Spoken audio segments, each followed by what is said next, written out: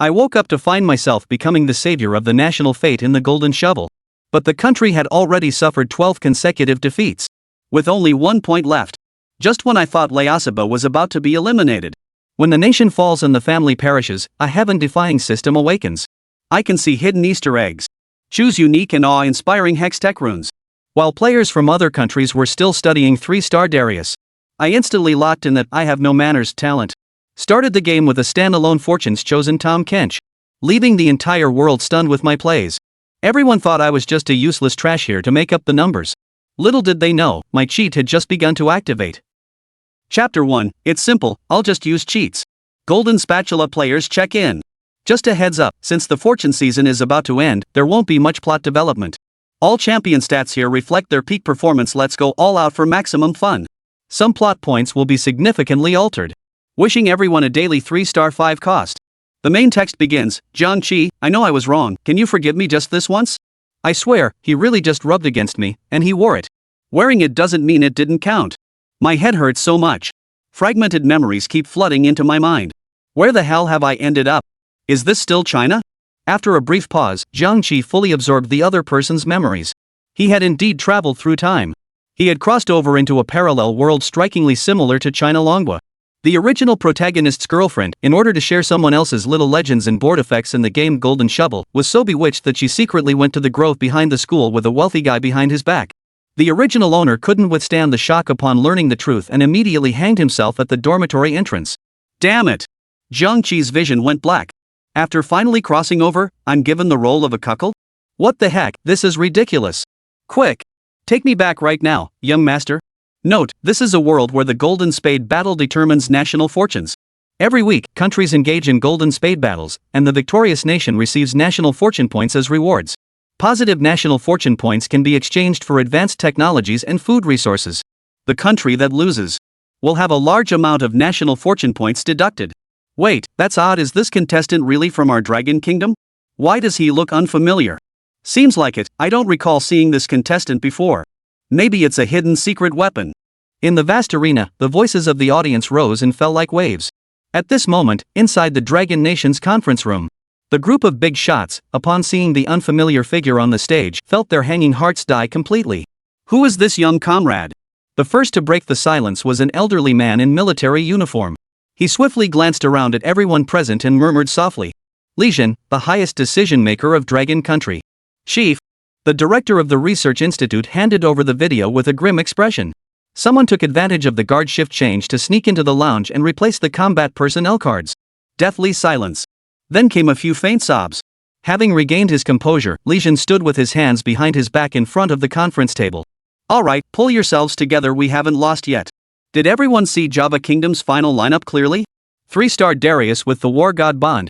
It was the head of the technical department speaking, his voice laced with indignation and anger. We spent 6 whole months painstakingly researching the Hex Dual Callista system, only to lose to such an unremarkable combo. The dull sound echoed through the silent conference room. His fingertips dug deep into the edges of the console, the knuckles gleaming with a heart-stopping bluish-white hue under the fluorescent light. Prepare for the worst, Ornn. Later, you'll be responsible for making contact with the contestants. The old man's withered fingers lightly tapped the table as he issued commands. If even we don't believe in the players, then we have truly lost. Do you have any good countermeasures? The old man spoke again. Although we inadvertently underestimated the strength of the current version, we have completely deciphered all our opponent's strategies. As long as the players clone the Darius lineup and equip mithril gear. With the formidable attack speed and damage immunity provided by the warrior synergy, the unstoppable power of a 3-star Darius is more than enough to steadily dominate until the final circle. A general mustered his courage and stepped forward, confidently laying out his viewpoint. Another general spoke with a voice trembling with excitement. Even if we can't win the championship outright, the guaranteed points from securing a top 4 finish are enough to turn the tide of battle. A 3-star Darius? Interesting. After a moment of consideration, the elderly man also approved of this lineup. That's right. Exactly. For a moment, cheers erupted throughout the conference room. A cold mechanical voice rang out from the heavens above. The Dragon Kingdom is requested to dispatch its 13th participant within 3 minutes. Failure to do so will be considered a forfeit.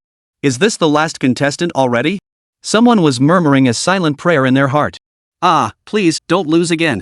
However, when everyone turned their gaze to the players' seats, they noticed Jiang Qi on the preparation bench staring blankly at the golden card in his hand, momentarily lost in thought.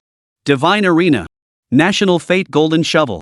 Jiang Qi murmured under his breath as strange yet intricate memories surged wildly into his mind like a tidal wave, rapidly merging with his consciousness. He instinctively glanced around, the clamorous noise continuously disrupting his train of thought. From the original host's memories, it was learned that the current state of Dragon Country had deteriorated to a shockingly dire extent. He had already suffered 12 consecutive defeats. And he was the last contestant from Dragon Nation, bearing the crucial responsibility that determined the survival of his country. Victory would ensure Dragon Nation's survival through this crisis. Defeat would lead to its downfall. Jiang Qi felt an excruciating headache coming on. In his past life, he was infamous as the shovel trash in card games. Every time he played shovel during class, he couldn't escape getting punished listening to half a lecture, old boss signature reward. Now, sigh, let's take it one step at a time. Who knows, maybe I can work a miracle. No gambler loses every day, no down and out cries forever. Jiang Qi pulled a staff member aside, urgency in his voice. How many points do we have left now? The staff member timidly held up one finger. 100 points? That's not too bad. Jiang Qi felt a surge of relief. 1 minute. Jiang Qi felt a surge of hot blood rushing to his head. Your mother. He cursed under his breath, but quickly suppressed his anger, forcing himself to remain civilized. Jiang Qi forced out a smile uglier than crying. What the hell am I even fighting for? Jiang Qi kept grumbling internally. Time traveling isn't fun at all. I want to go home. For a long while, there was no response whatsoever. Did the contestant from Dragon Country freeze up in fear? Not sure, maybe it's... The sounds of skeptical murmurs from the audience kept reaching his ears. How could there only be 1 point left? Does that mean the opponent's skills are all at their peak showdown levels? If that's the case, then why even bother competing? Might as well go home early and call it a night. But if the opponents aren't that strong, doesn't that mean the previous players from Dragon Country were even worse than me? Jiang Qi frustratedly ruffled his hair into a bird's nest, muttering under his breath. Unless, a bold and wild idea gradually took shape in Jiang Qi's mind. My name is Jiang Qi. When I woke up, the entire world's golden shovel skills seemed to have dropped 100-fold. And I am representing Dragon Country in this esports event that could influence the world order. Despite facing cold words and mockery from the crowd, Jiang Qi resolutely stepped onto the stage, walking slowly under everyone's gaze. Jiang Qi. What have you done? Without points, how can we stand against the great powers? The audience below roared, glaring at Jiang Qi with hostility. Jiang Qi merely smiled faintly, his expression tinged with a hint of disdain and confidence. Haha, it's simple, I'll just cheat, 1ti? With those words, Jiang Qi's aura began to surge forth unrestrained, roaring with overwhelming power. Spade Force, 3rd stage. Ha, too easy, I'll just hack the game. For a moment, the arena seemed enveloped by an intangible force, plunging once more into absolute silence. Jiang Qi remained silent, only stepping forward with resolute and powerful strides. His gaze burned like flames as he swept it across the crowd, suddenly chanting.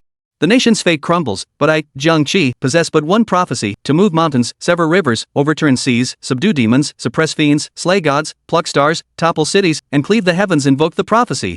These words struck like a thunderbolt, causing everyone present to gasp in shock, their faces turning deathly pale. Disaster. He's actually wielding forbidden power. In an instant, the expressions of all present shifted dramatically. This youth possesses the aptitude of an emperor. Ha, it seems we absolutely cannot let him live. Jiang Qi remained lost in his fantasy. Tisk, what are you imagining? Wipe your drool. The aloof-looking girl beside him handed over a tissue with evident distaste. Cough cough. The cold voice pulled Jiang Qi's thoughts back to reality. According to the rules of the Divine Arena, the first place winner receives 12 points, the second to fourth places earn 8, 4, and 2 points respectively. Starting from 5th place, points are deducted, and the lower the rank, the more points are lost. The deduction scale mirrors the top 4 inversely. In other words, if old 8 is eliminated, the national fate score will mercilessly drop by 12 points. Based on the rich experience of hundreds of 8th place finishes in past lives, Jiang Qi felt he was about to come in 8th again. After losing 12 matches in a row, what difference would one more loss make? Dragon Country contestant, please step forward. Failure to appear within the allotted time will be considered a forfeit. Countdown, 0:15. Countdown, 0:14. Countdown, 0:13. Above the vast sky, the referee's cold, merciless voice echoed incessantly in Jiang Qi's ears. Jiang Qi remained silent, slowly making his way toward the contestant seats. Chapter 2, Let the Game Begin. Welcome to the Golden Shovel Battle. As Jiang Qi stepped onto the stage, the Divine Arena's mysterious and solemn matchmaking mechanism instantly sprang to life, like an ancient beast awakened, operating with methodical precision while an aura of enigma permeated the entire space. In an instant, countless streams of light converged from all directions, weaving and dancing like a fantastical dream, illuminating the surroundings in a dazzling kaleidoscope of colors. Suspended midair atop the high platform, Jiang Qi stood tall and poised like a savior descended upon the mortal world. Matching successful. The divine arena is about to open. All players, prepare yourselves. Above the firmament, a cold voice echoed in everyone's ears, carrying unquestionable authority. Simultaneously, a crisp mechanical tone suddenly sounded in Jiang Qi's mind, shattering the momentary silence. Ding! Chicken soup is. Pa! System alert! Detected that the host is about to be eliminated like Lao Ba. Would you like to spend 10 points to activate the Summoner's God Tier Talent Random Hextech Rune in advance? Hextech Talent, each game allows you to exchange points for a random Hextech Rune. Rune tiers, Iron, Silver, Gold, Emerald, Diamond, Brilliant. Ha ha ha ha. The damn author didn't lie to me. Time travel definitely comes with a system. System, please respond if you hear me, over. Jiang Qi called out eagerly, his voice brimming with anticipation. Ding! Host, system with worker ID 12138 at your service. Host, do you choose to redeem? The system's voice, unhurried and steady, rang out in Jiang Qi's mind. Exchange. Jiang Qi nodded without hesitation. Ding! Detected that the host currently has 10 points. Continue redeeming? Exchange. Jiang Qi answered firmly without hesitation. Ding! Congratulations on unlocking Hextech talents. Please select your exclusive Hextech. The system's notification sound rang out again. The next second, 3 crimson stone slabs slowly materialized before Jiang Qi's eyes, continuously exuding an alluring aura. The first stone slab bore the striking inscription, "No socializing, every time a little hero visits you, 3 health points will be deducted from them." The text on the second stone slab reads, "Stubborn mouth, when your little hero dies, you can stubbornly insist you're not dead." Looking at the third slate again, "I have no manners, your little legend loses all courtesy after each game, you can give the opposing little legend a slap in the face." Jiang Qi, next batch. System, service is busy, please try again. It doesn't matter which one you choose. Jiang Qi couldn't help but complain. I get it, the host is scared. The system's slightly disdainful voice sounded again, leaving Jiang Qi utterly speechless. Slander. This is slander. You're slandering me. Then, Jiang Qi started making excuses again, something about shovel people, then the lineup wasn't fully formed so it doesn't count as 8th place, and even calling someone a card dog. His never-ending ranting drew another round of mockery from the system. Is that Jiang Qi, the representative of Dragon Nation's fortune? Pathetic Dragon Country, reduced to sending a rookie into the fray. Seems like Dragon Country has reached the end of the road, haha. The person speaking was none other than Japan's contender Saito Ichiro. He just used 2 points to exchange for Jiang Qi's complete profile from the national competition arena, only to discover that this Dragon Nation contestant before him had never participated in a single match. In his eyes, this was clearly just someone brought in to serve as a pure sacrificial point booster. System, tell me, what are the odds of me taking first place? Jiang Qi slightly furrowed his brows and softly inquired of the system. Proportional to your chances of catching up with the goddess. The system's response was as blunt as ever, leaving Jiang Qi feeling thoroughly depressed. This damn system's words were dripping with venom, making his corpse feel chilly to the core. Not far away, Saito Ichiro disdainfully raised a middle finger toward Jiang Qi's position and spoke in a scornful, stilted Mandarin. Trash, you are unworthy to be my opponent. This scene, broadcast live across the globe, was clearly transmitted to every corner of the world. The people of Dragon Nation erupted in fury. Barking before the battle, is this what you call Bushido? When has Dragon Country ever suffered such humiliation? If we truly lose, I swear to avenge this national disgrace, even if it costs me everything. Oh, I have a plan. While in Sakura Country, the frenzy of the people had reached its peak. They raised high the banner of Saito Ichiro, fervently shouting his name as if he were already the supreme hero in their hearts. Some even carried loudspeakers, shouting words of admiration for Sakura Country and contempt for Dragon Country. Lord Saito, crush them mercilessly. Dragon Country ants. How dare they compare themselves to our great empire of the Grand Cherry Blossoms? I remember there's an ancient saying in Dragon Kingdom, a wise man knows when to submit. Dragon Kingdom, just admit defeat obediently. Ha ha ha ha. Dragon Kingdom's secret base. The atmosphere was so heavy it felt suffocating. The hot-tempered oldie slammed the table violently, his eyes blazing with fury. Those goddamned bastards. We didn't kill enough of them on the battlefield back then, what a regret. We should have wiped them out completely back in the day. Everyone present was from the older generation who had weathered storms. They understood how hard won the Dragon Nation's current standing was, and now their gazes burned with similar fury and indignation. The meeting room fell into brief silence, with only Old Lee's roar still echoing through the air. After a long silence, someone finally sighed, breaking the heavy atmosphere. Old Lee, calm down. Times have changed, we're no longer the decision-makers who can influence the world order. Here's the data just approved by the tech department, everyone take a look. This Jiang Qi, how should I put it? As the holographic screen lit up, Jiang Qi's detailed profile appeared before the group. Name, Jiang Qi. Age, 20 years old. Nationality, Dragon Kingdom. Nation's luck points, 0. Personal points, 0. Did not participate in the placement matches. Everyone's pupils instantly contracted, their faces darkening. Starting out is already the pinnacle race. This matchmaking mechanism is so relatable to real life. On the other side, I choose this. Jiang Qi lightly touched the third stone slab with his fingertip, and it suddenly turned ethereal, transforming into a brilliant streak of light that merged into his body. At the same time, a mechanical voice sounded in his mind. Ding! Talent activation successful. System binding in progress. Risk detected. Ignore the risk and continue installation?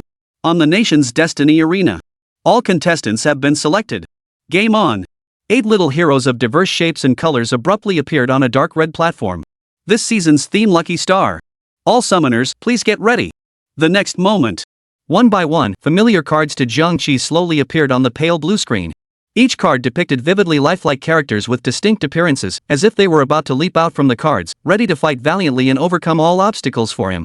A hint of surprise arose in Jiang Qi's heart. This is Yasuo, holding a long sword, his elegant posture seemingly evoking the howling of sharp winds. Fiora, pointing her rapier forward, exuding heroic vigor, her piercing gaze as if capable of penetrating the screen. Azir, majestically standing amidst the desert sands, his dignity unassailable, as though he could lead an army to charge at any moment. Olaf, roaring with fury, muscles bulging, radiating boundless battle fervor. Zed, lurking in the shadows, enigmatic and unfathomable, his cold gaze alone sending chills down one's spine. Duelist, Jade Sword Immortal, 3 Kingdoms, God of War? The figures on the card are so lifelike, as if real, living people were trapped within its confines, their dynamic presence almost ready to break through the dimensional barriers with just the slightest touch. Jiang Qi couldn't help but freeze for a moment, staring blankly at the screen as his breathing grew noticeably heavier. Although deep in his heart he had vaguely suspected that this mysterious, divine arena was likely the chess game he was so familiar with in his past life, when these unmistakably familiar figures truly appeared before his very eyes, the shock and delight still sent waves of emotion rippling through his soul. I won't listen, I just want to play Fortune Star. Jiang Qi's lips curled slightly upward, a surge of indescribable anticipation rising in his heart. An era exclusively for the geniuses of the shovel. Who said this season sucks? This season is awesome. Here, all kinds of bizarre lineups compete to outshine each other. You can see geometry triangles assassinating princes flying all over the board, one-shotting noobs like popping candy, 9 divine shields paired with eternal grudge, exploding instantly at the start, instantly obliterating 3-star 5-cost units, 8 brawlers with archangels Nunu biting your econ dreams to shreds in one chomp.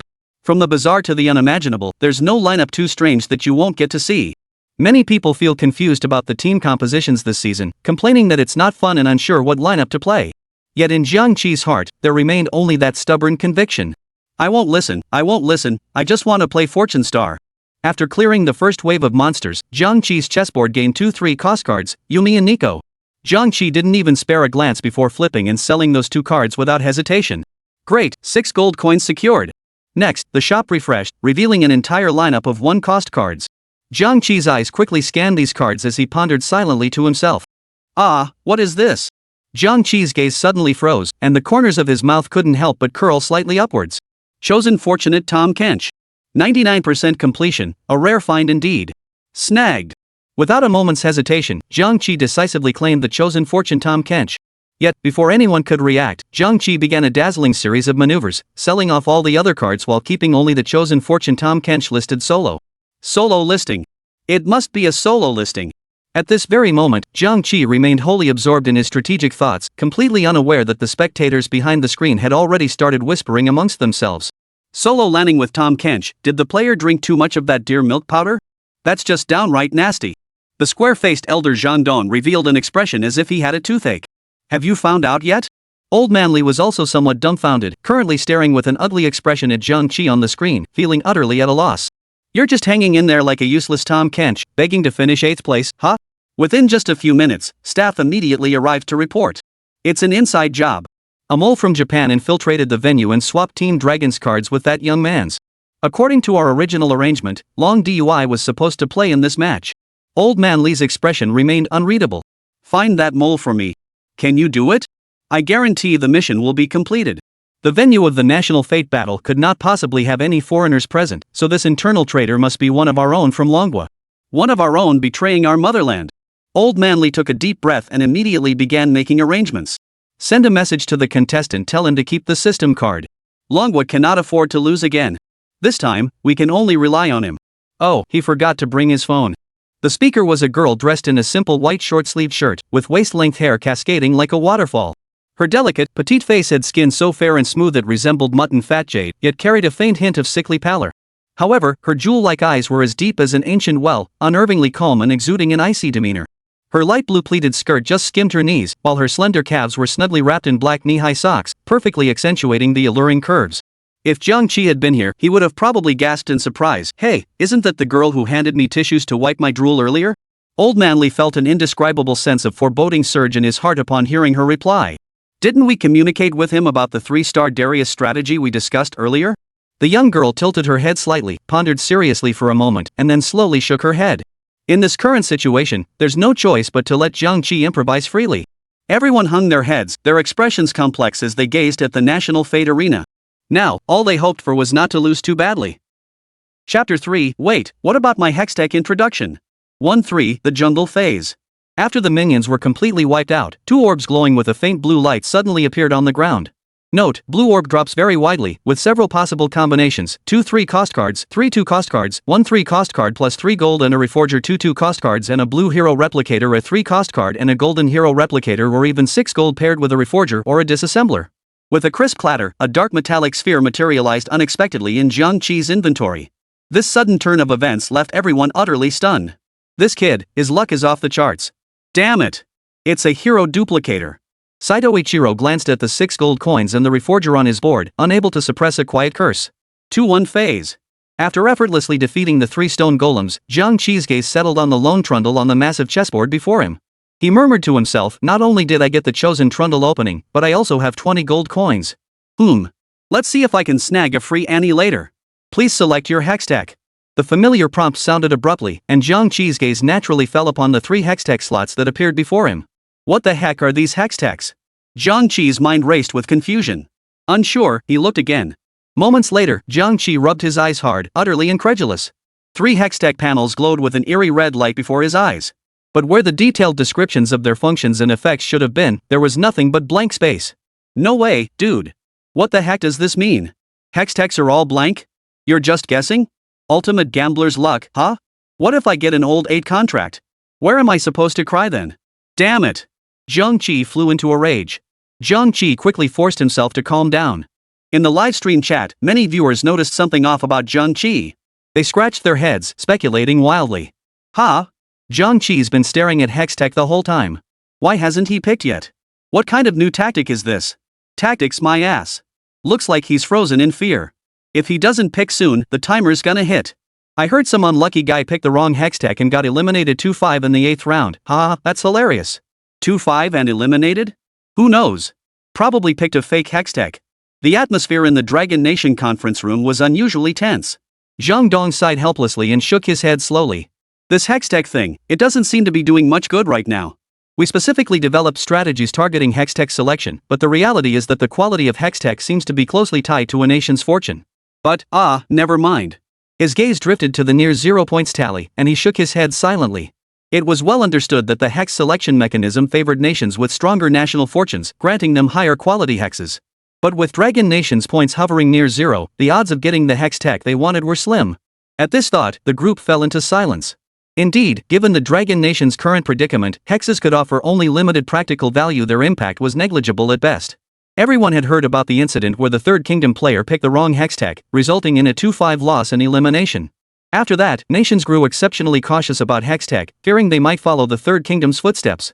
They dreaded that for the sake of a possible advantage, they might pick the wrong hextech and end up eliminated. But reality was staring them in the face. Jiang Qi gritted his teeth and accepted it all. This chessboard never lacks gamblers. Let's go all in. The moment his finger touched the projection screen, the words vanished from view. Gradually, several large characters materialized on the blank hextech interface before Jiang Qi's eyes. Instantly gain 12 EXP, receive an additional 2 EXP for free when purchasing EXP. Jiang Qi momentarily doubted his own senses, staring at the prompt in disbelief. SSS tier hex. Just then, the countdown alert sounded, beep beep beep. Startled, Jiang Qi fumbled frantically, hastily selecting upgrade, fearing that if he timed out, the system would automatically choose another hex, which would be a huge loss. Stage 2-2. Upon reaching Stage 2-2, Jiang Qi's luck skyrocketed as Annie appeared in his card deck. Seeing the 3 blessings before him, Jiang Qi's lips curled into a faint smile. Now, the losing streak begins. His first opponent was Ivan Novich Nansnov from Glacial Nation. Ouch. Sure enough, Jiang Qi was overwhelmed in the very first wave. Not saving up to earn interest, huh? Jiang Qi's gaze fell upon the 5 population units on his opponent's board and the completely empty economy bar, silently committing it to memory. Glancing at the other players' boards, well, each one was more insane than the last. Afraid they couldn't finish off their opponents, huh? Swoosh. Tiny Dragon Nation, utterly laughable, can't even beat Bear Nation. Already in 7th place? Just as expected. Oh. He actually triggered a hidden synergy with this piece. Ah, it's Lucky Star. We in Great Sakura Nation researched this bond extensively. It's not nearly as powerful as imagined. No combat boost whatsoever. Dragon Nation is truly foolish. The match progressed to stage 2-6. Jiang Qi decisively pulled an experience card, raising the maximum number of pieces on the field to 6 population. His current lineup consisted of Lucky Star Chosen Tahm and Lucky Star Annie. Alright, with this lineup's current strength, I'm guaranteed to lose unless my opponent has an empty base. Later on, I can add some quality pieces to avoid getting overwhelmed. But these Lucky Star cards are just too hard to pull. Only 2 Lucky Star heroes have dropped so far. Why is it so damn difficult to get a free Katarina? Jiang Qi looked up and saw Old 8, seemingly beckoning him. But his mindset remains solid. Old 8 hasn't shown up yet. No big deal. Jiang Qi casually scanned the battlefield, his mind now completely calm. Before the harvest, I'm meek and timid. After the harvest, hey. How much worse could it get? Worst case, Lao Ba gets eliminated. The Lucky Star is just a reward shovel gives to gamblers. Before my transmigration, I always got Old 8 kicked in every game. If I still end up as Old 8 now, wouldn't my transmigration have been for nothing? Jiang Qi's thoughts raced through his mind. The real headache now is Hextech and gear. Individual items aren't the problem. But after combining them, I realized the gear has no data prompts, even the most basic descriptions vanished.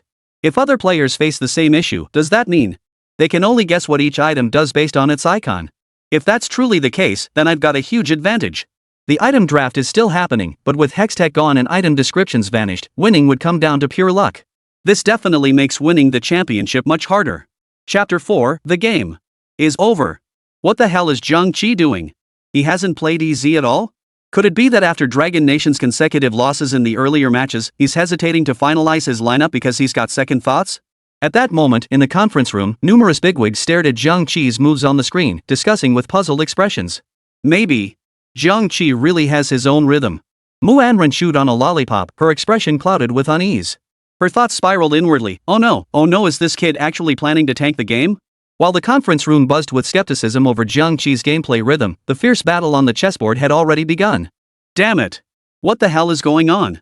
My little hero's been beaten to a pulp. Saito Ichiro roared in fury.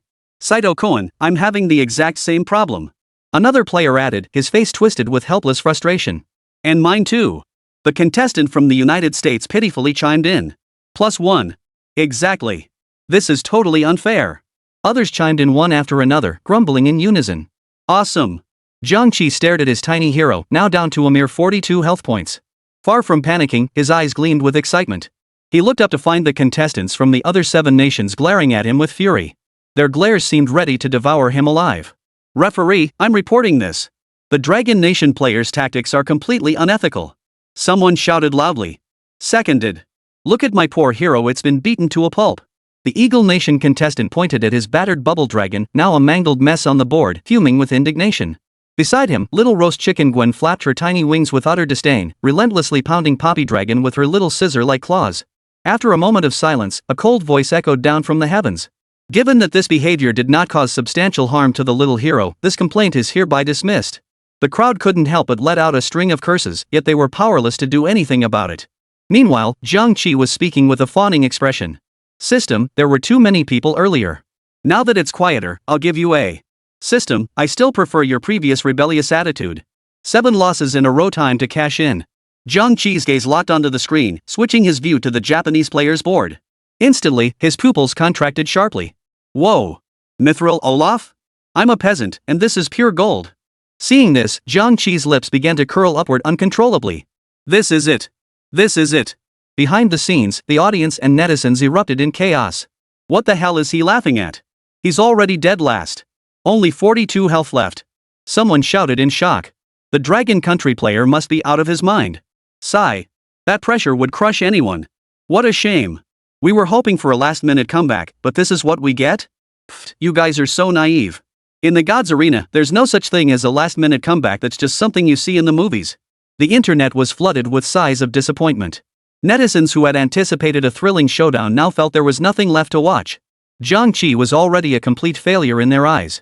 With Lao Ba's elimination a foregone conclusion, Dragon Nation had suffered a total defeat in this match. Dragon Nation's citizens plunged into despair. Some netizens couldn't accept this outcome, breaking down in tears. Others, overcome with emotion, raved about fighting Japan to the death. To them, the match was already over. At the commentator's booth, the Eagle Nation player laughed wildly. Ah, what an embarrassment. I've competed in countless matches, but this is the first time I've seen someone collapse under pressure and just give up. The American commentator joined in, sneering sarcastically, too bad this Dragon Nation player is going to die in the next round. What a pity we won't get to send him off ourselves. The Dragon Nation commentator's eyes reddened with fury, tears welling up, yet she remained fixed on the screen, her gaze unwavering. No. Jiang Qi won't lose. We won't give up until the very last moment. The American commentator snorted derisively, his face twisted with contempt. A comeback? Unless God himself intervenes. Dragon Nation. The atmosphere hung heavy, like the calm before a storm. Eyes bloodshot, someone stared at the giant screen, voice trembling. Could it be that Dragon Nation is truly about to be crushed? Has Jiang Qi gone mad? The irascible silver-haired old man slammed his fist on the table, his voice booming like a bell. Bull. We will never admit defeat lightly. The backbone of Dragon Nation will never bend. What does a temporary setback matter? We've weathered countless storms before, and this time will be no exception. As Old Manly spoke these words, his throat felt scorched by a fiery flame, yet also choked by a heavy boulder. His impassioned speech abruptly halted, unable to continue. His eyes reddened, brimming with stubborn defiance and refusal to yield. Zhang Dong slowly shifted his gaze toward the top-ranking leader seated at the head of the table. His lips trembled slightly, as if he wanted to speak. Leader, should we? The leader's expression remained as calm as still water. He slowly raised his hand, his tone as light as a passing cloud. Trust him. Match phase, 4-4, draft. Yao Zi approached with his crossbow in hand. Without hesitation, Jiang Qi made the first pick and secured it outright. Returning to the chessboard, Jiang Qi glanced at the pre-positioned gray club and smiled faintly. With a buzzing hum, a blade flashed by, trailing crimson flames. Ghost Rope's frenzied blade. Synthesized. And so, Jiang Qi equipped his battle stance, Ghost Rope's frenzied blade 2, Bloodthirsty blade 1, Titan 1, Madman 1, Redemption 1. The hunt begins. The early game losses in blood selling had granted Jiang Qi exceptional gold and gear advantages. At this moment, his gold count had soared to a staggering 184 coins. Meanwhile, Sakura Nation's player Saito Aikiru cackled maniacally. Dragon Nation, trash. Surrender now, you can't win, against my Dragon Soul quadruple slaughter formation. The taunt was thick with contempt. He was frantically drafting cards. With an 8 population roster, his current lineup comprised Caitlyn plus Pyro plus Olaf plus Nunu plus Vi plus Casca plus Dragon Maiden plus Dragon King. 5 Dragon Soul plus 4 Fighter. Despite having no visible synergies, he somehow assembled a full 5 Dragon Soul composition. With the frontline Dragon Soul Serpent Woman as the main carry, paired with the high health provided by the 4 fighters, it not only ensured the Dragon Woman wouldn't die easily but also allowed the Sheep Scythe to stack effectively. Jiang Qi glanced over, slightly startled but not particularly concerned. Not bad, some skill, but nothing special. Theoretically perfect, but in actual combat. Meanwhile, with 166 gold in hand, Jiang Qi activated Level Up and immediately pulled to level 10 to start DING. The probability of a 5-cost card appearing at level 10 was 25%. Jiang Qi rolled a few times casually, and both Pork Girl and Olaf reached 2 stars. He also equipped Olaf with his favorite items, Bloodthirster, Titan's Resolve, and Bloodthirster. He tossed Redemption and Moderate's Bloodraiser to Sejuani. With 50 gold remaining, Jiang Qi didn't hesitate, he went all in on Ding. But after just 3 Ds, he stopped. He gazed at the 3 identical golden cards in the shop, a smile spreading across his lips. 5-cost card. God of Wealth, God of War, Marksman Draven. The game just started? No, the game has already ended. Chapter 5, the death knell sounds for you. Hear that? The death knell has sounded for you. Draven's roar, fierce and piercing, cut through the air like a sharp blade, striking the eardrums of everyone present. With that declaration, the entire arena erupted in intensity, all eyes fixated on the chessboard. Jiang Qi's fingertips danced across the keyboard, lightly skipping over the keys. Under his precise control, each piece landed flawlessly in its designated position. 4-5-6 fortunes, 6 war gods in position. Jiang Qi surveyed his lineup, a faint smile curving his lips. 2-star Olaf, 2-star Riven, 2-star chosen Draven. In that instant, everyone present was stunned speechless by this sudden shift. The players who had been murmuring among themselves now seemed frozen in place, their eyes fixed on Jiang Qi's board, filled with astonishment and confusion. Next, Jiang Qi equipped Draven with 3 items: Bloodthirster, Infinity Edge, and Whisper. With these 3 items empowering him, Draven seemed to be reborn in an instant, radiating a fierce killing intent. The game officially begins. What's going on? How does the Dragon Nation player have a 5-cost Draven? Could it be? One player couldn't help but exclaim aloud, his voice betraying unmistakable shock. The other players, hearing the exclamation, immediately turned their gaze toward Jiang Qi's chessboard.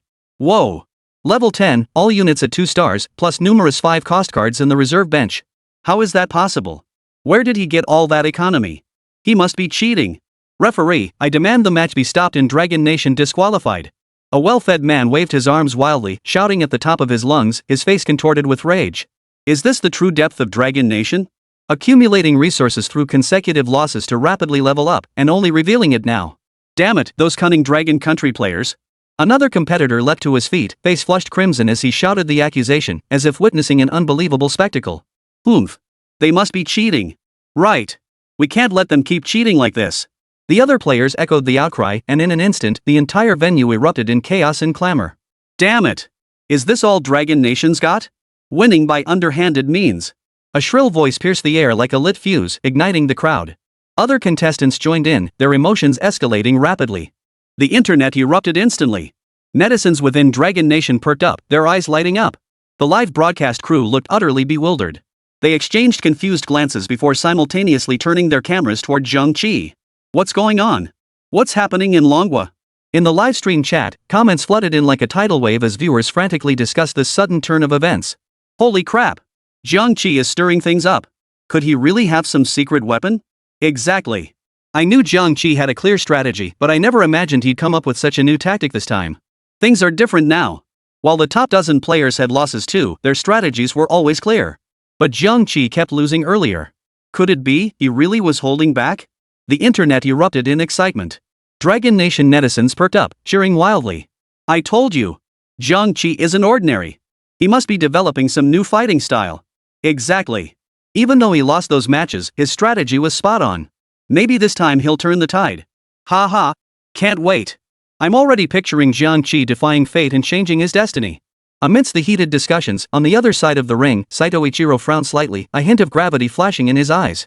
Though he'd quickly recovered from his earlier shock, he couldn't help but glance at Jiang Qi several more times. Saito Ichiro mused silently to himself. This Jiang Qi seems rather interesting. However, Jiang Qi remained completely unaware that his casual change of formation had caused such a huge stir. He remained immersed in his tactical planning. My health is critically low right now. Jiang Qi glanced at his remaining 42 health points, feeling a slight chill run down his spine. Yet his eyes betrayed no panic. Instead, he focused even more intently on the battle. One more drop. A vivid emerald green figure suddenly materialized within Jiang Qi's field of vision. The Spring Herald Soraka. Let me guide you to victory. Sona, enter the fray. Jiang Qi made his decision decisively. The Spring Herald Soraka appeared on the board like a fairy, bringing a breath of life to the entire team. Who says Soraka is weak? This Soraka is amazing. Jiang Qi couldn't help but exclaim in admiration. Excellent. I knew this Jiang Qi was no ordinary player. He has a clear vision. After all, the previous dozen contestants who lost had well-defined strategies. It was just that their chosen paths were flawed. But now it's different. Jiang Qi has actually developed a new playstyle. This might just turn the tide of the battle. Yeah. This new approach looks incredibly powerful. I'm already excited. Ha ha ha, you little rascal. You've been hiding this trick up your sleeve. Well done. Old Manly burst into hearty laughter, his wrinkled face crinkling like a chrysanthemum. This unexpected delight, especially given the current situation, meant any astonishing change Jiang Qi made could be the turning point of the battle. Zhang Dong, responsible for strategy, also brightened considerably. He murmured softly, impressive. It seems this year's preparations haven't just involved us studying the divine arena. The competitors themselves have learned a great deal. But Jiang Qi has been losing every battle so far. His health is truly in a bad state right now. The attendees in the conference room nodded slightly, then hesitation crept back onto their faces. Damn it! So what if he's level 10? The Dragon Nation really hasn't seen the world. So what if you have all those 5-cost cards? The Great Sakura Empire's Dragon Soul Killing Array is unbeatable. The hidden trump card of our Great Sakura Nation, its power can't be compensated for by a few 5-cost cards. Sakura Nation netizens shouted defiantly. They refused to accept defeat. What the hell is Jiang Qi? Just got a few 5-cost cards and already acting all high and mighty? All shall bow before the great Sakura Empire. The chosen Draven. On the stage, Saito Ichiro frowned, a sense of foreboding washing over him. Though the bond descriptions were unreadable, he could still see the calmness in Jiang Qi's expression. It was the absolute confidence of one who knew his own strength. A calmness only the truly strong possess. Stage 4-6, match begins. Sakura Nation vs Glacier Nation. Dragon Nation vs Bear Nation. Saito Ichiro glanced at the opposing minor nations lineup with a sneer, then immediately shifted his focus to Jiang Qi's battlefield. He was eager to see if this Dragon Nation kid could defy fate with just a 2-star, 5-cost card. Meanwhile, Jiang Qi naturally had no idea that his casual formation change had sparked so much speculation. If he found out, he'd probably laugh out loud. Seriously. I just leveled up a tiny bit faster than you guys, okay? Is all this fuss really necessary? The 5-cost card Draven synergy is the god of wealth. Killing units grants reputation points, which are then converted into gold. In other words, stacking wins with Draven means more gold the longer you play. The massive lifesteal and bonus damage from the 6 War Gods synergize perfectly with Draven, making him even deadlier. With a 2-star pork belly up front, she's tanking with Moderate's Bloodrazor, Dragon's Claw, and Redemption stack 3 tank items combined. Most carries simply can't dent her. Riven and Olaf serve as secondary damage dealers, while Draven provides crowd control from the backline. A top-tier 10-man team with unmatched synergy. Jiang Qi has no idea how he's supposed to lose. With Draven in the backline sporting 3 divine items, the 8 Crimson team is nothing but a toy in front of a 2-star Olaf. As for that Zed player next door, he might not even survive long enough to face him in combat. Oh, and the 6 lucky stars have a hidden bonus. Each victory grants an extra orb. It could be a crown, Nidalee, gold, or random items. The Bear Nation player is stepping up. Sword Maiden plus Riven plus Shin plus Soraka plus Senna plus Aurelia plus Jarvan 4 plus Nunu. Same 8 population lineup. Jiang Qi was genuinely surprised. And you know what? Those big guys from Bear Country might look imposing, but they sure are creative with their lineups. 4 Jade Sword Immortals plus 2 Gods plus 2 Masters plus 2 Duelists. The only main carry should be a 3-star Sword Maiden, equipped with a Bloodthirster, Spellblade, and Hand of Justice. The towering Ivanova glared at Jiang Qi with utter contempt. Dragon Nation? Nothing special. He was the one who started with a 2-star Sword Maiden. Facing Jiang Qi again, even though the opponent had changed formations, it meant nothing to him. No one could defeat his chosen Sword Maiden. Except, of course, for a 3-star 5-cost champion.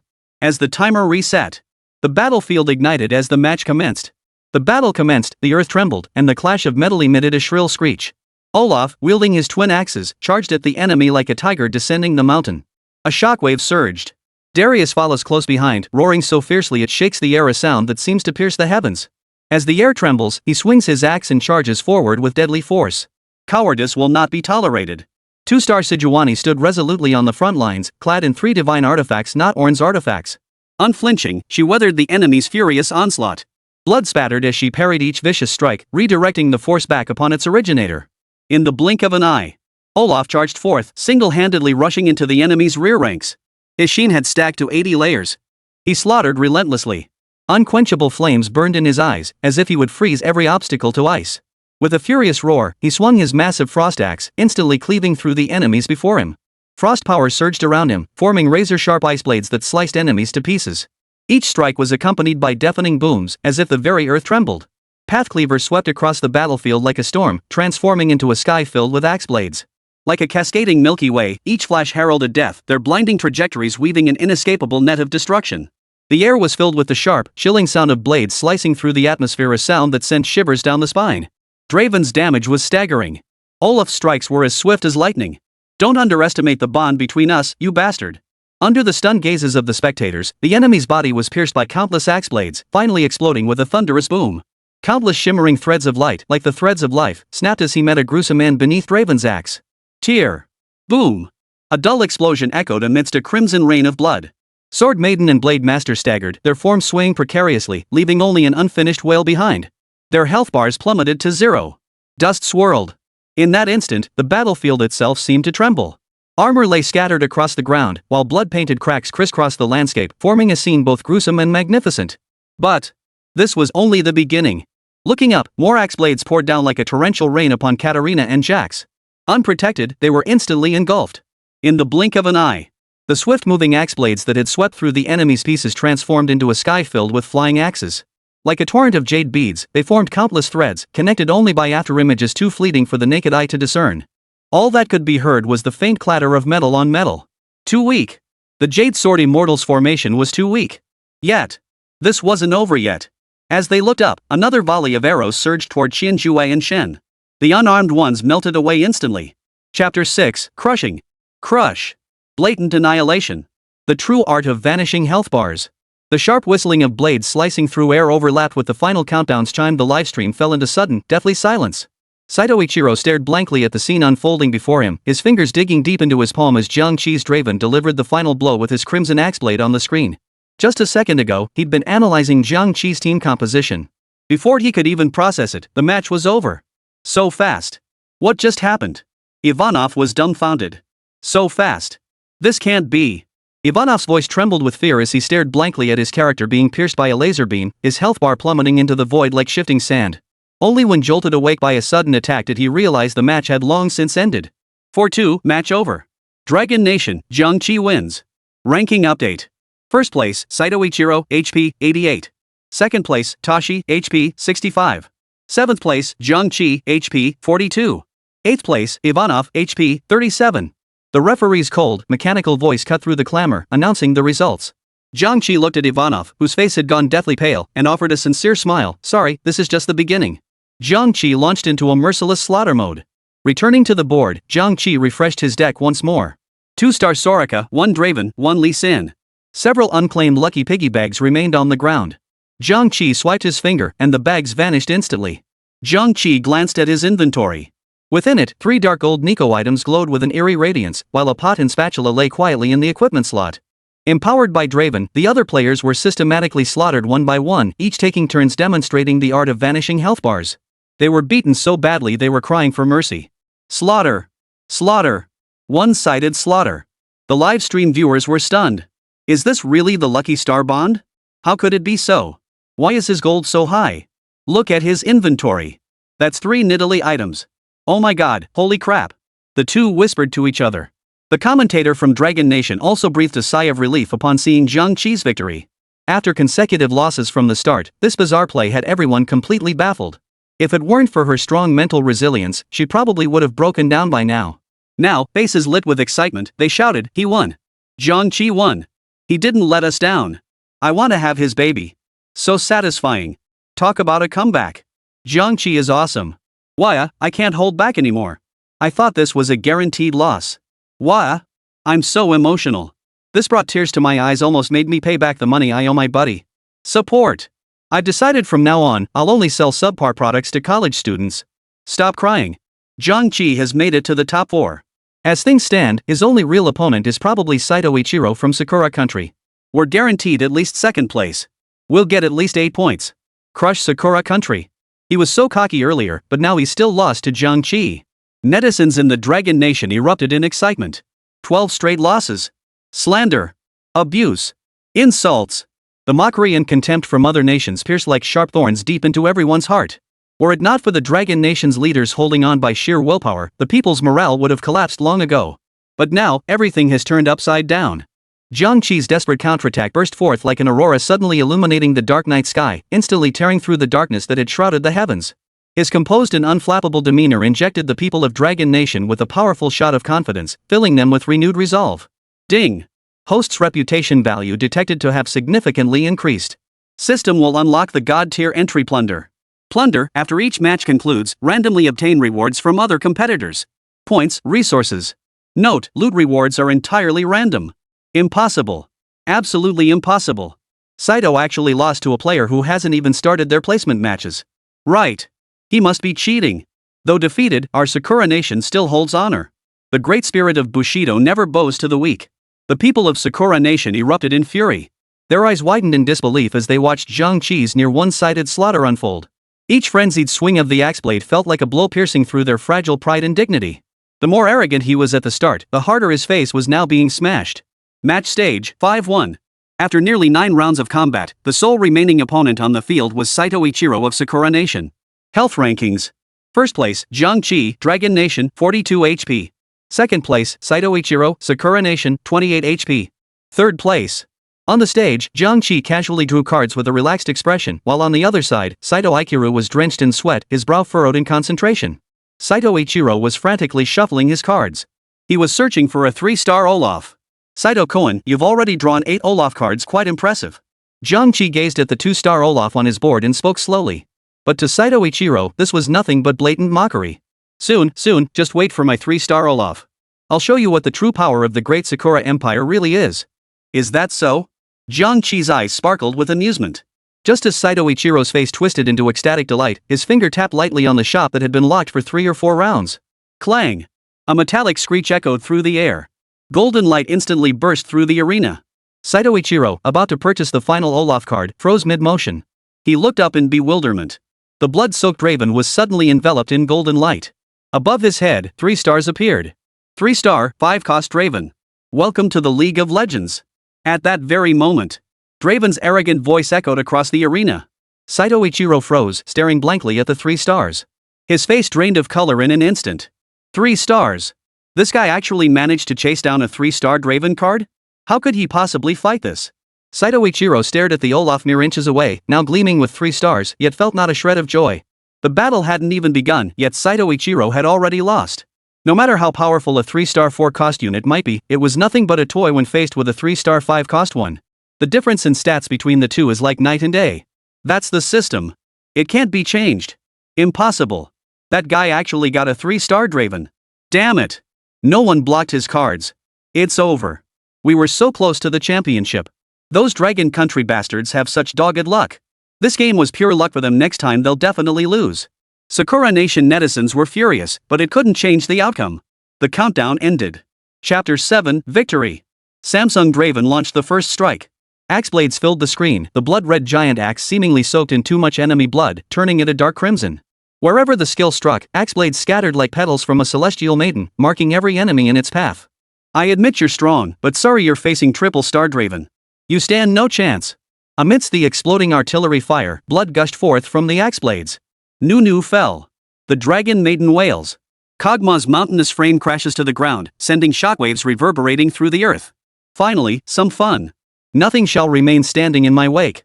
Olaf's crimson eyes blazed with murderous intent.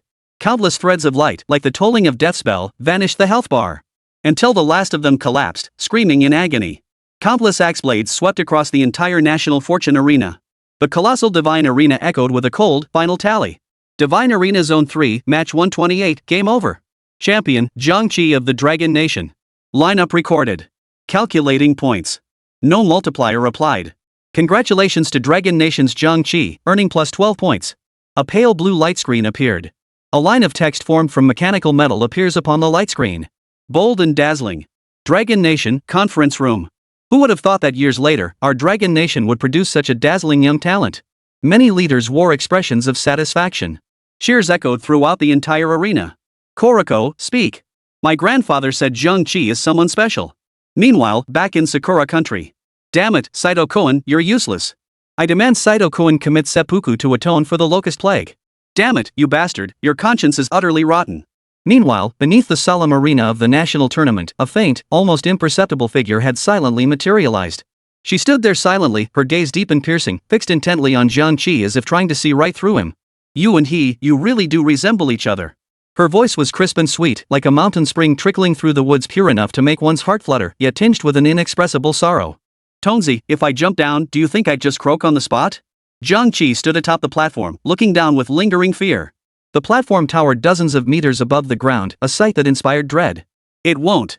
Jump with confidence, someone will catch you below. The system's emotionless voice echoed in Jiang Qi's mind. Really? Jiang Qi remained skeptical, his eyes fixed intently on the space below the platform. Guaranteed.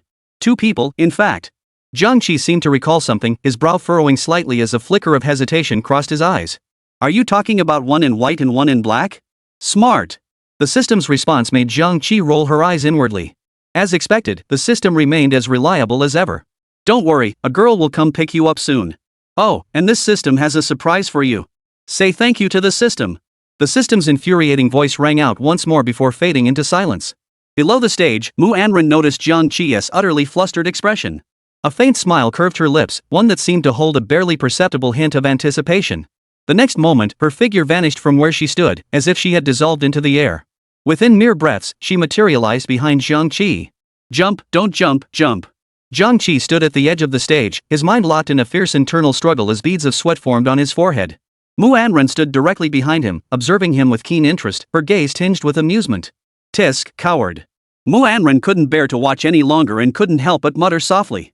The next moment, Ornn, a lollipop dangling from her mouth and her hands tucked behind her back, strolled over to Jiang Qi's side with an air of nonchalance. Suddenly, her slender fingers lightly rested on Jiang Qi's shoulder. Then, with a hint of teasing mischief, she gave him a gentle push. Damn it, I'll. Jiang Qi had no time to react. He felt his entire body lose balance in an instant, as if pulled by an invisible force, tilting backward involuntarily. Damn it, I haven't cleared my browsing history yet. 1,000 thoughts raced through Jiang Qi's mind. Fat dragon, roasted chicken Gwen, and my beloved golden shovel farewell. Looking back on my life, I have no regrets about my shovel career. I miss that afternoon run under the setting sun, my lost youth. At that very moment, a half-eaten strawberry-flavored lollipop was shoved into Jiang Qi's mouth. So noisy. Ornn nonchalantly pulled a fresh lollipop from her pocket and popped it into her mouth, her movements smooth and natural, as if none of the earlier events had anything to do with her. Jiang Qi was still falling. Yet he hadn't noticed that Ornn had followed him, leaping down with equal agility. Now, she was slowly descending from the heights, her waterfall-like jet-black hair wildly unfurling in the wind. A gentle breeze carried a faint fragrance, like a wisp of a dream, intoxicating anyone who caught its scent. Yet her face remained utterly expressionless, cold as ice. Due to the angle, Jiang Qi, in his panic, inadvertently caught sight of something he shouldn't have seen. In that instant, his face flushed bright red all the way to his ears. Ahem. The sun is really bright today. After landing, the expected pain failed to materialize. Jiang Qi awkwardly cleared his throat a few times, attempting to ease the tense atmosphere. Just as Jiang Qi was still puzzled, Ornn landed before him, her cold gaze fixed directly on him. What were you muttering about just now? During their descent, turbulence had muffled Jiang Qi's words. Now, she frowned, a hint of displeasure flickering in her eyes. Jiang Qi remained silent, his eyes fixed solely on her legs. 2 pairs of slender, fair legs lay less than 10 centimeters from him. Their skin, smooth as jade, radiated an irresistible allure. He could even catch the faint, unique fragrance that belonged solely to Ornn. That scent was like an invisible hand, constantly teasing his heartstrings. Ugh, pervert. Noticing Jiang Qi's unusual gaze, Ornn's expression grew even colder.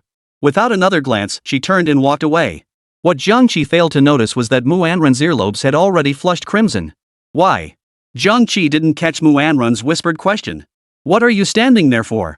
Come with me. After taking a few steps, Ornn turned back when Jiang Qi didn't follow, shooting him a fierce glare. She's got the upper hand. She's in the right. Jiang Qi muttered to himself, then sighed helplessly before hurrying to catch up. Soon, the figures of the two gradually vanished from everyone's sight, leaving behind only the silent arena, as if nothing had ever happened. Chapter 8, The Legacy. Inside the Dragon Nation conference room, the atmosphere was both lively and solemn. The moment Jiang Qi appeared at the doorway, the eyes of several high-ranking officials lit up with excitement. Well done. You've done the Dragon Nation proud. A tall, imposing figure among the elders couldn't help but exclaim, his voice brimming with genuine admiration and pride. Truly, heroes emerge from youth since ancient times. An elder with graying temples nodded slightly, his gaze conveying both expectation and satisfaction toward Jiang Qi. Ah, I'm getting old and useless. A kindly-faced elder sighed softly, his tone tinged with resignation yet overflowing with trust in the younger generation. The surrounding crowd murmured in conversation, their voices rising and falling in waves. At that moment, the kindly-faced elder rose slowly, personally pouring Jiang Qi a cup of tea. The fragrant steam rose in wisps, momentarily obscuring the crowd's vision. Good lad, you've done well. But...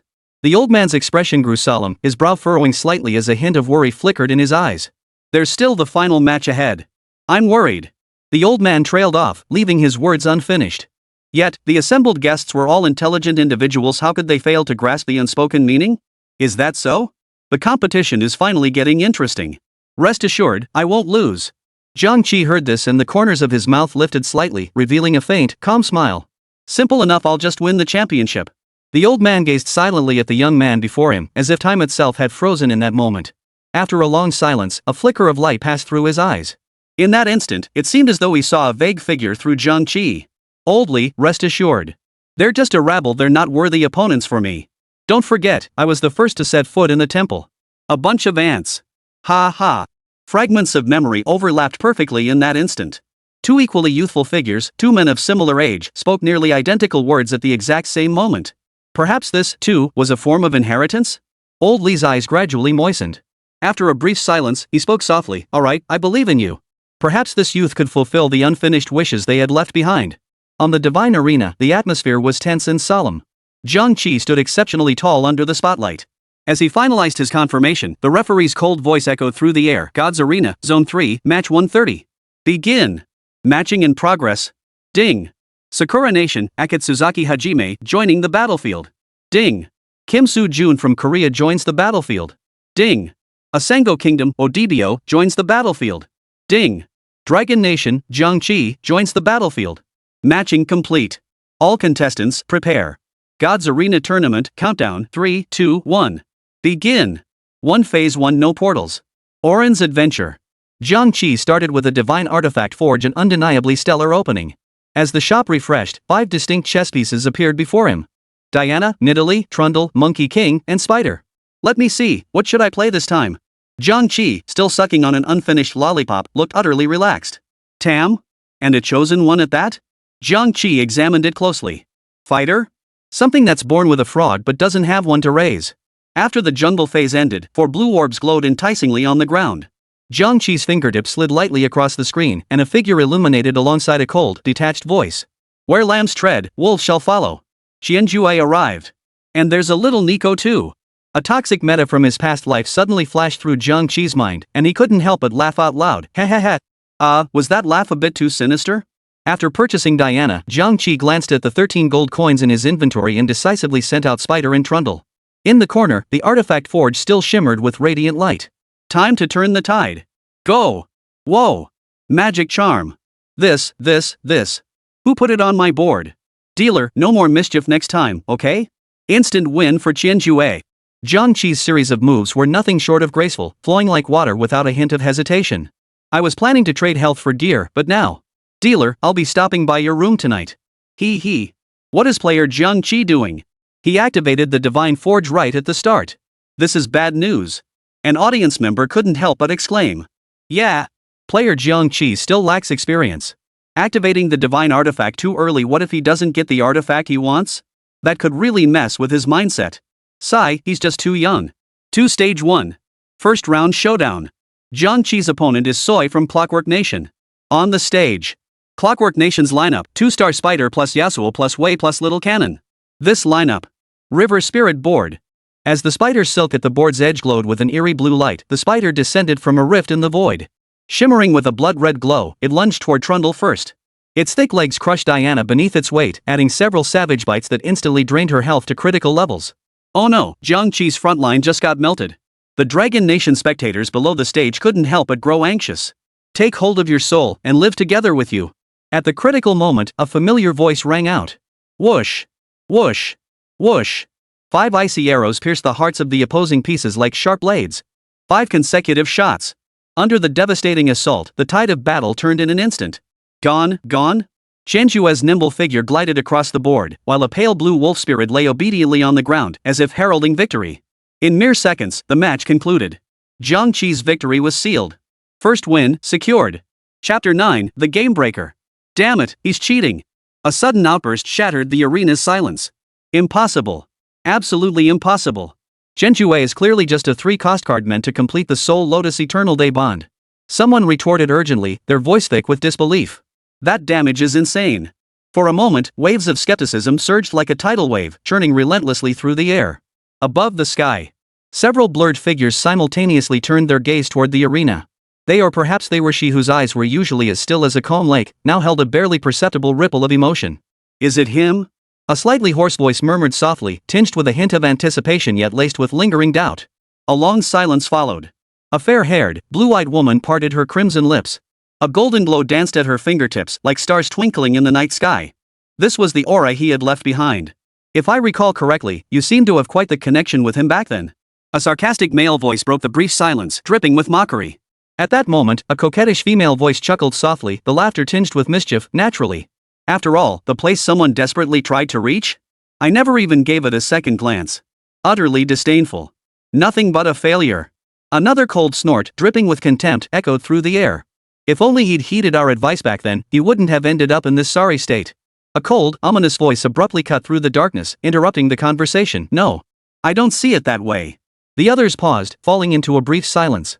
The chilling voice continued, its tone eerily calm. Perhaps his path was the right one after all.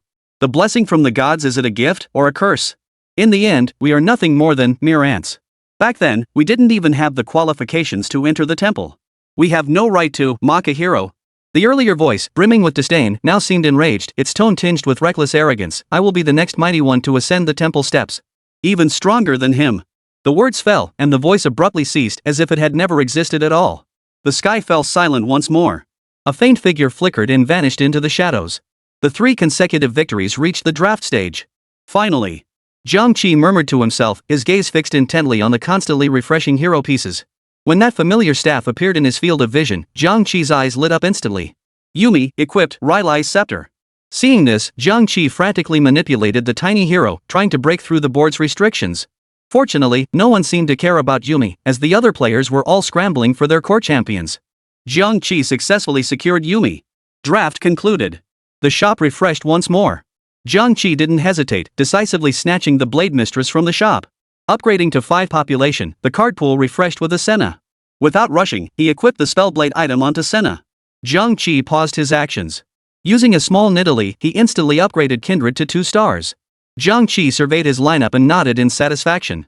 2-star Qianjue plus 1-star Blade Mistress plus 1-star Yumi plus 2-star Diana plus 1-star Jax.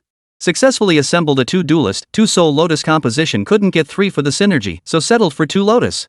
Nice. 2-star Qianjue, fully geared, takes the stage. Now it was time to show the enemy the harsh realities of society. Meanwhile, many viewers, upon seeing Jiang Qi's lineup, have already started popping champagne. Akafuji Koen is unbeatable. A Japanese spectator burst into maniacal laughter, the shrill sound making others cringe. That unlucky guy from the Dragon Nation is bound to lose badly. A Korean fan chimed in, his words dripping with smug satisfaction. Looks like the Dragon Nation is going down again. Some rejoice, others grieve. On the stage, Kim Soo-jun wore an arrogant expression. Akatsuki Kazuki, next, I'll show you the latest lineup researched by my great nation. Akatsuki Ichiro looked utterly confused. Kim Soo-jun, this lineup, it looks like Jiang Qi's. When did it become yours? Having avoided each other in the first 3 matches, he now saw Jiang Qi still at full health but paid him no mind whatsoever, clearly growing arrogant. Phase 2-5. Akatsuki's expression turned serious. Kim Soo-jun, you must defeat Jiang Qi. I'm counting on you. Kim Soo stood with hands behind his back, his face radiating arrogance. Akatsuki Kazuma, no worries. The path of the strong is always rugged. Watch me crush him. Watch me cut down this foolish dragon countryman. Kim Soo-jun charged forward, brimming with unparalleled confidence. This lineup was his study of Jiang Qi's strategy. Kim Soo-jun knew clearly that at this stage 2-5, his team's strength surpassed Jiang Qi's when he fought Saito Ichiro. Comparing the same stage, Jiang Qi's lineup back then didn't have a 2-star Katarina. A 2-star 3-star unit's early game strength was undeniable. This was the source of Kim Soo-jun's absolute confidence. Jiang Qi, bow down before my lineup. Ha ha ha ha. Kim Soo-jun threw his head back and roared with laughter, his echoes reverberating across the arena. What? Before he could finish his sentence, his smile froze abruptly on his face. The expected frenzy of slaughter hadn't materialized. More accurately, while there was indeed a frenzy of slaughter, its protagonist wasn't him, it was Jiang Qi. This can't be possible? Jin Xiaojuan's mind went blank. His eyes stared at his chessboard in utter disbelief. Kid, got a lot of question marks? Kim Soo-jun's lineup featured 2 assassins and 2 fighters. Katarina leapt straight into the backline. Khan? I didn't order takeout. But since you're already here, you might as well stay. Ignore. 2 flashy blue critical hits.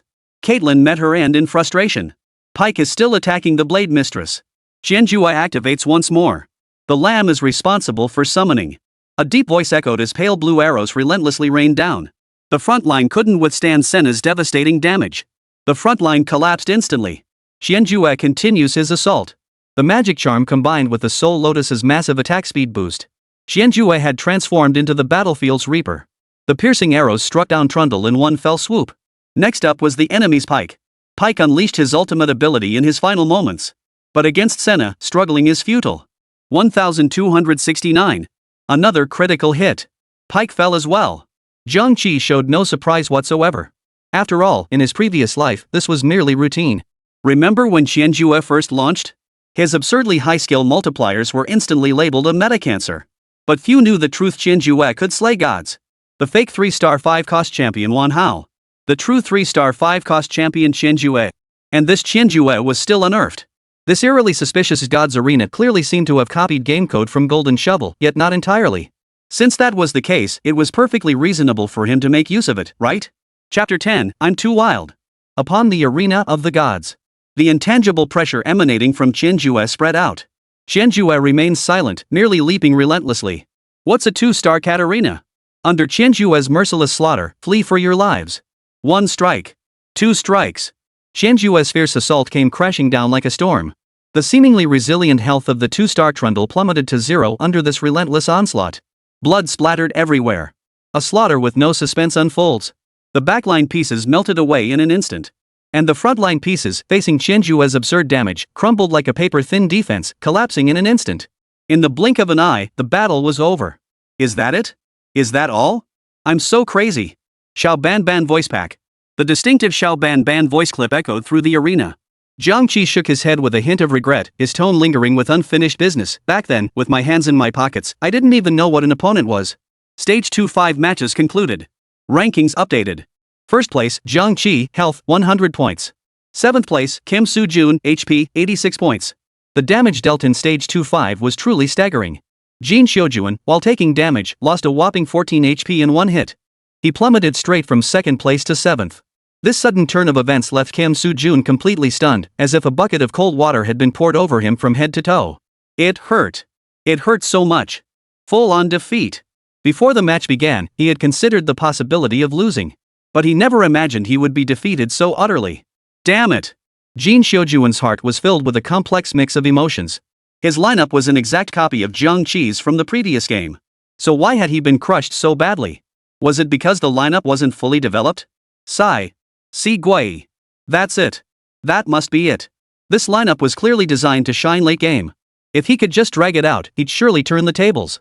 Kim Soo-jun suddenly felt like he'd grabbed a lifeline, his thoughts suddenly crystal clear. Oomph, dragging it into the late game. Once my lineup is fully formed, those like Qianjue will all bow down at the feet of my mighty Korea. At this thought, a smug smile spread across Kim Soo-jun's face, an expression that struck Jiang Qi as particularly unsettling. Jiang Qi couldn't help but shake his head silently. Oh no, did I mess with his head? It's just one loss, how could his mental resilience be this weak? Standing on the stage, the surface was calm, but beneath it, each harbored their own hidden agenda. Stage 2-6 begins. Akatsuki Kazuma vs Jiang Qi.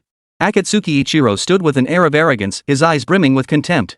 He challenged Jiang Qi with a taunting gaze. Mr. Kim Soo, if you're so bad, just practice more. Watch my 2-star cannon dominate the battlefield. Jiang Qi? He's not even worthy of tying my shoelaces. Clang! A crisp metallic upgrade sound rang out. On Jiang Qi's side, the card dealer seemed divinely inspired, instantly refreshing 2 senju from the deck. Combined with the previously drawn chosen Judge Qianjue. Just one more senju to go. As the match notification tone faded, Jiang Qi seamlessly shifted his view to Akatsuki's board. Dragon Maiden plus Fire Mage plus Brown plus Chosen Dragon Soul Misfortune plus Nunu plus Akali. 5 Dragon Souls, 2 Fighters, and a Ninja Akali. This lineup was undeniably strong. Had they not encountered Jiang Qi, they might have truly secured a winning streak all the way to Phase 4. Alas, the gears of fate began turning at this very moment. Laugh all you want. Soon enough, you'll be crying. Jin Xiujun couldn't help but snort coldly at the sight of Akatsuki Fujisawa's arrogant expression. Battle commenced. Seconds later. Stage 2-6 match ended. Rankings updated.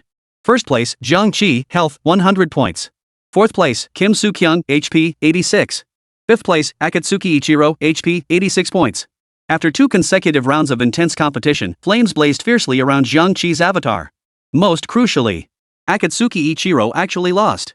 Facing the Grim Reaper-like attacks of the Judgment Qianjue, Akatsuki Fujisawa's 2-star cannon couldn't even get a shot off before being taken down by a single arrow. Instantly dealt 14 damage. This devastating blow left Akatsuki Ichiro's face utterly grim. Kim Soo-kyung, witnessing this, cast a slightly sympathetic glance at Akatsuki. That look pierced deep into Akatsuki's fragile and sensitive pride. Akatsuki-kun, Jiang Qi's lineup is a bit unusual. Losing to him isn't something to be ashamed of. Kim Soo-jun attempted to console Akatsuki. Akatsuki's eyes burned red as he remained silent. Kim Soo-jun, his lineup is indeed strong, but ours isn't weak either. Just wait until the late game, watch us slaughter him. Akatsuki remained unresponsive, still silent. Kim Soo-jun looked at him in confusion. Akira, why aren't you talking? Are you just naturally quiet? Still no answer. Kim Soo-jun grew impatient and raised her voice. Akatsuki-kun? Say something already? Akatsuki suddenly snapped out of it, his eyes bloodshot as he snapped, "Shut up. I'm just not good enough. Keep talking, and you'll all die." Kim Soo-jun. Shut up. Akatsuki Soichi ignored Kim Soo-jun, choosing to tune her out. Though he couldn't hear her words, judging by her mouth movements, it wasn't hard to guess she was warmly greeting his family. Akatsuki Ichiro stared grimly at Jiang Qi's retreating figure, his expression dark as he plotted something. Reaching stage 3-5. Jiang Qi successfully assembled 3 Grandmasters, 2 Lotus Blossoms, and 2 Judgment Envoys. Shilek also reached 3 stars. 2-star Jax plus 2-star Katarina plus 3-star Qianjua with 3 divine items plus 1-star Shin plus 2-star Diana plus 2-star Yumi.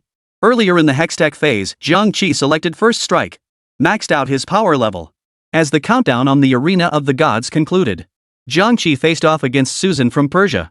Jiang Qi glanced at the opposing lineup. 2-star Makai plus 2-star Kha'Zix plus 2-star Twisted Fate plus 1-star Callista plus 1-star Morgana plus 1-star Vladimir. 2 fighters plus 3 Crimson. He silently shook his head. Alright, this lineup is practically non-existent in terms of strength. They might as well declare themselves the 8th seed right now. Meanwhile, Susan of Persia stared at Jiang Qi's flaming avatar, feeling utterly hopeless. Her gaze lingered on the Qianjue piece on Jiang Qi's board. Her craving for the pieces reached its peak at that moment. She kept glancing back at her own board. The tiny pieces seemed to sense their own tragic fate, each lying listlessly in the corners, trembling. In such an international tournament, a small nation like theirs stood no chance against the powerful powers. They could only play it safe and steady. The 3 Crimson strategy was their best and only option. Their points simply wouldn't allow them to gamble recklessly. However, the Crimson Moon lineup, while passable in the early game, remained consistently mediocre in strength. It had even crashed multiple times during early transitions, barely scraping by as a viable option. Persia's points had fluctuated wildly throughout the tournament. As of now, they held a precarious lead over Dragon Nation by a mere 1 point. Should Old Six be eliminated this round, Persia would face certain annihilation. Standing atop the stage, Susan gazed down at her clan members seemingly distant yet within reach, her heart filled with conflicting emotions. She clearly remembered the tribal chieftain's gaze before she stepped onto the stage, a gaze brimming with expectation and trust, carrying the hopes of the entire tribe. She couldn't lose. She couldn't afford to lose. Yet now, reality was so cruel. Susan was filled with guilt. "Sorry, Chief, I'm afraid I'll have to let you down. This is so frustrating. If only someone could teleport her a 3-star, 5-cost champion. She'd gladly drive a luxury car and live in a mansion for it. Galio, you have to pull through. Please, I don't want to lose again." Susan tilted her head back slightly, praying to the heavens for fate's favor. Then, with a hint of despair, she closed her eyes. She dared not look at the battle unfolding on the chessboard. Phase 3-5 match concluded. Persia claims victory. Rankings updated. As the system announcement echoed, the entire arena seemed to freeze in an instant. Jiang Qi lost. First place, Dragon Nation, Jiang Qi, health 88 points. 6th place, Persia, Susan, health 72 points. Upon hearing the results, Susan froze for a moment before slowly opening her eyes. Her gaze betrayed utter disbelief. "I dared not open my eyes, afraid it might be my imagination. Wait a minute. I defeated the mighty Dragon Kingdom. How is this possible?" Though she hadn't faced Jiang Qi directly in the earlier rounds, Susan had closely watched every one of his matches. Even the formidable Sakura Kingdom couldn't stand against him. Deep down, Susan believed she had no chance of defeating Jiang Qi. Was he holding back? The thought flashed through her mind. But why would he do that? They were complete strangers. Could it be? Susan involuntarily lowered her head, her cheeks flushing slightly as a bashful expression spread across her face. Her heartbeat quickened uncontrollably. So young, quite handsome, and he seemed so gentle when he looked at her. If it were him, maybe, it wouldn't be impossible. Susan remained lost in her fantasy world. The next moment, a notification sound rang out. Dragon Nation, contestant Jiang Qi requests video call. Could it really be just like her fantasy? Susan's heartbeat instantly quickened, her blood seemed to boil. Oh no, this feels like love. But in this situation, this sudden video request is actually pretty thrilling. Susan hesitated for a moment, but ultimately mustered her courage and accepted the video call. Chapter 11, hang on, bro, I'll install 360 for you. The next second, Jiang Qi's virtual avatar appeared before Susan. The moment the video call connected, Jiang Qi's gaze met a pair of eyes brimming with affection. And cheeks flushed crimson like evening clouds. Wait, I haven't even said a word yet, why are you blushing like a bubble teapot? Jiang Qi mentally ranted. Mr. Jiang, were you looking for me? A timid voice echoed softly by Jiang Qi's ear. Jiang Qi looked up to find a pair of bright eyes staring at him expectantly, tinged with nervousness and shyness. Was he really that charming? Jiang Qi felt a twinge of confusion. Thump! Thump! Suddenly, the system's infuriating voice exploded in his mind. Oh my god, this is bad. I'm done for. I'm so overwhelmed I could pee myself. The system's sudden outburst startled Jiang Qi. You piece of SHT. Zero frame opening move. Jiang Qi took a deep breath and quickly shifted his mindset. Deliberately lowering his voice to a deep, raspy whisper, he adopted the tone of an ultimate, ultra-smooth, husky bubblegum idol voice and said with a smirk, "Hey, contestant, you don't want to be the 8th one out, do you?" Hearing this, Susan froze in place, her face contorting with inner conflict. Jiang Qi studied her expression, a smirk curling his lips as he quickly offered, "I can help you." "You can help me? I'll agree to any request. I don't want our country to be destroyed." Wah! Before she could finish, Susan burst into tears. "Someone's offering to bail us out? Why not take it?" Jiang Qi admitted it. "We shovel players are like that. So, what do you need from me?" Susan still couldn't resist the temptation of points. "Nothing at all. Just listen to me. Buy whichever chess piece I tell you to buy. The higher the star rating, the better." As he spoke, Jiang Qi glanced at her current Hextech upgrade DD block. This Hextech was pretty solid. DD District offered a free refresh every turn, making it a top-tier economic Hextech that paired exceptionally well with Crimson Moon. The Crimson Moon synergy effect summoned a Galio of corresponding star level when 3, 5, 8, or 10 Crimson Moon pieces were assembled, and the strength of the pieces directly influenced Galio's power. The higher the champion's star level, the stronger Galio becomes. Jiang Qi finished his quick analysis and asked again, "Got it?" Susan nodded. Jiang Qi continued, "This lineup won't win first place, but it's solid for securing points. Once you reach level 9 and have all the pieces, just play normally without chasing 3-star units unless your draw is absurdly good. My only rule is this: if you see Olaf, take him." Susan pondered for a moment, then suddenly clenched her jaw and gritted out, "Got it." She was gambling. She was gambling on Jiang Qi's kindness. She didn't know why she trusted Jiang Qi so completely, but she sensed that, in some way, he belonged to a different world than they did.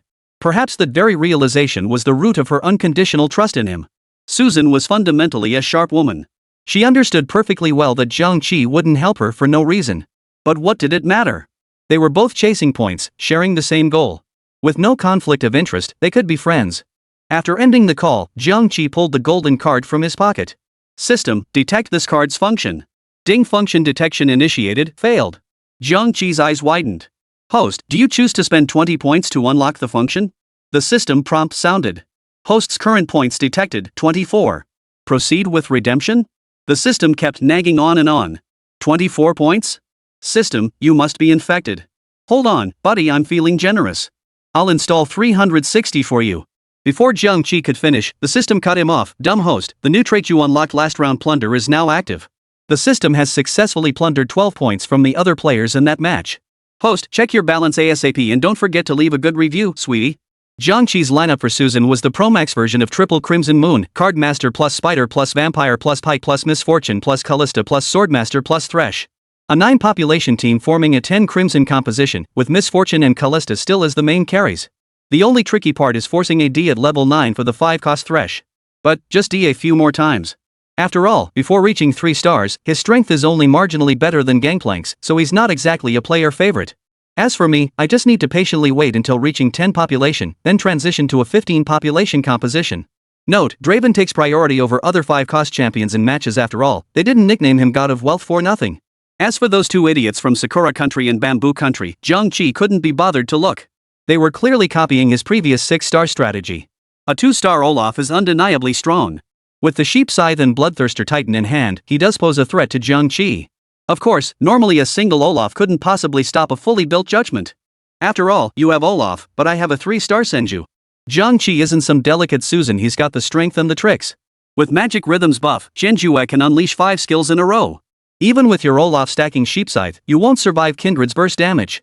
The key is, Genjue won't even give him the chance to stack it. Time was flying by. Kim Soo-jun from Korea and Akatsuki Fujisawa from Japan both look grim right now. Phase 3-7. Kim Soo-jun. I got Olaf.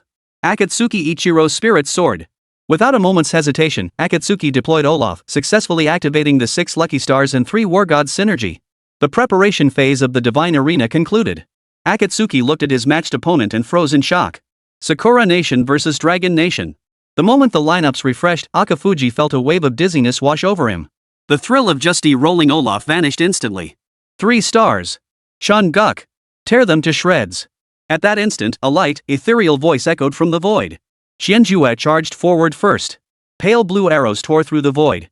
Empowered by the attack speed boost from Soul Lotus, she unleashed a skill with nearly every auto attack. That agile figure danced relentlessly. 2-star Nocturne couldn't withstand the damage and collapsed with a scream. Olaf began swinging his massive axe with both hands. Qianjue leapt again. In the blink of an eye, 3 blue damage bars flashed in succession. 1423. 1198. 1281 critical hit. Olaf let out a scream and collapsed instantly. Pike in the back row continued attacking Yumi as Qianjue's ghostly voice echoed once more. The fully built Qianjue unleashed terrifying burst damage. With a single skill shot, Pike was instantly reduced to empty health. Before he could unleash his own ability, overflow damage flashed across his body. 1598 critical hit. Game over. Chapter 12. 9 Olaf cards are blocking my path outside. The scene is a complete disaster. The clock reads 4-1. At the top of the leaderboard, Jiang Qi's avatar blazed fiercely in first place. Susan's profile was no different. The strength of an 8-man Crimson Moon team was no joke. It could easily rival a fully developed 95-tier team. Right now, no one on the field could match Susan except Jiang Qi. Glancing at his 56 gold in the economy bar, then at the health bars of the other players, Jiang Qi decisively abandoned interest accumulation and leveled up directly to level 9. He was now searching for the crucial final piece of the judgment system. During the 3-7 phase, Jiang Qi had luckily drawn a Zaya from the card pool. Now, with the chosen one in hand, he was just one angel away from completing the judgment system. The refresh rate for level 9 for cost cards was surprisingly high. Refresh. Refresh. Refresh again. Finally, a dark purple light flashed, and Jiang Qi's vision suddenly brightened. He had finally obtained the last system card for the judgment system. A 4-cost card. Angel. Jiang Qi glanced at his remaining 32 gold coins, furrowing his brow slightly. He decided to go all in. Without hesitation, Jiang Qi repeatedly clicked to refresh the interface. One after another, 5 cost cards with unique designs appeared, only to vanish in an instant. No. Not this one. Still not it. Refresh. A Lee Sin. Refresh again. The Herald of Spring Urgot. Alright, so this is how the cards are coming out? Take it back, I don't want it. He. Secure Urgot and decisively choose the Judgment Binder synergy. And with that, the judgment system is fully formed. Team composition: 2-star Yumi plus 2-star Weapon plus 2-star Blade Mistress plus 2-star Kidney plus 3-star Senju plus 1-star Zaya plus 1-star Angel plus 1-star Urgot plus 1-star Lee Sin. Synergy system: 5 Judgment plus 2 Duelist plus 2 Grandmaster plus 4 Divine. Done. If only I had Draven. Urgot can dig treasure chests, but when luck's bad, the gold gain over an entire round is pitifully low, barely worth mentioning. Jiang Qi frowned slightly, his gaze fixed intently on the ever-shifting card formations on the screen as he muttered to himself. Jiang Qi quickly scanned the information panels of the other players, silently calculating. He noticed that among the other players, the highest level was only 8. They lacked both economic strength and health points. Simply put, they posed no threat whatsoever. As for Susan's Crimson Moon lineup, it wasn't exactly a top-tier composition.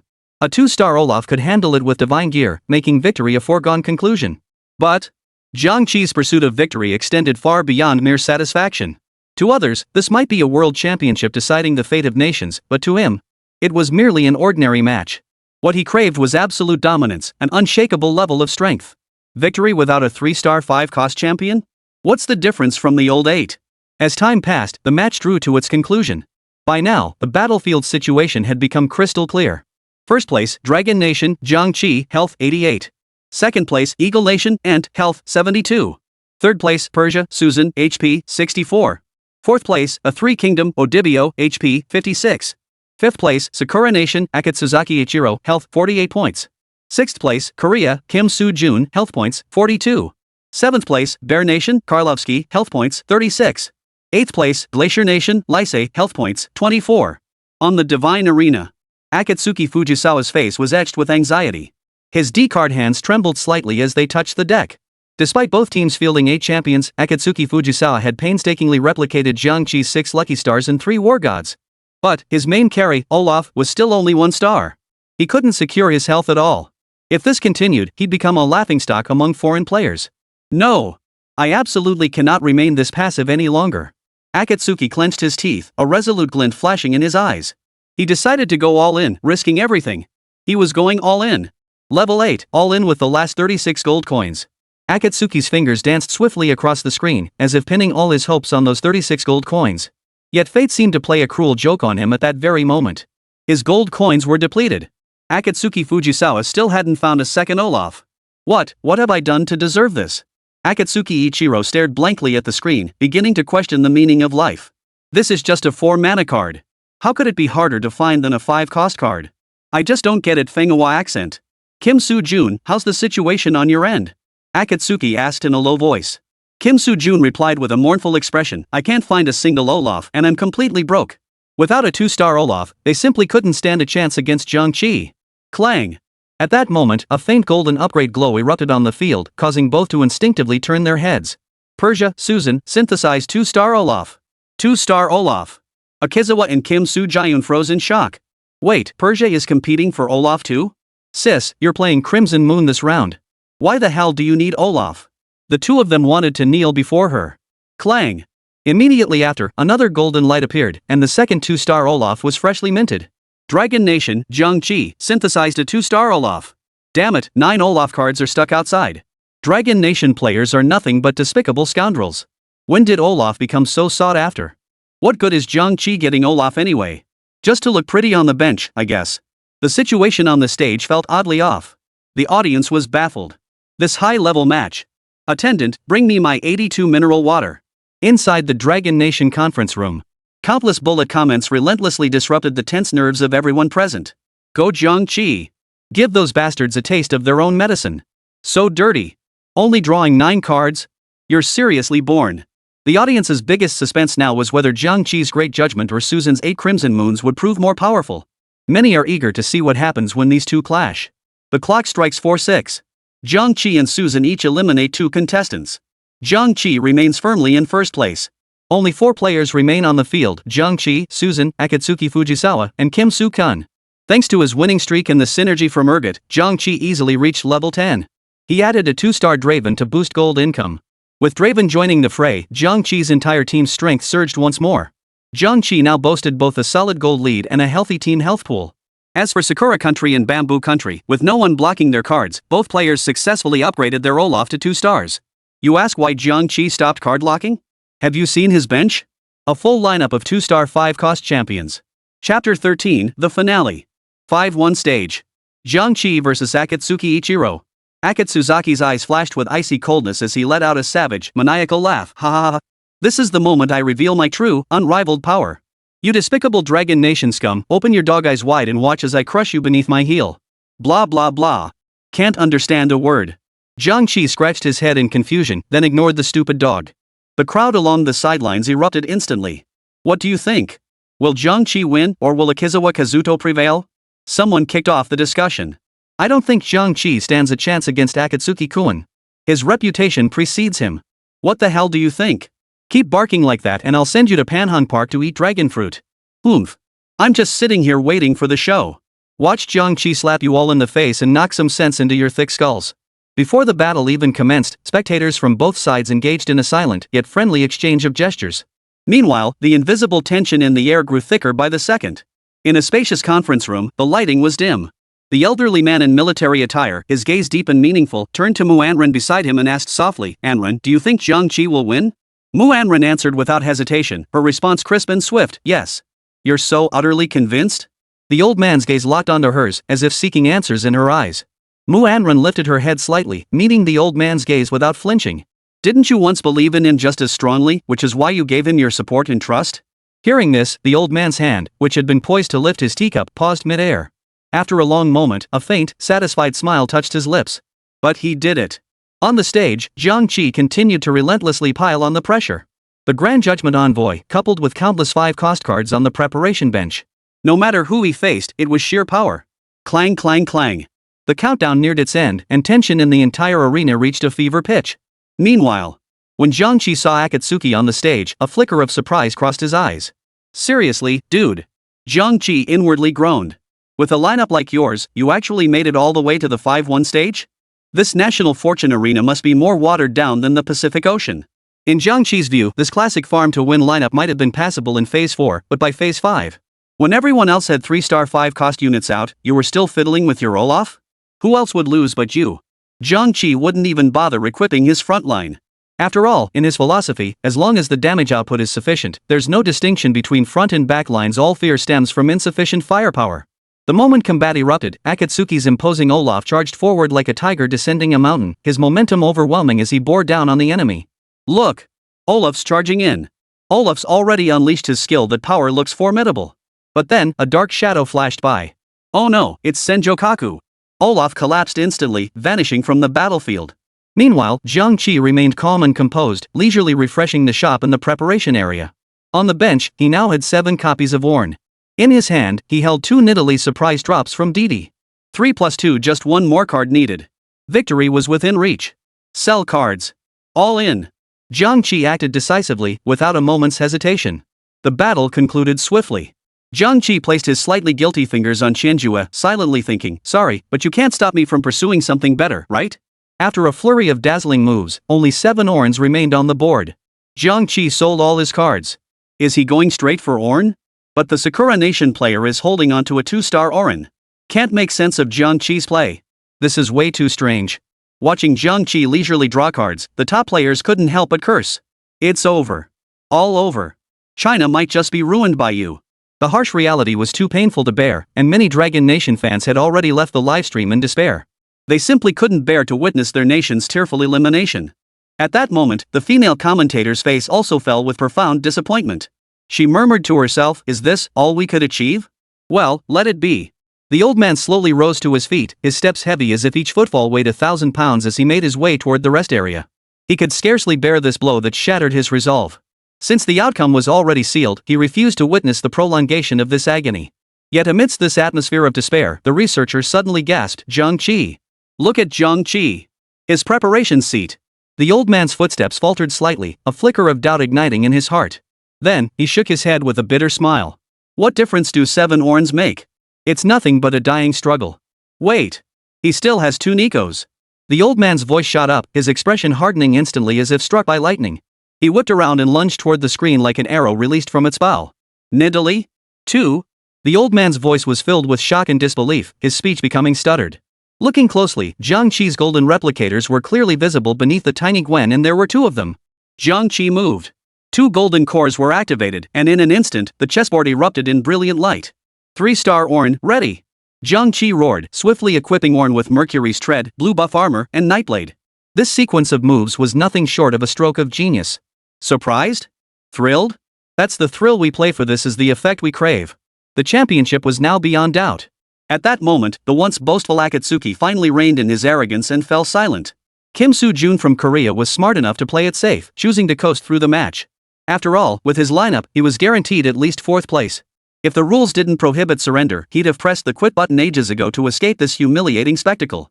Damn it, watching Jiang Qi Shuang win was worse than death. Akatsuki Fujisawa refused to concede defeat so easily. While 1st place was out of reach, 2nd place was his for the taking. Next match. Akatsuki Fujisawa vs. Susan. The moment the battle commenced, Akatsuki Ichizo sensed something amiss, a wave of unease washing over him. What the hell is this gigantic Galio? His eyes widened in utter bewilderment. What kind of monster was this? Before he could process his confusion, another jaw-dropping sight caught his eye. And what the hell is 10 crimson moons? How come I've never heard of it before? Akatsuki Fujisawa still clung to a sliver of unrealistic hope for his lineup, but reality delivered a resounding slap. Until Galio's mountainous frame came crashing down as he plopped his massive butt onto the ground. The impact shook the earth and shattered mountains. Galio's towering shadow, as vast as the sky itself, crashed down. A crushing pressure, powerful enough to shatter all existence, spread like a tidal wave. Then, the horrific scene unfolded. Fujisawa's backline instantly melted away. Those fragile pieces, crushed under Galio's overwhelming pressure, vanished into dust before they could even react. Akatsuki Ichiro, eliminated. As expected, Jiang Qi claimed victory once more. Match ended. 1st place, Dragon Nation, Jiang Qi. 2nd place, Persia, Susan. 3rd place, Sakura Nation, Akafujisawa. 4th place, Korea, Kim Soo-kyung. Chapter 14, I'm downloading the anti-fraud app. And so, this highly anticipated competition concluded perfectly under the watchful eyes of the crowd. Feels good. I've decided to reward myself tonight. Jiang Qi murmured softly, still basking in the joy of victory. Don't ask, it's only human nature. Congratulations, Dragon Nation. The livestream chat exploded with cheers as viewers erupted in excitement. Heh, pure luck. Anyone unaware would think your Dragon Nation is the world's best. Why do I hear a dog barking? Where's security? Didn't they say no dogs allowed? Some enthusiastic viewers fired back without mercy, prompting roars of laughter from the chat. Jiang Qi's performance this time was nothing short of spectacular. Not only did he clinch the championship, but he also pulled off 2 triple-star 5 cost plays during the match. His intricate yet bold gameplay seemed to embody the very essence of esports, captivating countless viewers. Many international spectators flooded the chat with heartfelt congratulations upon witnessing his victory. Many foreign viewers also sent congratulatory messages in the chat upon seeing his victory. Except for those whose daily lives were already quite comfortable. The match ended. Jiang Qi didn't rush to leave the arena.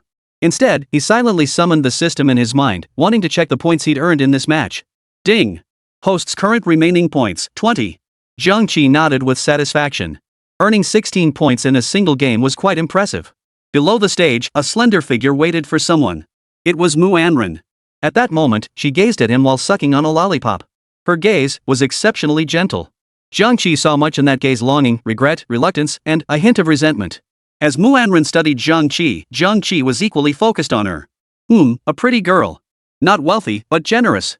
That was the conclusion Jiang Qi reached after careful observation. Jiang Qi stood around 183 centimeters tall, while Ornn appeared to be only about 167 centimeters. Jiang Qi stood about 183 centimeters tall, while Ornn appeared to be only around 167 centimeters. Standing before him now, her white blouse, thin and sheer in the sunlight, offered little concealment. The texture of her skin was faintly visible at the collar, creating an alluring, teasing effect. Jiang Qi instinctively looked down. Whoa! The sun was truly dazzling today. As everyone knows, Jiang Qi is a man of integrity. A glance is respect. To keep looking was to keep showing respect. One glance, then another glance. Want to touch it? Jiang Qi looked up, only to meet Ornn's expression that was neither quite a smile nor quite a frown. Ah, sure. Jiang Qi felt a bit embarrassed, his face flushing slightly without him realizing it. Ha! Are girls in this world all this forward? No way. Absolutely not. The next moment, Ornn glared at Jiang Qi fiercely, like a kitten with its fur standing on end. Ornn bit down hard on her lollipop, as if trying to calm herself. Calm down, stay calm. Also, stay away from that Persian female contestant. She furrowed her brow slightly, a fleeting, almost imperceptible emotion flickering in her eyes. It was well known that she had a cold temperament, the type of ice queen beauty who usually kept others at arm's length. Yet for some inexplicable reason, whenever she faced Jiang Qi, she always found herself inexplicably losing her composure. Could it be because Jiang Qi reminded her of him? It was impossible to say. Not long after.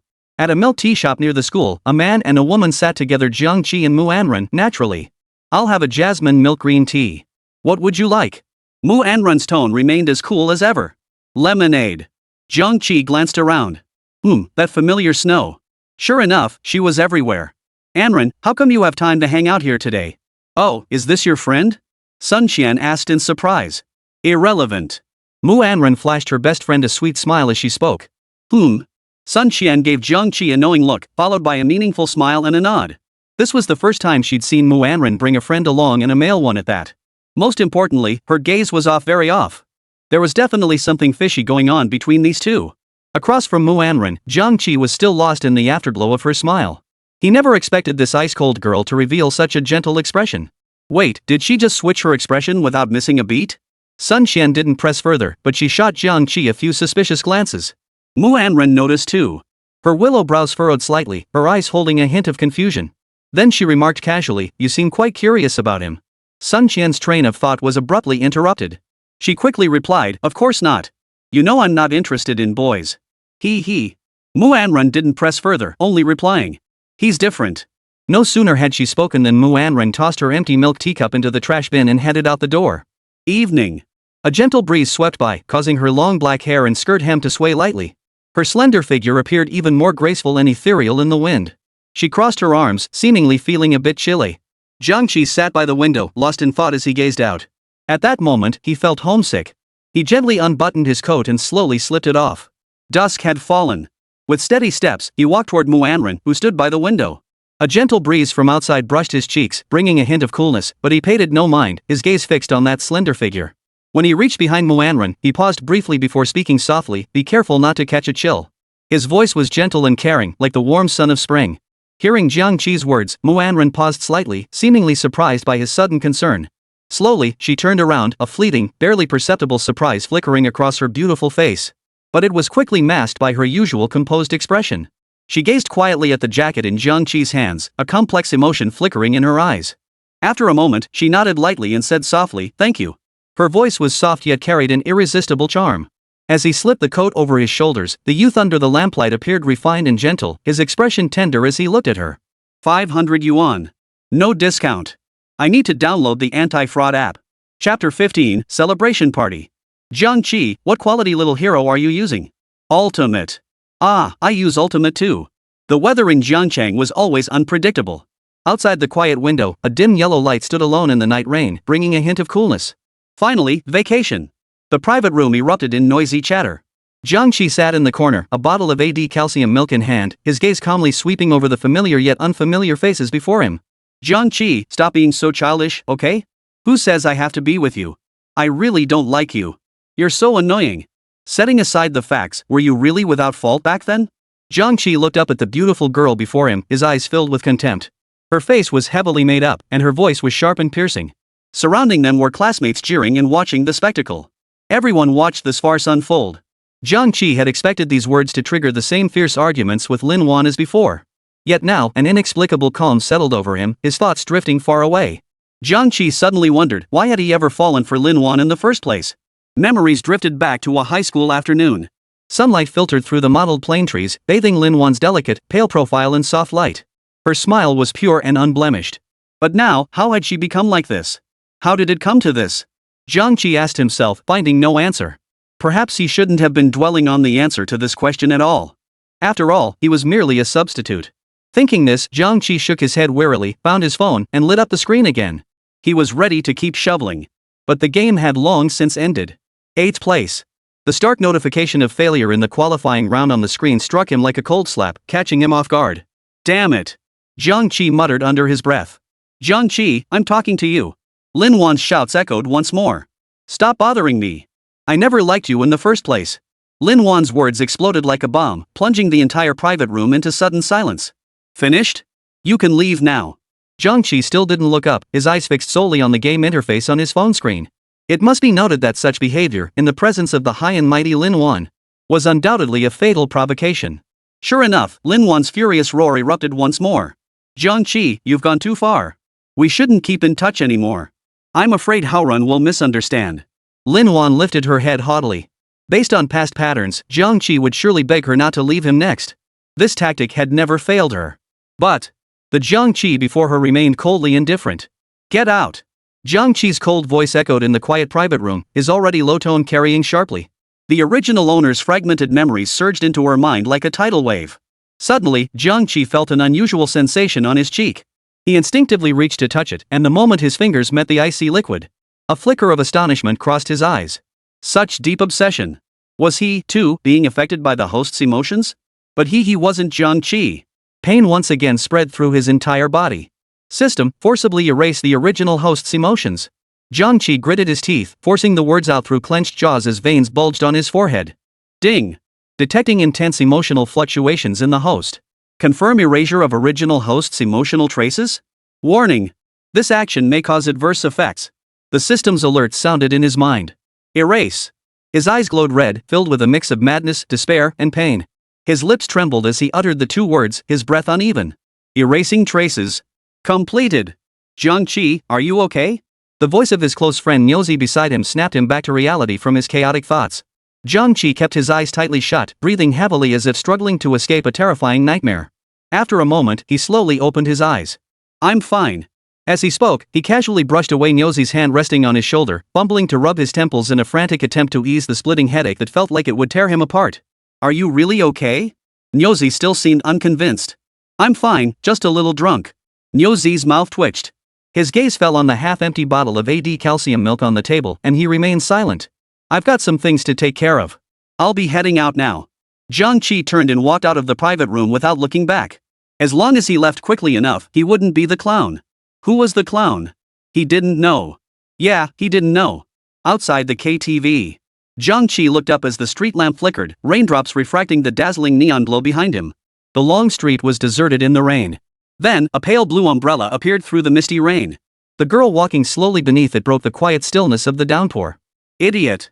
A cold, low voice rang out, sounding strangely familiar. It was her. Jiang Qi looked up, meeting Ornn's stunningly beautiful face. She bent slightly, extending her slender arm to hold the umbrella steady above her head. At that moment, Muanren's fair face was framed by a few damp strands of hair, making her appear even more beautiful. Only now did Jiang Qi notice that Muanren's clothes were soaked through. Her white shirt clung tightly to her body, revealing the color of her skin completely. That figure was borderline unfair. Sharing the single umbrella, the rain outside was kept at bay, creating a small space just for the two of them. Raindrops fell onto the ground, bursting into bright splashes. Though fleeting, they had existed and shone brilliantly. A fine drizzle fell from the sky, its sound a steady patter. Jiang Qi crouched silently on the ground, rain splashing up around him, soaking the hems of his pants. Raindrops fell like a fine beaded curtain from the gray sky, pooling into small puddles nearby. Occasional breezes rippled their surfaces in concentric waves. Muanren's expression remained unchanged, still as cold as ice, though one might overlook the faint flush on her ears. Seeing Muanren holding the umbrella for him, a faint smile touched Jiang Qi's lips. Muanren stood silently, the umbrella in her hand holding steady, its canopy shielding Jiang Qi without a flicker. Meanwhile, Jiang Qi was stealing glances. Truth be told, Jiang Qi had brought an umbrella today. But he deliberately chose to leave it with his friend Nyozi. Don't ask why, because this is a man's unique brand of romance. Chapter 16, the transport is in sight, but where's the camp? It's time to go back. Jiang Qi rose slowly, his movements graceful and composed. He reached out to take the umbrella from Muanren's hand, as if it were the most natural thing in the world. All right. Muanren replied softly. Thanks for the umbrella. And, you look pretty good without makeup. Jiang Qi tilted his head slightly, a barely perceptible curve lifting the corner of his mouth. His voice was low, like a little devil whispering in her ear. Muanren froze for a moment, unable to speak. After a moment of silence, she drew a shallow breath, trying to steady herself. Muanren, stay calm. You're the elegant, sophisticated, aloof senior.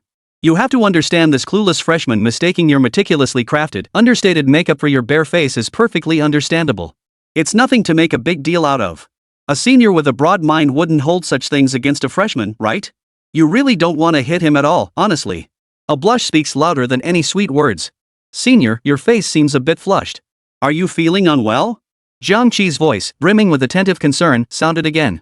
Muanren remained silent, her gaze fixed intently on Jiang Qi, her eyes seeming to hold a multitude of elusive emotions. Drink more hot water. Jiang Qi remained as steady as ever. Half an hour later, Jiang Qi limped back home. Qi, what happened to your leg? Got kicked by a dog on the way. Jiang Qi replied casually. The next day. Zhengcheng University. Today was the last day before the break and the day for final exams. The classroom buzzed with chatter. The moment Lin Wan saw Jiang Qi walk into the classroom, a seemingly gentle smile instantly blossomed on her long-awaited face. Her voice soft, she suggested, Jiang Qi, shall we team up for this exam? Her friend Nyozi, standing nearby, reacted with lightning speed. He lunged forward in a single stride, grabbing Jiang Qi's arm tightly. Grabbing his arm tightly, he shouted at Lin Wan with indignation, Qi, don't fall for her tricks. She just wants you to be her fall guy and pad her score. Jiang Qi hadn't even had time to figure out what was going on. Today's the final assessment. She's probably planning to pull her usual trick, getting you to willingly prop up her score. Nyozi continued. Nyozi was certain that after last night's incident, Jiang Qi would refuse outright. However, the next second, Jiang Qi's response hit like a bombshell. Not only did it nearly knock Nyozi's jaw off its hinges, but it also made the air around them freeze solid for a moment. Lin Wan, I can agree to team up with you. Hearing this, Lin Wan's face instantly broke into a triumphant smile. She knew that the sycophant Jiang Qi wouldn't refuse her any request. The onlookers froze at the sight, then erupted into laughter. The room echoed with waves of chuckles, though most were mocking. Nyozi stood nearby, unable to suppress a long, drawn-out sigh. Bro Qi, you're out of your mind. Go back to Gotham, Batman won't beat you up anymore. This isn't a lapdog, this is a dog-type boyfriend.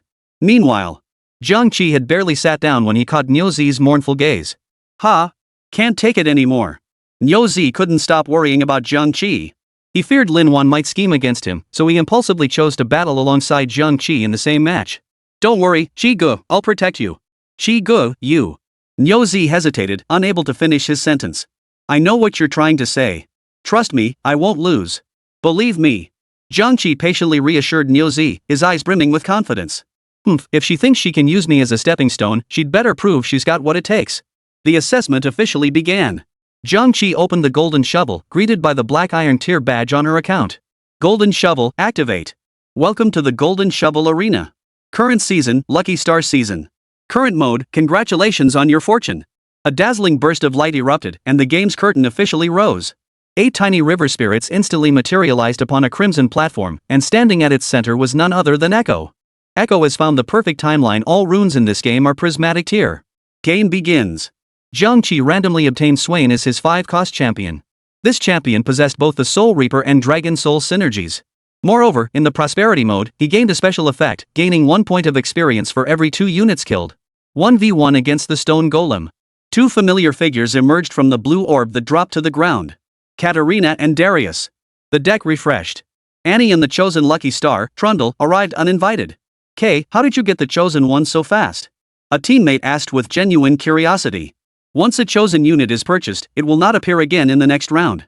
If you do not purchase a chosen unit, it will spawn every round. Therefore, many players prefer to purchase the chosen Yeezy only after finalizing their desired lineup. Lucky Star Tahm? What's the point of that thing? The entire team gathered around Jiang Qi's chessboard, speculating whether this mysterious playstyle was a new strategy Jiang Qi had devised. Jiang Qi merely smiled faintly, offering no immediate explanation. He knew full well. After all, Lucky Star ranked among the top 3 economic bonds in history. During stages 1-3, the plump dragon delivered a golden orb. It delivered a pile of gold coins and a divine artifact forge. Stage 2-1. Time to pick Hex Tech. Cost no object. Newcomer joins the team. Soul Lotus Crown. Refresh. Crown of the Lucky Star. Just as he discarded no matter the cost, the Crown of Fortune appeared immediately. Jiang Qi instantly leveled up to 5. He fielded a Yasuo and equipped the Lucky Star class change. And so, 2-1, a simple 6 Lucky Stars. All set. Over on Lin Wan's side, she opted for a frontline with the chosen heavy armor Garen, pairing it with the chosen Garen plus Yasuo plus Spider plus Thresh lineup. Her Hextech rune is Prismatic Ticket. Prismatic Ticket, each refresh has a 50% chance to grant a free refresh. Essential for chasing high-cost cards. Now, check out Nyozi's Hextech Woe. Big and powerful. Old Aid is beckoning to Nyozi. Battle commences. The highly anticipated first match Jiang Qi versus Lin Wan. Upon seeing this, Lin Wan instantly relaxed, a look of contempt flickering in her eyes. She knew Jiang Qi's strength well. Lao Ba getting knocked out was nothing to fear at all. The match commenced. Within mere seconds, the situation underwent a dramatic reversal. Impossible. Absolutely impossible. Lin Wan's eyes widened as she stared at Jiang Qi in utter disbelief. When did he become this skilled? Lucky break. Definitely a lucky break. Jiang Qi calmly returned to the chessboard, where 2 piggy fortune bags appeared on the ground. 6 fortune stars reward, each battle victory grants an extra magic orb. Move aside, let the pro take over. As the lucky bags vanished, a dazzling golden figure streaked across like lightning.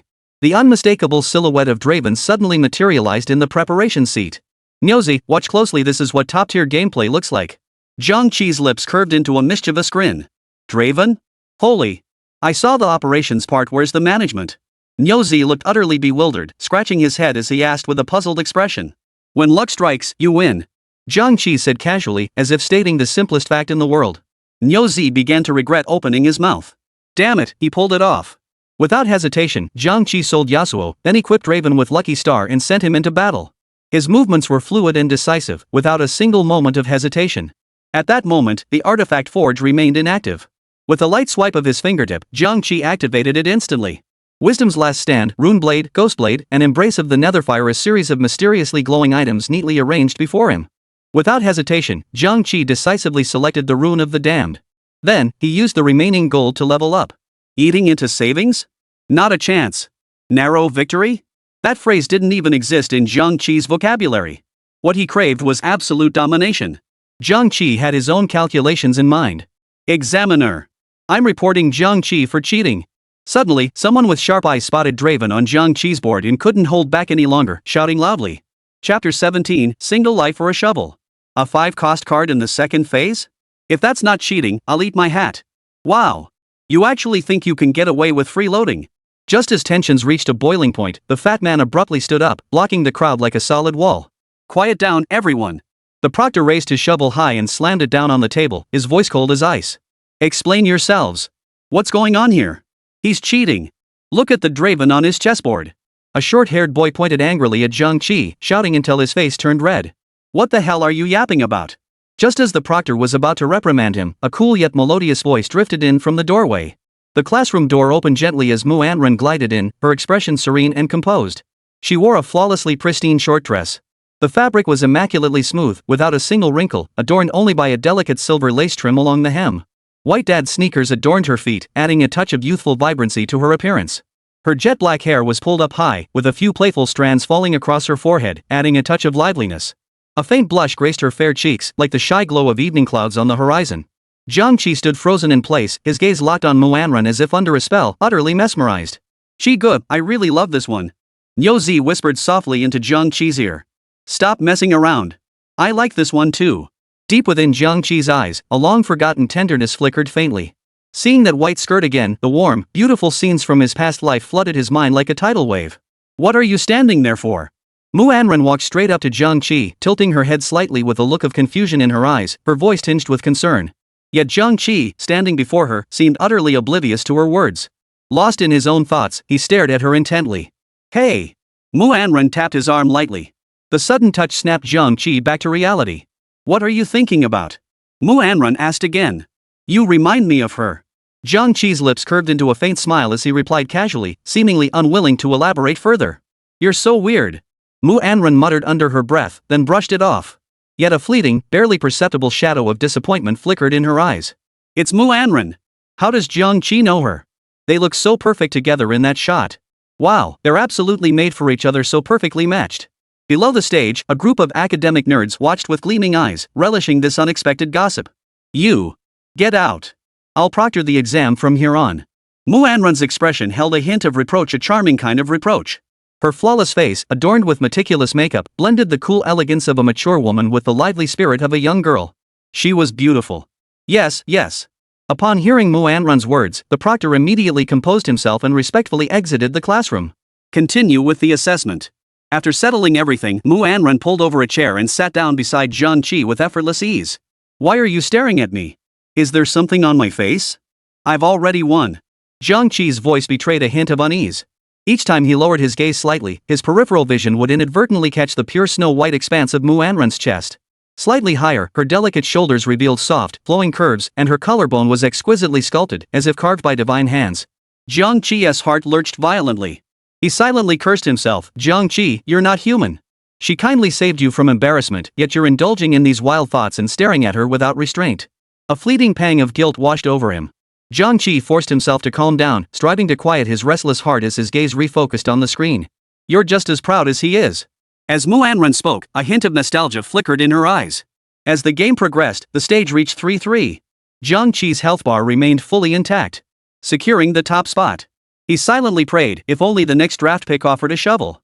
"I'd trade 10 years of bachelorhood for a shovel in the draft." The draft occurs every few rounds, where 10 free Yitzi appear on players' screens. Each Yitzi is randomly equipped with an item, available for players to select. The selection order is determined by health points, starting from the lowest to the highest. Soon, the 3rd-4th rounds arrived. 10 free champions formed a circle, chasing each other endlessly.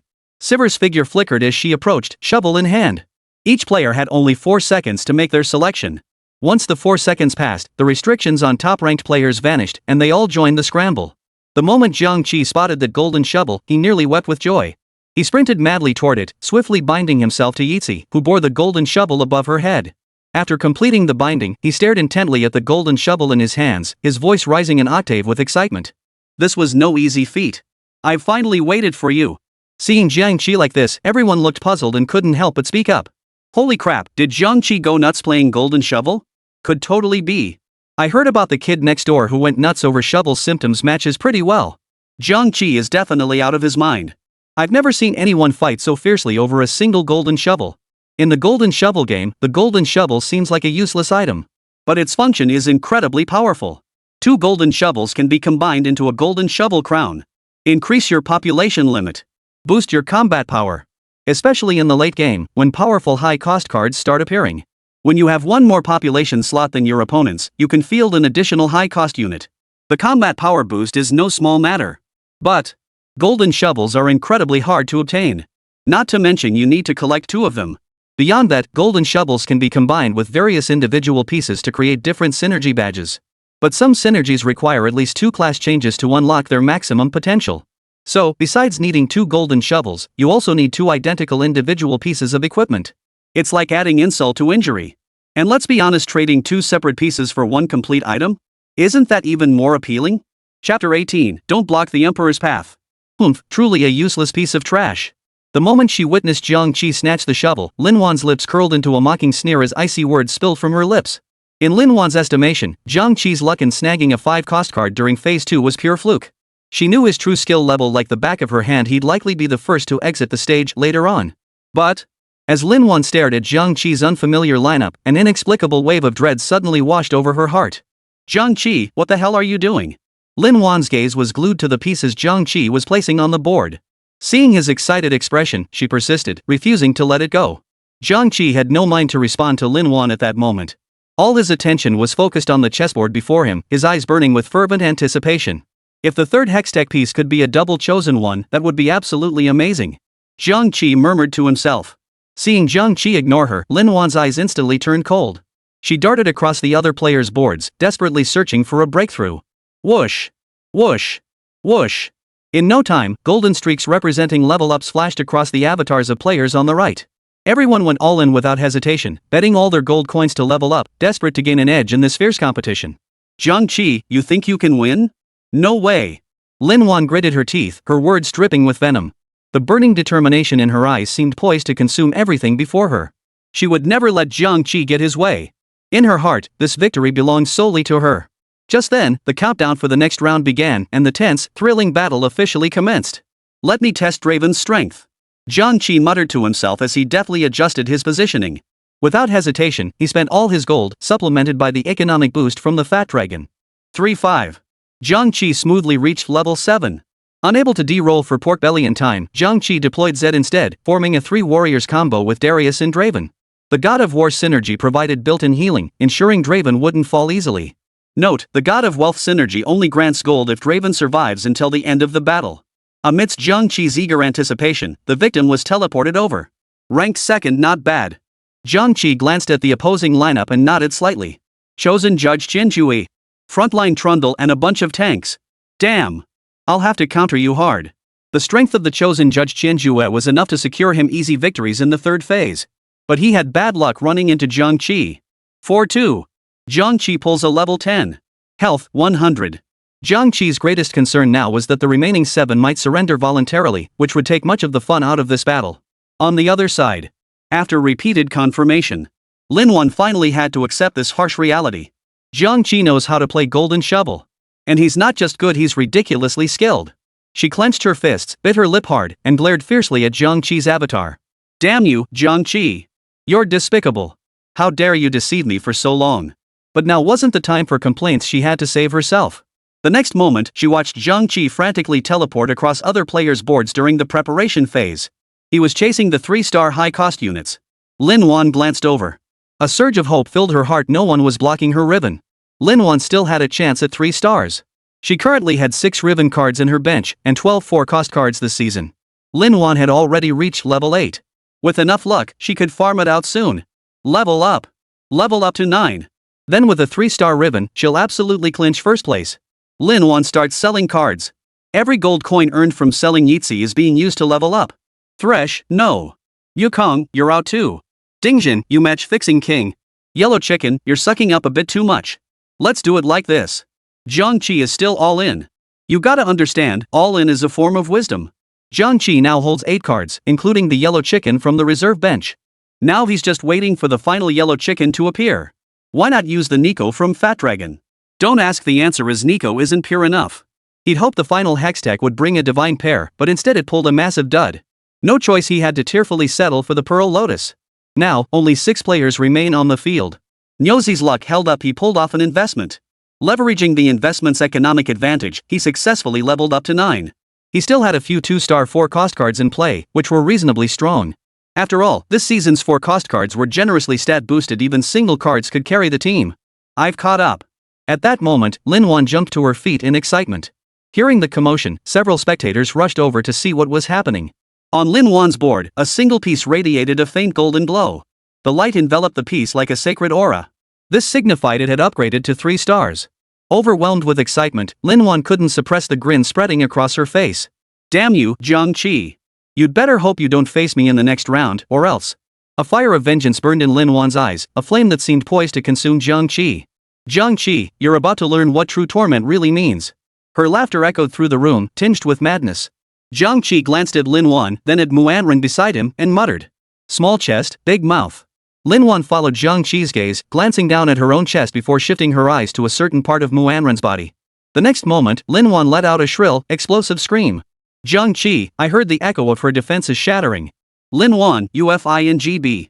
Seeing Linwan's furious expression, Jiang Qi felt an inexplicable sense of satisfaction deep within. 3-star ribbon. Linwan actually pulled off a 3-star ribbon. What, just leave me a chicken butt. Jiang Qi is dead meat this time. 4-4. 1 second before the new round began, a triple star icon appeared next to Jiang Qi's avatar, though Linwan didn't notice it. Round begins. Upon seeing Jiang Qi appear across from her, Linwan burst into excited laughter. Jiang Qi, get ready to be crushed. Haha, Linwan's laughter abruptly halted, as if severed by some invisible force, leaving the atmosphere tinged with an eerie subtlety. The law of conservation of mass seemed to find a peculiar validation in this moment. Laughter never vanishes without a trace, only to quietly shift onto another's face. Now, a confident smile was slowly spreading across Jiang Qi's lips. Don't block the Emperor's path. For 4, the 3-star Tsar takes his place. A golden figure stood towering upon the chessboard. Shurima. Your Emperor has returned. The Tsar thrust both hands forward, unleashing a dazzling wall of golden light that surged forth from his palms. Upon the wall, phantoms of the Emperor's Imperial Guard materialized clad in heavy armor, wielding icy cold spears, charging forth with unstoppable ferocity. Within the wall, the Tsar's power manifested in its purest form. His figure flickered within the radiance, like a lofty deity coldly surveying his domain. 3 seconds later, the Tsar on the chessboard surveyed the board before him, now teeming with sand soldiers.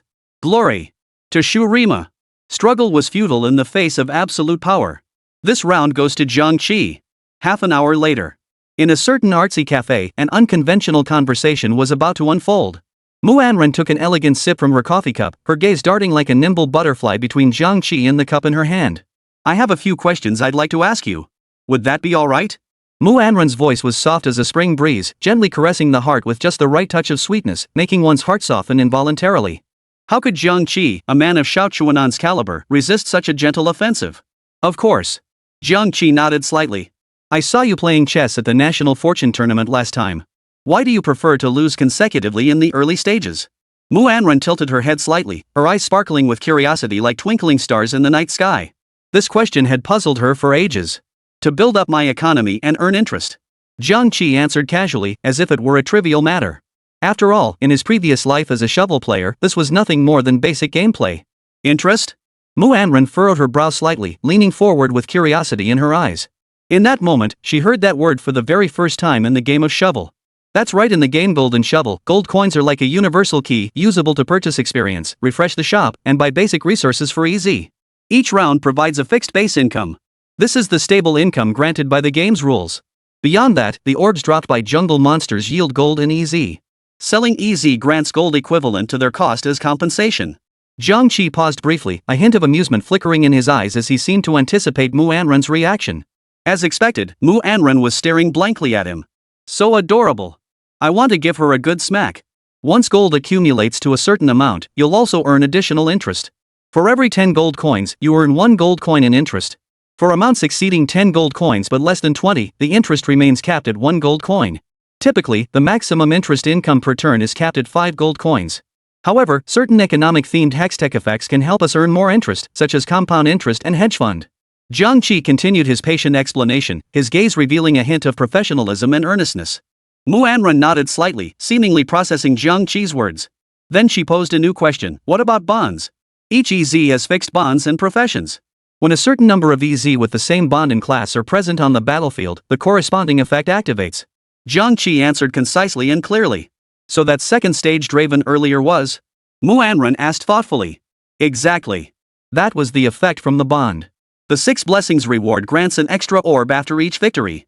These orbs may contain gold coins, individual items, Nico, Yitzi, and more.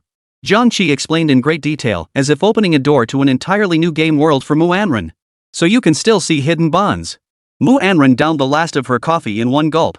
Its aroma lingered in the air, mingling with the soft hum she now hummed to herself. Jiang Qi didn't respond, instead silently watching the passers-by outside the window.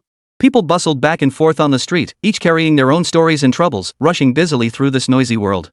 Jiang Qi's gaze was deep and distant, as if lost in thought. So what? Jiang Qi suddenly spoke, a hint of amusement in his voice. Teach me. Muanren stated her purpose directly, her eyes betraying a hint of urgency and longing, as if afraid of missing this rare opportunity. In return, I'll grant you any reasonable request. I'll be competing in the next National Fortune Tournament, so I need to improve my skills during this time. I need a teacher, and you are the best choice. Mu Anrun's voice rose slightly, carrying an unwavering certainty. Why me specifically? Jiang Qi furrowed his brow slightly, a hint of confusion in his gaze. Because only you can see the hidden bonds. Mu Anrun stared directly at Jiang Qi as she spoke. After all, Jiang Qi was the only existing National Fortune Arena champion. Are you so certain? Jiang Qi asked again, a hint of probing in his eyes. Absolutely. Because there was someone like you before. His name was Zhu Nan, the first National Fortune Arena champion. Chapter 19, The Origin of the National Fortune Arena. This was an era of tumultuous chess spirits. When the grand and profound concept of national destiny intertwined with the fantastical chessboard and strategic gameplay of Golden Shovel, the entire world's landscape was instantly rewritten. That moment was like a boulder dropped into calm waters, sending ripples across the globe. Gaming stages worldwide seemed to collectively fade into the background, everyone's shining game willingly yielding the center stage to Golden Shovel. In an instant, Golden Shovel became the focal point of the entire world. For the common folk, it became the fastest path to shatter class barriers and realize dreams, a beacon of hope for countless ordinary souls seeking glory and fortune. Against this backdrop, securing precious resources for the nation on the Golden Shovel battlefield became the ultimate pursuit for countless passionate individuals. Success meant becoming a national hero revered by all, immortalized in history, and bringing honor to one's ancestors. Among this elite gathering of professional players, Zhu Nan undoubtedly shone as the brightest star, the very epitome of supremacy. 12 years ago, the arena of the gods suddenly appeared. No one knew how it came to be, no one knew its origin, and no one understood its purpose. Mu Anrun rested her chin on one hand, her expression serene as she continued slowly. It was like an arena had opened, allowing people across Blue Star to compete and earn rich rewards. That was the original Divine Arena. Indeed, this mysteriously appeared Divine Arena tournament has now been held for 12 years. Each year, the competition unfolds as scheduled, lasting 3 months each time. This format has been repeated 12 times, and this year marks the 13th iteration. 13 times? S13? Jiang Qi's heart jolted violently, and he blurted out, the pieces used in each tournament are different, right? There are some variations. Mu Anrun nodded slightly, explaining earnestly, but for the most part, it's still those familiar faces. It's just that sometimes their abilities might show slight deviations, and the purchase costs would change accordingly. Mu Anrun considered this for a moment, finding nothing particularly unusual about it. Yet to Jiang Qi's ears, these words struck like a thunderclap. An overwhelming surge of excitement instantly flooded his heart. Just as he had suspected in his previous life, this Divine Arena was none other than the familiar game Golden Shovel. Jiang Qi took a deep breath, striving to calm the turbulence within. His voice steady, he pressed on, Anrun, since the competition has a time limit, how exactly will the winner be determined after 3 months? Given how seriously every nation takes this tournament, there must be secrets behind it that I'm unaware of. You're sharp, Mu Anrun murmured, a faint smile of approval playing at the corners of her lips. Mu Anrun continued, indeed, according to the competition rules, after the 3-month tournament concludes, the top 10 nations by points ranking will not only exchange their points for abundant resources but will also gain a once-in-a-lifetime additional opportunity. What kind of opportunity? Jiang Qi asked, puzzled. Mu Anrun's expression turned solemn and grave, a key the sole passageway to the Divine Temple. Ascending the temple to receive the mysterious divine blessing can truly ignite a nation's fortune, bringing immeasurable benefits to both the state and its people. So, what exactly lies atop the temple? We don't know. Jiang Qi? I don't know either. Mu Anrun shook her head helplessly. To participate in the temple's trials, one must first rank within the top 10 in the 3-month points-based qualifying matches. Yet, over the years, Dragon Nation has never made it onto that list again except for the very first tournament. The first session? Jiang Qi repeated the keyword instinctively, as if searching for clues deep within his memory. When the Divine Arena first descended, as one of the world's major powers, Dragon Nation naturally sent its top competitors. That year, Dragon Nation stood out among the participating nations with overwhelming strength. Their overall points led by a landslide, securing first place with a staggering lead of over 500 points over the second-place nation. It became the undisputed champion of that tournament. A hint of pride flashed across Mu Anrun's face. Jiang Qi, however, remained utterly expressionless upon hearing this. Had Dragon Nation not suffered crushing defeats in previous tournaments, he was certain he could surpass 100 points in this memory run. With such an impressive score, he could have easily outshone all competitors. At that point, forget a 500-point gap, even 1,000 points wouldn't have stopped him. Jiang Qi firmly believed he could create a miracle. Mu Anrun continued her introduction. The top-ranked achievement was entirely earned through exceptional individual skill. The 300-point lead was also secured through steady, methodical victories in each match. 3 months, 130 battles. 1,260 points. Dragon Nation remained undefeated. And throughout the entire campaign, Dragon Nation fielded only one competitor. Jiang Qi froze, his pupils widening slightly. Wait, one person? 130 battles? Not a single loss? What the hell were you doing at the River Spirit Bureau? This poet is mine. Technically, the top 4 are considered undefeated under the rules. But look at the numbers. In my past life, even in bronze matches, could you guarantee getting points every single one of 130 consecutive games? And this was a national tournament. 12 years ago, when everyone was still fumbling with the rules and feeling their way through. It's nothing short of a miracle. Damn it. Got matched with cheaters. Chapter 20, The Dumbass. What happened next? Jiang Qi's eyes gleamed with inquiry. Deep down, he was fascinated by the people and fates behind these legendary tales, especially eager to know how that candle south ultimately fared. He entered the temple and never returned. Mu Anren sighed softly, her voice tinged with an almost imperceptible melancholy. It seemed to lament the impermanence of worldly affairs amid the passage of time, or perhaps it was regret over the end of a legend. That breath of air brushed across the tranquil lake like a gentle breezelight, yet stirring faint ripples within the heart. Go to the temple, there lies the answer you seek. The system's unexpected utterance felt like a mysterious guidance, yet also seemed to conceal endless enigmas, stirring a complex blend of inexplicable excitement and confusion within Jiang Qi's heart. Let's not talk about that. There's a match in Jiangcheng tomorrow. Want to join? With me. Mu Anren tilted her head slightly, gathering her courage to speak. Her heart fluttered with trepidation. Her fingernails dug into her palms. After all, she didn't truly understand Jiang Qi's personality.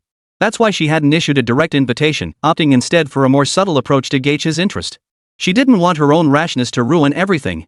Jiang Qi remained silent, standing still as the evening breeze ruffled his hair. The strands swaying gently, mirroring the turmoil within his heart. The breeze also lifted Mu Anren's skirt hem. Under the soft lamplight, their shadows clung closely together, a sweet, tranquil, and beautiful atmosphere spreading through the air. After an unknown length of time, Jiang Qi finally broke the silence. All right. Truthfully, he hadn't overthought it. To him, this was merely a contest, a chance to test the waters. Can I ask you something? Jiang Qi asked, as if suddenly remembering something. Go ahead. Mu Anren turned her head slightly, her gaze settling on him. Junan is important to you, isn't he? Jiang Qi stared directly into Mu Anren's eyes, his gaze carrying a hint of inquiry. Mu Anren remained silent, quietly observing Jiang Qi as she fell into deep thought. It seemed as though she was reminiscing about her past with Junan, or perhaps pondering how to respond to this question. I like him. After a long pause, Mu Anren finally gathered the courage to utter the words she had kept buried deep within her heart. Her voice was soft, yet it struck Jiang Qi's heart like a heavy hammer. A complex wave of emotions surged within him, surprise, and a barely perceptible flicker of excitement. Who I meet, what words we'll exchange. The person I understand, how far into the future he is. At that very moment, the cafe played the song Encounter. The familiar melody flowed gently through the air, adding a faint tinge of melancholy to the atmosphere between them. Jiang Qi stole a glance at the pensive girl beside him. He didn't see her when the lyrics were sung, nor did he notice the faint glimmer that flashed in Mu Anren's autumn water-like eyes at that very moment. That glimmer seemed to conceal so many emotions: longing, helplessness, and perhaps a sliver of deeply hidden hope. Memories are like water poured into the palm of your hand. Whether you open your fingers or clench your fist, they will still slip through your fingers, drop by drop, until nothing remains. Jiang Qi murmured softly, his gaze fixed on the marble tabletop as if contemplating an eternal truth. I know. Mu Anren tilted her head slightly, her cool eyes fixed on him without blinking. Her expression held a bitter chill like iced coffee, yet it seemed tinged with the faint, milky sweetness of cream, a unique charm that, despite its distance, somehow evoked an inexplicable sense of closeness. Her slender, snow-white fingers tapped the tabletop incessantly, betraying her inner turmoil and unease. She sighed softly. It will take time, after all. Her womanly intuition told her that the Jiang Qi before her might be genuine. His heart harbored many hidden emotions, compelling her to delve deeper, to unravel the mysteries within him. Let me reintroduce myself. My name is Jiang Qi, as in unrestrained. I'll be competing alongside you tomorrow. It's an honor to have such a beauty by my side, Jiang Qi said with a confident smile. Mu Anren was slightly taken aback by his candor, raising an eyebrow in surprise. What about Jiang Qi? She pressed. Who knows?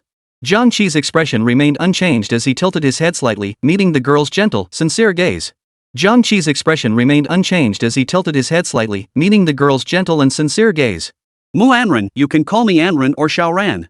Mu Anren gently pressed her red lips together. A strange sensation flashed through her heart. From childhood to now, this was the first time a boy had ever looked at her like this. During her teenage years, the boys who surrounded her often carried a hint of greed in their eyes. She had long seen through it all in those seemingly enthusiastic yet shallow pursuits. May I call you Qi? Mu Anren paused, her gaze fixed on Jiang Qi, wanting to see his reaction to the question. Aki sounds nice. Of course you can. Jiang Qi's lips curved into a gentle smile as he gazed at the girl before him. In his eyes, Ornn looked incredibly adorable at that moment. Her expression was strikingly similar to the girl who had been his high school crush in his previous life. Jiang Qi couldn't quite put his finger on that special feeling. For so many people, the white moonlight they never forgot was encountered during high school, a time brimming with youthful energy and naive emotions, one that remained unforgettable even after graduating from college. In that light, declaring love in a high school setting seemed both inappropriate and utterly fitting. Perhaps the white moonlight symbolized love that could never be attained. Through the long river of time, it continued to radiate a unique charm, irresistibly captivating and lingering in one's heart. "Thank you," Ornn murmured, her voice cool and composed, though a faint ripple stirred within her heart. "You're welcome. I only said so much because you seem easy to get along with," Jiang Qi replied, fixing her with a sincere gaze. Ornn pressed her red lips together lightly, her expression serene, her voice as cool as ever. Yet her heartbeat quickened silently. Back when she was the campus beauty, she'd received countless similar compliments. Even though she was often praised, she attributed it to the layers of superficiality and filters that defined her appearance. They craved her yet feared her. This state of being both desired and feared left her feeling somewhat isolated in her relationships.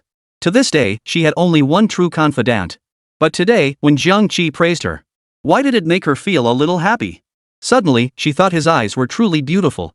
They were lovely, and his gaze was clear, without a trace of impurity. The sincerity and purity radiating from that gaze made her believe his words were genuine. He genuinely thought she was beautiful, not just offering shallow praise for her looks. So, was Ornn a beautiful girl? As the question surfaced in her mind, she instinctively replied with a casual tone, "Dumb." "Ha?" Jiang Qi scratched his head in confusion, looking adorably dazed and cute. "I was complimenting you." She pressed her lips together lightly, a faint, captivating smile curving her mouth. "You look better when you smile more." Jiang Qi exaggeratedly lowered his gaze to look at her, his sharp eyes catching the fleeting smile that flitted across her delicate cheeks. "I didn't. You really did smile just now." Jiang Qi lifted his head slightly, his tone unwavering. "I said I didn't, so I didn't." Ornn shook her head coldly, pursing her red lips as she gazed out the window, as if trying to avoid Jiang Qi's intense gaze. Yet her hand involuntarily covered her small mouth, her eyes crinkling slightly as if mocking her own contradiction. "He really is such a simpleton," she thought inwardly. Besides this simpleton before her, who else in this world would find her easy to get along with? The younger classmate about to compete alongside her was an adorable little fool. Ornn pressed her red lips together lightly. Her gaze fell upon Jiang Qi, and suddenly she felt that this boy before her seemed rather handsome. Chapter 21, Formulating Strategy. No way. No matter how she thought about it, it was impossible. Ornn shook her head vigorously, as if trying to violently shake off those unpleasant thoughts from her mind. "Jiang Qi, how should we approach tomorrow's competition?" Ornn tried to change the subject, desperate to escape the tangled web of thoughts. "Let's see the specifics first. Are there any special rules for this kind of competition?" Jiang Qi scratched his head. He'd never encountered this type of competition before and was completely in the dark about its procedures. The season theme is randomly selected, and the match format is a duo mode. Players can either choose their own partners or be randomly matched by the system. Ornn looked at Jiang Qi, her eyes still holding a childlike innocence and purity. "Random themes?" Jiang Qi furrowed his brow slightly, looking puzzled. "That's right. The themes are selected from those that have appeared on the National Fortune Arena before," Ornn explained patiently. "So every season before this could potentially involve these themes?" Jiang Qi's heart skipped a beat as a bold conjecture began to take shape in his mind. 13 National Fortune Arena themes, corresponding to 13 seasons. This meant the National Fortune Arena's content would continuously refresh with each new season. Jiang Qi's mind began racing. "How confident are you about tomorrow's match?" Ornn's gaze flickered with anticipation as she fixed her eyes on Jiang Qi. "None." Jiang Qi shook his head honestly, without the slightest concealment. "It's fine. Someone wants to meet you." Ornn's lips curved into a faint smile as she suddenly leaned close to Jiang Qi's ear and whispered softly. Her warm breath brushed lightly against his face, causing an involuntary flush to spread across his cheeks. Half an hour later. Inside a secret facility in Jiangcheng. "Ornn, your little boyfriend?" A wave of perfume accompanied the voice as it swept toward him. A woman in a professional OL outfit glided toward them with graceful poise. Her dark curls swayed casually as she walked. Beneath her leather mini-skirt, a pair of long, shapely legs were hinted at through fishnet stockings. "Hello, my name is Jiang Qi." Jiang Qi greeted her politely. The woman's lips curved into a smile at the sight of Jiang Qi. She nodded lightly and extended her hand.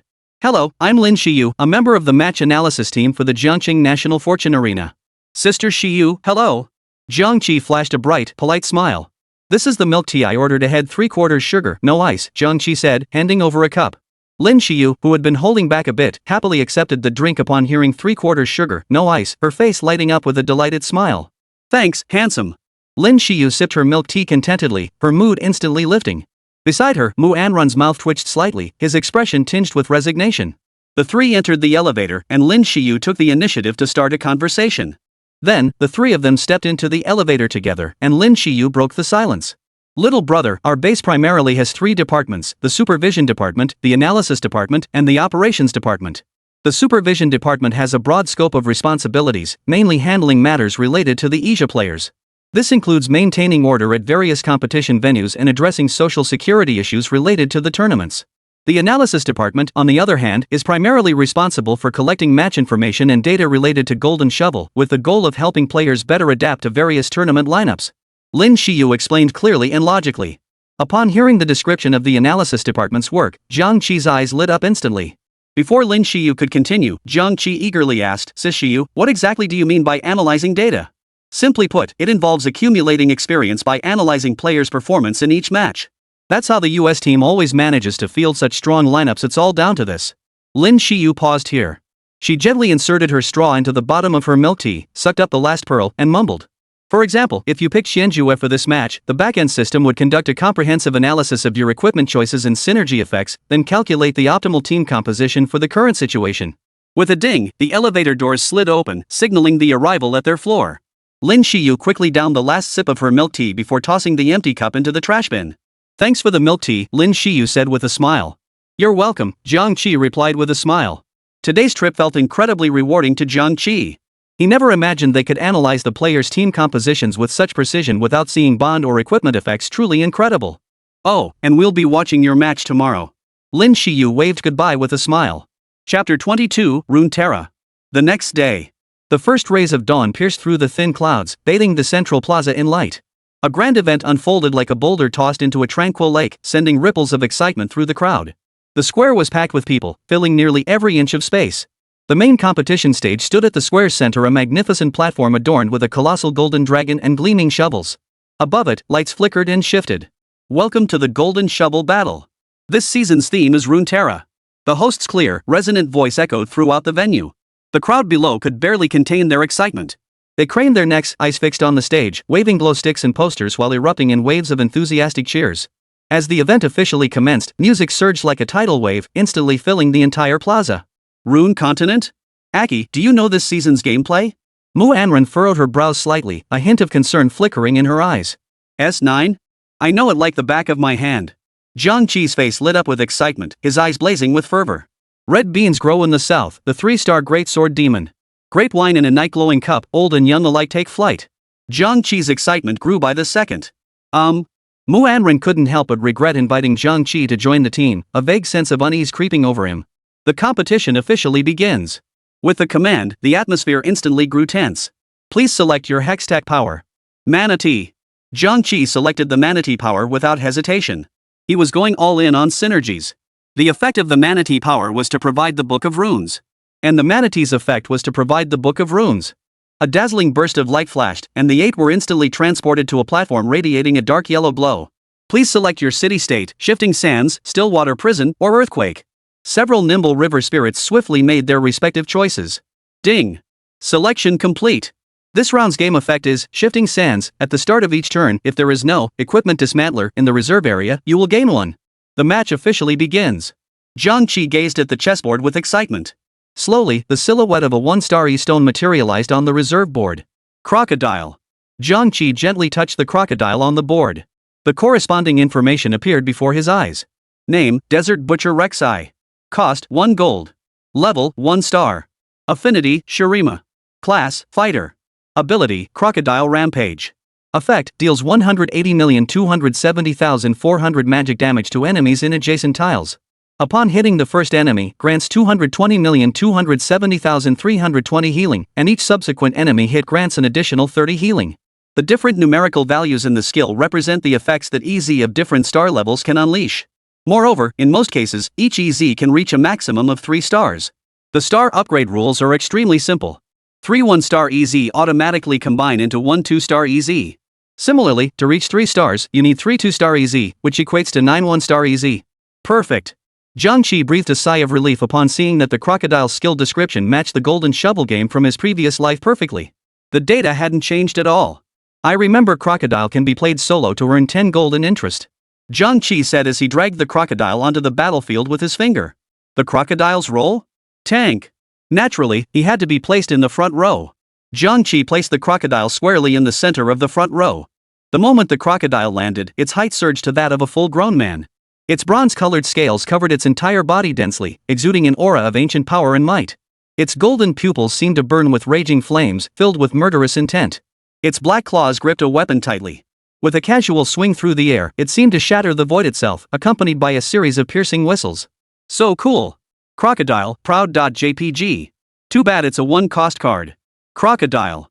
After a brief pause, the neutral monster phase began. To Jiang Qi's surprise, the other players teleported one after another directly onto his board. It's already the second wave of jungle creeps, and Jiang Qi only has 1 EZ up there. Looks like he's got some high-level help at home. Just waiting for Jiang Qi to get crushed by the jungle monsters. Looks like Jiang Qi is about to get eliminated again. Though these players looked somewhat familiar, likely alumni, they showed no intention of sparing Jiang Qi any courtesy. One by one, they came over to taunt him, seemingly just to make themselves feel important. Jiang Qi, however, seemed oblivious to the taunts. He focused intently on adjusting Crocodile's positioning while there was still time. Soon, the final wave of jungle creeps appeared. 2 melee minions and 2 ranged minions. The repositioned Crocodile landed his first ability, hitting all 3 jungle creeps. One of the Crocodile's skill effects was that the more targets it hit, the more health it restored. Thus, after clearing 4 creeps, the Crocodile still had half its health remaining. Just as everyone thought Jiang Qi was about to take a hit from the creeps, they realized that by the end of the jungle phase, everyone's health remained at 100 points. Holy crap, Jiang Qi's got some serious luck. Just luck. Actually, that's not the case. However, was it really just because Jiang Qi was lucky? Of course not. The Desert Butcher is one of the rare 1-cost Yitzi units capable of soloing first-stage wild monsters. This fact was common knowledge in his previous life, yet here, few were aware of it. Or perhaps, even those who knew dared not take such a risk. Thus, while others frantically spent gold to buy Yitzi units to preserve their health, Jiang Qi skillfully managed his resources, successfully accumulating 10 gold coins. This allowed him to collect gold interest 1 turn earlier than everyone else. When playing shovel, greed is key. Thanks to this brilliant maneuver, by the end of the monster wave, Jiang Qi had already amassed 21 gold coins. But before Jiang Qi could fully savor this triumph, the first round of enhanced runes had already begun. But before Jiang Qi could celebrate, the first round of empowered runes commenced. Chapter 23, The Rune Terra Crest. 3 massive, vibrant runes drifted slowly from the torch altar. Prismatic start. Jiang Qi's pupils suddenly contracted, his face brimming with uncontrollable excitement. Hextech runes were categorized into 3 tiers based on strength, silver, gold, and prismatic. And the one before him was none other than the exclusive prismatic rune of the Sea Bull. Rune effect, grants 2 books of sigils. Jiang Qi's heart surged with wild joy. If luck was truly on his side, he could unlock 2 Shurima class changes at once. He dared not think about it, not even for a moment. Take it without hesitation. Jiang Qi made his choice instantly, his hand sweeping decisively. Each round, the torch altar would present 3 Hextech enhanced runes. However, each player could only select one as their combat rune. Additionally, each rune had 1 chance to refresh. Note, runes that have already appeared but were not selected will not reappear in subsequent refreshes. Each round, the Arena of the Gods grants players 30 seconds to prepare. Once time expires, combat commences. Similarly, when selecting runes, if you fail to make a choice within 30 seconds, the Arena of the Gods will make the selection for you. This board is never short of gamblers. Jiang Qi took a deep breath. He selected the refreshed Snake Woman and Teemo from his deck. After deploying them, he swiftly swiped open 2 books of sigils. Shurima class change. Twice. Ha ha ha. Ha ha ha ha. Master Dao has arrived. Jiang Qi's smile was utterly uncontrollable. 2 Shurima transfers undoubtedly infused his combat with immense confidence. Now all he needed to do was farm gold and level up. Each EZ possessed fixed synergies and classes. When a certain number of Yitzi with matching affinities and classes are present on the battlefield, corresponding effects activate. The Shurima synergy effect works like this: once a certain number of Shurima champions are on the field, a sun disk is summoned. Every 4 seconds, it emits a pulse, restoring 7% of maximum health to each Shurima champion. After 2 pulses, select an Shurima unit to ascend, granting it 20% additional health and 50% attack speed. 3. The strongest Shurima unit ascends. 5. All Shurima pieces ascend. 7 Ascension now occurs at the start of combat, granting a plus 30% Ascension bonus. 9 Ascend twice at the start of combat and again after 8 seconds for a plus 60% Ascension bonus. Therefore, to maximize the Shurima synergy effect, you must assemble 9 Shurima E's. However, this season, there are only 7 Shurima-affiliated champions available. To assemble 9 Shurima champions, 2 class transitions are required. Now, Jiang Qi has directly unlocked 2 Shurima class changes. All that's left is to scale up the team size to complete the 9 Shurima setup. Unlocking class changes requires skill. Want to take a gamble? Alright. Jiang Qi channeled his inner Ice Master, posing and answering his own question.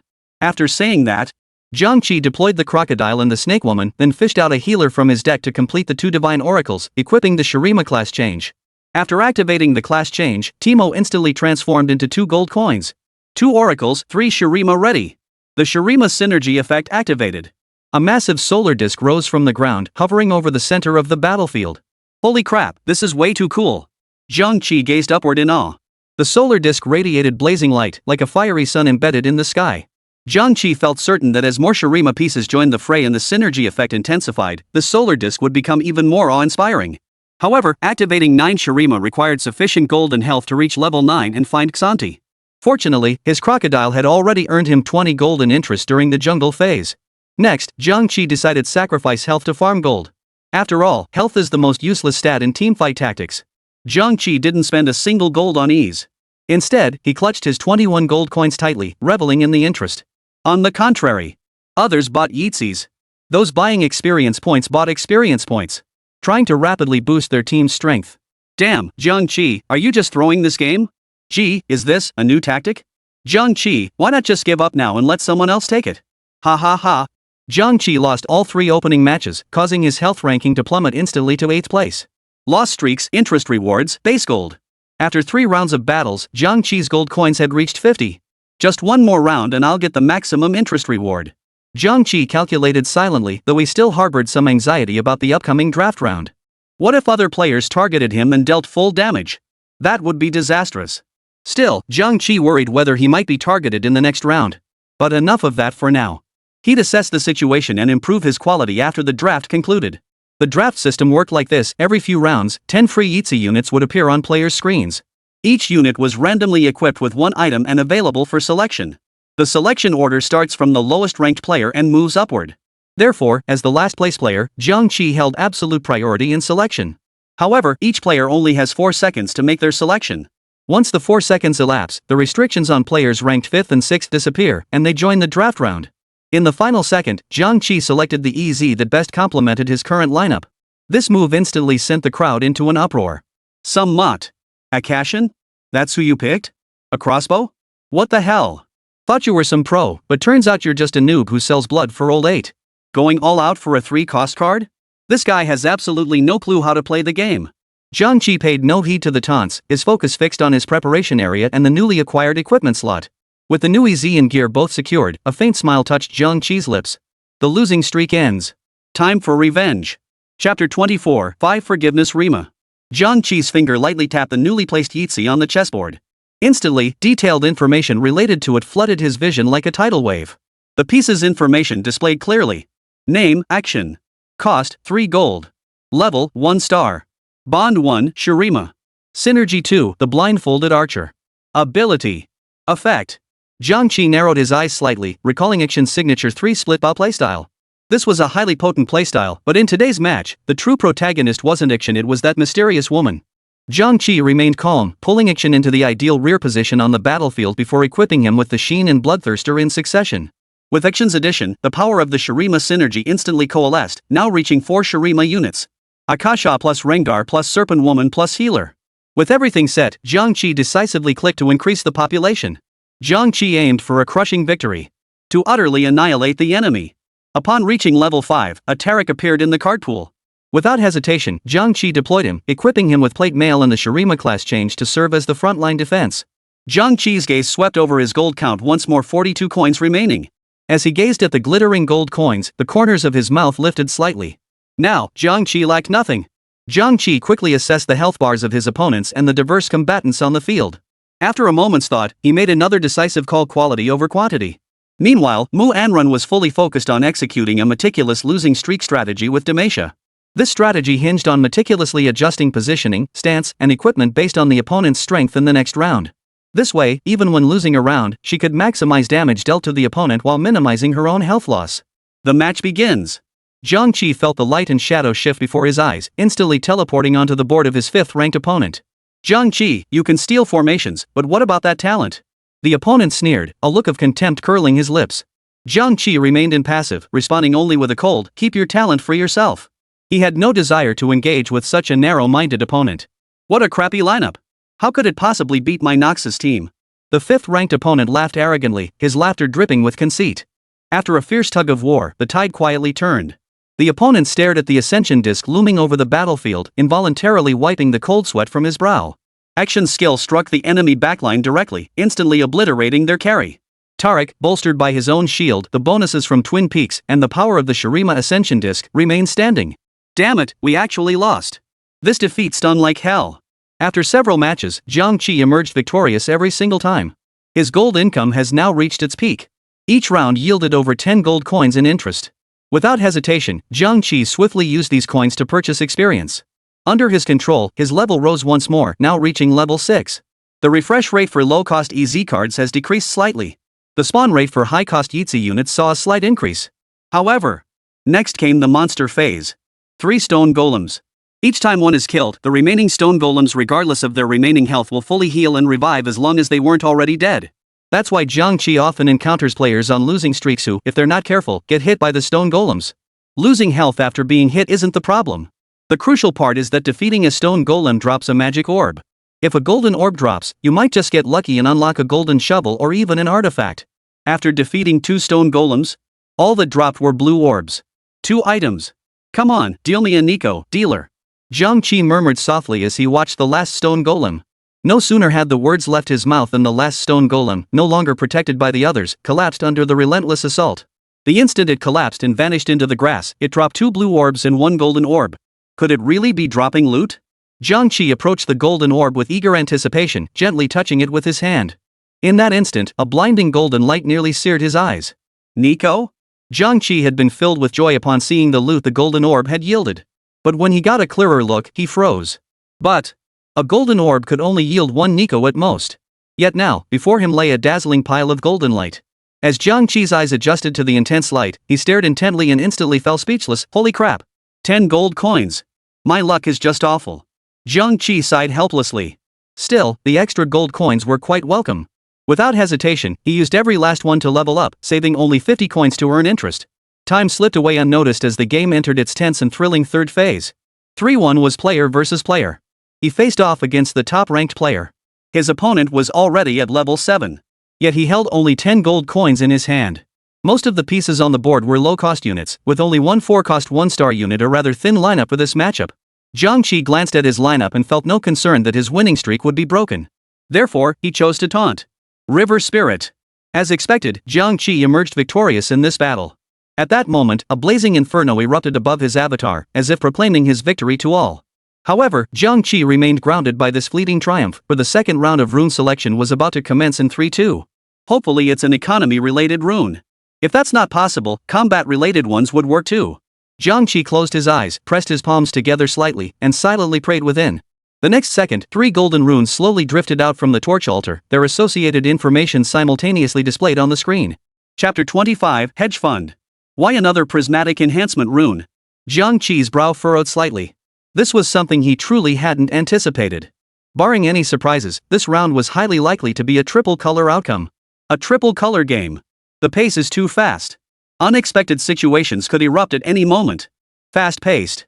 Chaos reigns. That's the hallmark of a 3-color game. Jiang Qi felt uncertain inside. He wasn't confident he could reach the top now. Whatever.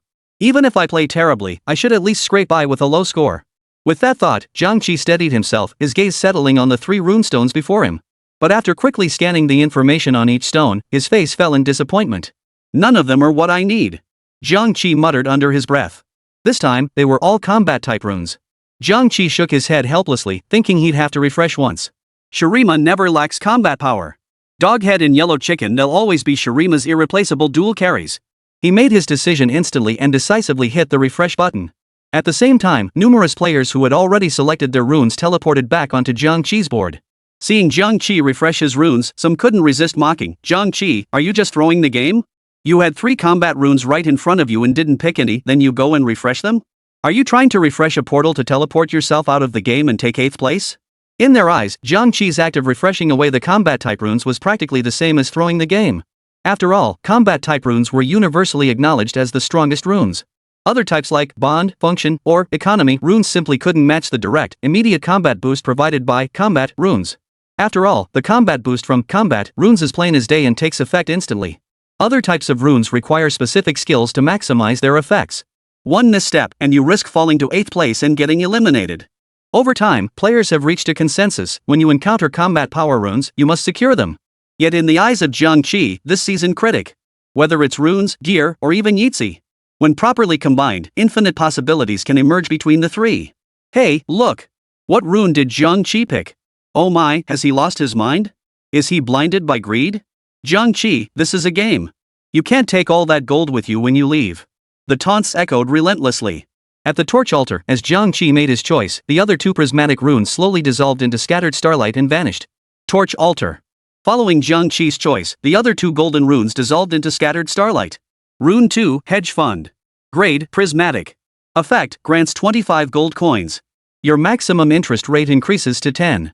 Swish, swish, swish. 25 gold coins appeared on the board. Combined with the 10 gold coins previously obtained from the golden orb, Jiang Qi now held a full 124 gold coins in his hands. Jiang Qi couldn't help but sigh, no high-end shopping. After several rounds of battles, Jiang Qi successfully leveled up to level 9 and 3-7. The emergence of hedge funds had significantly boosted Jiang Qi's finances. All players start with only 5 base gold coins, plus 10 gold coins from interest. Plus, after consecutive wins, the maximum subsidy of 3 gold coins. In a single round, Jiang Qi could earn 15 gold coins. Meanwhile, others lacking the interest boost from the hedge fund and facing mixed wins and losses averaged at least 10 fewer gold coins per round compared to Jiang Qi. Jiang Qi's gaze swept across the other players' boards as he pondered. He decided not to take the high-cost cards just yet. He had a little scheme in mind. He feared that if he showed any inclination to chase a 5-cost card, his opponents would immediately surrender. How could he enjoy the thrill then? How could he know his opponents would surrender? Ridiculous, he was the opponent in his past life. Chasing a 3-star 5-cost card? Not happening. If you dare chase it, I dare quit. Watching you enjoy yourself is worse than killing him. No, no. Jiang Qi quickly shook his head. He was counting on getting his thrills. But then he thought, with his terrible luck in this game, could he really enjoy it? What if the late Emperor's northern campaign was cut short before it even began? Jiang Qi sighed helplessly once more. If nothing unexpected happened, this game was bound to take an unexpected turn. The draft begins. The doghead strode forward with agile steps, cloak trailing behind him. Jiang Qi now had only 36 health points left. Don't ask, the answer is that Ornn had been losing match after match. If this continued, he wouldn't even reach 3 stars and 5 mana before he was the first to go down. Let's see how strong 5 Soul Rima is. Jiang Qi deployed the dog-headed champion from the draft, successfully activating the 5 Forgiveness Rima synergy. The effect of the 5 Forgiveness Rima synergy was, all members gained Ascension. With the Surma synergy boost, all EZ's strength skyrocketed instantly. Now, he was just 1 Rockbird away from achieving the 7 Shurima. I need to find Rockbird quickly. Keep in mind, the higher the level, the lower the spawn rate for low-cost cards. As a 2-cost card, Rockbird has the highest spawn rate at level 6, a whopping 40%. Beyond that, the probability drops with each level increase. Trying to find a 2-cost card at level 9? All I can say is, good luck. Don't end up crying when you're just 1 rock short of completing your 9 Shurima deck. Jiang Qi tapped his interest and drew a few cards from the deck, finding no sign of Rockbird. He didn't rush to frantically search the deck, because there were no cards left in the deck. He glanced at his health. 36 HP, still quite healthy. Then, he took a moment to teleport over to Ornn's board. Jiang Qi noticed that Ornn's gameplay, well, it was practically identical to an AFK player's. Ornn was even playing demise. Once the demise synergy was activated, the strongest chess piece would obtain an exclusive artifact of light. It's also a solid choice for early game transition. He recalled that in his previous life, many players loved to gamble on the 3-star Angel. Her skills scaled with level, and after reaching level 9, she unlocked her full ascended state. Her damage output was nothing to scoff at. Jiang Qi was somewhat surprised that Ornn had accidentally assembled a full 5 demise team. But seriously, what kind of playstyle gives Galio a sheen? Ding ding ding. The countdown began. Chapter 26, 3-star Big Head? It's 660. That's Jiang Qi's opponent's ID. No way. Jiang Qi's emotions surged upon seeing that familiar ID on the chessboard. He stared intently at the opponent's avatar, his composure uncharacteristically shattered. The familiar Daro avatar, the familiar shovel ID. He glanced at the lineup once more. 6 Ionia plus Death's Eye Marksman. No one knew this composition better than Jiang Qi. But how could she possibly be here? Jiang Qi shook her head and took a deep breath. She couldn't dwell on it anymore. Women only slow down his quest for 3-star 5-cost champions. Jiang Qi snapped back to reality and went all in, pouring every last gold coin into leveling up. The third Hextech was about to refresh barring surprises, it should also be Prismatic Tier. The Hextech tier was too unpredictable. Jiang Qi dared not gamble. Fortunately, the interest accumulated from his early losses was more than enough to reach level 9. By the 4-1 phase, Jiang Qi successfully reached level 9. Now, he only needed to find Yellow Chicken and Quizanti to complete his full set of 9 Surma. Players begin preparing for battle. Jiang Qi glanced at his remaining gold and began analyzing. I still have 36 gold. That should be enough to farm Quizanti and the Yellow Chicken. As for Debay, it might be possible too. After pondering, Jiang Qi decided to take the gamble. All 36 gold coins on the line. No! What the hell? Jiang Qi was stunned. He'd spent all 36 gold coins in his deck, only to find a single Quizanti and Belvis. The Yellow Chicken had been pulled out along with them. Where are the cards in the deck? Jiang Qi couldn't comprehend it. Now the only 5-cost cards left in the deck were Rise and Senna. Damn it! Ah well, getting 9 Shurima pieces would still be decent. Swapping out the low-cost pieces and equipping Belveth with the Shurima class, Jiang Qi stared at the Void Queen on the board and exclaimed excitedly. Shurima yearns for the arrival of a queen. Jiang Qi examined Belveth's information. Name, Void Queen Belveth. Cost, 5 gold. Star level, 1-star synergy, Void. Unique bond, Empress. Class? Ability, Queen's Slash. Effect, deals 6/6/20 plus 10% attack speed slashes to the enemy with the lowest health within range.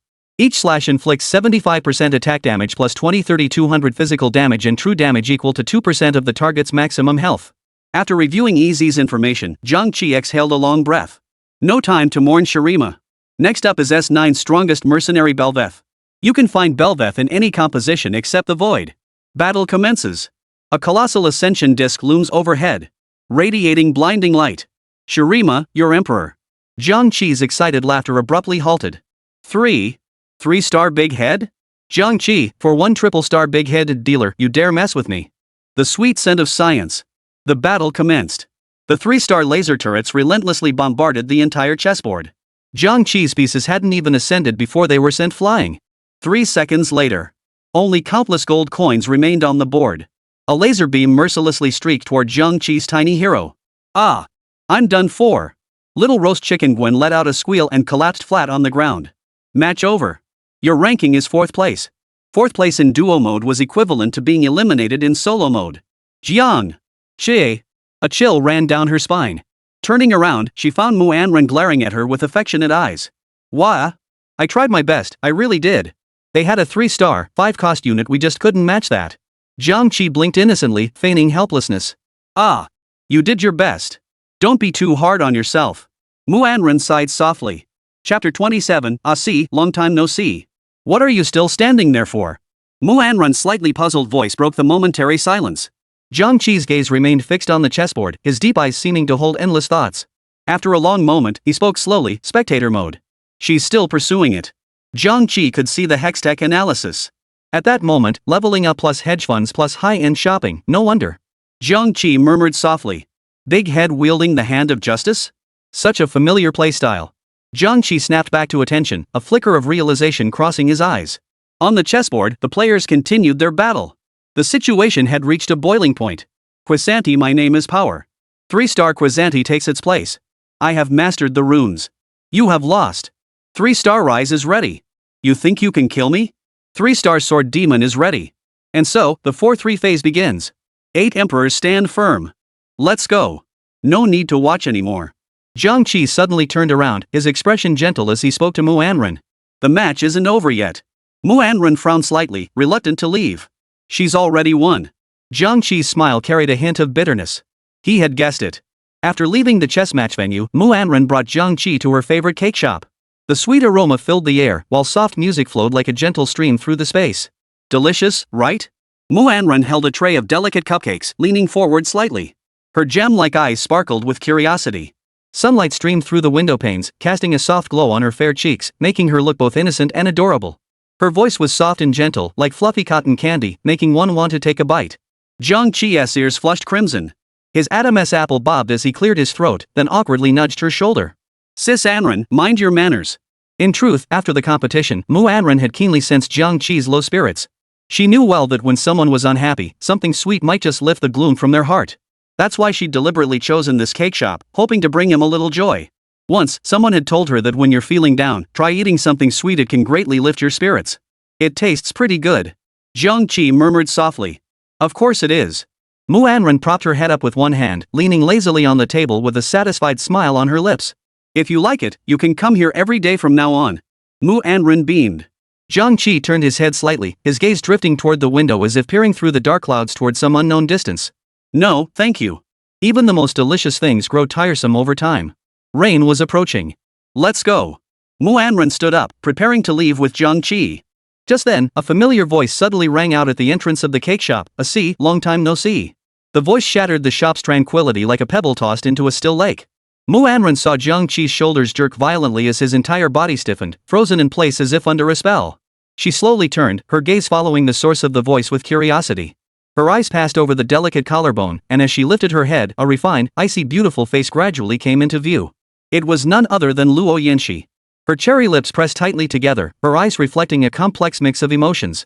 Jiang Qi didn't turn around, merely standing there silently. Not going to turn around and look at me? Luo Yanxi's voice sounded again, carrying a barely perceptible tremor. No need, Jiang Qi's voice was low and calm. See, this isn't like you. Luo Yanxi frowned slightly, her gaze fixed intently on Jiang Qi, searching his face for any trace of his former self. Things we cling to for too long lose their meaning. Jiang Qi's voice carried a hint of faint resignation, as if bidding farewell to the past, or perhaps offering himself solace. With that, Jiang Qi took Mu Anran's hand and turned to leave without looking back. Only, those slightly hurried steps looked rather awkward. Luo Yanxi watched their retreating figures, a realization dawning on her. Just as she was about to press further, Jiang Qi's figure had already vanished outside the shop. Inside the cake shop, only Luo Yanxi remained, lost in a sense of forlornness. Something between her and Jiang Qi seemed to have been ruthlessly torn apart, fading with time until it vanished entirely. Her AC had truly grown up, becoming so unfamiliar. The companionship of over a decade in her past life shattered like bubbles in this moment. Luo Yanxi's breathing grew increasingly ragged. A heavy weight pressed down on her chest like a boulder, making it hard to breathe. She couldn't accept what was happening before her eyes. The sea was a good thing you could jump in when you felt down, or dive in when you were broke.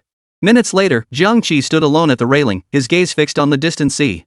Wave after wave rolled in, crashing against the shore's rocks with a steady roar that couldn't drown out the turmoil within him. She is. Mu Anran stood beside him, rare curiosity flickering in her eyes. A friend. Jiang Qi forced a smile, one that held too much resignation and bitterness. But you two give off the vibe of lovers. Mu Anran blinked, her expression earnest. We're not together. We just talked for a very, very long time. Jiang Qi's voice grew low, as if lost in memory. Then why didn't you try confessing your feelings?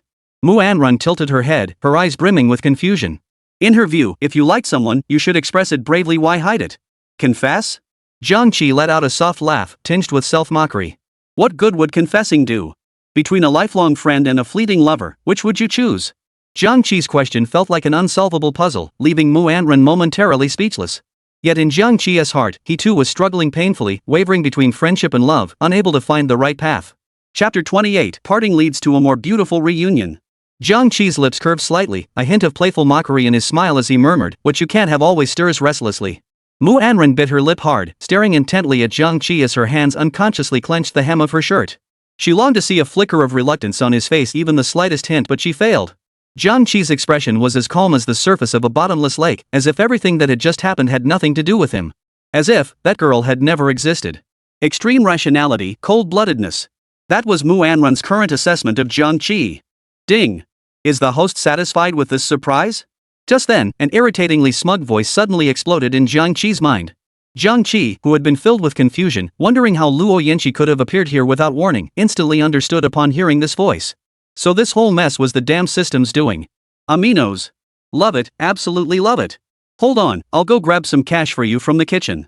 Jiang Qi couldn't help but curse under his breath, his teeth gritted in frustration. Jiang Qi's sudden outburst left Mu Anran utterly bewildered. Aki, what are you muttering about? Jiang Qi suddenly realized his outburst and shot Manhwa an awkward glance. He opened his mouth but couldn't find the words to explain. Instead, he forced a light-hearted tone, nothing. This cake is pretty sweet. Manhwa merely smiled without responding, her gaze still fixed on the distance as if deep in thought. Upon returning home, Luo Yanqi collapsed onto the sofa as if all her strength had drained away. She knew deep down that she'd ruined everything. She'd been too impatient. Her mind was consumed with confessing her feelings to Jiang Qi, terrified of missing her chance again. But she hadn't considered that such a reckless move would only push Jiang Qi away. To the point that she chose to retreat. As this thought crossed her mind, her eyes welled up with tears. A wave of helplessness washed over her, like something heavy had clamped down on her chest, making it hard to breathe. She lay on her side on the bed, staring blankly at the ceiling as memories of the past kept flooding her mind. From the moment they met, Jiang Qi had always been by her side. Her had always been so gentle and considerate, accepting everything about her unconditionally. She remembered one time when she threw a tantrum because she couldn't find clothes she liked. Not only did Jiang Qi not blame her in the slightest, but he accompanied her from store to store until she found something she was satisfied with. That's why Luo Yanqi was convinced Jiang Qi loved her. She couldn't fathom why, starting yesterday, the story had begun to unfold differently. Jiang Qi should have confessed his feelings to her. Jiang Qi must have liked her. He probably doesn't like that girl. Luo Yanqi had a wildly absurd thought, perhaps she wasn't the only one who had traveled to this world, Jiang Qi might have as well. Perhaps Jiang Qi had arrived even earlier than she had. Otherwise, he wouldn't have suddenly become so distant. But back before the time travel, Jiang Qi had clearly liked her just as much. So Luo Yanqi couldn't fathom why he seemed like a completely different person now. Just yesterday, he carefully bought her a cake, his eyes brimming with tenderness. Now, he was avoiding her. And the one he was avoiding was her. She couldn't bear it. The thought pierced Luo Yanqi's heart like countless needles, causing unbearable agony. Those who are loved always feel untouchable. Luo Yanqi knew she had a terrible temper, and only Jiang Qi would silently endure all her bad habits. Luo Yanqi couldn't imagine the years ahead without Jiang Qi by her side. For so many years, Jiang Qi had always been by her side. She had grown accustomed to his presence. With him there, she felt no pressure in anything she did. Because Jiang Qi would always stand behind her, unconditionally. So why had she rejected his confession back then? Luo Yanqi shook her head, searching for an answer. Oh, she remembered. It was that line, "Your hair is messy." If she remembered correctly, that should have been a romantic confession. But how had she responded back then? She hadn't answered. She didn't know how to respond. Jiang Qi was wonderful. He accepted everything about her. Whatever she loved, Jiang Qi would do his utmost to help her. Luo Yanqi knew full well that all of this stemmed from Jiang Qi's affection for her. So did she love Jiang Qi? Luo Yanqi didn't know. She was just afraid of losing him. But she probably didn't dislike him. She couldn't bring herself to dislike him. Perhaps, deep down, she had long since accepted Jiang Qi's presence. Luo Yanqi felt lost. Parting is for a more beautiful reunion. This phrase suddenly flashed through Luo Yanqi's mind. This time, I won't let you escape. The girl in the mirror's gaze gradually shifted from bewilderment to resolve. This time, I won't let you escape. A mischievous smile slowly curled at the corners of Luo Yanqi's lips. Chapter 29, Reunion. Sometimes, the many coincidences in life seem like mere moments of helplessness or surprise in the present. Only years later, looking back, do we realize that the choices, missed opportunities, or encounters within that moment were, in fact, predestined outcomes. Jiang Qi chose to flee. He silently purchased a ticket to Jiangnan, hoping that gentle land might soothe the ripples stirring within his heart. As he stepped onto the plane, the bustling crowd around him, the clatter of luggage wheels, the murmur of conversations blended into a cacophony. But Jiang Qi only stared quietly out the window, his thoughts drifting far away as he emptied his mind.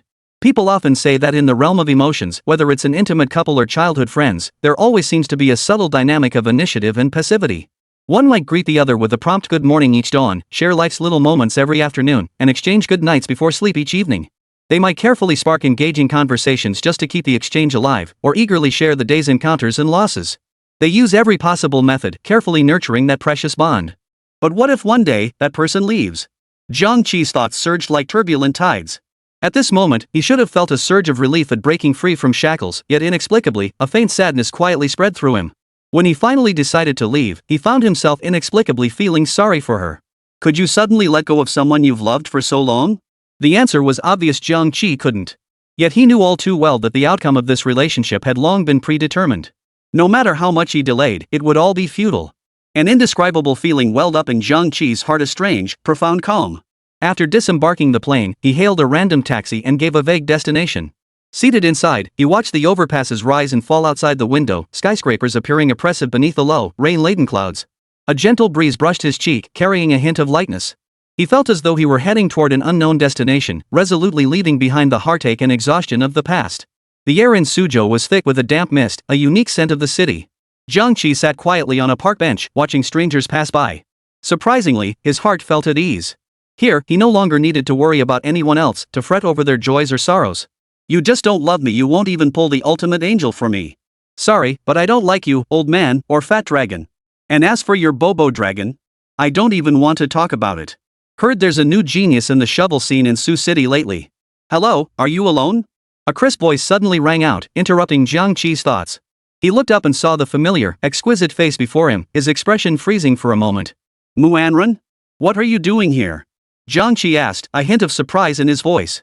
The girl before him wore a light blue sun-protective top, its hem tied into a pretty bow at her waist, accentuating her slender figure. She paired it with a white pleated skirt, her flaxen hair braided into two pigtails resting on her shoulders. Her long legs gleamed dazzlingly white in the sunlight, complemented by white socks and shoes pure and adorable. Ornn rarely wore such an innocent, sweet style, so Jiang Qi paused slightly at the sight. Uncertain, he looked again. She was the sweet girl.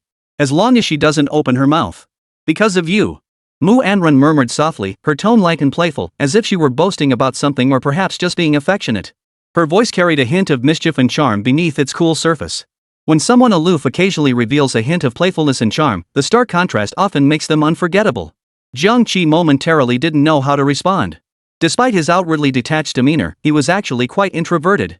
He wouldn't even dare kiss his girlfriend casually while out shopping. That's just how earthy Virgos are. The weather's nice today. Jiang Qi made small talk, trying to break the awkward silence. Ornn glanced up at the dark clouds gathering on the horizon, inwardly rolling her eyes but saying aloud, I could tell you were feeling down, so I came over to keep you company. She finished with a playful huff. Jiang Qi shrugged helplessly, a wry smile tugging at the corners of his mouth. He disliked the feeling of being the center of someone's concern. It made him feel psychologically uncomfortable. But, refusing someone's kindness felt downright rude. You look beautiful today. Jiang Qi's tone remained gentle. So you mean I wasn't pretty before? Ornn feigned displeasure and glared at Jiang Qi. This time, it was Jiang Qi's turn to fall silent. Ornn stared back into his eyes, saying nothing. Growl, growl. Jiang Qi's stomach suddenly growled. You idiot. You didn't even eat breakfast. Ornn scolded him irritably. Together? Jiang Qi slowly extended his left hand, palm open before Ornn. A moment later. A small, pale hand gently rested on top of his. I want hot pot. Ornn pouted, murmuring softly. All right. Here's to wishing us a pleasant journey ahead.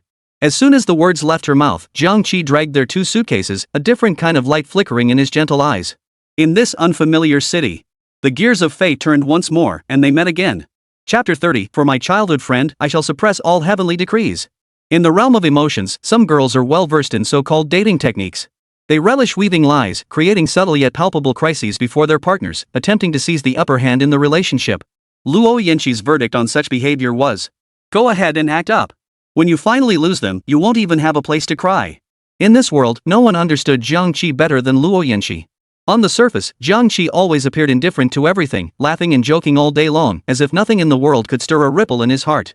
But deep down, he's an incredibly sensitive and traditional guy. If you dare play those melodramatic, cliché games with him, like deliberately creating ambiguous misunderstandings or fabricating false pursuits from other guys, then in an instant, his feelings for you could crumble to dust and you'd never win him back. You see, most guys have a subtle principle of retreat deep down. It's like when you tell a guy, there's another guy who's way better than you chasing me. Guess what, will he charge ahead to compete, or will he quietly back off? Luo Yanqi wouldn't make such a foolish mistake. Between her and Jiang Qi, there had never been any irreconcilable misunderstanding. In Luo Yanqi's view, a proper relationship should begin with a romantic bouquet of flowers. Yet in Jiang Qi's world, persistently knocking on a door that never answers was simply rude. In the end, Luo Yanqi never received that bouquet from him. Her heart felt hollow, filled with both pain and anger. Stupid Jiang Qi. In the late-night room, silence hung thick, broken only by the faint, barely audible sound of breathing. Luo Yanqi narrowed her large eyes slightly, her thoughts drifting involuntarily back to those warm moments spent with Jiang Qi. Memories of their time together flashed through her mind like scenes from a movie. Yanqi, how about we go see a movie together? Jiang Qi's eyes, brimming with anticipation, seemed as vivid as ever. Sure. But you're not allowed to steal my popcorn. Her playful reply back then, brimming with a girl's shy delight. She, my stomach hurts a little. Be good, she. Wait here, I'll go get you some medicine. Forgot my umbrella again today. Silly, I'm here. Luo Yinchi couldn't help but smile instinctively. That smile shone like a star twinkling in the night sky, radiant and gentle. That memory was truly beautiful, so beautiful she feared forgetting it, wanting only to treasure it carefully in the deepest corner of her heart. But now, Luo Yinchi felt she still had a good chance. The childhood friend buff, coupled with the fact that no melodramatic misunderstandings had ever clouded their relationship. They just hadn't confessed their feelings to each other yet. See, I'm not in any hurry, Luo Yinchi murmured softly to herself. Jiang Qi belonged to Luo Yinchi. Perhaps every day had once been like that, but from a certain day onward, that feeling seemed to have changed. It was fine. Luo Yinchi would make her move.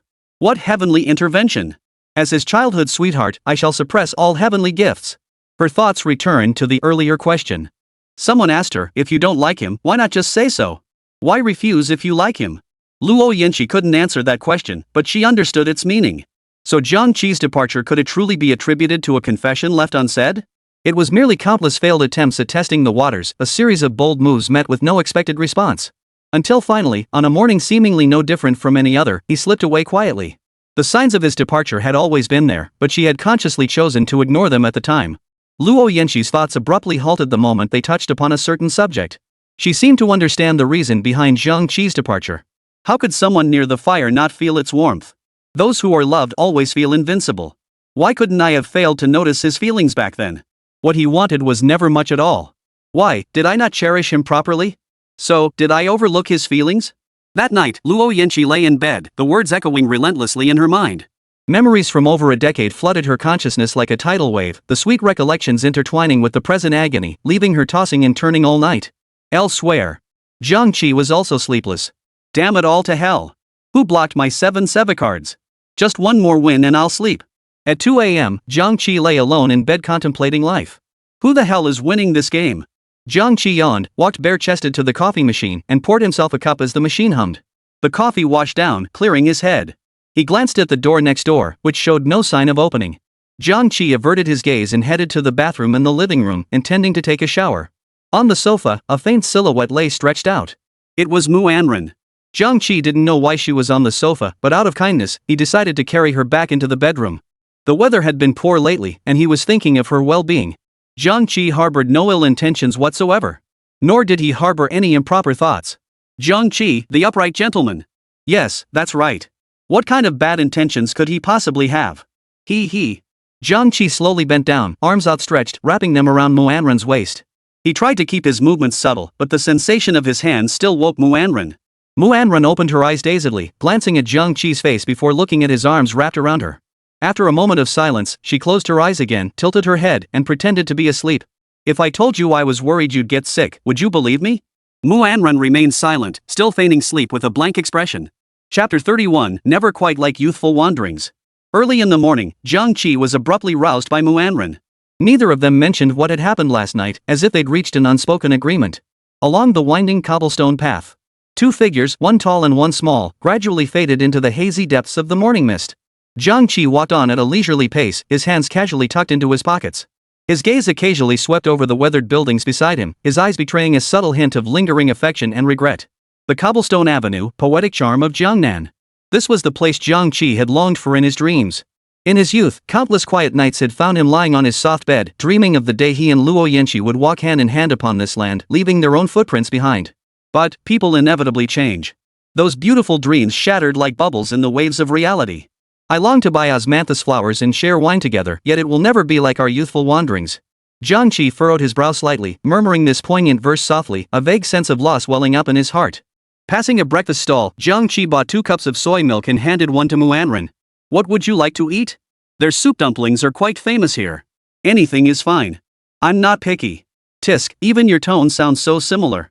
Ornn took the soy milk, sipping it comfortably as her lovely face blurred softly under the streetlight. She tucked a strand of hair behind her ear and asked curiously, what? Nothing. Jiang Qi lifted his head slightly, gazing into the distance as he spoke slowly. Without the one she loved by her side, even the most beautiful scenery seemed to lack its warm meaning. Ornn gently bit her red lips and murmured, I really don't understand how you guys think. You clearly like someone deep down, yet you still put on this act of not caring at all. Jiang Qi turned his head, his eyes holding a faint smile and a touch of resignation. His gaze softened as he looked at Manhwa, murmuring softly, the ending of the story was predetermined long ago. Since that's the case, there's no point in trying to start over. But perhaps living in the present and cherishing the beauty before us is the best choice after all. Manhwa nodded slightly, saying nothing more. She savored the beauty of the present moment, yet yearned for the days yet to come. If only it could stay this way forever. What Manhwa didn't know was that the figure deep within her heart seemed to be gradually fading, its original form becoming indistinct. They had wandered outside for hours today, walking along the riverside path that stretched endlessly. The road seemed boundless, as if symbolizing the endless journey they had walked together. Upon returning to the hotel, the dazzling lights had already faded, and the entire city was immersed in a quiet darkness. Manhwa stared blankly at the ceiling with her beautiful eyes, then quietly glanced at Jiang Qi beside her in the darkness of the night. Jiang Qi was playing with his phone, its faint glow visible in the darkness, allowing her to make out his face. The faint glow from the screen reflected onto her face, outlining her delicate features. Outside the window, a light drizzle fell steadily. Raindrops tapped softly against the window, producing a crisp sound, as if playing a gentle lullaby, adding a unique charm to this quiet night. Jiang Qi, are we climbing Luowu Mountain tomorrow? Yes, if I have time tomorrow. Jiang Qi had mentioned many tourist attractions in Jiangnan before. Manhwa nodded with a look of half understanding, half confusion. Though she hadn't heard of most of these places, she kept asking with genuine interest about what made them special. She simply wanted to talk with Jiang Qi. Manhwa cherished this feeling of conversing in the darkness, like whispering secrets in each other's ears. The entire world fell silent, leaving only the two of them, only the sound of their voices. Only the sound of their heartbeats. It felt incredibly beautiful. They chatted for so long that when the morning sunlight filtered through the curtains and fell on their faces, they suddenly realized they had fallen asleep together. When Manhwa opened her eyes groggily, Jiang Qi was already seated on the sofa. Breakfast was laid out on the table. He sat with one leg crossed over the other, gazing out the window. Sunlight bathed him in a warm golden glow, giving him an indescribable hazy aura. It was strange. Though he stood directly in the light, Manhwa couldn't quite make him out clearly. It felt as if, in the next moment, Jiang Qi might dissolve like foam, gradually fading away within the radiance. As if sensing something, Jiang Qi turned his head slightly toward Manhwa, the corners of his mouth curving upward as he smiled at her. Time to get up. Jiang Qi's voice abruptly snapped Manhwa out of her dreamlike reverie. Manhwa rubbed her face in frustration. Silly girl, what on earth was she daydreaming about this early in the morning? Her cheeks flushed bright red in an instant. Instinctively grabbing the quilt to cover her face. Her muffled voice came from beneath the covers, don't look at me. I'm ugly right now. Jiang Qi chuckled. Get up. I won't look. As if granted a pardon, Manhwa hastily pulled back the covers. Spotting Jiang Qi's turned away back, she hurried to the bathroom in a few quick steps. Then she slammed the door shut, her heart still racing. Jiang Qi watched her retreating figure, momentarily stunned, before finally chuckling to himself. She stood before the mirror, meticulously adjusting her appearance. She tilted her head slightly, studying her reflection in the mirror. Her cheeks still held a faint blush. She wondered if Jiang Qi had seen her ugly appearance while she was half asleep. Though it had only been a fleeting moment, that feeling of embarrassment lingered in her heart. She was particularly sensitive about how Jiang Qi perceived her, especially after that fleeting realization that she might actually be not so bad looking after all. Chapter 32, Shu Mountain. The morning sun gently bathed the streets, draping the city in a warm veil. Manhwa and Jiang Qi walked side by side along the bustling street, surrounded by the vibrant rhythms of daily life. How about a street stall? Jiang Qi's voice trembled slightly at the suggestion. After all, Manhwa looked every inch the pampered heiress. How could she possibly eat at a street stall? Anything is fine. Manhwa didn't seem to mind. Growing up, her family had been quite strict. Street food stalls like this were strictly forbidden. Now, she finally had the chance to try one. The two arrived at a bustling street stall. Though compact, it was kept clean and tidy.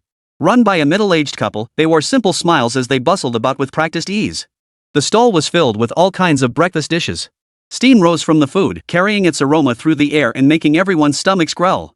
Manhwa and Jiang Qi found an empty spot and sat down, facing each other with faint smiles in their eyes. Jiang Qi spoke first. What would you like to eat? Everything here looks pretty good. Manhwa studied the menu, tilting her head thoughtfully for a moment before replying, I'll just have a plate of pan-fried buns and soy milk. Jiang Qi nodded with a smile. Then I won't be polite either. I'll have a bowl of wontons. Not far away, the stall owners worked in perfect harmony. The wife deftly lifted pan-fried buns from the steamer basket with tongs, arranging them neatly on a plate. The clinking of the tongs against the plate echoed as the buns' bottoms turned a golden brown, the sesame seeds sprinkled on top glistening under the lights. While the husband carried a pot of simmering wontons. He blew gently to disperse the steam, swiftly scooped the wontons into prepared soup bowls, then garnished them with vibrant green scallions, tender seaweed, and crispy fried egg strips. Instantly, each bowl became a feast for the eyes and palate. Jiang Qi cherished this atmosphere. Warm, lively, and deeply rooted in everyday life. Only in moments like these could the fluttering in his heart finally settle. Before long, Mu Anren's pan-fried buns and soy milk, along with Jiang Qi's wontons, were all on the table. Mu Anren gazed at the pan-fried buns before her, eagerly picking up her chopsticks to lift one. She gently bit into it, and the tender, juicy meat filling instantly burst in her mouth. The rich aroma of the meat mingled with the wheat fragrance of the dough, making her close her eyes to savor it fully. Jiang Qi said nothing, simply watching her intently. 1,000 thoughts swirled through his mind. He never imagined that one day, a girl would actually accompany him to eat at a street stall. Surprised, yet tinged with a hint of emotion. He hadn't been without such fantasies. Only, the protagonist wasn't Mu Anren, but Luo Yanxi. But what did it matter? All he wanted was this gesture of kindness. Nothing more. Jiang Qi wasn't idle. He picked up his bowl, blew away the steam hovering on the surface, and took a sip of the wonton soup. The savory flavor made his frown ease slightly. Delicious. Mu Anren's cheeks puffed out like a little hamster munching away. The next moment, Mu Anren accidentally bit into a mischievous Sichuan pepper hidden inside the pan-fried bun, causing her to frown slightly. Jiang Qi, seeing this, curved his lips upward and handed her a cup of soy milk. Rinse your mouth. Mu Anren took the soy milk, sipped lightly, and her smile returned. Watching Mu Anren devour her meal with such relish, Jiang Qi's own appetite grew a little stronger. Just then, a passing child was drawn by the aroma of the food. Eyes fixed on the pan-fried buns on Mu Anren's plate, the little one looked utterly longing. Mu Anren smiled at the adorable, hungry little one and picked up another bun, offering it to him. Here, little one, have this. The boy seemed a bit shy, but with his parents' encouraging glances, he happily accepted the pan-fried bun. Jiang Qi watched Mu Anren's gesture, a flicker of tenderness in his eyes. On this morning filled with the warmth of everyday life, the small act of kindness made him feel even more deeply the warmth and beauty of the person beside him. Thank you, sister. The boy thanked her, his face flushed with shyness. You're welcome. You should thank your brother too, he's the one who treated us. Mu Anren's eyes crinkled slightly, her mood clearly lifted. Thank you, brother and sister. Wishing you a lifetime of happiness together. The little boy blurted out quickly before turning and running off. But the words barely left his mouth before Jiang Qi couldn't hold back, spitting soy milk from his mouth. Jiang Qi. Since Mu Anren was sitting directly across from Jiang Qi, well, damn it all to hell. Chapter 33, Unexpected Turn. Don't move, let me wipe it off for you. Where the hell are your hands going? Mu Anren playfully scolded him, taking a step back. A faint blush spread across her cheeks as she shot a reproachful glance straight at Jiang Qi. Jiang Qi, however, looked utterly innocent, spreading his hands helplessly. Sorry, it has a mind of its own. Tahm, not there. Mu Anren instinctively shielded herself with both hands, her eyes darting about in deer-like panic as her steps faltered. That's not up to you. After a playful chase filled with laughter, the atmosphere quickly heated up. Their relationship seemed to grow much closer through this back and forth. Do you think we really still have to go hiking? Mu Anren tilted her head slightly, gazing at the gloomy sky. Her brows furrowed involuntarily, her voice filled with hesitation. The sky seemed tightly draped beneath a vast gray curtain, impenetrable and devoid of even a sliver of sunlight. Judging by the look of it, rain was imminent. Jiang Qi glanced up at the sky before quickly looking away. How about we head back to the hotel, he suggested. You go ahead. I'll grab a milk tea. Just as he turned to leave, the corner of his eye seemed to catch sight of a familiar figure. Sure. Mu Anren nodded obediently at the sight. Inside the milk tea shop, melodious music wove through the air like silk threads, while customers chatted in small groups. Jiang Qi sat near the door, his freshly made bubble tea steaming before him, its enticing aroma rising in wisps. Just as he was about to pay, an excited voice, tinged with slightly awkward Chinese, broke the tranquility. Mr. Jiang, it really is you. Jiangnan, this bustling land, usually teeming with crowds. Though vast in territory, it often led people to pass each other by in the same space. And now, in this unassuming milk tea shop, Jiang Qi unexpectedly encountered someone he never imagined would be here. Susan, the female contestant from Persia. Jiang Qi sat near the entrance, waiting for his drink to be prepared. His gaze drifted toward the entrance as his mind wandered. Just as he snapped back to attention, he lifted his eyes and saw Susan stepping into the shop. You are. Jiang Qi had a poor memory. He felt a sense of familiarity toward the person before him, yet couldn't recall her name. Susan approached in a few strides, her eyes sparkling brightly, as if holding 1,000 stars within them. Mr. Jiang, we met at the National Fortune Tournament. It was your team composition that made me. Jiang Qi scratched his head, struggling to recall the woman's face. Delay? The moment the words left his mouth, Jiang Qi cursed his memory. How embarrassing. He only remembered her impressive figure and had given her such a strange nickname. Susan froze, her face frozen in a mix of surprise and delight. Then she slowly lowered her head, as if struck by some shy, painful truth. Moments later, she turned her face away, a blush creeping up to her ears. Her hands rose involuntarily, tugging slightly at her shirt as she spoke, half embarrassed, half proud. It really is quite big. She even deliberately lifted her chest as she spoke. Jiang Qi flushed instantly upon hearing this, hastily waving his hands in protest. Ahem. I'm a respectable gentleman. As he spoke, he silently cursed himself inwardly. Here he goes again, struggling to maintain his pitifully fragile image. Oh, a man of integrity, huh? For some reason, Susan dragged out the last syllable of his name. Jiang Qi cleared his throat twice, trying to change the subject. By the way, how did you end up here? A smile returned to Susan's face as she patiently explained. After the National Fortune Tournament, many contestants chose to stay in the area to take advantage of this rare opportunity to explore. The atmosphere here is simply enchanting, so we ended up staying much longer than planned. As she spoke, she suddenly grew excited, fluttering like a cheerful little bird. She eagerly grabbed Jiang Qi's hand, pulling him into a photo shoot while chattering non-stop. Mr. Jiang, you're my idol. Thanks to you, we earned those points. Jiang Qi's face flashed a hint of awkwardness, but he couldn't pull his hand away. He could only offer an embarrassed smile. Thanks can wait. If you don't let go of my hand right now, I won't make it to the next national tournament. Jiang Qi said, somewhat speechless. Huh? Susan tilted her head, her face full of question marks as she looked at Jiang Qi. Meanwhile, Jiang Qi was desperately signaling with his eyes. Seems I've interrupted you too. Mr. Jiang, what refined tastes to actually enjoy this sort of thing? A cold snort echoed from the entrance of the milk tea shop. Ornn stood arms crossed, like a wary little beast, her icy gaze fixed on the pair holding hands not far away, and the hands that hadn't yet pulled apart. Would you believe me if I said she made the first move? Ornn stood rooted to the spot, staring motionless at Jiang Qi, her face devoid of any expression. Jiang Qi opened his mouth but found himself at a loss for words. The more he tried to explain, the more tangled it became. This was bad. Mr. Jiang didn't mean to hold my hand. Just as Jiang Qi was at a loss, Susan suddenly chimed in, her face flushing with embarrassment. Seriously, dude, are you a poet? Jiang Qi's eyes widened as he stared at Susan in disbelief. This turn of events made him understand firsthand what it meant to be sitting at home when trouble comes out of nowhere. His sense of being a wronged victim was off the charts. The three of them sat down together at a window seat. You mean the National Fortune Tournament isn't completely over yet? After hearing Susan's explanation, Ornn's expression eased slightly, though she remained wary. Susan took a sip of her milk tea, her tone firm. I heard the National Fortune Tournament is set to convene again in 3 months, though the specific theme for the season hasn't been finalized yet. Jiang Qi furrowed his brow slightly, puzzled. Wasn't it supposed to be held only once a year? Ornn pondered briefly before speaking slowly. Perhaps something unexpected happened at the temple. Susan hesitated, her eyes darting toward Jiang Qi from time to time. After a moment's pause, she tentatively asked, Mr. Jiang, when the next National Fortune Arena opens, would you? Jiang Qi's lips curved upward slightly as he stated directly, I will participate. The moment the words left his mouth, Susan's eyes lit up instantly. Her gaze was so intense that Jiang Qi felt like a lamb led to slaughter, a chill running down his spine. That look in your eyes, it's giving me the creeps. Manhwa.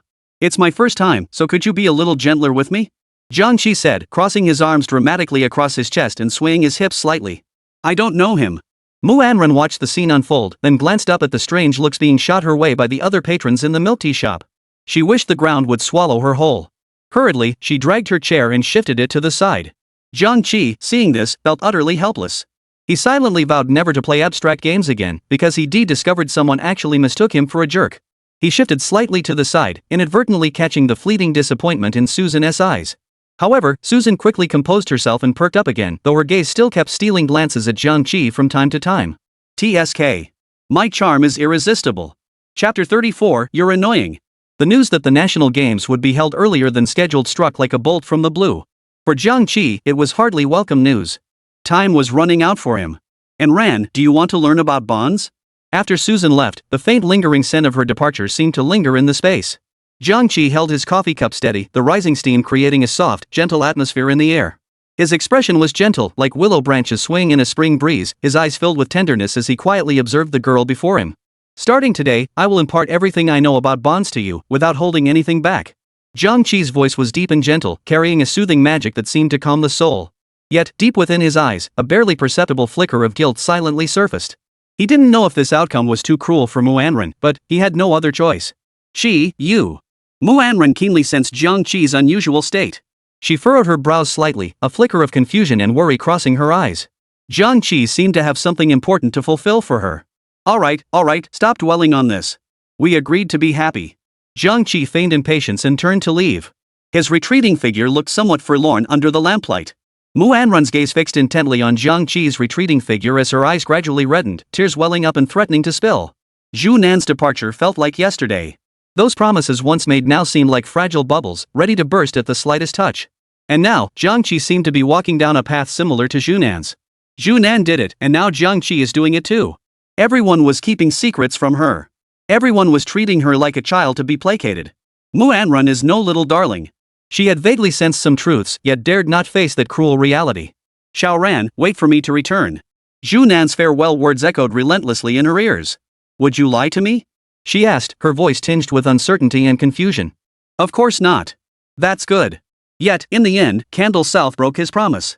The moment he stepped into the temple, the shackles of fate bound him tightly, sealing his fate forever. He accepted the divine blessing, becoming an unreachable being in the eyes of mortals like a brilliant star shining with mysterious, dazzling light in the distant heavens, yet forever beyond touch. Yet no one ever saw him again. Just as it was with Zhu Nan, Jiang Qi would be no exception. With Jiang Qi's current prowess, the day would inevitably come when the deities above the heavens would notice him, choose him, and bestow their blessing. He would vanish from sight, becoming yet another distant legend. Mu Anrun refused to let such tragedy repeat itself. She wanted to protect the person before her, to safeguard this hard-won bond. Can we not participate? Mu Anrun murmured softly, her moist eyes holding an unusual emotion. Ding. Host, please proceed to the temple. Ding. Please proceed to the temple, host. Ding. Please proceed to the temple. The cold, mechanical voice echoed like a curse within Jiang Qi's mind, threatening to shatter his sanity completely. Jiang Qi lifted his head slightly, a flicker of helplessness and worry crossing his eyes. He turned to look at Mu Anrun and whispered softly, Anrun. I'm sorry. Mu Anrun remained silent. Her beautiful eyes, which had held a faint glimmer of light moments before, now dimmed completely. She lowered her gaze slightly and murmured softly, I don't want anything to happen to you. The words were too faint, like the whisper of a breeze through leaves, and Jiang Qi didn't hear them. Actually, I'm the strongest champion. I'm an expert in all kinds of toxic builds and unconventional tactics. A mere national tournament? I can handle it with one hand. Jiang Qi seemed to think Mu Anrun was worried he might lose the match and cause the nation to lose points, so he hurriedly tried to reassure her. Mu Anrun's lips curved into a faint smile. Her smile was captivating, effortlessly enchanting. Not to mention others, even Jiang Qi rarely saw Mu Anrun smile like that. You're so annoying. Her smile held a hint of mockery and a trace of deeply hidden sorrow. Mu Anrun never liked explaining herself, for explanations were often futile. But for Jiang Qi, she was willing to make an exception. Some things seemed to have reached a point where they needed to be made clear. Actually. Shu. I know what you're going to say. Jiang Qi extended his index finger, gently pressing it against Mu Anrun's lips. The warmth of that finger seemed to seep through her thin lips and into her very soul. The young man's voice was low and gentle, his gaze brimming with deep affection and tenderness. If only none of this were an act. Mu Anrun said nothing more, only staring at Jiang Qi in silent daze. Her gaze was too cold and distant. Though fixed on the person before her, it seemed to look at Jiang Qi, yet also not. Using the same tone. In the same setting. As if she'd been pulled back to that moment in an instant. All the surrounding noise faded away. Only the deafening pounding of her heart remained. Mu Anrun knew the person before her wasn't Zhu Nan, so she no longer needed to hide. She greedily searched his features for traces of him, as if piecing together his image from memory. Jiang Qi lowered his head, and their gazes met unexpectedly. Both froze for a moment, each seeing a similar strange glint in the other's eyes, along with a hint of growing distance that had crept in unnoticed. Chapter 35, I Refuse. Zhangchang, this bustling metropolis, radiated a lazy yet vibrant energy under the afternoon sun. Inside a cafe, soft lighting spilled over wooden tables and chairs. Luo Yanqi sat in a corner, expressionless as she watched the woman across from her. What do you want? Luo Yanqi's voice remained as cold and emotionless as ever. This was perhaps her true self. Only when facing Jiang Qi did Luo Yanqi reveal her gentle, endearing demeanor. Lin Xiyu, seated across from her, felt a slight twitch at the corner of her eye, her heart filled with hopelessness. The girl before her radiated an icy, aloof aura, exuding a palpable keep-out vibe. We'd like to invite you to join us. Lin Xiyu had been present at the last competition. Back then, she had rushed over to Jiang Qi full of anticipation, but the outcome had been far beyond her expectations. Jiang Qi had been eliminated early in the competition, finishing fourth, while this seemingly aloof girl before her had surged forward, achieving an impressive 3-star 5 cost cards. Consider this, even the formidable Jiang Qi, on the National Fortune Arena stage, could only secure one 3-star 5 cost unit per game. Though the intensity of this minor tournament couldn't compare to the National Fortune Arena, pulling off 3-star 5 cost cards in a single match was unprecedented in her experience. Even in a placement match, the odds of pulling off something like that were minuscule. Luo Yanqi responded calmly, I decline. With that, a near-frozen smile tugged at her lips as she lifted the cup and drained the bitter coffee in one gulp. So bitter. Luo Yanqi frowned involuntarily as the coffee's bitterness spread across her tongue. It made her think of her beloved yogurt, that sweet and sour taste with its unique milky fragrance, each spoonful bringing her immense satisfaction. Probably no one would believe that someone as aloof and elegant as her would have such a fondness for such a simple drink. This little habit had been nurtured by Jiang Qi's indulgence. But during the time Jiang Qi wasn't by her side, it didn't taste quite as sweet anymore. That familiar sweetness seemed tinged with a hint of bitterness. Many people say that as couples spend more time together, their tastes gradually align. Jiang Qi disliked yogurt, she had always known that. Yet every single day on her way to school, she'd find a warm bottle of yogurt tucked into Jiang Qi's desk drawer. Without fail. Looking back, Luo Yanqi's smile always shone brighter than the fiery sunset clouds when she received that longed-for calcium-fortified milk. Jiang Qi thought it was more beautiful than the fiery sunset clouds stretching across half the sky. Later, even Luo Yanqi herself couldn't tell whether the little girl truly loved the tangy sweet yogurt itself, or the little boy who brought it to her. The answer had become indistinguishable with the passage of time. Luo Yanqi thus developed a lifelong habit of enjoying yogurt. Until Jiang Qi's departure. Ah, see, if only you were here. Luo Yanqi was in a decidedly low mood today. Lost in thought, Luo Yanqi gazed out at the bustling street, her heart heavy with melancholy. How she wished that in the next moment, Jiang Qi would appear at the cafe entrance just like before, holding her favorite yogurt, wearing that familiar smile, and calling her name. You idiot, what are you standing there for? Hurry up and catch it. That scene had been truly beautiful. The Jiang Qi of her past life would absolutely have brought yogurt to see Luo Yanqi, to smooth over the disappointment in her heart. But while drinks could be chosen, people couldn't. Luo Yanqi took a deep breath, gathered her thoughts, and turned to leave. She never cared about Lin Shiyu's invitation to begin with. The National Fortune Tournament? She couldn't care less. Her sole purpose for coming here was because Jiang Qi was here. That was all. Nothing else mattered. She was well aware of the National Fortune Tournament's significance to this world. But what did that have to do with her? What she ever wanted was never much, just Jiang Qi. Wait. I have someone here I think you'd be interested in. Just as Luo Yanqi was about to step off the platform, Lin Shiyu's voice suddenly rang out behind her, halting her retreat. Luo Yanqi's footsteps faltered slightly, but she didn't turn around. Instead, she asked coldly, "Who?"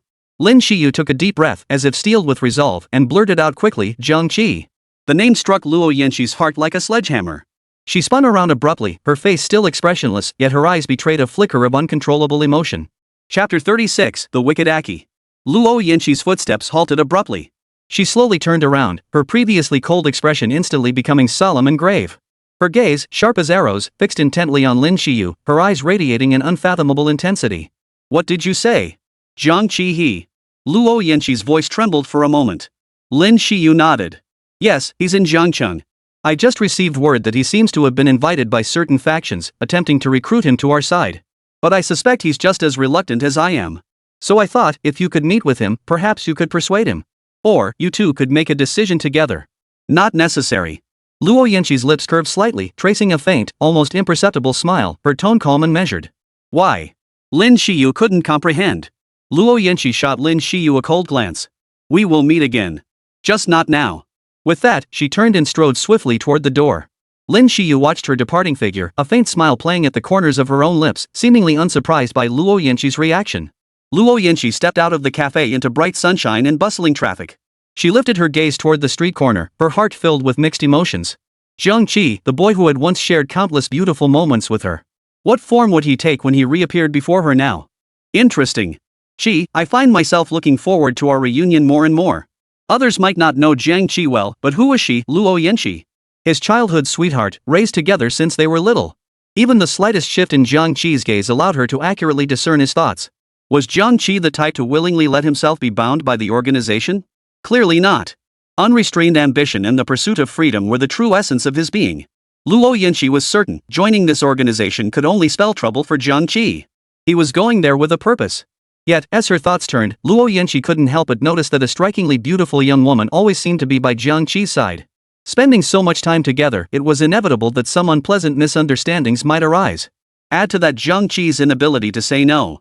At this thought, Luo Yanqi couldn't help but furrow her brow slightly. A headache began to form. "Little Moanren, today Teacher Jiang will tell you the origin of the empty city." In the hotel room, Jiang Qi looked at Moanren before him with a solemn expression, feigning seriousness. Outside the window, the rain fell steadily, dripping and splashing. The rain gently touched the earth, and the water on the roads released a rich fragrance that filled the air. Puddles dotted the ground like mirrors, reflecting the lights of passing vehicles. The water shimmered and sparkled like a flowing painting. Inside the room, soft, pale yellow light bathed Jiang Qi. A mist seemed to stir within his eyes, though it remained barely perceptible under the hazy glow. The young woman seated beside him bore a faint, sorrowful softness in her features. She remained silent, quietly and diligently taking notes. Legend has it that the empty city strategy was devised by Zhuge Liang to sever Sima Yi's streak of good fortune. Jiang Qi narrated vividly. Manhwa listened, speechless for a moment before finally managing to choke out. "Qi, you're truly despicable. Good times always fly by like a white horse passing through a crack." The next day, the rain finally stopped. Jiang Qi woke Manhwa early in the morning, a local tourist map in hand, and enthusiastically led her toward the scenic area. Jiang Qi wasn't particularly interested in famous tourist spots. To him, traveling was simply a way to enjoy freedom. When traveling with companions, it wasn't the scenery that mattered, but the people. The photos taken captured not just scenery, but memories imbued with emotion. Since it had just rained, hiking was clearly not a wise choice. So, Jiang Qi decided to take Manhwa to Nanjing. The Jiangnan township resembled a delicate ink painting, quietly nestled within the hazy, misty veil of the rain. As they stepped into the town, the first sight to greet them was the path meticulously paved with blue flagstones. The path was rustic and tranquil, as if whispering tales of timeless years. Jiang Qi suddenly felt an urge to capture this beautiful moment with a photograph. Up ahead, Manhwa remained immersed in the town's unique atmosphere, gazing around to take in the scenery, completely unaware of Jiang Qi's actions. Jiang Qi, as if by some inexplicable impulse, pulled out his camera. Her long hair cascaded down like a black waterfall, shimmering with subtle highlights. Leaning forward slightly, she wore a loose, off-white cotton linen dress adorned with delicate floral embroidery at the hem. Strands of hair and the skirt's edge danced lightly in the breeze. Her profile, bathed in soft light, revealed a faint glow upon her skin, as if enveloped in a delicate halo. At this moment, Manhwa was exceptionally captivating. Undoubtedly, she was the most vibrant stroke in this Jiangnan landscape painting. Jiang Qi was mesmerized, instinctively pressing the shutter. The blue stone bridge and the poetic town complemented each other. And Manhwa, positioned at the heart of the frame, served as the crowning touch. It seemed only when she appeared within the scene did everything around her come alive with spirit. The photograph ceased to be merely an image and became a memory imbued with emotion. "Qi, what are you standing there for? Keep up with me." Manhwa's crisp voice urged him from ahead. Jiang Qi snapped back to reality, smiled faintly, and responded before quickening his pace to catch up. Chapter 37, S10 begins. Time cannot be held back, not yesterday, not even the last second. Human memory is insufficient to clearly record every scene, every person who enters one's life, every landscape that compels one to pause. That was why he loved photography. Manhwa wasn't one to let her emotions spill over into other matters. Even though she disapproved of Jiang Qi's insistence on competing, she didn't choose to sulk. Everyone has their own choices. "Qi, come here quickly. Look at that." Manhwa's voice suddenly rang out ahead, tinged with surprise. Jiang Qi approached at the sound and saw a stage had been erected ahead without his noticing. Upon closer inspection, it turned out to be a tournament for the game Golden Shovel. A massive sky-blue winged knight stood tall, holding aloft a golden shovel, the iconic emblem of the Golden Shovel series. "Welcome, fellow travelers, to the Golden Shovel tournament. Here, you shall witness breathtaking duels." On the stage, a middle-aged man shouted, himself hoarse, his booming voice echoing through the air. Jiang Qi, standing behind him, couldn't catch the rest of the announcement. Still, it wasn't hard to imagine he was explaining the tournament rules and procedures. "Qi, I want to join." And Ran stood on tiptoes, her small hand tugging at Jiang Qi's sleeve, her bright eyes brimming with anticipation. "We don't have enough time," Jiang Qi murmured softly, his brow furrowing slightly in resignation. "It'll be over soon." Manhwa persisted, her pouting expression unmistakable as she gently tugged at Jiang Qi's arm, her tone dripping with hurt as if she'd suffered the greatest injustice. Jiang Qi felt his throat go dry. His defenses crumbled under the assault of that soft, sweet voice. "Please. Stay with me." Seeing this, Manhwa's voice trailed off even longer, her expression suggesting she wouldn't give up until she had Jiang Qi wrapped around her finger. Finally, Jiang Qi couldn't resist any longer and nodded slowly in concession. He. You're the best." A radiant smile instantly blossomed on Manhwa's face. She hooked her arm through his, affectionately nuzzling her head against his shoulder while offering the freshly bought fried skewers to his lips. Her voice was soft and sweet as she murmured, "Here's your reward." Seeing the couple's sweet display, many nearby tourists couldn't help but smile and send them warm, approving glances. Youth is truly wonderful. They were just like any ordinary couple, snuggling close, sweetly feeding each other food, and openly expressing their affection without a hint of restraint. "Manager, we want to enter the competition." Manhwa tugged Jiang Qi's hand, pushing their way through the crowd to the front. The middle-aged man had clearly noticed her after all. Manhwa's cool, distinctive aura made her stand out strikingly in the crowd. This competition is quite challenging, you know. The host kindly reminded them. We're confident. Manhwa tightened her grip on Jiang Qi's arm, her voice crisp and brimming with assurance. Alright, welcome you both. The arena theme was randomly generated. Welcome to the Golden Shovel Arena. The current game season is S10, Strong Sound Showdown. Wait, did it seriously match me to this season? No wonder the music sounds so good. A buzz of murmurs rippled through the crowd below the stage. Since its launch, Season S10 has sparked widespread and heated debates online, with player opinions sharply divided. Those who love S10 are deeply devoted to it. However, those who dislike S10 have plenty of reasons. The season's music is captivating and melodious, and the season star mechanic is ingeniously designed. Players can easily chase 3 stars, and the exhilaration of going undefeated after pulling off a 2-1 comeback with 3-star Annie, charging all the way to levels 9 and 10, is truly unforgettable. The Steel Heart Entertainment synergy is not only highly entertaining but also strategically deep. The late game stakes ramp up the tension to the max, while the 5 cost cards deliver impressive power and satisfyingly crisp hit effects. Lucian and Jinx, in particular, deliver an incredibly rhythmic and elegant animation when casting their abilities. Those who dislike it have a straightforward reason. While S10 retained the Chosen One mechanic, it marked the first season to drastically overhaul the card pool. Originally, there were supposed to be 10 5-cost cards, 12 4-cost cards, and 18 3-cost cards. For reasons unknown, designers altered this to 9 5-cost cards, 10 4-cost cards, and 16 3-cost cards. Not only that, but they added an extremely frustrating mechanic. If any card type in the deck pool falls below half its original quantity, the Chosen One effect will no longer trigger. This means that during a match, if someone slightly outcards you or another player happens to have the exact chosen card you need in their deck, you'll struggle to draw your desired chosen card no matter how much gold you invest. Additionally, Season 10 is the first to lock level 10 as a fixed tier.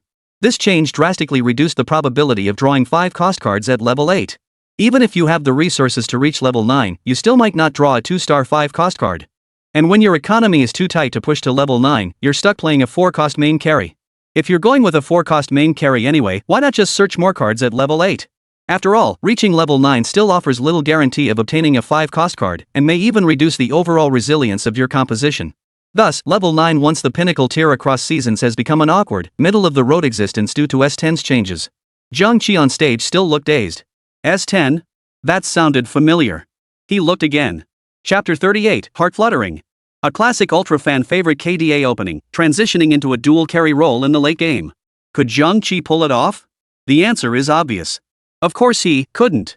Vague memories flickered through Jiang Qi's mind. Back then, his signature move seemed to be nothing but a pentakill rockstar moment. As for Heart of Steel? He couldn't pull it off at all. Even as Jiang Qi was still sorting through his thoughts. The game had already begun. All 7 other players swiftly dove into selecting their city-state teleportation arrays. Only then did Jiang Qi snap back to reality, glancing at the screen. At that moment, the screen displayed 3 city-states, Versatile, Golden Prelude, and 3-cost Opening. Golden Prelude and 3-cost Start were both very conventional city-states, appearing in nearly every season. Versatile, however, was unique to Season 10.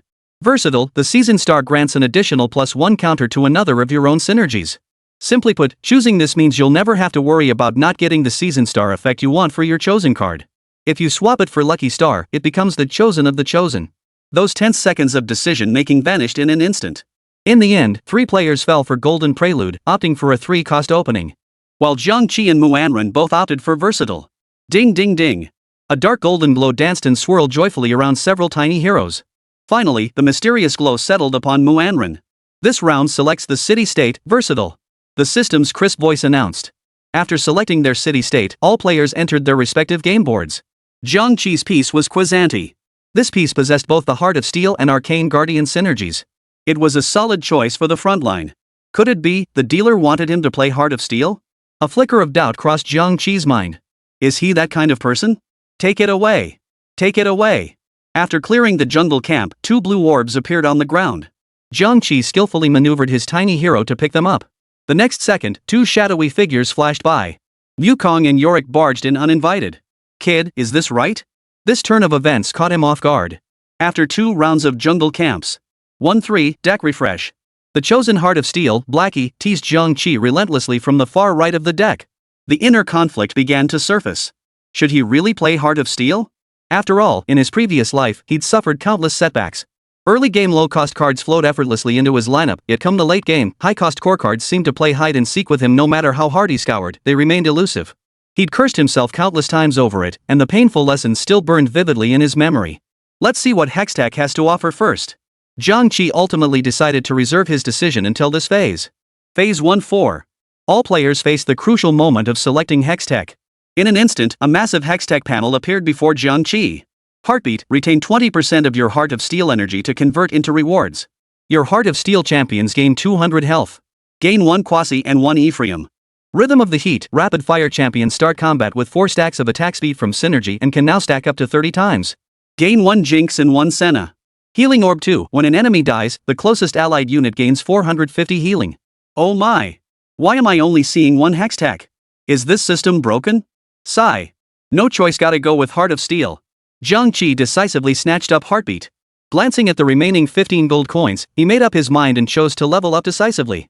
He deployed all his Heart of Steel pieces. And so, 2-1, the 5 Heart of Steel pieces were in place. The previous 2 rounds of jungle camps generously gifted Jiang Qi a greatsword and a cloak. He crafted a Bloodthirster and equipped it on Epherios for his side job. The Heart of Steel synergy effect, gain heart energy by defeating enemies. Losing player combat rounds grants additional heart energy. Every 4 player combat rounds, heart energy converts into powerful rewards. Each Heart of Steel member you field increases the amount of heart energy gained. With a 5-member Heart of Steel setup, the heart energy bonus soars to 2.5x. Combined with the heartbeat effect, Jiang Qi's mind was exceptionally clear at this moment. Heart Steel's rewards increase with each stage, so early win or loss streaks don't matter much unless someone wants to raise the stakes. But Jiang Qi believed that a losing streak Heart Steel was actually weaker than a winning streak Heart Steel. After all, this was a tournament, playing it safe was the wisest strategy. After all, the dealer had practically fed him the meal right to his mouth. To still insist on taking risks at this point, if he lost, he'd have no one to blame but himself. Take the steal when it's offered, and steal yourself when it's not. Jiang Qi silently repeated this battle cry in his mind. Hextech selections complete. The match is about to begin. Chapter 39, Red and Blue? Double kill? No problem. Jiang Qi's first opponent was playing an 8-bit composition.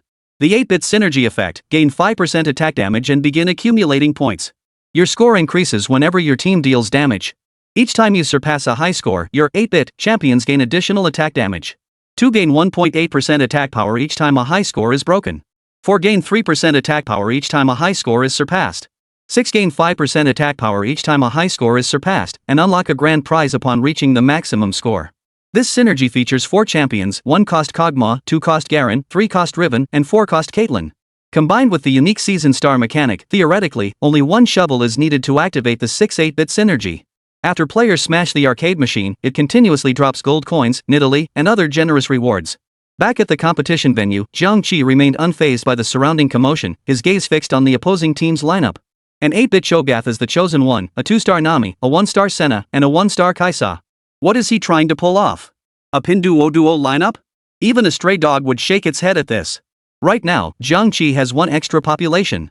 It's a 60-40 split. Opposite team's 4-second combo lands 6 hits on Jiang Qi.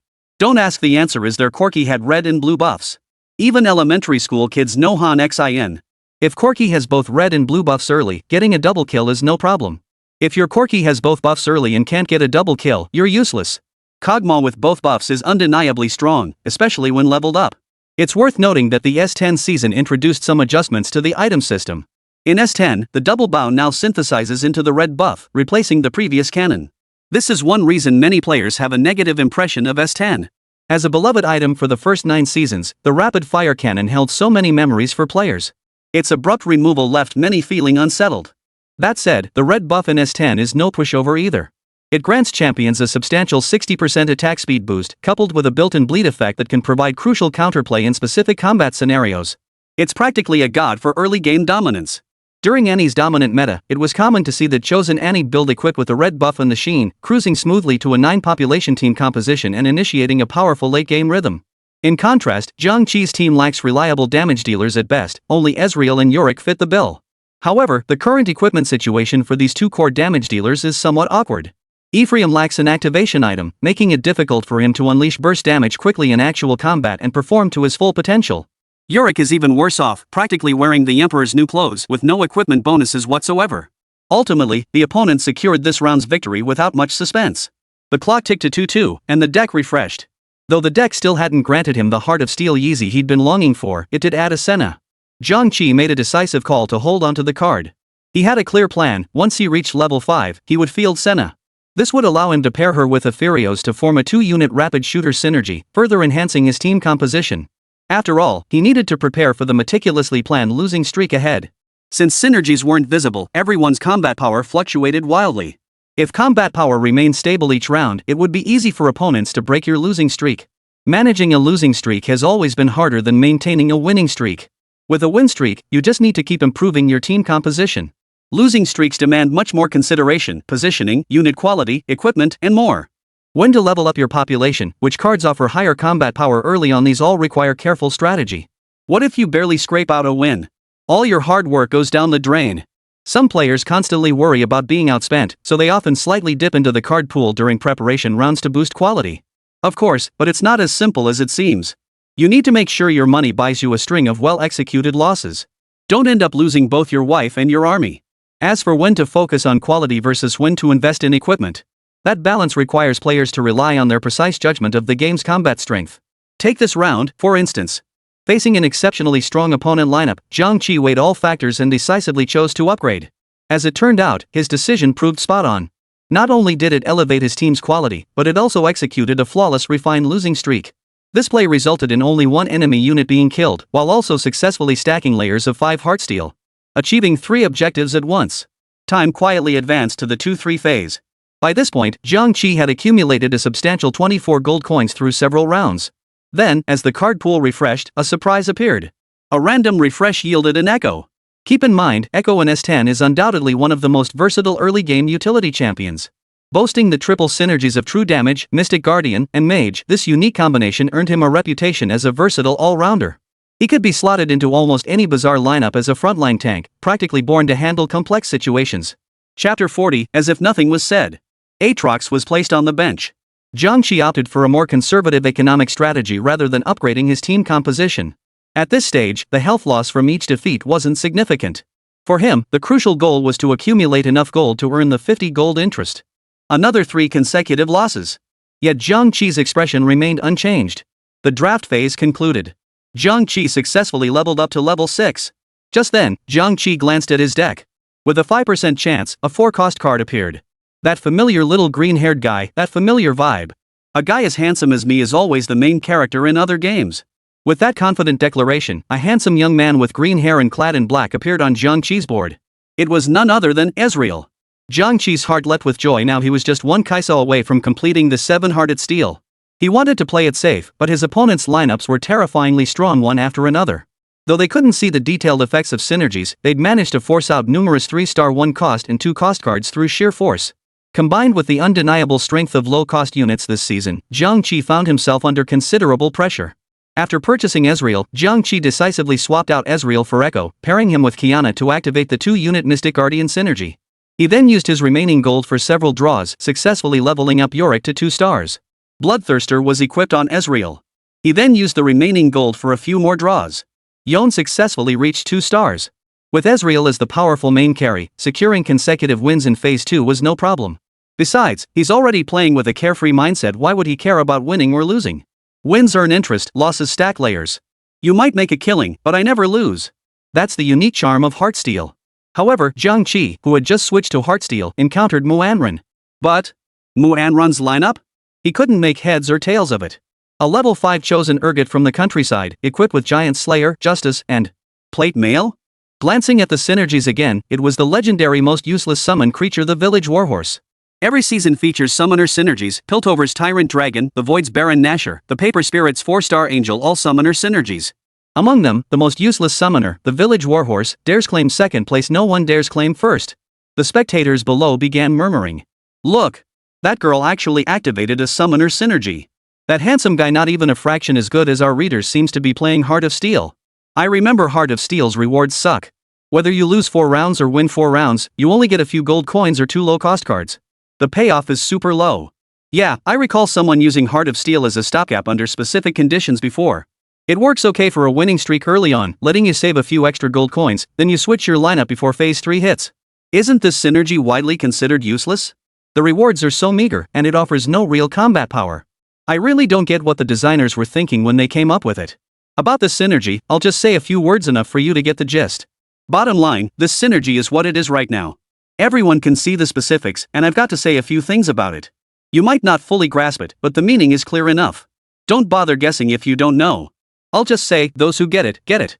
I won't explain further to those who don't. It's enough to know for yourself. Take your time to digest it. Don't come asking me what's going on, it won't benefit either of us. Just pretend you don't know. All I can say is that the waters run deep here, involving many complexities. That's all I can share.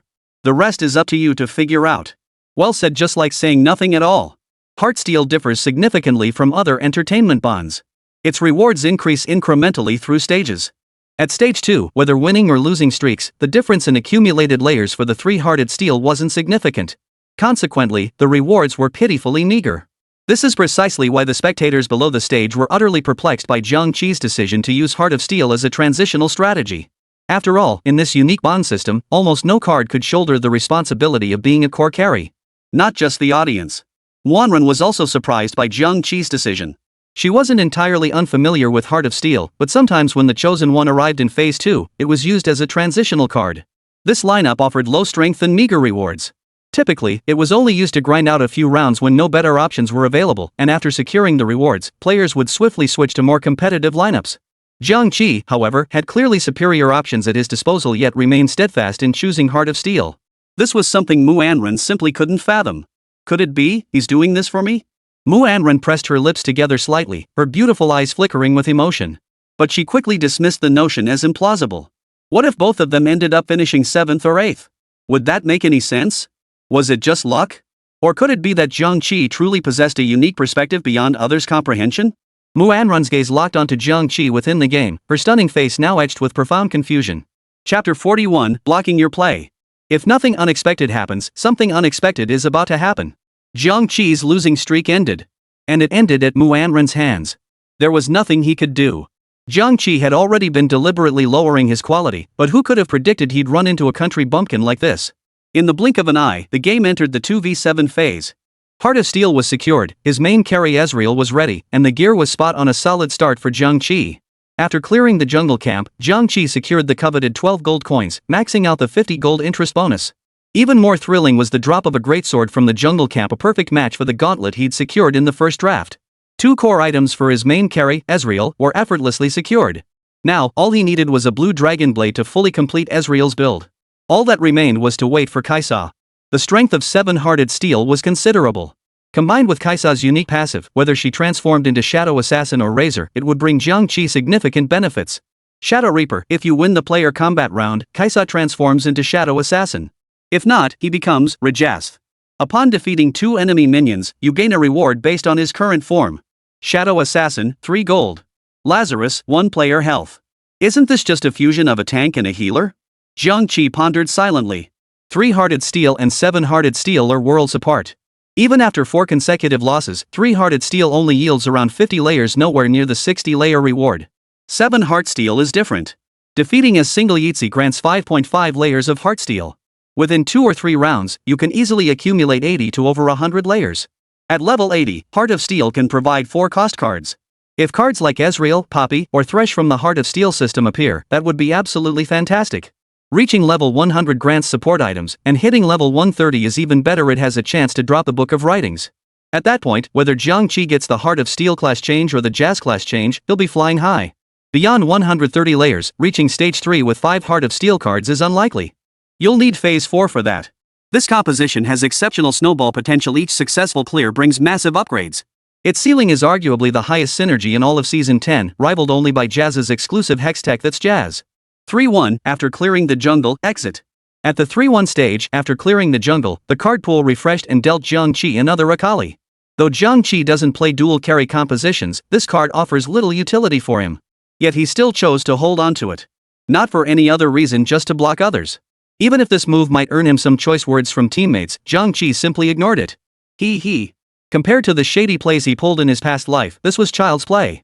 Blocking high-cost cards, snatching shovels, grabbing gear, using empty cities to break losing streaks, throwing games after getting 3 stars.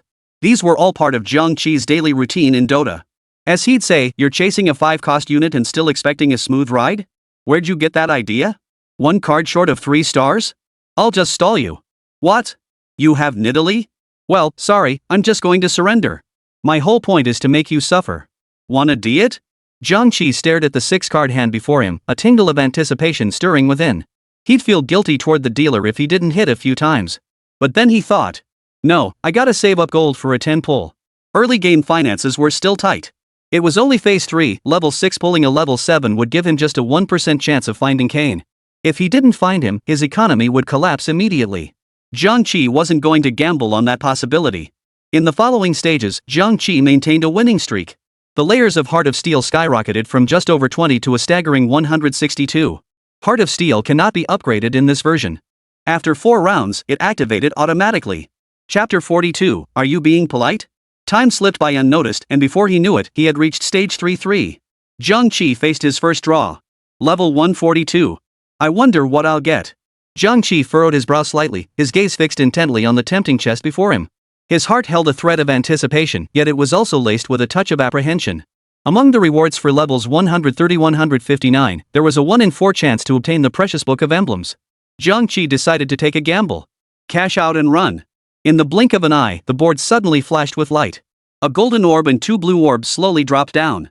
Ah, the gamble failed. Jiang Qi sighed softly, a hint of resignation flickering in his eyes. He knew well that if it were the Book of Emblems, only a single golden orb would have appeared. The combination of 3 orbs clearly signaled that this time, he'd received a different reward. Still, a positive mindset was always the key prerequisite for victory. Deep down, Jiang Qi felt no great emotional turmoil. After all, in his previous life, he had endured countless such moments. Similar scenes had played out before his eyes hundreds of times over. The 3-star Scarecrow summoned during the Chaos Summoning, the 5 iron anvils from the 7 consecutive losses of the Lucky Star, the Thief's Gloves and gold coins from the 6 straight defeats in Piltover. Such experiences had long since made him accustomed to all possible outcomes. Even the worst rewards could be met with composure. Jiang Qi skillfully maneuvered the plump dragon, picking up each fallen orb one by one. Clang! The moment the orb was picked up, 2 flashes of golden light suddenly erupted from the preparation area, drawing all eyes. An Ornn forge and a set of iron anvils. Open it immediately. Jiang Qi hesitated not a moment, decisively choosing to open them.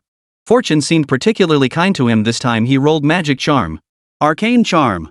A flash of delight lit up Jiang Qi's eyes. This Arcane Charm was Ezreal's signature item. Arcane Charm, after casting a spell, continuously restores a total of 120 mana over 5 seconds. For Ezreal, this was like adding wings to a tiger. With Arcane Charm equipped, Ezreal could unleash 2 abilities in rapid succession. This was a massive boost to his combat effectiveness. Actually, the Heart of Steel lineup doesn't really require deliberately losing matches.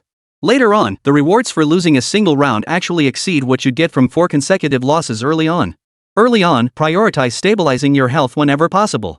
What if Old 8 pulls off a lucky win later? After all, you never know what Old 8 is up to. After a few rounds of alternating wins and losses, time moved to 3-4 and the second draft round officially began. When Jiang Qi's gaze fell upon the draft card pool, he couldn't help but feel a flicker of joy. There was actually an Ezreal card left in the pool. At this moment, Jiang Qi's health points placed him 7th. As for that 8th place, Ornn, are you being polite? Jiang Qi got his wish and secured Ezreal. Returning to the chessboard, Jiang Qi was even more surprised to find another Ezreal had refreshed in his deck. Wait, dealer, is this how cards are dealt? But right now, he couldn't be bothered with that. Trading a filthy, stinky but for a sweet, soft Ezreal. 3-4, a 2-star Ezreal. With his current strength, he could easily win 4 stages in a row. 3 wins in a row, advancing to the jungle phase. Meanwhile, Ornn's situation was completely different. This is so frustrating. Who can save this kid? Ornn sat before her computer, frowning deeply, her face etched with helplessness. Unable to see the synergies and hampered by her choice of the rural warhorse lineup, which was severely underpowered in this version, Ornn hadn't won a single game since the start. This string of defeats left her utterly demoralized. If this keeps up, I might as well just quit. The thought flashed through Ornn's mind. No! She shook her head violently. I absolutely cannot just sit here and wait for defeat anymore. Ornn rested her chin on her hands, sinking into deep contemplation. Moments later, a sudden flash of inspiration struck her mind, and she conceived what she believed to be a perfect plan. The next instant, a resolute determination flashed in Ornn's eyes as she swiftly sold off every single piece on her chessboard. Yes, she chose the empty city strategy. Days earlier, Jiang Qi had discussed with her that the empty city tactic was a strategy frequently employed by high-level players. It proved especially effective when countering a losing streak against peers. Not only could this tactic cleverly disrupt an opponent's winning streak, but it also allowed players to rapidly accumulate substantial resources. This, in turn, enabled them to secure their desired equipment with greater ease during the draft phase. As for health points? In a game as unpredictable as teamfight tactics, health is the most useless stat. A fully healed first and a raging eighth, which one do you think is more intimidating? Jiang Qi was particularly fond of employing the empty city tactic, and Ornn had always been amazed by his operational prowess. After closely analyzing Jiang Qi's past matches, Ornn noticed that regardless of whether he was on a winning streak or losing streak, his gold lead consistently outpaced other players. And he had even decarded mid-game. This was quite peculiar. Under normal circumstances, players who purchase Yeetzy mid-game often end up with an economic deficit of 10 to 20 gold compared to others. Ornn had played her fair share of matches herself. Occasionally, when luck wasn't on her side, she'd try to stabilize her health and find crucial cards, only to have her economy inexplicably collapse. But after watching several of Jiang Qi's matches, she noticed that whenever she thought his economy was about to collapse, he would always manage to replenish his gold from unexpected angles through his unique operational skills. This masterful control over the game's economy was something she simply couldn't grasp. By now, the jungle camps had been cleared. Jiang Qi chose to level up. Chapter 43, Don't Call Me Stupid. Under normal circumstances, by the 4v1 or 4v2 phase, most players would have smoothly reached level 9. For Jiang Qi, reaching level 9 through sound early game management and resource allocation was no challenge. As for level 10? It was completely unnecessary. This reflects the true mindset of many players. Imagine this scenario: you exhaust all your resources to reach level 10, eagerly anticipating pulling numerous 5-cost cards at higher tiers. Reality delivers a harsh blow. When you gaze at your deck with hopeful anticipation, you discover not a single 5-cost card in sight. You glance around. Out of 8 players, 7 are blocking your card draws. Then you glance back at your own board, where the strength of your pieces is nothing short of pitiful. The outcome is all too predictable. The safest approach is to reach level 9 first, then focus on improving your unit quality. Once you're confident your health can safely hold out until level 10, start saving gold and leveling up. Otherwise, your opponents will show you what cruelty truly means. At this moment, Jiang Qi had just reached level 7. With a clatter, his deck refreshed. As if by some strange twist of fate, under that 1% rare probability, Jiang Qi's deck unexpectedly refreshed with a 5-cost card ashes. Jiang Qi paused, then fell into deep contemplation. After all, in Season S10, every 5-cost card boasted formidable power and unique traits except for that one man, Ember. A presence capable of instantly sending the chess saint into a rage. For Star Jinx's damage was undeniably formidable in certain scenarios, capable of dealing significant blows to opponents. But unfortunately, compared to champions like Lucian or Sona who possess area of effect damage capabilities, Jinx's output felt somewhat inadequate. Especially when he's the only Yylite on the board. In actual combat, 80% of the time, a 4-star Jinx gets overwhelmed and killed before even reaching the enemy backline. It's no exaggeration to say his solo carry failure rate exceeds 80%. After weighing the pros and cons, Jiang Qi hesitated repeatedly but ultimately decided to take this Jinx. After all, while Jin is prone to failure at 4 stars, he still delivers substantial damage as a secondary DPS during his 1 or 2 star stages, a contribution that shouldn't be underestimated. Just then, Jiang Qi instinctively stole a glance at Ornn's board beside him. 267 gold? Jiang Qi's eyes widened in shock, inwardly gasping at the staggering sum. Are you saving that money to sponsor male models? No wonder Ornn's chessboard was so low quality. Turns out he'd been hoarding every coin, unwilling to spend a single one. Ahem, Ornn, you could level up a bit and invest in some higher cost cards. Jiang Qi couldn't bear to watch any longer and blurted out a warning. At this rate, with Ornn's current strategy, it was only a matter of time before Old 8 got eliminated in the tournament.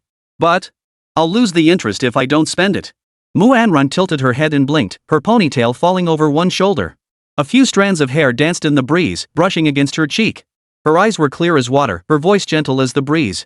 Jiang Qi took a deep breath, forcing his tone to soften as he murmured, $50 gets you the maximum interest. Even if you have more money later, you'll only earn $5 in interest per round. Got it? You idiot. Don't call me stupid. Ornn pursed her lips, hands on her hips, feigning anger, an utterly adorable sight. In that moment, an inexplicable sense of familiarity welled up in Jiang Qi's heart.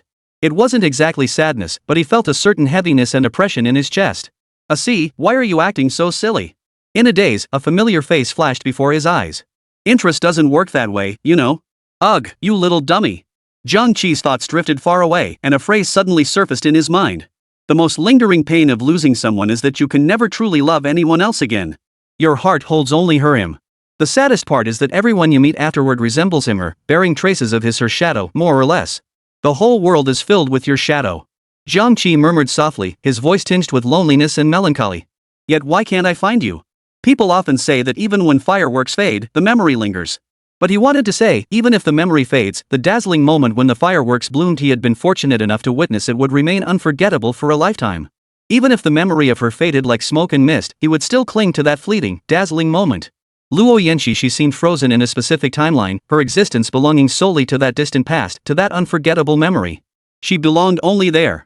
Only within that irreproducible memory could she be irreplaceable. The regrets and missed opportunities in movies might still find closure through a screenwriter's pen, allowing people to find peace. But life is not a movie. She was no longer that unattainable dreamlike presence. She was the Jiang Qi of his memories, that irreplaceable beauty.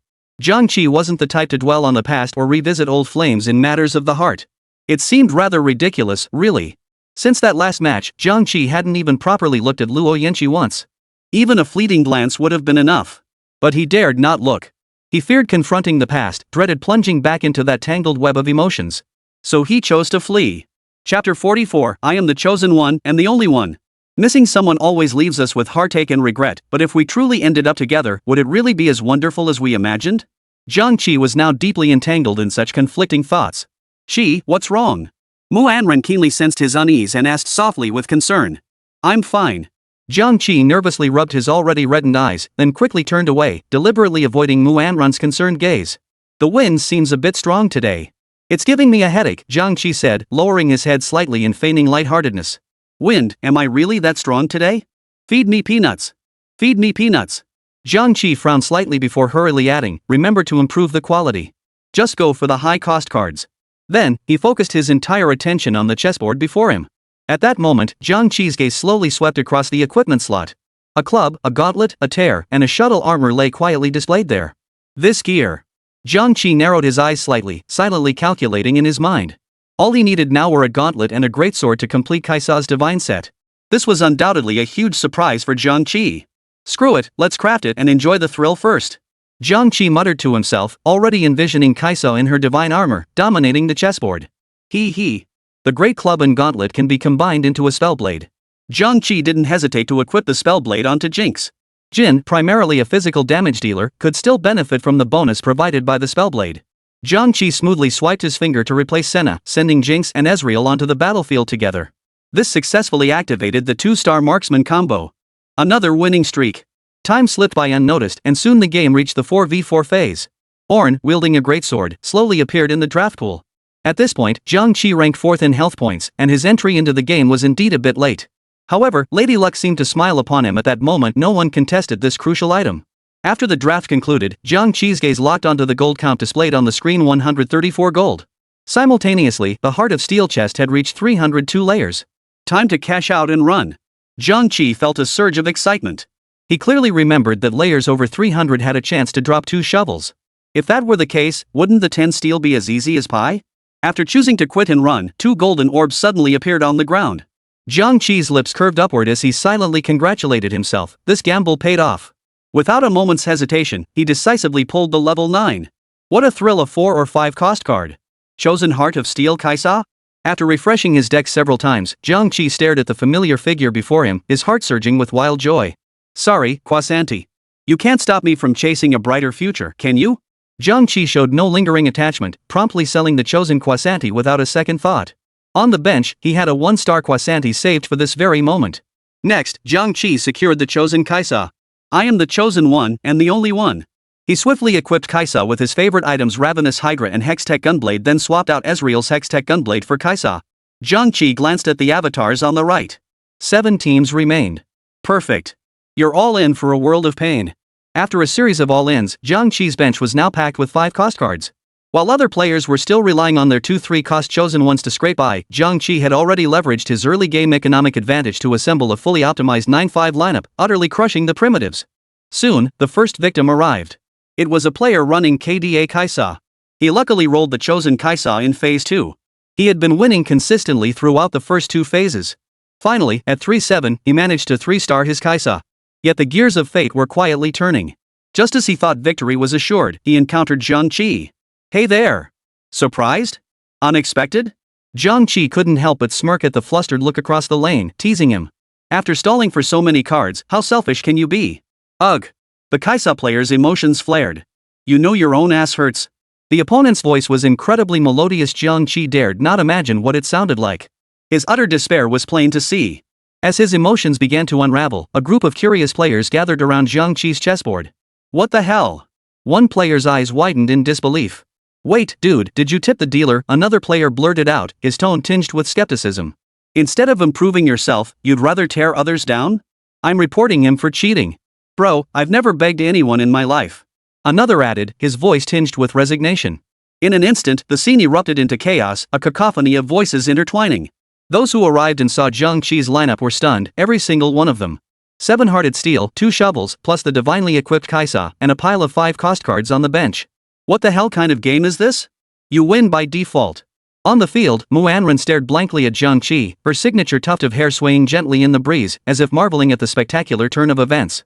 She never imagined such an ingeniously unconventional playstyle existed. Feasting on the rewards from Heart of Steel, he'd managed to level up this fast. Going from a 7-man team to a 9-man team in one go, and pulling out 3 or 4 2-star 5 cost cards in a single wave. She realized Jiang Qi truly possessed a unique understanding of team composition. Chapter 45, just 2 more. For the third enhancement rune at 4-2, Jiang Qi chose the multicolored Pandora. Jiang Qi equipped both shovels to Jinx and Xanti. The equipment slot still held 1 tier, 1 cloak, and 1 recurve bow. The Heart of Steel transformation required a shovel and a belt. Now, Jiang Qi was just 1 shovel away from 10 hearts of steel. With Pandora in hand, Jiang Qi wasn't worried about the belt.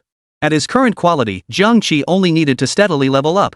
The front line was anchored by a 2-star Ornn and a chosen Kaisa, while the backline featured a 2-star Jinx and Ezreal dealing constant damage. While luck plays a significant role in Gold Shovel, luck itself is part of the strength. For 4 already has a bunch of 5-cost champions, this luck is just insane. Regarding Jiang Qi pulling out the chosen Kaisa and a bunch of 5-cost cards at 4-4, Ornn was also completely baffled.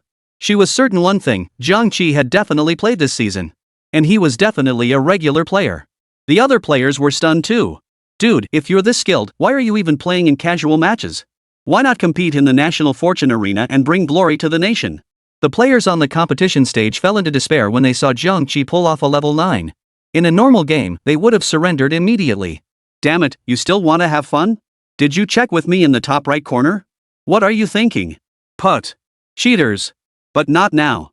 All these tourists are watching. If I can't beat him, I'll surrender. How embarrassing. However, Ornn's situation wasn't looking so great. Only a handful of 2-star, 4-cost cards remained on the board. The only active synergy was Countryside Harmony. It could only be described as having significant room for improvement. Qi, am I going to lose? Ornn's face was downcast, looking thoroughly disheartened. Objectively speaking, yes. Jiang Qi spread his hands helplessly. What should I do then? Let me think. Ornn's third Hextech ability is Investment. Investment, gain 45 gold. At the start of each turn, for every 10 gold above 50 gold, gain 1 permanent refresh up to 80 gold.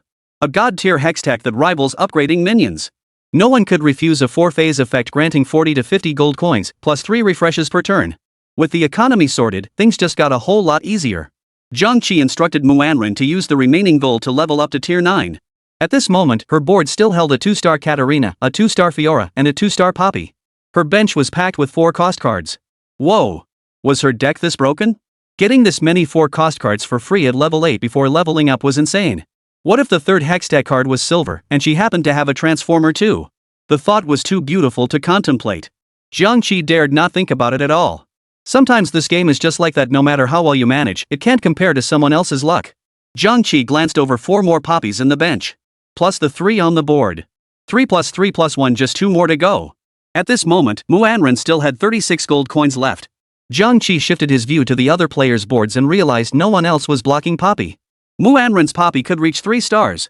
Jiang Qi sold all the low-cost cards on the field, keeping only the 4-cost and 5-cost cards. He equipped Poppy with the Righteousness Bloodthirsty Titan. After refreshing the deck a few times, another set appeared, joining the Gravedigger in the reserve. He fielded them, perfectly assembling the 4 dancers combo. Refresh again. A flash of purple light erupted. Chapter 46, 3-star Poppy. I'm no hero, I'm just a yordle with a hammer. Poppy's lazy voice suddenly rang out. 2 figures shrouded in purple-black light appeared on the bench. Great! It's hammer form Poppy. We're saved. In Season 10, Poppy was a premium 4-cost champion, boasting both the emo and dancer synergies. Her ability boosts both defenses while hammering opponents 3 times, dealing damage and healing herself. Additionally, defeating an opponent grants 2 extra strikes. She's basically a supercharged version of Darius. Combined with the lifesteal and attack speed from Dancer plus the mana regeneration from Emo, you'll witness a relentlessly hammering Poppy on the board. Take it down. At this moment, Manhwa still has 12 gold left. With a 3-star Poppy, securing points is guaranteed. As for first place, well, that's just luck. Manhwa's current lineup is 2-star Urgot plus 1-star Set plus 3-star Poppy plus 1-star Gragas plus 2-star Vi plus 2-star Vayne plus 1-star Amomo plus 2-star Annie plus 1-star Lucian. Successfully activated the 4 dancers and 4 emo synergies. Jiang Qi returned to his chessboard. He currently held 56 gold coins, needing just 12 more experience points to reach level 10. After several consecutive victories, Jiang Qi's health had climbed to the top spot. However, the current situation on the battlefield was far from optimistic. The player in second place had only 36 health points left. Jiang Qi felt a bit down. He hadn't even gotten to enjoy the game yet, and it was already ending? What's the point of collecting interest then? Jiang Qi decided to go all in. After reaching level 10, he still had 44 gold coins left in his hand. He glanced at the other players. 5 at level 8, 2 at level 9, one of them being Manhwa. The second floor player was rocking disco, holding 2 Sona cards. The third floor was stuck with 1 Ornn. Floors 4 and 5. Well, just leveled up to 8 with not a single 5-cost card in hand. Among the other 3 players, Manhwa held the most 5-cost cards. A whopping 12. The good news is, no one's stuck with Kaisa. Jiang Qi has no choice but to chase Kaiwan now. Refresh. Nothing. Refresh again. 1. Refresh again. Another 1. Keep refreshing. 2 more. Jiang Qi glanced at the bench. Including the one on the board, there were now 7 Kaisa cards. Just 2 more cards to triple star him. Out of gold. Better fight this wave first. This match pitted Jiang Qi against the second place player. His opponent had successfully activated the 4 8-bit synergy, and the game machine had already reached over 130,000 points. But why the hell did Katarina bring the Book of the Dead? And that Riven? Jiang Qi didn't even want to talk about it. Who puts their Riven in the corner? Just blocking their own lane? Jiang Qi was utterly baffled. How did this ragtag lineup even make it to phase 4? Jiang Qi set down his mouse. No need to look, just Kaisa's one-sided slaughter.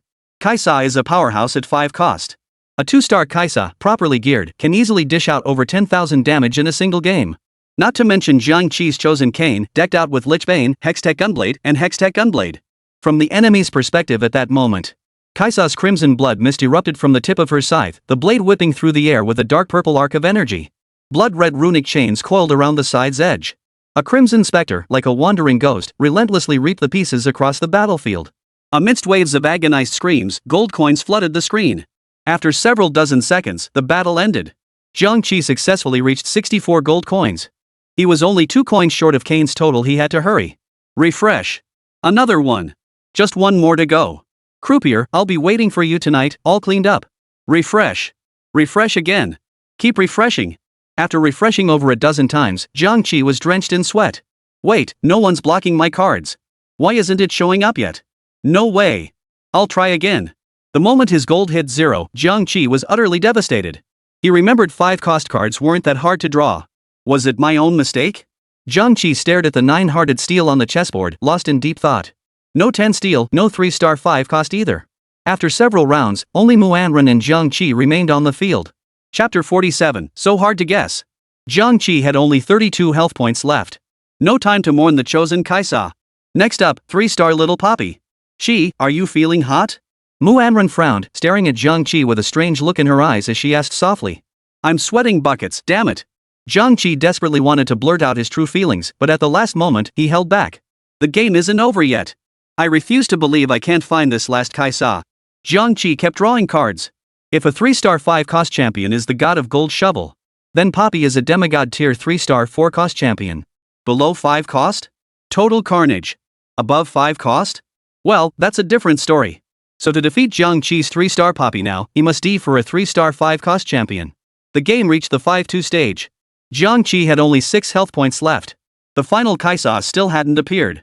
In the end, Jiang Qi surrendered without hesitation. Can't win the fight, can't catch up, why waste time? Second place. Jiang Qi stared at the ranking on the match summary screen and sighed helplessly. Jiang Qi stood up, intending to search for Manhwa's figure. The chatter of nearby tourists caught his attention. Did you see that? That pretty girl still has Kain locked in her deck. It's only human. I often get stuck with other people's cards too. Actually, that's not the case. Quite the opposite. Jiang Qi didn't bother listening to the rest. Because he had something more important to do right now. Ran. Senior Mu, I really need to restrain you. Jiang Qi found Ornn staring blankly in the corner. He seemed to sense something, lifting his chin slightly as his gaze fixed on a figure standing not far ahead. I pulled a 3-star 4-cost card today. Ornn tilted her chin slightly, her voice tinged with pride. I almost pulled a 3-star Kaisa too, but someone blocked me with a card. Guess who it was? Jiang Qi smiled with a hint of mischief. At that moment, only 2 people remained on the field. Who was holding back the card? It was really hard to guess. Wow. How awful. Someone actually blocked your card. Ornn feigned utter astonishment. Jiang Qi said nothing, merely watching her silently. I'm sorry, I know I was wrong. To an outsider, Ornn's actions looked like she was pouting. She tugged lightly at Jiang Qi's sleeve, the corners of her mouth turned up slightly. Her profile was as beautiful as a painting, and her stunning face bore a rare, gentle expression. Her silvery white hair, the author loves white hair, fell smoothly over her shoulders. A ray of sunlight happened to pass by, making her look like a gentle goddess of salvation. The last trace of anger in Jiang Qi's heart vanished instantly. Who could truly stay angry when such an adorable girl tugged at your sleeve, acting so sweetly? Jiang Qi feigned annoyance and ruffled Ornn's hair, only to be met with a doting smile in return. How wonderful. I was teasing, she was smiling. The sun dipped below the horizon, casting shimmering reflections on the water. Fragments of the setting sun filtered through the dappled green trees, scattering across the lake's surface and creating rippling patterns. Jiang Qi stood by the lakeside, clad in a white shirt and black trousers. His figure was tall and straight, as resilient as a pine tree. He gazed ahead with a smile, the corners of his eyes slightly curved, his eyes bright and clear. Ornn stood beside him, her figure slender and graceful. She wore a simple t-shirt and black pleated skirt, her long black hair cascading over her shoulders. Her profile radiated gentle serenity, like a fairy descended to earth. The setting sun and the couple seemed to weave together into a beautiful scene. A sight that lingered in the memory. Hey, dumbass, remember to pick up your award. Jiang Qi leaned in slightly, whispering into Ornn's ear. Ornn was amazing today too. Chapter 48, why don't you give it a try? The prize for the competition was a chubby sky blue dragon. It was cheap, but since she'd won it with Jiang Qi, Ornn loved it. Look. This is my prize. Jiang Qi looked at Ornn holding the chubby dragon, and she seemed like an innocent little kid. Ornn, you did great. Jiang Qi's gaze toward Ornn was filled with tenderness. He rarely expressed his affection so openly or passionately. His affection and gentleness were subtle, yet undeniable to anyone who saw it. Some say the desire to share is the highest form of romance. When you long for someone so deeply that you want to share every little moment of your life with them, it means they are someone you truly cherish and hold dear. Right now, Ornn was sharing the joy of winning with Jiang Qi. This was a small contest held at a tourist attraction, so the overall quality wasn't high. With so many visitors, holding individual matches to select a champion wasn't practical. Instead, they randomly selected 8 participants, with the winner receiving a prize. After all, each shoveling session lasted about half an hour, and tourists didn't have that much patience. This was one of the most famous attractions in the area. As far as the eye could see, it was packed with people, tourists everywhere. Let's take a picture. Ornn gazed at the scene before them, a sudden urge to take a photo welling up in her mind. Jiang Qi nodded slightly and raised his phone. Under the scorching sun, the girl's skirt fluttered slightly, her beauty utterly captivating. Jiang Qi adjusted the angle and snapped the shot. He loved a certain saying. Time cannot be held back, not even yesterday, not even the last second. Yet human memory is insufficient to clearly record every scene, every person who enters our lives, every landscape that makes us pause in awe. That's why some people love photography. What do you think? Is it nice? Ornn trotted over to Jiang Qi and leaned in to examine the photo on his phone. Not bad. Do you often take pictures of girls? Ornn pursed her lips, smiling with a hint of amusement. Though Jiang Qi instinctively looked away the moment their eyes met. But let me be clear, Jiang Qi absolutely had nothing to feel guilty about. Absolutely nothing. Damn it, don't go slandering someone's character out of thin air. Oh my, the sun is really shining bright today. Within Jiangcheng University. An unexpected visitor arrived at the president's office today. Principal Zhang, thank you for your help. Not at all, not at all. The middle-aged man spoke with humility and respect, facing a bodyguard dressed in black. Beside them, on the sofa, sat a girl of breathtaking beauty. It was Luo Yanxi. Miss Luo, is there anything else you require? After relaying the necessary instructions, the dark-clad man leaned forward toward Luo Yanxi. Nothing for now. You may return. Luo Yanxi was beautiful, possessing a cold, fragile beauty. Only. At this moment, she didn't seem particularly happy. Today, Luo Yanxi wore a white spaghetti strap top layered under a sky blue lightweight sun protective jacket, paired with a white pleated skirt. Her entire look radiated a fresh, elegant charm, yet retained an innate, cool detachment. This was one of Jiang Qi's favorite outfits of hers. Unfortunately, Jiang Qi wasn't there. This outfit had lost its intended meaning. Luo Yanqi had been brought here by the system, and as for her current status as a young miss, she had no idea how it came to be. Perhaps it was the system's arrangement? System, yep, meow. Since she was here, she might as well make the best of it. Luo Yanqi had only one purpose for coming, to bring Jiang Qi back. She had stayed here for a while. This world was beautiful and dreamlike, like a utopia straight out of a storybook. But ultimately, this place did not belong to them. Those beautiful illusions shattered like bubbles floating into the sky, fragile and fleeting. Understood, young miss. The man in black departed swiftly. Luo Yanqi took the admission letter handed to her by the principal and turned toward the door. It was vacation time, so Jiang Qi wasn't at school. It didn't matter. She had plenty of time to wait. See, I'm here. Luo Yanqi's lips curved slightly, her gaze mesmerizing. Achoo! Why do I feel like someone's thinking about me? Jiang Qi, who was drinking water, suddenly sneezed. Drink more hot water. Manhwa said to Jiang Qi with a smile. You too. Half an hour later. Jiang Qi, are you tired from walking? If you are, we can take a break. Not at all. Walking with you isn't tiring. But I'm exhausted. Manhwa desperately wanted to say it, but seeing Jiang Qi's completely unfazed expression, she couldn't bring herself to speak. Why does he have such stamina? He looks so skinny. She'd heard Lin Shiyu mention before that skinny guys tend to be well endowed. Manhwa followed his gaze downward and blushed fiercely. Cough. Lin Shiyu seemed to be right. Anren, you look a bit off. Jiang Qi also noticed Manhwa's strange gaze at that moment. Wait, why are you blushing like a bubble teapot? I didn't do anything. The evening glow spread across the land as the sun sank below the horizon and the sky gradually darkened. Should we find a hotel? Manhwa suggested softly. In the night's darkness, Jiang Qi couldn't see the faint blush on her cheeks. Small lamps flickered with soft, warm light along the roadside, adding a touch of modern romance to the otherwise ancient scenery. Like a dream, like an illusion. This was the first time Jiang Qi truly felt the relaxation of traveling.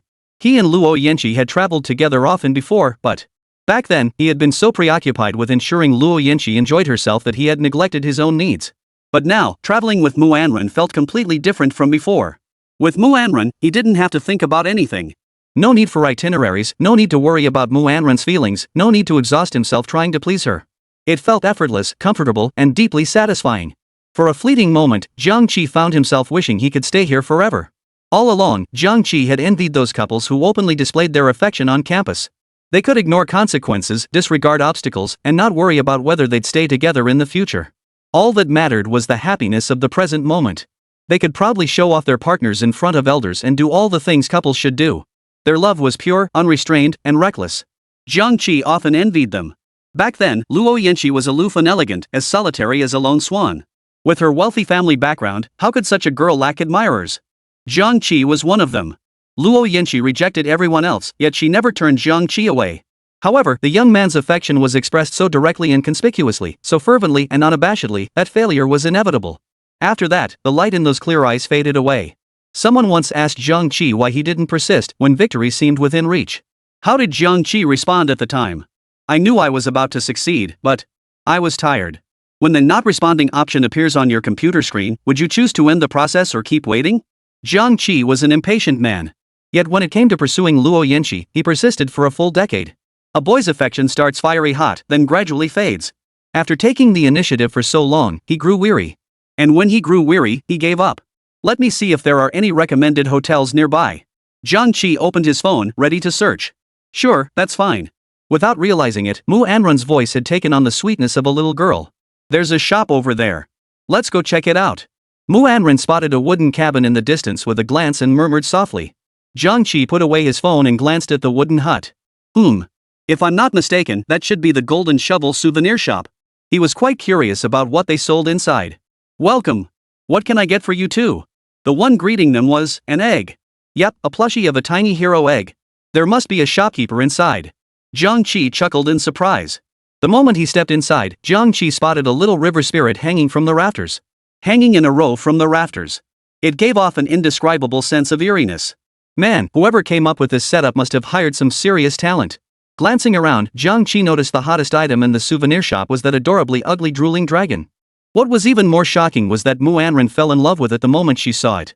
Jiang Qi couldn't understand. How could anyone possibly like that creature? In his opinion, soft, fragrant girls paired with the intensely sultry roasted chicken Gwen were the perfect match. Ignoring Jiang Qi's protests, Ornn insisted on buying two. Then, tilting her head, she handed one to him. This is for you. You look just like him. Ha? Ornn, am I really that ugly? Ornn's words completely shattered Jiang Qi's confidence. You idiot. I was complimenting how cute you are. Oh. Then Ornn, you're just as cute as it is. Ha? Did you just call me ugly? Ha? This script doesn't seem quite right. Jiang Qi felt wronged, but he kept it to himself. So this is how you see me? No, Ornn, absolutely not. You're lying. You just said it yourself. You misheard me. I was complimenting you. I don't believe you. I choose Han Xin. After a round of elementary school-style bickering, Ornn led Jiang Qi out of the scenic area and had dinner at a local specialty eatery. Grilled skewers and beer are a perfect match. Jiang Qi waved his hand and ordered 20 skewers of kidney and 10 grilled oysters. Oh no, I'm locking the door tonight. Ornn crossed her arms, feigning fear. What Jiang Qi didn't know was that Ornn's mind was already spinning with some utterly indescribable scenarios. What if he tries to get me drunk later? What if he gets drunk and loses control? Should I drink? Or drink? Or drink? This is so hard to decide. And why did he order all this stuff? Would a normal guy really eat this? Could it be? She instinctively glanced at Jiang Qi. You're not unable, are you? The moment those words left her lips, a long silence fell over the room. Then she saw Jiang Qi's face contorted in extreme agony. Damn it! She's slandering me! She's slandering me! Ornn's face instantly flushed with embarrassment, tinged with terror. No matter how aloof she usually appeared, she was still just an inexperienced young woman. Damn it!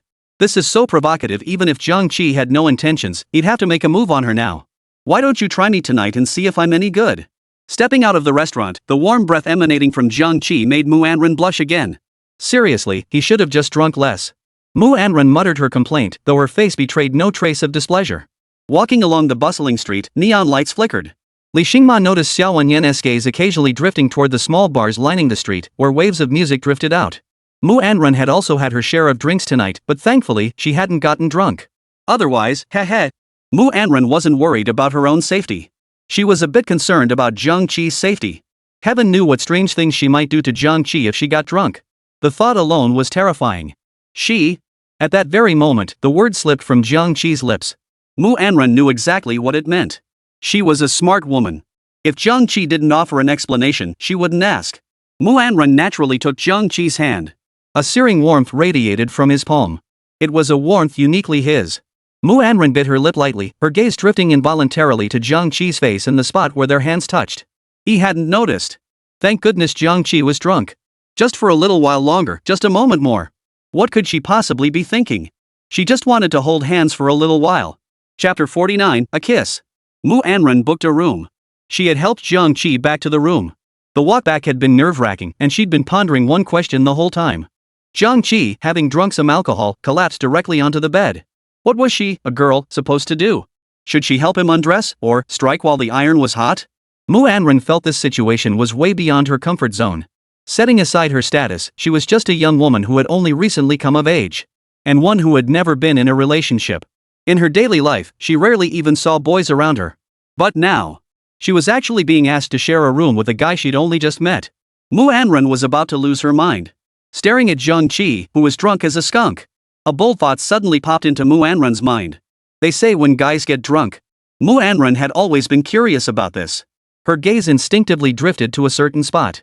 Gulp, swallowing saliva. Wow, that's huge.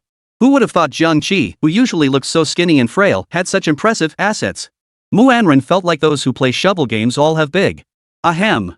Jiang Qi, here, have some water. Ornn picked up a glass of water and asked tentatively. After a long pause. The person on the bed showed no reaction. Seems he really is passed out. Well, I guess I'm just being kind. Sleeping fully clothed like this, what if he catches a cold? Sigh, no choice then. I'll just have to do this. Ornn tiptoed closer to Jiang Qi and began undressing him. Before her eyes was Jiang Qi's magnified handsome face. His warm breath tickled her nostrils, drawing ever closer. She instinctively tried to pull away, but before she could, a soft, cool sensation touched her lips. Oh no! She'd accidentally kissed him. Damn Jiang Qi! Ornn instinctively raised her hand, ready to shake him awake and give him a good beating. But just then, an evil hand slipped stealthily around Ornn's waist. Perhaps it was the fatigue of the day, or maybe the lingering effects of the alcohol she'd just consumed, but Muanren felt lightheaded and momentarily failed to react. Once she became aware of that wandering hand, Muanren suddenly felt flustered. This wasn't the scenario she'd imagined. "Jiang Qi, you've had too much to drink. Let go of me." She murmured this, yet she didn't push Jiang Qi away. They were brothers, after all. Brothers hugging and embracing each other, that was perfectly normal, right? Normal, perfectly normal. She and Jiang Qi were just pure, platonic friends. Yeah, that's right. That's exactly it. Muanren shook her head, not pulling away from his embrace but letting him hold her quietly. Her waist was soft and slender, her abdomen flat and smooth, without an ounce of excess flesh. Her lashes fluttered lightly, a trace of panic still lingering on her face. Her ears had flushed crimson, yet her eyes held nothing but resolute determination. Muanren wrestled internally. Should she push him away? If she did, what if he was hurt? If she didn't push him away, forget it. Besides, Jiang Qi doesn't have a girlfriend anyway. What's wrong with letting her have her fun? Muanren chose to play dead. After turning off the light, she casually lay down beside Jiang Qi. As for that hand around her waist, who saw it? She certainly didn't see it. In the darkness, Jiang Qi opened his eyes, which had been tightly shut for so long. He stared at the profile of the beauty before him, a hint of triumphant scheming in his gaze. He raised his hand to clasp her slender waist tightly, his nostrils filled with her softness and fragrance. Men are 3 parts drunk, acting until you weep. Drunk? Not a chance. He was the man famously known as unshakable after 1,000 cups. Jiang Qi could feel the softness of the girl in his arms and the warmth radiating from her body. He could even sense the slight trembling of Muanren's long, shapely legs. Jiang Qi's laughter grew even more unrestrained. In the darkness, Muanren's expression appeared calm. She absolutely did not swallow.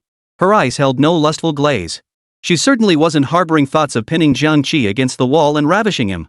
Yet the hand at her waist was restlessly wandering, occasionally attempting to scale new heights. Muanren clenched her teeth, refusing to make a single sound. He absolutely wasn't doing it on purpose. That's right, he was drunk. Drunk people have no control over themselves. Therefore, it couldn't be blamed on him. Muanren was still defending Jiang Qi. Little did she know that behind her, someone's eyes gleamed like a hungry wolf, practically devouring her with his gaze. Jiang Qi was losing his patience. The 20 skewers of kidney and 10 oysters tonight had done the trick. He was burning up all over, and little Jiang Qi was still standing tall. Anyone who frequently indulges in such rewards knows this kind of restraint could genuinely make you sick. Jiang Qi couldn't hold back any longer. The hand resting on his waist slid up to Muanren's slender waist, gradually no longer content with just that. "Anren, I'm feeling a bit uncomfortable." Jiang Qi's voice was hoarse, tinged with suppressed urgency. The next moment, Muanren was suddenly pulled toward him, tumbling unexpectedly into his embrace. Their breaths mingled at such close proximity, growing increasingly heated. Words felt superfluous now. Jiang Qi cupped her face with one hand and slowly kissed that soft spot, touching and withdrawing in an instant. In the dim, hazy light, the window light, the room lights already off, only their heavy breathing remained. "First kiss?" Jiang Qi smiled with a hint of amusement. "How did you know this was my first kiss?" "Guessed. Your kissing skills are terrible." Jiang Qi's lips curved slightly as his gaze drifted elsewhere. He was right, this truly was Muanren's first kiss. The sensation was strange, leaving her momentarily dazed. Muanren wasn't as flushed and breathless as she'd imagined herself to be. So this was what kissing felt like. Calm yet tinged with a hint of restless madness. Muanren pressed her lips together slightly. Opening her eyes, her beautiful pupils swirled with emotion, her gaze hazy. Unable to resist, she leaned in again. As everyone knew, physical contact was the most direct and effective way to accelerate the progression of a relationship between a man and a woman. It would stir all sorts of blushing, heart-pounding feelings in the other person. "You too, Qi." Jiang Qi stopped at a light kiss, lingering only briefly, but Muanren wasn't satisfied with that. Jiang Qi pulled back slightly, yet remained mere inches from Muanren, their noses nearly touching. Their gazes locked, and through his eyes, he could see the bewilderment and confusion in hers. Revealing a look of bewilderment and confusion. An indescribable, ambiguous warmth filled the room. "I want more." Muanren's cheeks flushed crimson, her obsidian eyes striking against the darkness. Before the words had fully left her lips, Muanren leaned in, her lips decisively meeting Jiang Qi's. The refreshing scent emanating from the girl stunned him for a few seconds before he gently pushed her away. Muanren's gaze was hazy, her gem-like eyes veiled in a faint mist. Perhaps it was her unexpected initiative that caught Jiang Qi off guard. "You want a kiss? Not here. Not there either. Be gentle." Chapter 50, Divine Gift. The next morning. Blinding sunlight streamed through the floor-to-ceiling windows, spilling freely into every corner of the room. Jiang Qi slowly opened his eyes, staring blankly at the ceiling light. Brain loading. Brain loading failed. Why is it light again? Just a little more sleep. Jiang Qi mumbled under his breath like a stubborn child, twisting his neck in search of a more comfortable angle to sink back into the embrace of slumber. Suddenly, a familiar sight that made his heart race filled his vision.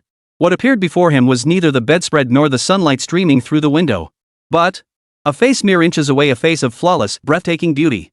But why did this face look so familiar? Ornn. Jiang Qi's eyes widened instantly, as round as copper bells, his mind flooded with countless questions. Wait, how did she end up in my bed? And she's not the moderator either. What's going on? What happened last night? Jiang Qi's thoughts churned wildly in his mind. After a long while, he gave up trying to figure it out. He had definitely had a bit too much to drink last night, and no matter how hard he tried, he couldn't recall exactly what had happened. But judging by the current situation, last night must have been pretty wild. In his panic, Jiang Qi instinctively clenched his fingers. The unique sensation in his palm made him pause slightly. It felt slightly springy and elastic, like caressing a cloud, soft yet resilient. Uncertain, he tried again. Beside him, Ornn remained deeply immersed in her dreams. An oversized shirt lay askew across her body, like a sketch drawn with casual strokes. A snow-white shoulder peeked out from beneath the shirt's gap, radiating a peculiar allure. Above, a snow-white shoulder was exposed below, a slender waist curved invitingly. Her jade-like arm was draped directly across Jiang Qi's body. Even more intoxicating were her long, straight white legs, now tightly wrapped around Jiang Qi's waist, enveloping him in a suffocating embrace like a coiled python. The leg was perfectly straight and smooth, radiating a sensual warmth. Slurp, slurp. He could play with this forever. With a soft murmur, Ornn slowly opened her eyes. The moment their gazes met, time seemed to freeze. Seeing Jiang Qi playing with something nearby, Ornn's face flushed with a mix of embarrassment and fluster. Her gaze darted away before she swiftly closed her eyes, feigning discomfort as she rolled over, clamping her eyelids shut. As for that restless hand? She hadn't seen a thing. Though her back was turned to Jiang Qi, she could distinctly feel the intense heat of his gaze upon her, like two burning flames that made her heart race involuntarily. She knew deep down that now was not the time for her to wake up. If she woke up now, how could she face Jiang Qi? Staring at each other? The very thought of that scene was awkward. And Ornn, still not awake? The next moment, Jiang Qi's low, husky voice murmured against Ornn's ear. His warm breath, like a spring breeze, brushed against her face, stirring her heartstrings. Ornn kept her eyes tightly shut, silent and still, pretending to be fast asleep, trying to escape this awkward situation. Ornn remained silent, stubbornly feigning sleep. Time slipped away in silence. Half an hour later, Jiang Qi was the first to break the eerie stillness. Though he felt reluctant to leave this warm human-shaped pillow, reason ultimately prevailed over emotion. Hugging any longer would be inappropriate for minors. It must be said, Ornn had a seriously impressive figure, right? Such a slender frame bearing such fruit. Wonder which lucky guy will get to enjoy that in the future. Jiang Qi's eyes still held lingering affection. So soft to squeeze, so satisfying to squeeze, he wanted to squeeze more. Though he wanted to hold her longer, it was just that. Someone's little belly seemed to be protesting. TSK, like a little piggy. I'll go downstairs to buy dinner first. Jiang Qi slowly dressed himself, then leaned down to whisper softly into Ornn's ear. His gentle words were like feathers, lightly teasing her hair. Feigning sleep, Ornn appeared utterly composed on the surface, but her face was already flushed like a bubble bath. At that moment, Ornn stood before the sink, clutching her cascading hair, staring at her reflection in the mirror with utter despair. The room was dimly lit, the curtains not fully drawn. Faint light seeped through the cracks, casting a glow on her face and highlighting the flush on her cheeks. Her eyes brimmed with frustration and embarrassment. Arg! Why didn't I just slap his hand away just now? How could I have let him toy with me like that? Ornn felt like this world had gone mad. She wanted to survive in another world. She couldn't stay here any longer. The moment the door slammed shut, Jiang Qi stood at the doorway. Spotting a blurred figure in the bathroom, he pumped his little fist forcefully toward the entrance. He did it on purpose. He did it on purpose. He saw right through my act of pretending to sleep. How rotten. 10 minutes later, at the dining table. Ornn sipped her porridge, not uttering a word. Staring at her expression, which looked like it could freeze over at any moment, Jiang Qi sighed helplessly. The memories we shared. Just as the two were glaring at each other, a phone on the table rang. Jiang Qi glanced at the caller ID. It was Lin Xiyu. He assumed Lin Xiyu had something urgent to discuss with Ornn. You, missing me this early in the morning? Ornn's crisp, sweet voice rang out, tinged with a hint of morning hoarseness. Jiang Qi couldn't make out the rest of the conversation. However, judging by Ornn's gradually stiffening expression, it was clear this wasn't good news. Sure enough, after ending the call, Ornn's face instantly fell. The person who replaced your card at the National Fortune Tournament yesterday just dropped a bombshell. Ornn's expression was deeply troubled. Sakura Nation also has a divine gift card. That golden card is the divine gift. What else? Jiang Qi's expression remained unchanged, as if he'd heard something utterly insignificant. To him, whether that card existed or not made no difference to his championship. After all, he had no clue how to even use that card. This stupid system didn't even give him a manual. Just leave him to guess. They really treat him like a Japanese person. One more thing. Ornn looked at Jiang Qi with a complex expression. Luo Yanqi will be participating in the next National Fortune Tournament. Chapter 51, The Battle of the Twin Cities.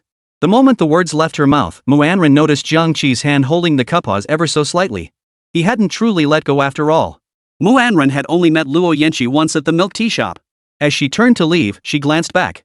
Even Ornn had to admit that Luo Yanqi exerted a powerful pressure on her. She was like the melted snow from the peaks of Tibet's snow-capped mountains, pure yet carrying a faint chill. Her cool expression, complementing her inherent aloofness, easily created a sense of distance. Like a lazy, noble cat silently surveying everything.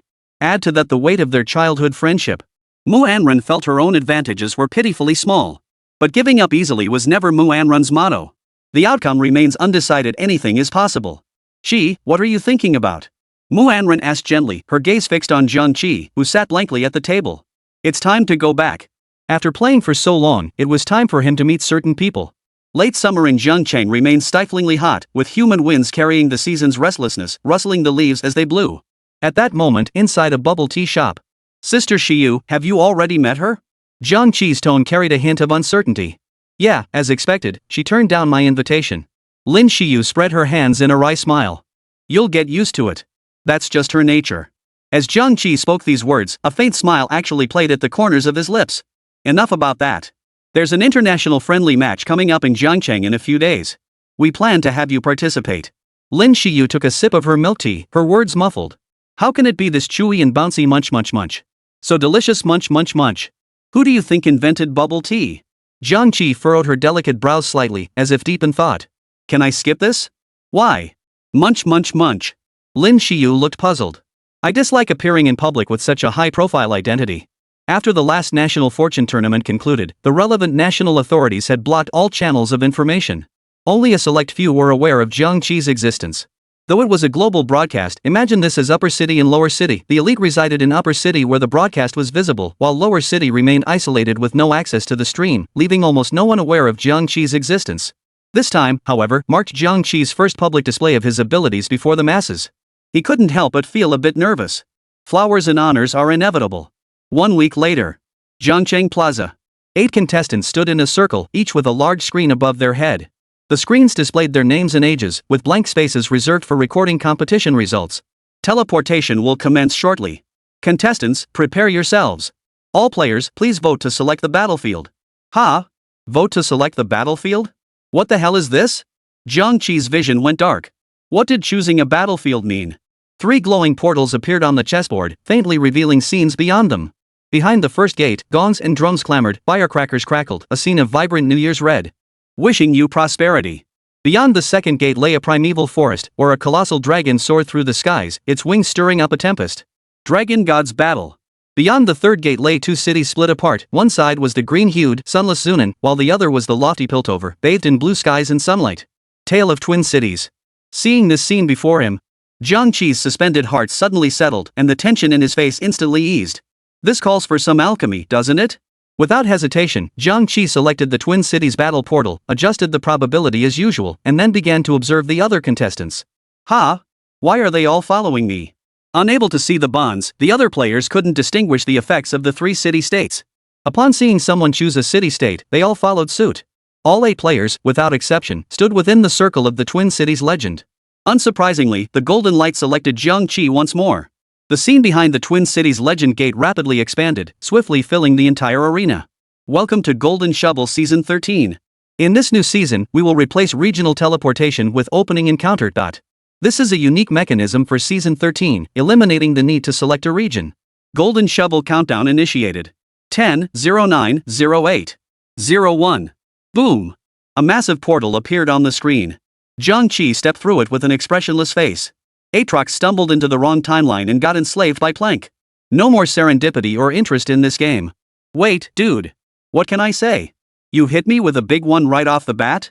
Before Jiang Qi could react, Each contestant instantly transformed into a beam of light and arrived at their respective home turf. Jiang Qi's randomly assigned champion was Darius. He possessed the Watcher and Iron Conqueror synergies. During the jungle phase, Jiang Qi successively farmed a Negatron Cloak, a Giant's Belt, a Recurve Bow, and a Rod of Ages. As for the champions, he randomly obtained a 2-cost Camille and a 3-cost Smithy. Camille's synergies: Enforcer, Ambush Specialist. Smithy's synergies: Alchemist, Ambush Specialist. The 2 Ambush Expert synergies grant EZ an additional 20% critical strike chance and 10% critical strike damage. This synergy undoubtedly provides Jiang Qi with considerable early game strength. Sorry, Nocturne. Sell him immediately. Another Boom Boom spawns in the deck. Level up and deploy immediately to form the 3 Ambush Specialist synergy. No interest in this game means all players can level up without restraint. No need to worry about whether you can get interest. For Jiang Qi, this wasn't exactly good news. He also grabbed a McGrady card on the side. At 2-1, he instantly leveled up to 5. He deployed Maddie, activating the Dual Enforcer synergy, then immediately synthesized the Sheep Scythe and handed it to her. This season is unique. You never know what level of strength your opponents possess. Low-cost cards are overpowered, while high-cost cards are a mixed bag. McDias, Big Mouth, and Magic Tongue were once unstoppable meta-dominating powerhouses.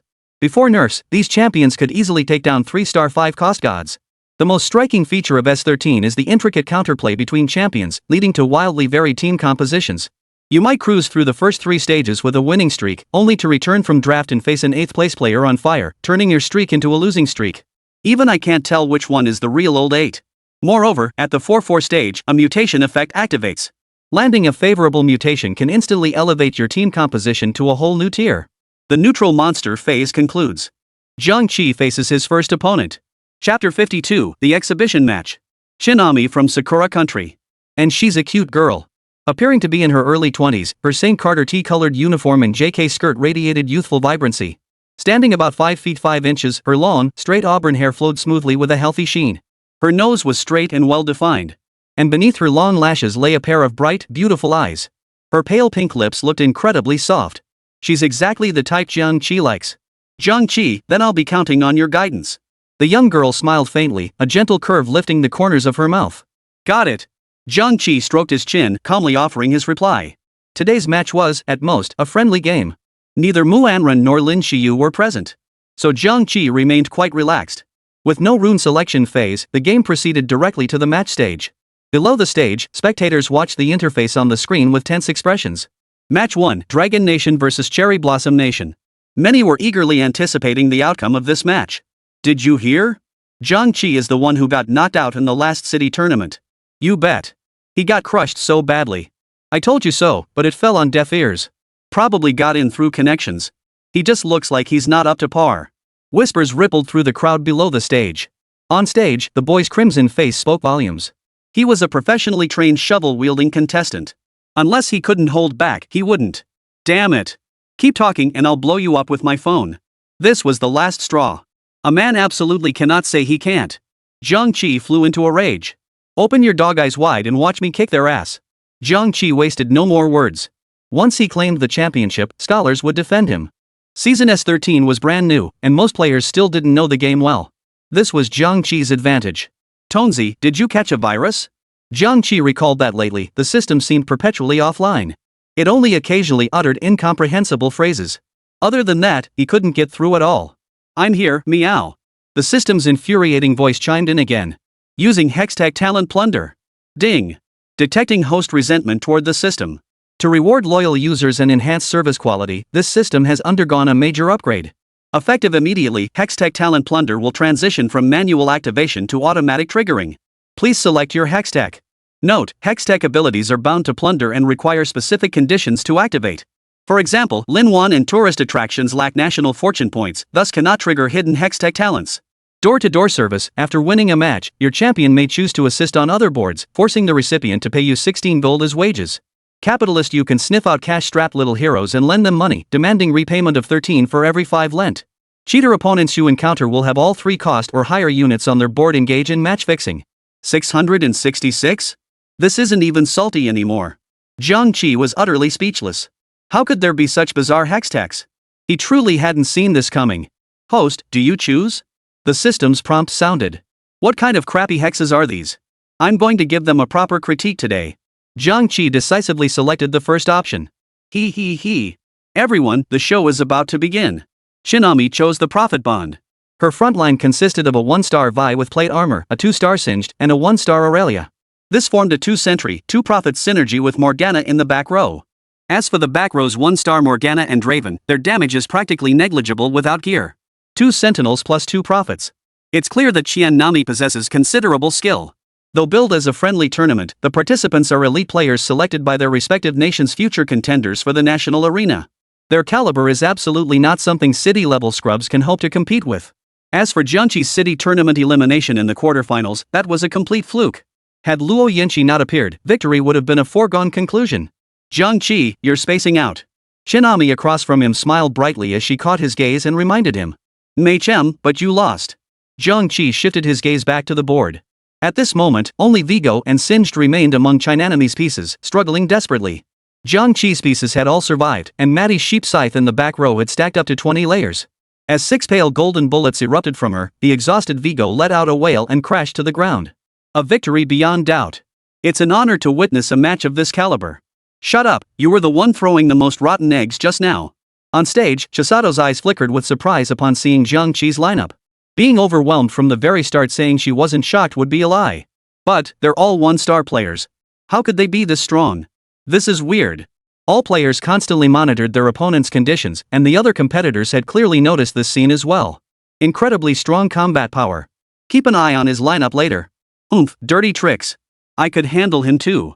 Jiang Qi had no idea at that moment that the makeshift synergy he'd thrown together would spark such controversy. He was still pondering what lineup to play Supervisor Big Mouth? Even dogs would need to block 2 of these things. No way around it, this version is just too competitive. First, the Black Rose Corpse cult wreaked havoc upon the world. Now, the artifact cult's tech-savvy airborne forces exploit their wealth without mercy. Big Mouth and Makai deserve nothing but to sit in the corner eating scraps. Jiang Qi had reviewed these players' records beforehand. They all favored high synergy compositions like 7 blue hair, 6 geeks, 8 enforcers with over 90% pick rates. You can't see the synergies, but you can simulate in practice to gradually figure out the general situation. Do you blindly trust the strength of high synergy compositions? Jiang Qi muttered to himself. After all, it was the start of a new season. Playing these high synergy teams was the easiest way to get started. But equally, if you couldn't pull off 10 synergies or even 9, the ceiling for such compositions wasn't very high. Even a perfectly built 15-unit team could easily fail. This season's meta, driven by the anomaly, has led to a blossoming of diverse compositions. It's not uncommon to see 8 completely different teams in a single game. A far cry from the few fixed lineups of S12. Earlier, he'd overheard several players scheming to block his card draws. But, kid, can you even see the mutation effects? And you're trying to block my cards? Therefore, Jiang Qi was supremely confident that he could stand out even when targeted by others. Chapter 53, Golden Ornn and I. Opponents of this caliber held little challenge for him. The only one who could truly pressure him was Luo Yanqi. She was a top-tier champion, whereas Jiang Qi had only reached the level of an extraordinary master at best, and that was purely through sheer volume of matches. The two were simply incomparable. When others play Dota, they'd think, oh, this synergy card is so strong, I'll just play this synergy. But Jiang Qi? No way I'm playing Lucky Star. Forcing it even when it's not lucky. Play Lucky Star this game and regret it for one match. Skip it and regret it for a lifetime. With rank protection in place, getting stuck at rank 8 became the norm for Jiang Qi's Dota career. 3 straight wins propel him into the 2-4 stage. Players begin draft selection. Ronnie approached slowly, a golden orb above her head. Jiang Qi's lips curled slightly. Seems like a smooth opening hand. No one picks Rennie. Jiang Qi noticed several players scrambling for a plank. Plank, possessing both brawler and dual form synergies, he can serve as damage output in the back row or grant bloodlust to the frontline Justice Titan, instantly transforming into a phoenix of immortality. To most, any was merely a niche card for completing the alchemist synergy. As a front row unit, she's solid healing and crowd control. But many overlook her incredibly high stats. With Smitch secured and Ronnie in hand, Singed and Lanata as 1/2 cost cards can be easily found before phase 3. Jiang Qi now has 2 strategies. If late-game mutations yield alchemist-specific cards, go for a winning streak with alchemists to hit 500 stacks and secure the win. Perfect Glimmer Gear synergizes with so many champions: Toxicity's Big Mouth, Blossom Iron Man. All capable of holding their own against 3-star 4-cost units. But he still holds a golden core in his hand. Jiang Qi never liked wasting resources. When he saw Jiang Qi select Rennie, Korea's Kim Jae-shin also looked over. Upon seeing the item, he paused slightly. Then burst into laughter. Ha! Jiang Qi really is a noob. He actually picked this piece of junk here. Without attack speed, I can't wait to see how he'll deal damage. This artifact is the most useless one. I picked it before the EZ bonus doesn't boost anything at all, and it just wastes an equipment slot. Looks like someone's gonna be crying their way out of the top 8. Ha ha ha ha. Every mocking remark reached Jiang Qi's ears, yet he remained expressionless, staring at Rini on the screen without a flicker of reaction. Because he no longer considered them opponents. Once he hit level 7 and found a 3-star Rennie, he'd make each and every one of them eat their words. Still, after mentally cursing their families one by one, he casually tapped the mute button. Too noisy. He'd turn on his mic later when he got the 3-star Rennie. He was now strategizing how to make this already smooth game even smoother, wondering if the stone giant could drop a few more greatswords or belts. If that happened, it would be pure bliss. With the boost from his hidden hextech talent, Jiang Qi's gold was skyrocketing. Spawn already. Damn it, spawn already. Who stole my gold? Give it back now. The player was slow to react, and Jiang Qi chuckled to himself. Moments later, Jiang Qi glanced at the quality of the other team's compositions. First up was Sakura Nation, a 2-star Draven paired with a 1-star Lox's Hand, alongside a 2-star Rel, a 2-star Raven, and Loris. 5-man composition, for Ironblood Conquerors plus 2 Sentinels. A very comfortable transition. Next, Team Korea's lineup, 1-star Varus, 1-star Vigo, 1-star Ezreal, Amumu, and Vayne. 6 population, 3 blue-haired squad plus 2 overseers. The Eagle Nation's lineup is 1-star Moderate, 1-star Camille, 1-star Twisted Fate, 1-star Stubborn, 1-star Wailai, and 1-star Ziri. 6-man roster, 4 enforcers plus 2 snipers. Both are very pure synergies. Seeing comparable quality, Jiang Qi decisively leveled up to 7. By 3-2, he successfully reached level 7 without interest. Who else? A few casual taps on the cards, and Rennie successfully reached 2 stars. The card pool also refreshed with Nunu and Stub, who were immediately deployed to form a 3-fighter synergy. Equip Rennie with the golden core. From here on, just keep adding fighter-type cards. For this lineup, early on just keep the greatsword to craft the murder sword and boost alchemy stats. The rest of the gear can be freely synthesized to maintain health. After all, only one full set of gear for Rennie is needed. Now at level 7, Jiang Qi should start searching for cards. Ha! The battle started already? Jiang Qi hadn't even refreshed his card deck yet when the countdown began. Let's test the waters with one round first. Rennie's skill, Mudrunner's Smash, not only lifts opponents high for crowd control but also grants health regeneration. Plus, its damage bonus soars to a whopping 300%. Honestly, Rennie's only held back by this fighter's bond restrictions. Put her in any other bond, and she'd be a top-tier carry for sure. Battle commences. Jiang Qi versus Korea. The 3 blue-haired squad are nothing but toys in front of Rennie. As the round commenced, Jiang Qi's 2-star Rennie charged straight toward the backline's Ezreal. Aurelia, oh no, she's coming for me. At that moment, Kim Jae-seon suddenly noticed a 1-star Sivir card on Jiang Qi's bench. This was Baron Alchemist's 5-cost card, meaning Jiang Qi had already unlocked the 5-cost tier. It's only phase 3. Dude, if you keep playing like this, I'm gonna call you out. After slamming down her Mud Splatter Strike, Rennie immediately unleashed her ability to lock down Vigo once Ezreal was taken down. 1-star Vigo's health bar was pitifully low to begin with. His legs flailed helplessly in the air, but Rennie's powerful stun was not something he could break free from. Soon, Vigo's already fragile health bar plummeted further. Boom! Vigo was slain. The frontline Wukong was still desperately holding on. At that moment, Rennie was also reduced to critical health under relentless assault. Almost there. Hang in there, Wukong. Kim Jae-sung refused to give up. But just then, a golden light flashed across the board. Ronnie's health surged rapidly, her health bar swelling densely like a barcode. Simultaneously, Rennie successfully activated her skill. Damn it! What the hell am I supposed to do now? Jin Zishin couldn't help but curse as he stared at Annie, now fully healed. This kid is seriously born lucky. Rennie's skill comes with built-in health regeneration. Even at 2 stars, her tankiness is already impressive. And once she hits 3 stars, her durability becomes something even a 2-star Fae would have to reckon with. Combined with the Golden Core's effect granting 100% maximum health and 120% damage boost after 22 seconds, lasting until the end of combat. At 3 stars and 5 mana cost, she's hailed as a demigod. Add in a hunger for power or demigod sacrifice. Tearing apart 3-star 5-cost champions is no problem at all. Chapter 54, that girl got too close. After the battle ended, Jiang Qi chose to spend all his gold coins. At this moment, the reserve bench held only 1 Rennie. Combined with the 2-star Rennie on the board, that made a mere 4 units in total. Still a long way from reaching 3 stars. Keep leveling up or go all in? Jiang Qi hesitated. 7 population offered the highest probability of finding 3 cost cards, a whopping 40%. If he didn't roll now, leveling up would only make finding Rennie even harder. After several seconds, the battle resumed. But Jiang Qi wasn't in a rush to D for Rennie just yet.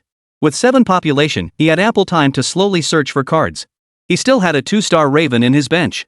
He added a tier and a wasted staff to fuse it into a Archangel. He swapped out a few miscellaneous cards on the field with the Raven. Jiang Qi positioned the Raven in the back row to boost damage output. The new season's Raven possessed 2 top-tier synergies, Iron-Blooded Conqueror and Dual-Form Warrior. Innate ability, Druids switch their abilities based on their position front 2 rows or back 2 rows.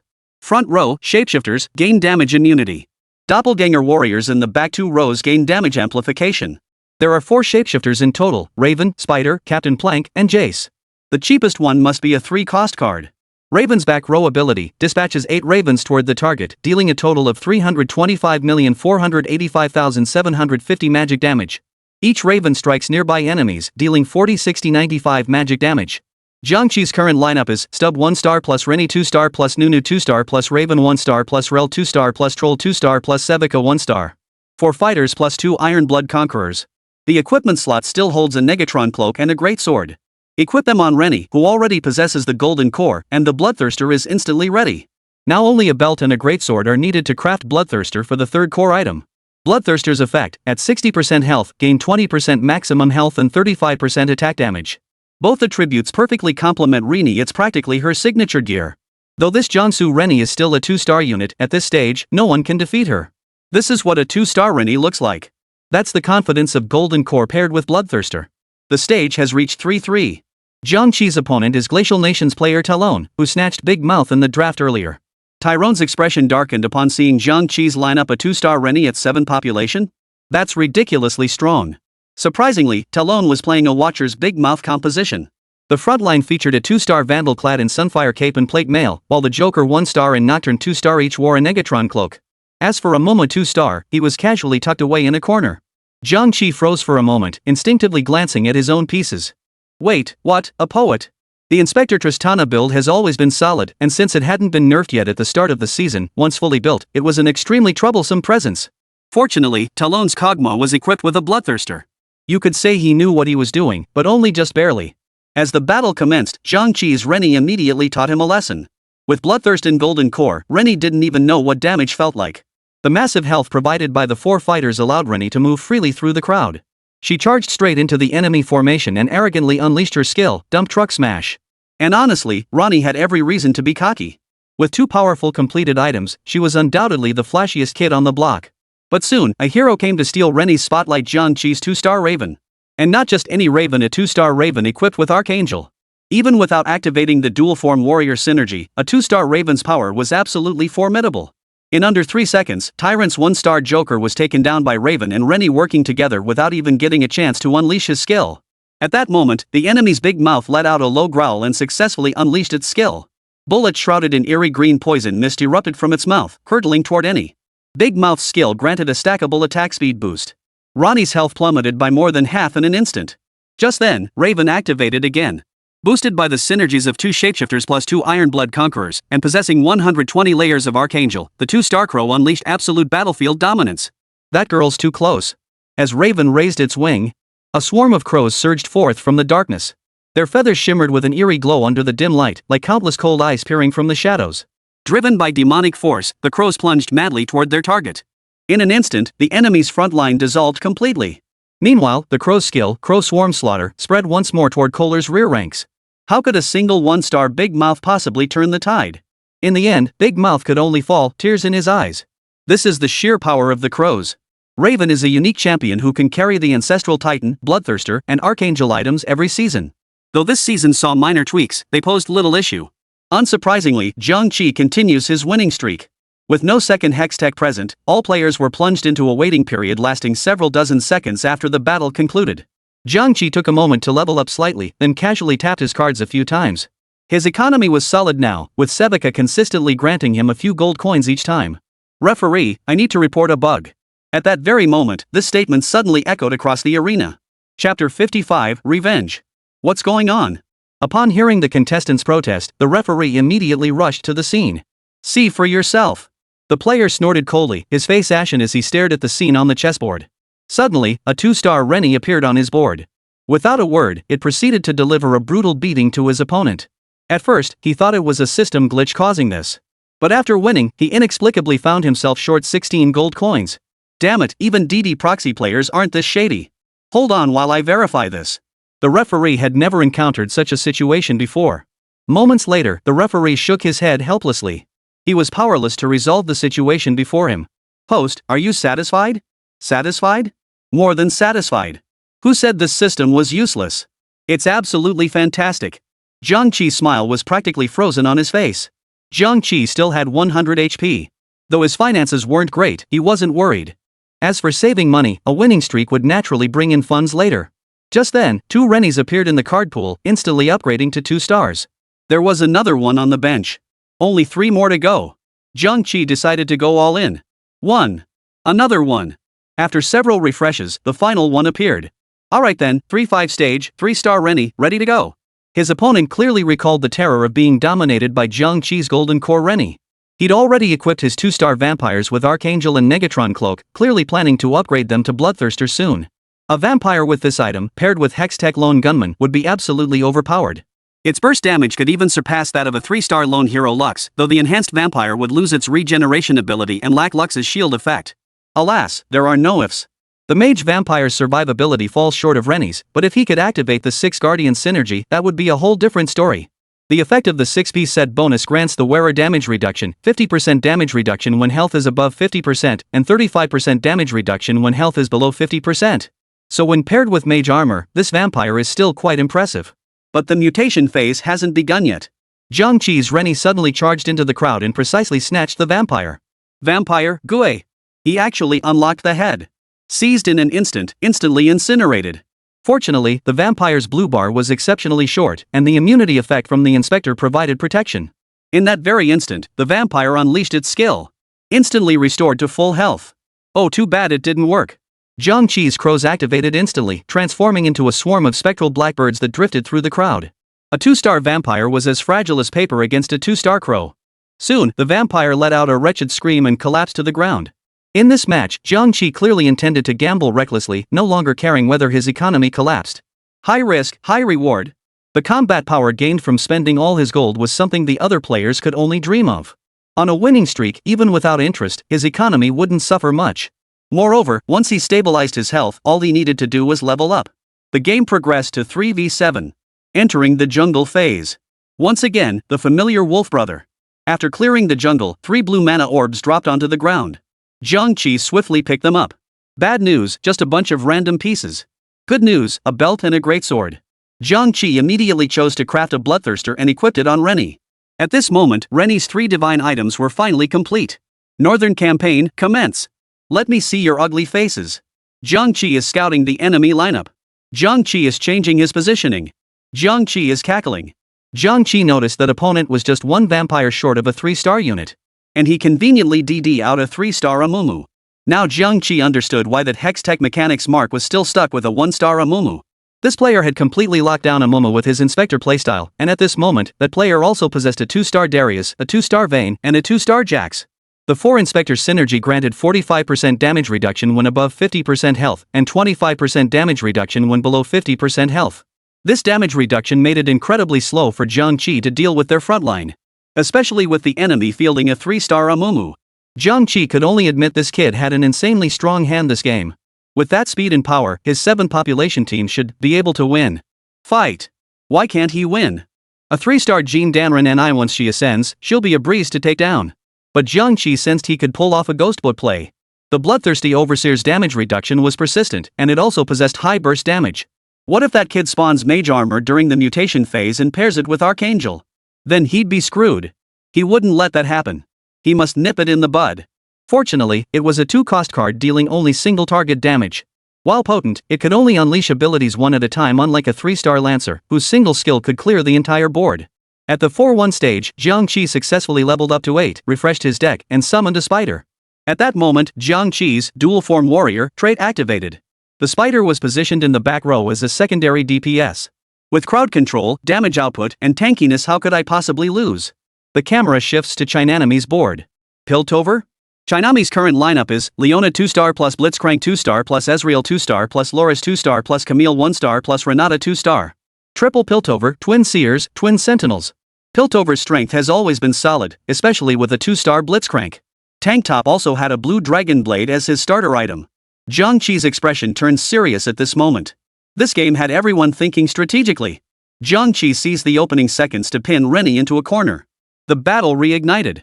To his surprise, Jiang Qi found himself facing Chinanami. The 2-star Big Head activated first, unleashing countless streaks of light that relentlessly attacked Nunu and Wukong. Fortunately, the two fighters had the health boost from their fighter synergy, preventing them from falling immediately. The battle reached a stalemate. Jiang Qi, wielding the Archangel's Raven, poured out damage relentlessly, but the enemy's health bar barely budged. So tanky. Wait, how come Piltover fielded 3 stealth units? Leona's Thief was equipped with plate mail and cloak, while back row Ezreal's Thief had snatched the Bloodthirster and Greatsword. No wonder this fight is so tough. The battle raged on. The enemy Leona couldn't withstand the focused fire and fell first. But Jiang Qi knew the battle had only just begun. Jiang Qi's Raven unleashed Crow's Feast, instantly eliminating Camille and Renata on the enemy side. Simultaneously, Big Head's skill instantly took out Spider and Nunu. Jiang Qi's team now held an overwhelming numerical advantage, fighting with superior numbers. As for Chinanami's side, only a 2-star Big Head and a 2-star Loris remained. Jiang Qi still had a full health Renika in the corner. Only a single 2-star Raven remained on the battlefield, fighting valiantly. 3, 2, 1. Begin! A flash of golden light erupted as Rennie in the corner radiated dazzling brilliance, enveloped by a colossal aura. The pill is complete. Rennie's 3-star health bar instantly turned into black blood. The chain blade in her hand emitted a relentless, hungry wail. But Chisato couldn't help but laugh. Jiang Qi, you've only got a 3-star, 3-cost unit left with half health. You still wanna fight me? Chinami playfully stuck out her tongue. As her words fell, Annie's body glowed with the unique aura of a golden core cultivator. Revenge. Chapter 56. Hee not hee. How can he still be laughing? Exactly. I bet his winning streak is about to end. Oomph. If Miss Qianai hadn't gone easy on him earlier, Old 8 would have been eliminated ages ago. Ha ha ha. Doubts erupted from the crowd below the arena, creating utter chaos. What is he doing? Spending so much gold just to chase a 3-cost card for synergy. I actually had high hopes for him. Who could have guessed, sigh. The words came from a young man wearing glasses. His voice carried both admiration and regret. Time for me to step in. Under everyone's gaze, a mischievous smile suddenly spread across Jiang Qi's face. Jiang Qi's reaction was swiftly captured in a close-up by the broadcast cameras on the field. The final live broadcast shot lingered on Jiang Qi's delicate features. All eyes instantly converged upon him. The golden core grants you the power to ascend. Surma, your glory. In an instant, the golden core's power surged forth. Jiang Qi opened Rennie's stats panel, restores 42-49 health over 1.5 seconds. During this duration, lifts the target into the air, stunning them and dealing 1265 physical damage. Then slams them downward, dealing 506 physical damage to enemies in adjacent tiles. A low-key version of Shaun. Daddy, look at that. That's trash, kid. Useless? Today I will restore the glory of Shurima. Jiang Qi murmured softly. On the chessboard, the 3-star Rennie smoothly activated her skill after all other pieces fell, triggering the golden core. A 3-star Rennie at stage 3 is incredibly resilient. Essentially, she was unstoppable from the moment she appeared. Meanwhile, Chinanami's 2-star Big Head continued to deal damage relentlessly.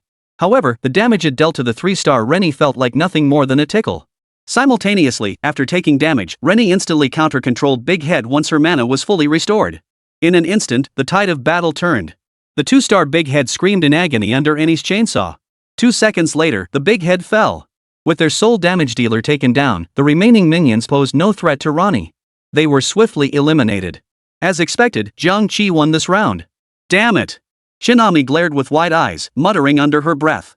Her voice brimmed with frustration, yet carried a hint of adorable pouting. Lolicons should line up in a row so we can hand out Lolas one by one. Sorry about that.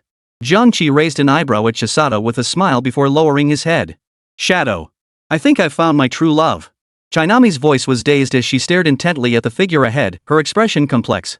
Spring has arrived, the season when all things awaken. The woman in black beside her remained silent, simply continuing to play the video. This kid is beyond saving. But then again, that guy earlier, he was actually pretty good looking. Shadow's fingers kept tracing her chin before she nodded thoughtfully. After this round concluded, the game progressed to the 4-3 phase. Jiang Qi's deck refreshed with a Jace. Without hesitation, he drew it, replacing Sevica to form a triple shapeshifter synergy later adjusted by designers to activate with 3 shapeshifters. Jiang Qi still held 18 gold in his hand. Reaching level 10 was unlikely, both health and economy made it impossible. In a standard match, whether you can level up to 10 population hinges entirely on your operational skills and gameplay prowess. With solid execution, reaching 10 units is entirely feasible. But this city-state was truly unexpected. It's worse than the S9 sewer, at least that one gave you 3 gold coins every turn. This one is pure garbage. Jiang Qi originally planned to build an Ironblood Conqueror composition. The Ironblood Conqueror synergy not only provides champions and gear but also stacks spell power and attack damage, continuously increasing with each layer. But plans change. For Jiang Qi, given his skill level, as long as luck wasn't too cruel, reaching 2-star father-in-law at 8 population would allow him to smoothly scale up to 9 population, add Grasshopper, and achieve the ultimate team composition. There's absolutely no doubt about it. Though the audience remains skeptical. Time slowly passed. Jiang Qi soon reached the draft phase. At 4-4, in this fast-paced match, 2 players had already tearfully reached level 8 and level 7 respectively, exiting hand in hand. The competition neared its end. When the draft phase began, Jiang Qi's eyes lit up. A shovel appeared instantly. But the good news was that he had drawn the shovel. The bad news, however, was equally devastating. The shovel spawned near Chisato.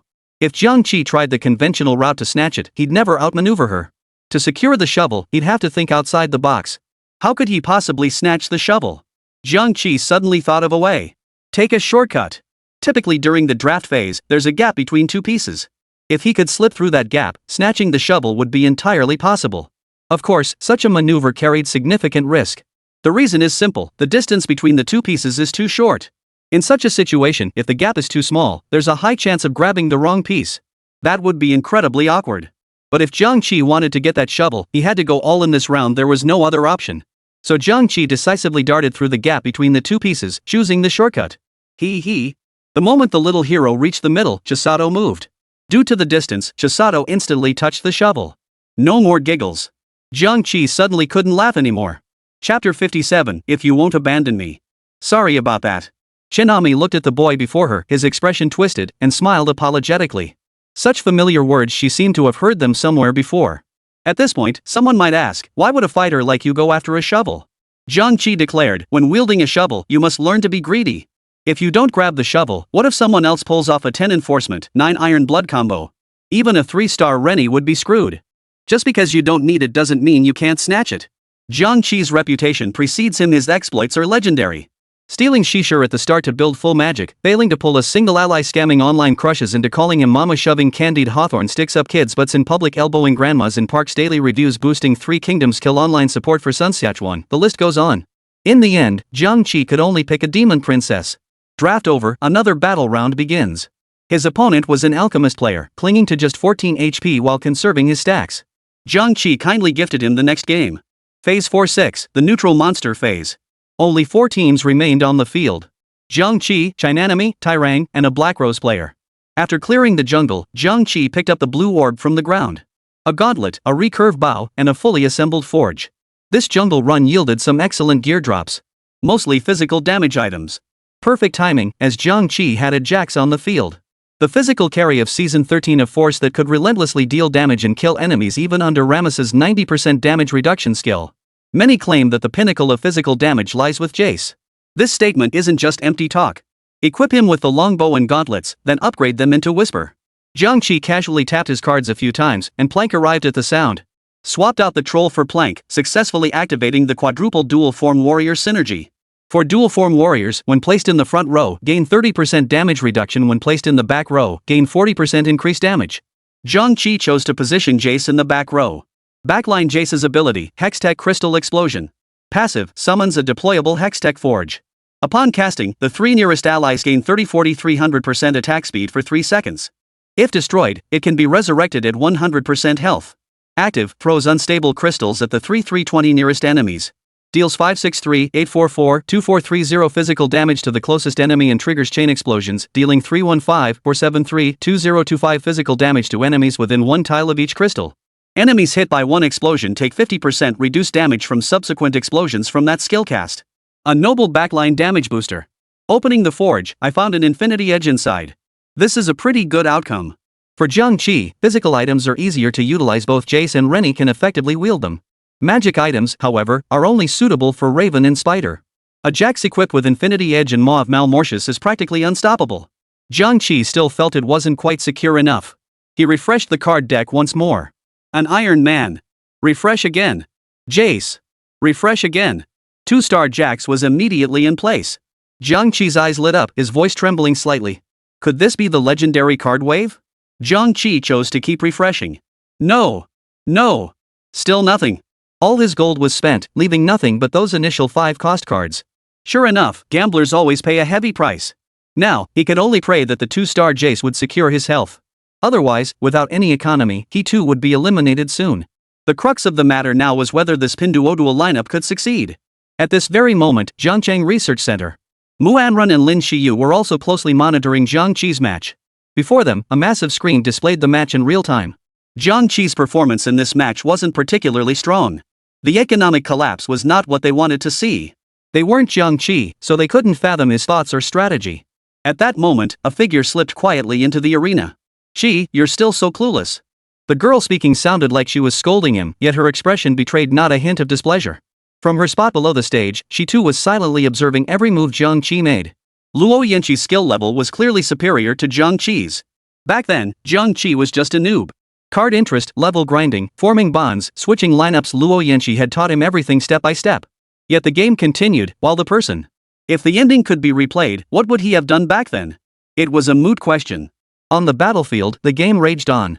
Though Jiang Qi's resources were scarce, he secured victory with the overwhelming damage output of his 2-star Jace.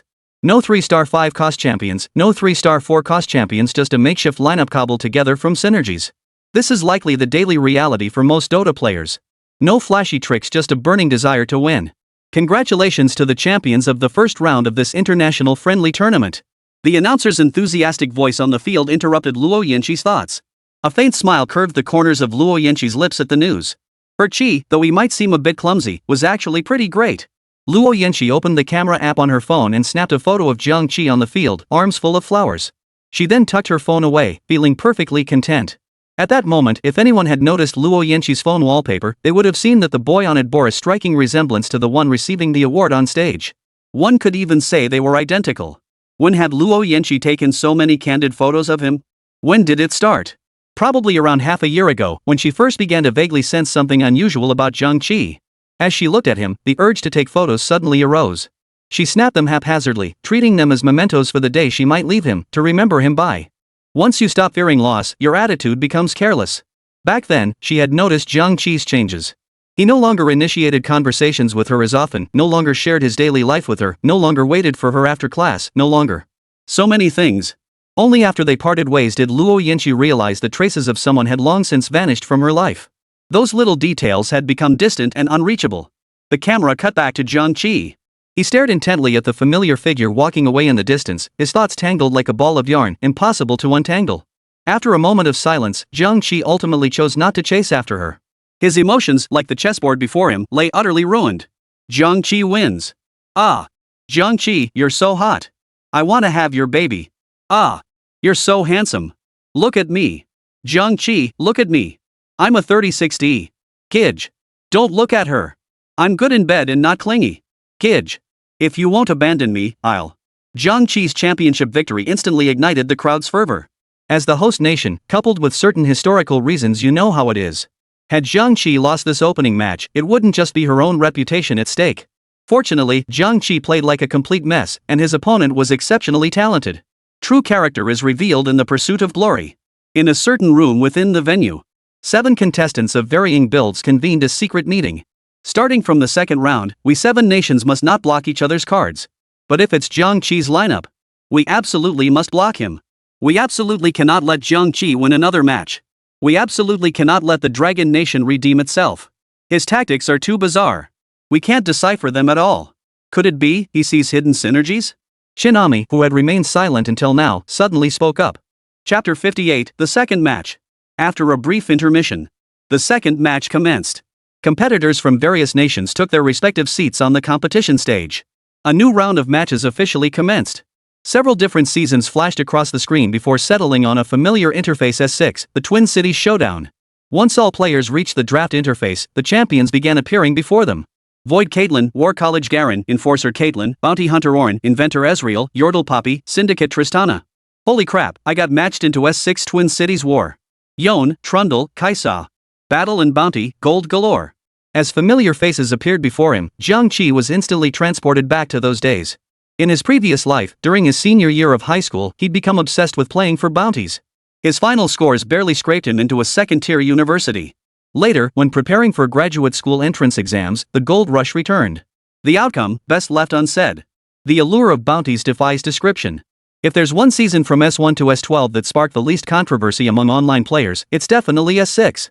This season truly combined the best elements of all others and was the most fun. It also saw the highest player engagement.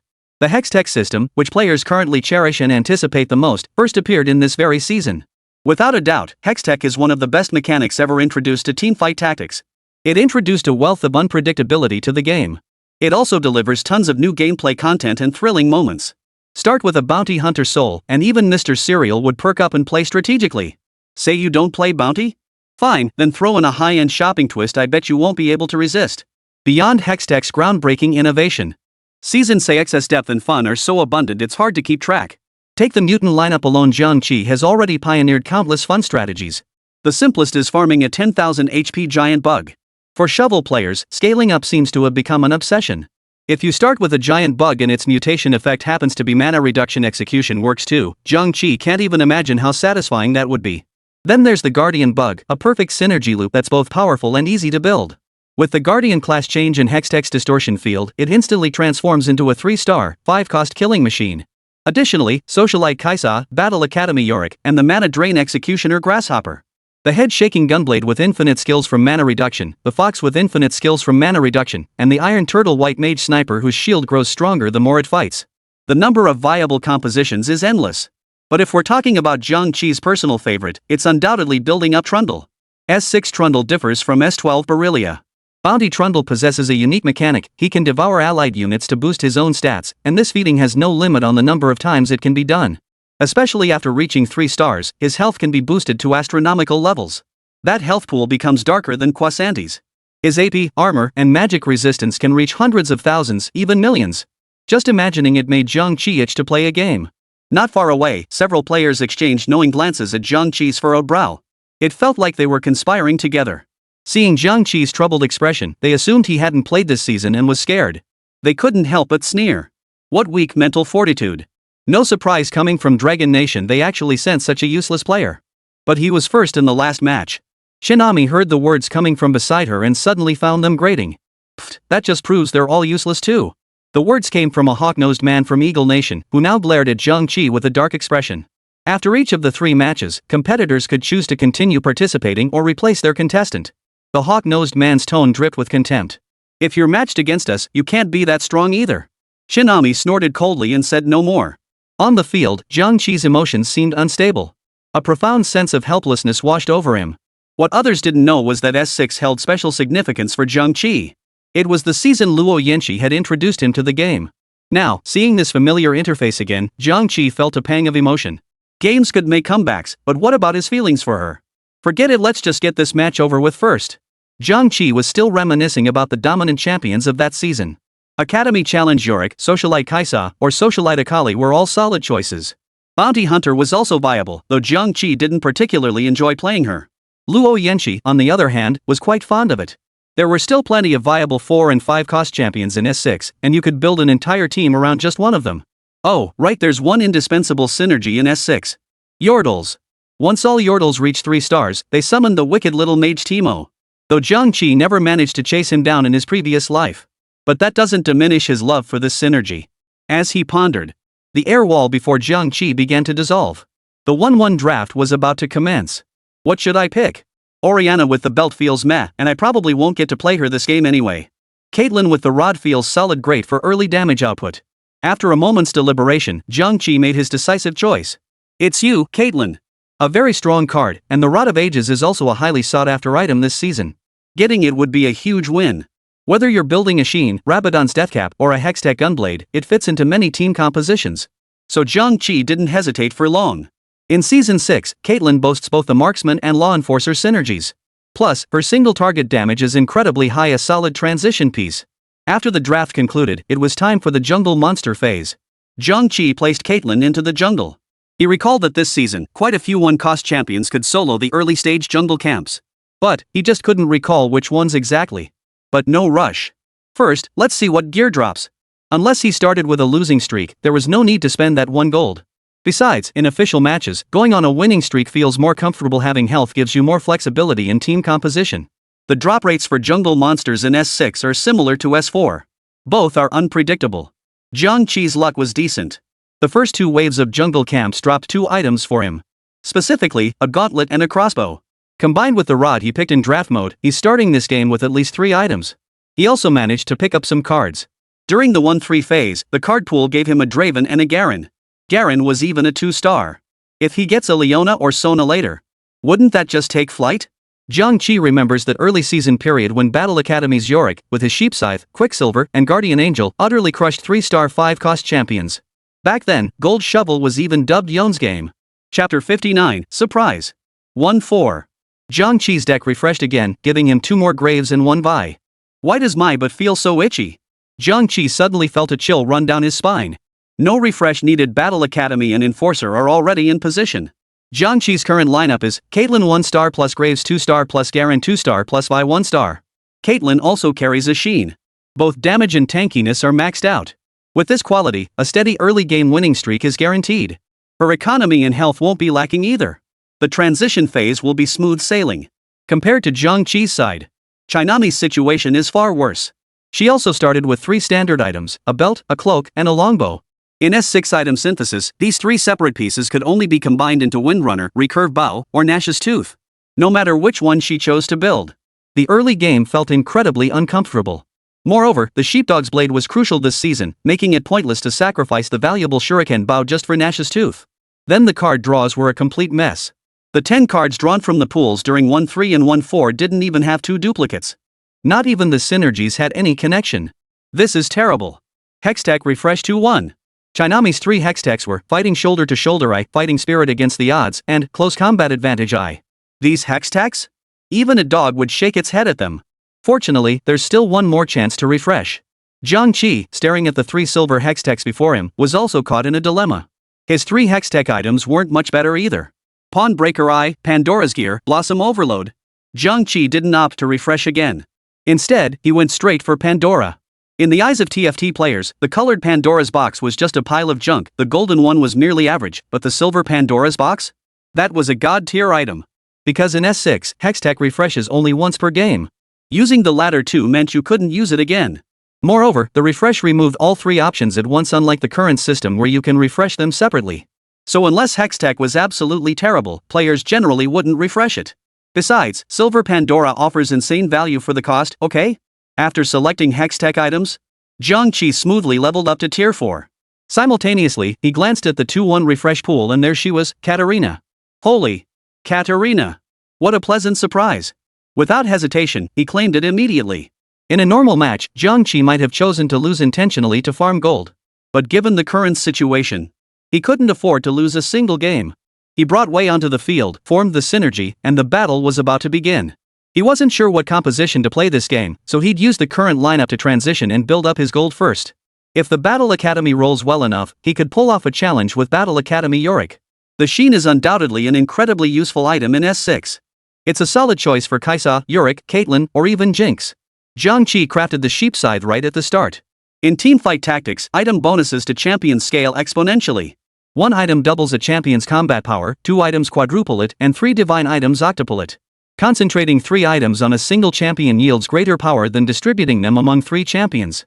Since Jiang Qi aims for consecutive victories, concentrating items on 1 champion is clearly the better strategy. Caitlyn was the lucky one. After selecting Hextech items, the contestants embarked on their first battle. Jiang Qi faced off against the hawk-nosed man. He played a Yordle. The hidden perk of the Yordle is the ability to summon a little mage, whose power rivals that of a 5-cost card. Jiang Qi had initially intended to play the Yordle as well. But after glancing outside, he knew Yordles were completely unplayable. Because at least 3 other teams were playing Yordles. If 3 people were playing it, it really wouldn't be viable at all. But with 5 or more players, it becomes viable again.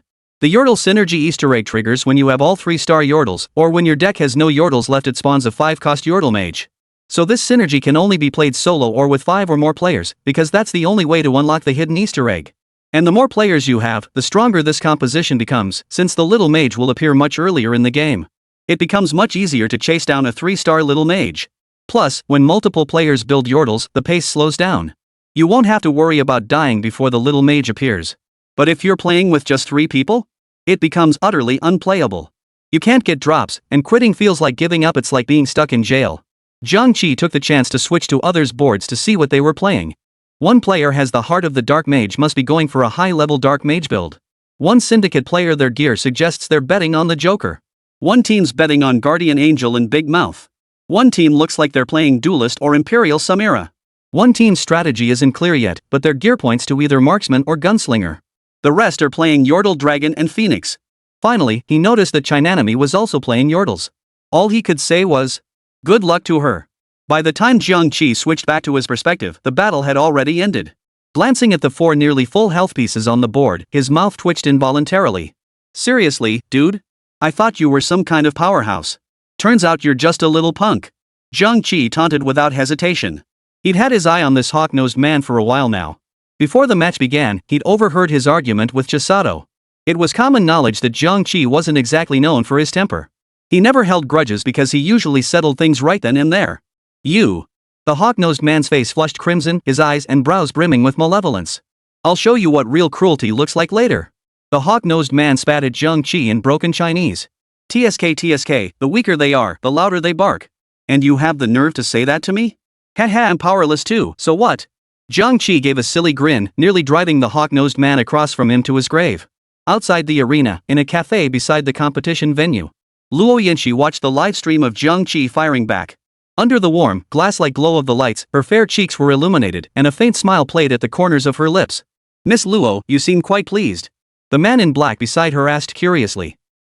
Watching this season just now suddenly reminded me of certain things from the past."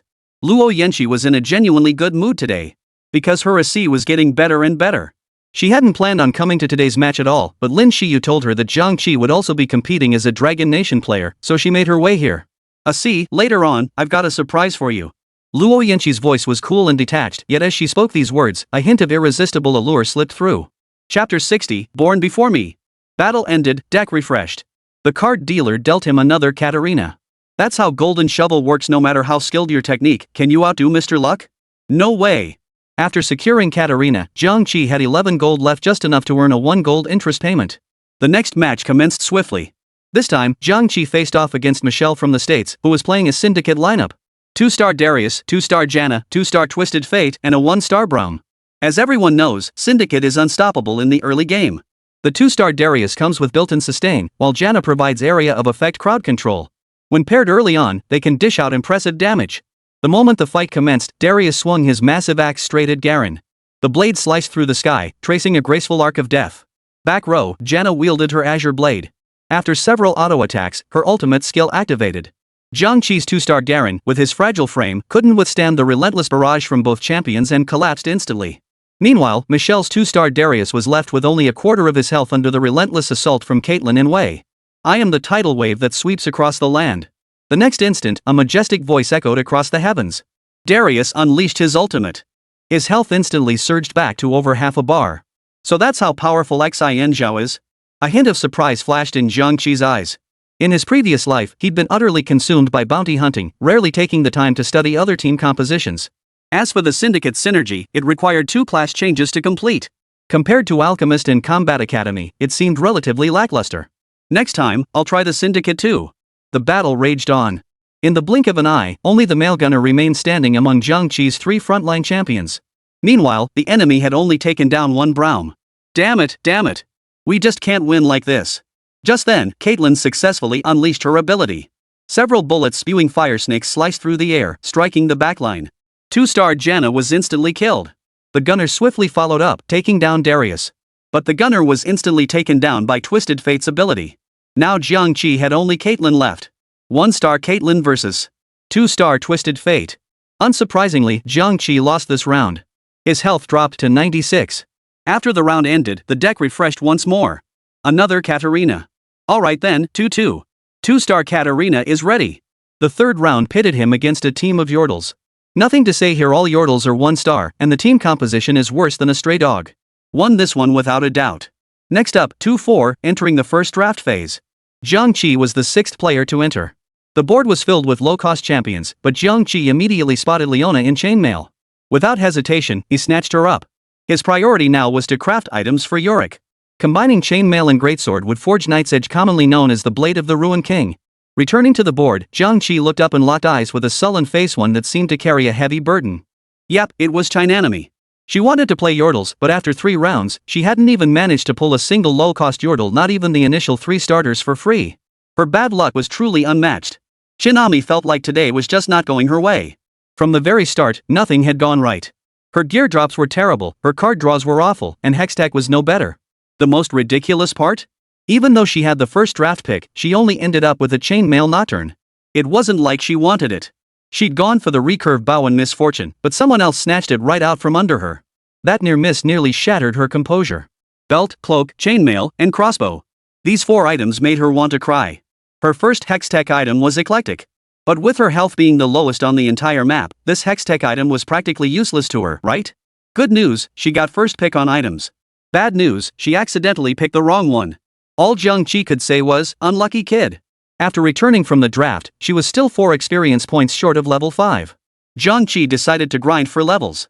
Upon reaching level 5, he fielded Katarina, benched Wei, and replaced her with Leona, successfully activating the 4 Combat Academy synergies.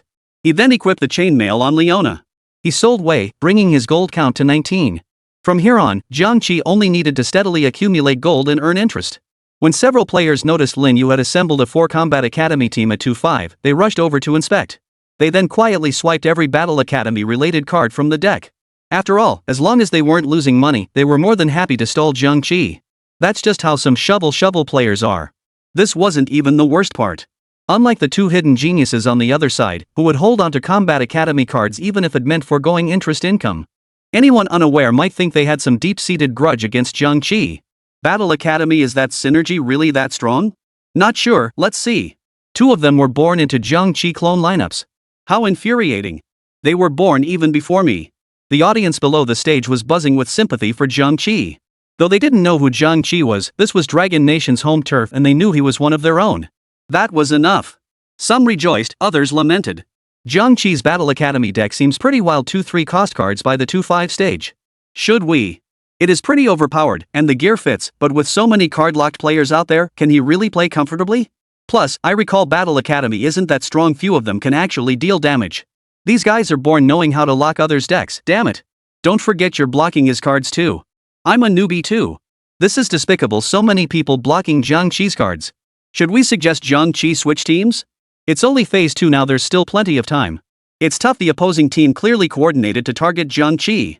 At the commentary booth, the Dragon Nation commentator's expression darkened considerably upon witnessing some players' underhanded tactics. Blocking cards is acceptable in normal matches. But in a match like this, where they're deliberately targeting him, colluding to block his cards is truly despicable. Given Jiang Qi's temperament, he would likely take some action. On the field, Jiang Qi also noticed the subtle maneuvers of those players. Blocking my cards? Then let me show you what true mastery of strategy looks like. Jiang Qi couldn't care less about these petty card-blocking troublemakers. Just a few low-cost cards. If they wanted to stall, let them stall. After all, his main carry was Yorick. Do you even understand the value of challenging a dual carry composition? Kaisa paired with Yorick? We'll just steamroll them, okay. On the battlefield. Jiang Qi's Caitlyn had also quietly reached 2 stars. The quality of the 4 Battle Academy units had already secured the victory. As expected, Jiang Qi cruised through Phase 2 with a flawless 5-game winning streak. Chapter 61, Showboating will get you high. The game progressed to the 3rd phase, Jungle Monster phase. After defeating the Stone Beetle, 3 more blue orbs exploded. Jiang Qi swiftly maneuvered his tiny hero to pick them up. Greatsword, gauntlets. Perfect. All of them are for Yorick. Feels great. Jiang Qi immediately stripped the chainmail off Leona and crafted it into Knight's Edge for Katarina. He also equipped her with the gauntlet. The gauntlet's stats boosted critical strike chance. While it wasn't the Infinity Edge, it was better than nothing. Now all he needed was a cloak to complete Yorick's divine build. Remember, Quicksilver's sash is also essential this season. Because there are just too many cheaters. With robots in the game, if your backline carry lacks Quicksilver, they'll get hooked by robots at the start and instantly focus down. The robot's mechanic starts with full mana. So some Dark Path players have invented the Leden's Echo Sniper robot build. It hooks the backline immediately, then uses Leden's Echo to splash excess damage onto other enemy units, achieving a full screen wipe. That's why Jiang Qi absolutely needs to build Quicksilver to counter this tactic. Some might ask, doesn't Yorick need Bloodthirster? In Season 6, Yorick's abilities already grant him self-healing. What he needs is attack speed and survivability items. Once his attack speed stacks up, he effortlessly dances on his health bar. He's unkillable, utterly unkillable. That said, it seems like Yorick's strength never dips too low in any season. Celestial Yon, Swift Noodle Yon, Dual Carry Yon, Sonic Assassin Yon, and so on. Each one can be used as a main carry. Jiang Qi now had 72 gold coins. He kept 50 coins to earn interest, spending the rest entirely on leveling up. Besides 2 items, the blue orb also dropped 2 3-cost cards, Skarner and Vi. He wasn't playing Void or Yordle this game, so he sold them off immediately. At 3-1, his deck refreshed with 2 more Katarina cards. Combined with the one already on the board, Katarina instantly reached 2 stars. This luck was nothing short of insane. After acquiring these 2 Katarinas, Jiang Qi's team composition saw a significant upgrade. 2-star Katarina plus 2-star Garen plus 2-star Caitlyn plus 2-star Graves plus 1-star Leona plus Vi sold the previous one, then re-rolled it from the deck later. He was just 8 experience points shy of reaching level 7. Jiang Qi's current economic and combat strength had reached a terrifying level. It was clear the card dealer kept hinting for him to visit the room that night. Stop calling, big bug. I'm afraid Yorick will get the wrong idea. Whether Yon would misunderstand or not, Jiang Qi didn't know. But those 2 geniuses outside who were blocking his access to the Battle Academy cards genuinely believed he intended to use Katarina as his main carry. They'd locked in 6 and 8 Katarina cards respectively. That's quite the lifestyle. Are those 2 seriously ill? Jiang Qi stared at the pair with a strange look in his eyes. Seriously, who even uses Katarina as their main carry these days? That's just crazy. He. With so many Katarina cards stacked against you, you must be feeling pretty rough. You're still too green to take us on. The 2 kept laughing hysterically. Unbearable to watch. Absolutely unbearable. The 2 buddies figured, the deck pool is fixed anyway. I'll just card you out a few more times, and you'll blow up. As soon as 3-1 arrived, they started decarding to grab the cards. For no other reason than to annoy Jiang Qi. You wanna play Battle Academy? Did you ask our permission? You know what? They actually did annoy Jiang Qi. Because Jiang Qi was targeting one of them next turn. Given his quality, taking them down shouldn't be a problem. But this sandbag spent all his gold in the 3-1 phase, maxing out both Katarina and Garen to 3 stars. All his other Battle Academy cards were also at 2 stars. Their overall strength suddenly surpassed Jiang Qi's. And it was a crushing, overwhelming kind of superiority. What a ing bastard. Jiang Qi couldn't help but curse silently to himself. What the hell is wrong with you? Why chase 3-star Katarina and Garen? Why not go for 3-star Lux? Is it that you can't get them, or that you don't want to? Just wait till I get to play Yorick. I'll show you what a real birth looks like. Show off, I'll make you fly. Oh dear, how come you have no gold? Don't you care about leveling up? No way around it. The enemy team's quality is way too high. Plus, they had a bot directly countering Jiang Qi's only carry, Caitlyn. He hadn't even managed to craft Mercury's Tread. What could he do? No matter how skilled Jiang Qi was, he couldn't outplay them through positioning alone. Might as well just give up. Starting with 5 consecutive wins wasn't bad either. After all, the Battle Academy system favors late-game compositions. Lulu and Yorick were the true dual carries. Lulu's skill unleashes a laser beam, dealing damage to enemies it hits. After this flashback, a brilliant idea suddenly popped into Jiang Qi's mind. A mutant Lux with reduced mana cost, equipped with a mana dominator, she'd become a true powerhouse, her abilities firing non-stop. As the battle countdown ended, Thomas arrived at the Lin Yu chessboard with his upgraded Battle Academy team. Upon recognizing his opponent as Jiang Qi, Thomas's face twisted into a cruel expression. You worthless trash from the Dragon Nation, I've finally found you again. This time, I'll make you understand what cruelty truly means. So what if it's the 4 Battle Academy? I'll still end their winning streak. He had already seen Jiang Qi's lineup. It was identical to his own, but clearly his quality was superior. 2-star Katarina was indeed formidable, but there was no way she could stand against his 3-star Sona and Garen. Victory was inevitable. Faced with the opponent's provocation, Jiang Qi's approach was to simply ignore it? Switching perspectives to other players' boards, he checked everyone's card draws. He glanced over. Besides that sandbagger who just went all in at 3-1, another player had also pulled 2 or 30 cards, seemingly hunting for a 3-star Graves. But his luck was truly terrible. After spending 20 or 30 credits, he hadn't drawn a single Graves. With so few Garens available, how dare he not reveal his hand? This time, not only did he lose his cool, but even the spectators outside the arena were amused. Ha ha ha ha, what's wrong with this guy? Spent all that money and didn't get a single Garen? This is hilarious. I kinda feel like Jiang Qi's main carry isn't Katarina. Oh no. Jiang Qi is messing with them. Can you guess who my carry is? Locked in. Haha, this gotcha is way too real. Sorry for laughing, but I can't help it. What terrible luck. How is he supposed to play now? His economy's tanked and his combat power hasn't improved at all. Just quit while you're ahead, old 8. The audience below kept cheering him on. Actually, his bad luck wasn't just down to misfortune. Another reason was that his deck barely had any Combat Academy system cards left. That's why it was so hard to catch up. After seeing Jiang Qi play Combat Academy this round, the other 5 players also coordinated to take 1 or 2 cards each. You block a few, I block a few, but when the deck refreshed, it was even harder to catch up than a 5-cost card. They might not be so eager to target Jiang Qi alone, but when blocking 1 card means blocking 3 players, everyone's happy to do it. When it comes to being born lucky, it's definitely them. So it's only natural that someone with bad luck like him couldn't pull the cards he wanted. Of course, normal is normal. But it's hard not to laugh out loud. Even though Jiang Qi knew the other player was deliberately messing with her cards, she still couldn't help but laugh out loud. This only made Thomas, who was already feeling utterly miserable, feel even worse. His face turned as purple as a liver. Fortunately, it wasn't all bad news. Because he saw Jiang Qi lose and the one who beat him was none other than himself. Oomph. Laugh all you want. See if you can still laugh when you're old and decrepit. Even if my draws suck, I'll keep blocking you. Even if you get the best possible draw, you won't get any points. Due to his lower rank at Battle Academy, even with the worst draws, he could still block Jiang Qi 1 or more times per turn, annoying him relentlessly. The thought that Jiang Qi wouldn't score even if Battle Academy pulled off a perfect hand lifted half his frustration. He'd already braced himself for a self-destruct run anyway. Whether he drew cards or not didn't matter as long as he could annoy Jiang Qi. Chapter 62, The Race for Lux. This sandbag's gone mad. After the battle, Jiang Qi glanced at Thomas's meager pile of gold coins, a hint of pity flickering in his eyes. My age poet. Playing this badly? Go fight swift crabs in the sewers. Thomas continued his taunts. Jiang Qi remained silent. There was no point in arguing with such a loser, it would only lower his own cool factor. Schadenfreude? We'll see if you're still laughing later. For Thomas, Jiang Qi's winning streak ending was welcome news. After all, both winning streaks and losing streaks could be leveraged for maximum advantage, but that back-and-forth pattern, 1 loss followed by 1 win, was the most mentally draining. Jiang Qi was now in precisely that state. After the round ended, a Quinn card refreshed in Jiang Qi's deck.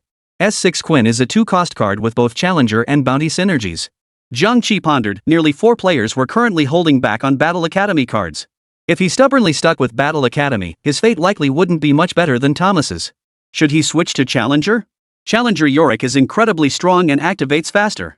Moreover, Challenger had more low-cost cards, and nearly all Challenger champions could equip the Sheep Scythe. That's why Jiang Qi held onto Quinn. He leveled up to 7 and deployed Quinn. I thought you'd max out at level 7 this game, but it turns out you found the only way to reach level 8. Still clinging to Battle Academy? You really don't know when to quit. Some players couldn't resist mocking Jiang Qi when they saw he hadn't changed his lineup. You can't even beat Thomas, what good are you? Do you really think a 2-star Katarina alone can carry you through Phase 3? Spectators outside the arena buzzed with discussion. After all, choosing that deck when 4 or 5 other players were running Katarina decks was undeniably a reckless move. Most spectators had already predicted Jiang Qi's fate. He'd get card locked, break his winning streak, get swept, and end up in 8th place, exiting the tournament in tears. Thomas also assumed Jiang Qi was sticking with Battle Academy because he was confident he could draw into his deck's core cards later in the game and restart his winning streak. This strategy would stabilize his health, allow him to save resources, level up, and draw 5 cost cards. If Jiang Qi knew this, he'd laugh out loud. Who the hell would stubbornly stick with a deck when others are card locked? I'm playing for the challenge. But of course, he'd never say that out loud. He'd rather others think he couldn't play strategically and only knew how to run Battle Academy. That way, no one would deliberately block his Challenger EZ. Once he quietly assembled his Challenger deck and identified his main carries Yon and Kaisa, wouldn't he just take off? At the 3-3 stage, Jiang Qi casually checked his next opponent. 5 Syndicate, 2 Assassins. 2-star Joker. Everyone's quality is pretty high this round. Looks like the talent pool for the National Fortune Tournament's youth training program is actually quite solid.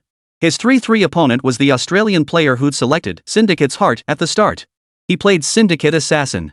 The 3v3 match also drew out a 2-star Joker, and the combat power on the field was no weaker than the previous Battle Academies.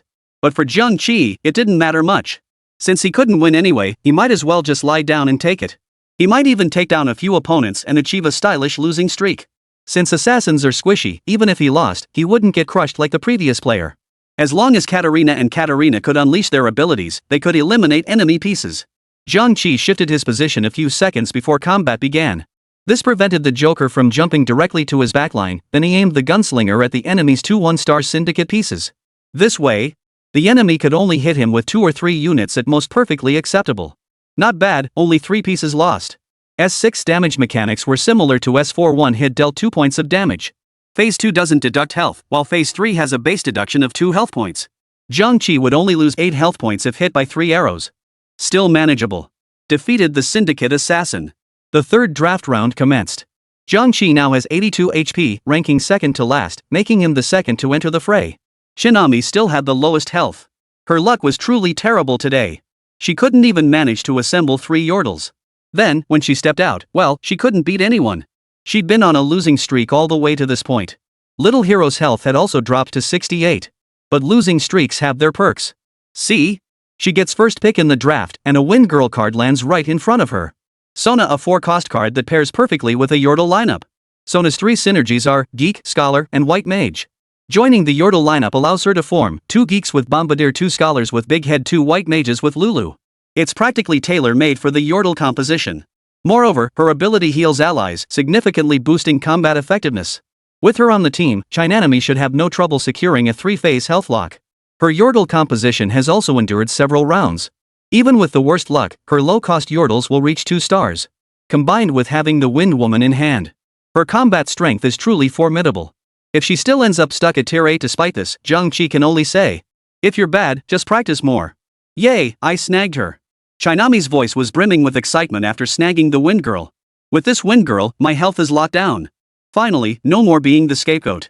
After getting the Wind Girl, Chinami glanced curiously at Jiang Qi beside her, quietly calculating in her mind. In her view, Jiang Qi would likely pick the 4-cost Karthus after all. He was a main carry in the Battle Academy system. The Battle Academy composition was merely average. Both main carries were 4-cost units, making it difficult to secure health early on. This deck was usually just a transition into Phase 2, or something you played when you had a good draw. This draft round featured nothing but 4-cost cards. After Chinami made her pick, it was Jiang Qi's turn. At that very moment, the third to last pick also entered the draft phase. Oh no! He's going to snatch Jiang Qi's lucks. What are you standing there for? Go grab the card. Seeing Jiang Qi's little hero standing frozen in place, unsure what to do, Chinami hurriedly called out to remind him. No rush. Let him take it. Jiang Qi looked at the player with a calm expression. As if he were looking at a clown. Ha? The contestant looked puzzled. Hey, buddy, aren't you nervous? This 4-cost card is the lux you've been after all along. Shouldn't you be scrambling to compete with me for it? Then I'd outmaneuver you, snatch it away, and revel in your furious, arrogant expression while I savored the chance to mock you mercilessly. But now the script feels off. Did I grab the wrong script? But this is clearly a golden shovel of national fortune. Forget it, don't overthink it. Just get Lulu first. Just then, Jiang Qi made his move. His target was Lux the Sword Maiden on the opposing team. Unfortunately, the enemy didn't see through his intentions. Instead, they assumed he was competing for Lulu. The enemy also wanted Lulu, or more precisely, the teardrop on her head. Compared to Jiang Qi, the enemy's position was also closer to Lulu. This time, the advantage was mine. Just as the two were vying for her, the draft for the 5th pick began. His target was that Sword Maiden. Jiang Qi saw the enemy charging straight for Sword Maiden and instantly broke out in a cold sweat. What should he do? In this situation, if Jiang Qi wanted to grab the Kaisa, he'd have to weave between the 2 Yeetzy to get there before his opponent. Honestly, this was quite the technical feat. The gap between the 2 pieces wasn't wide, and maneuvering past them without touching required precise positioning. It required a bit of finesse.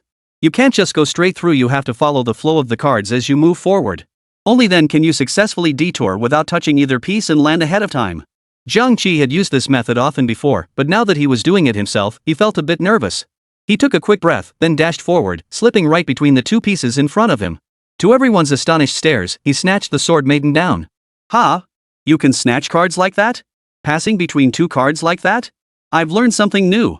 Damn it, respawn. My Sword Maiden. Maiden, don't leave.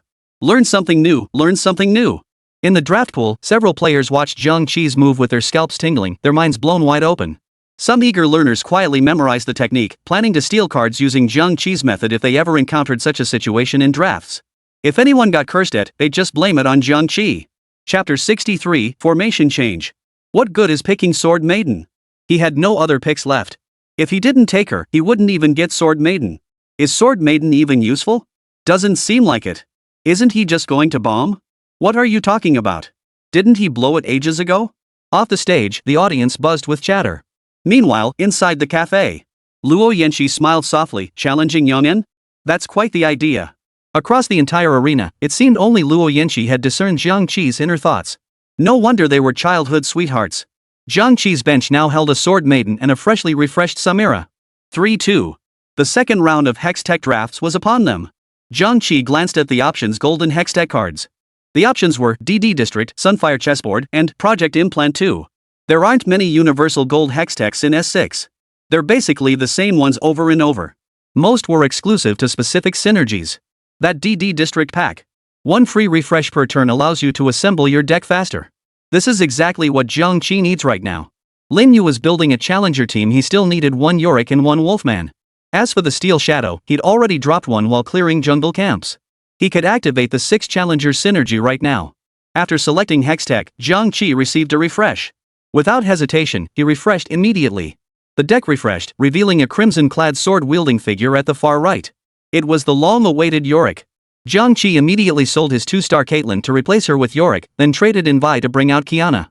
He equipped Yorick's favorite items, the Sheep Scythe, Knight's Edge, and Quicksilver the previous gauntlet and the cloak from the draft. Yon was positioned in the top right corner to avoid being instantly killed by the enemy's focused fire. Yon needed to stack his Blade of the Ruined King. Only with sufficient attack speed could his healing keep up. Otherwise, he'd be gone before the stacks even built up. Leona is replaced by Samira. The current synergies on the field are, for Battle Academy plus 4 challengers. This lineup is strong enough to dominate Phase 3. Soon, the battle commenced once more. Jiang Qi faces off against Chinanami. Chinami's luck held up. Her second Hextech was the Yordle Lounge. The Yordle Lounge effect is, during the first 3 refreshes each round, your shop will always include at least one Yordle champion and you gain a Lulu. This Hextech was practically tailor-made for the Yordles. With this, getting all 4 members to 3 stars and summoning the Little Mage by Phase 4 was no problem at all. You pick Yordle Lounge? What's the point? Yordles are so overrated. This Hex looks like a silver Hex masquerading as gold. And Jiang Qi passing on the Sunfire chessboard to pick DD District? I can't even be bothered to comment. Off-screen, Luo Yanqi couldn't help but chuckle upon seeing Jiang Qi's second Hextech pick, DD District. This guy, still the same after all this time. Luo Yanqi knew Jiang Qi's nature, the kind who picks Pandora's box with a rainbow Hextech, insists on healing items for equipment, and never goes all in unless he hits 10. He always brought a healer in Genshin, picked Dominator or Bloodthirst in honor of kings, fused Justice and Dragon's Fang in teamfight tactics, and brought an Angel in Clash of Clans, and so on. In short, he's a complex mix of over-the-top gear and a fear of dying. Shinami was still grinding gold and leveling up. This lineup wasn't strong to begin with. Persisting in a head-on confrontation with rivals present was clearly a dead-end path. Someone as smart as Chinanami should be able to see that. So she chose to save up resources and level up, planning to switch her lineup later and pick up high-cost cards. But she seemed to have overlooked one crucial detail. Once all Yordles reach 3 stars, they unlock a 5-cost card Xylian. But looking at the Hextech selections, only the Yordle suite aligns with her composition. Actually, you could aim for 3 stars on these core units. Jiang Qi couldn't bear to watch any longer and offered a well-meaning reminder. Ha! Once all Yordles are 3-starred, you can summon a 5-cost card Little Mage. Arigato, Jiang Qi-san. Shinami was confused, but utterly stunned. On the field. Upon seeing Jiang Qi's second Hextech choice, the Dragon and Phoenix duo concluded his previous victory was clearly down to luck. This Hextech was derived from the DD Galaxy from Season 3. Having become a Hextech in S6, it has persisted to this day. It grants 1 free D card opportunity per round. The only difference is that S6 DD District couldn't be saved, while S12's DD District can be stored. It evolved from a gambler's exclusive to a versatile economic Hextech. Though in S6, it was still exclusively for gamblers. Should we keep drafting his Battle Academy cards? Keep drafting. Don't give up, he must be desperate right now. But my economy is already in shambles. The 2 players' whispered conversation went unnoticed by Jiang Qi. He was already fantasizing about beating those 2 sandbags into a pulp, then watching them drag themselves out the door with pained expressions. Think you can get away with screwing me over? Nothing in this world comes that easy. After selecting Hextech, Jiang Qi glanced at his card deck. Hey, my wolf brother's here. Alright. Upon seeing the werewolf refresh in his deck, Jiang Qi immediately decided to switch up his lineup. He sold his 2-star Garen and 2-star Katarina, bringing in Sword Maiden and the Werewolf. Successfully assembled a 6 Challenger and 2 Combat Academy composition. Challengers gain 40%, 175%, 150% attack speed.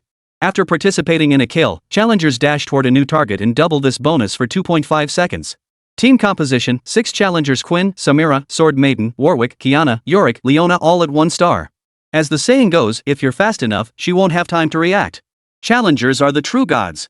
After switching teams, Jiang Qi took down a guy playing Dark Mages. This guy was pretty wild. Silver Hextech was Dark Mage Heart, Gold Hextech was Rune Shield, and at 5 population, he had a 2-star Vigo with 6 Dark Mages. His combat power was arguably the strongest on the field right now. No way around it. Mage compositions shine before Phase 4. He still had the Rune Shield, Mages, and Vigo couldn't take them down solo. As expected, Jiang Qi was instantly overwhelmed by 3 full health units. Combined with the earlier wave he just took, his health plummeted to 68 points. Not bad, health's still solid. Jiang Qi showed no surprise. After all, the challengers were fast but lacked frontline tanks. Plus, with every member being a 1-star unit, it was only natural they couldn't win. But the Dragon Nation spectators watching from the sidelines couldn't help but worry when they saw his health drop by 20 points in an instant. Oh no, why is his health dropping so fast? He was full health just now, and after 3v2, he's down to 68 HP. Why did he even join the challenge? This team composition has no frontline at all. I find it odd too.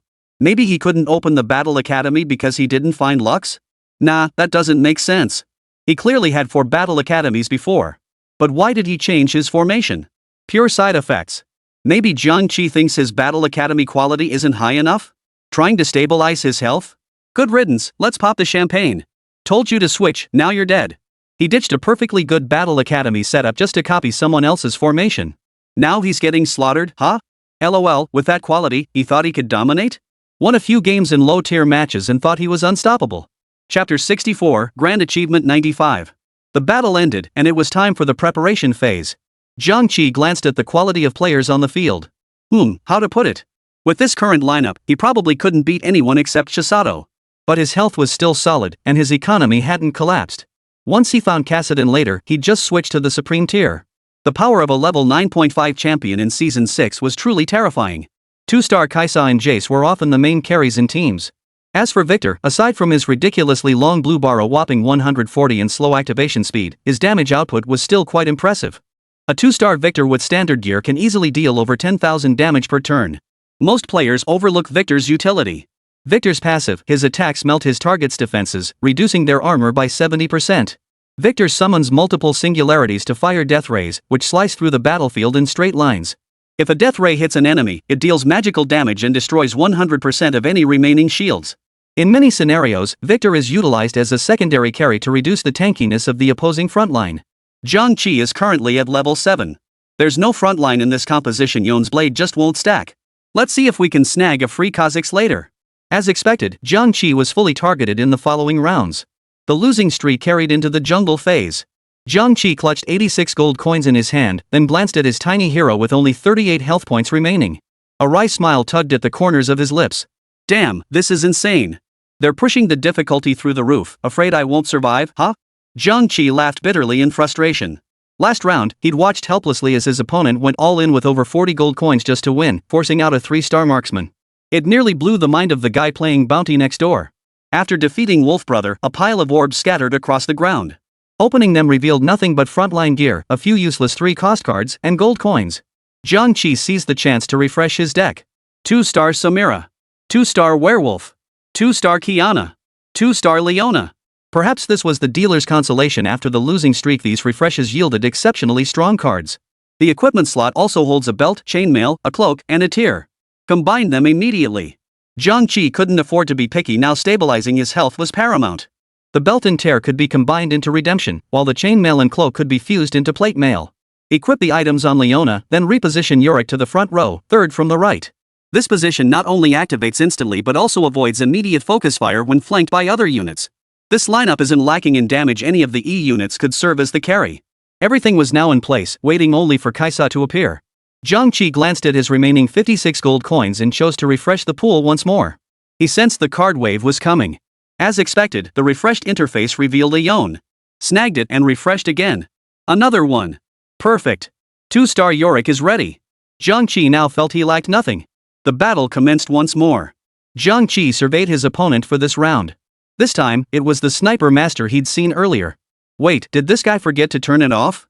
3-5 and already a 2-star wind-up and 2-star ember? This poet? But looking at his economy, Jiang Qi understood. His gold bar was completely empty. Clearly, those two 4-cost 2-star units had drained every last coin he had. Wow, he didn't leave himself any room to maneuver. Jiang Qi actually admired players who went all in at level 7 like this. Especially in a season crawling with gamblers. Only those who survive have the right to reach tier 9. You say you need to save up for gold and level up? No way.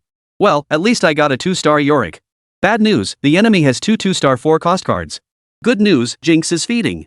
Yon has Quicksilver, so he's immune to Twitch's crowd control.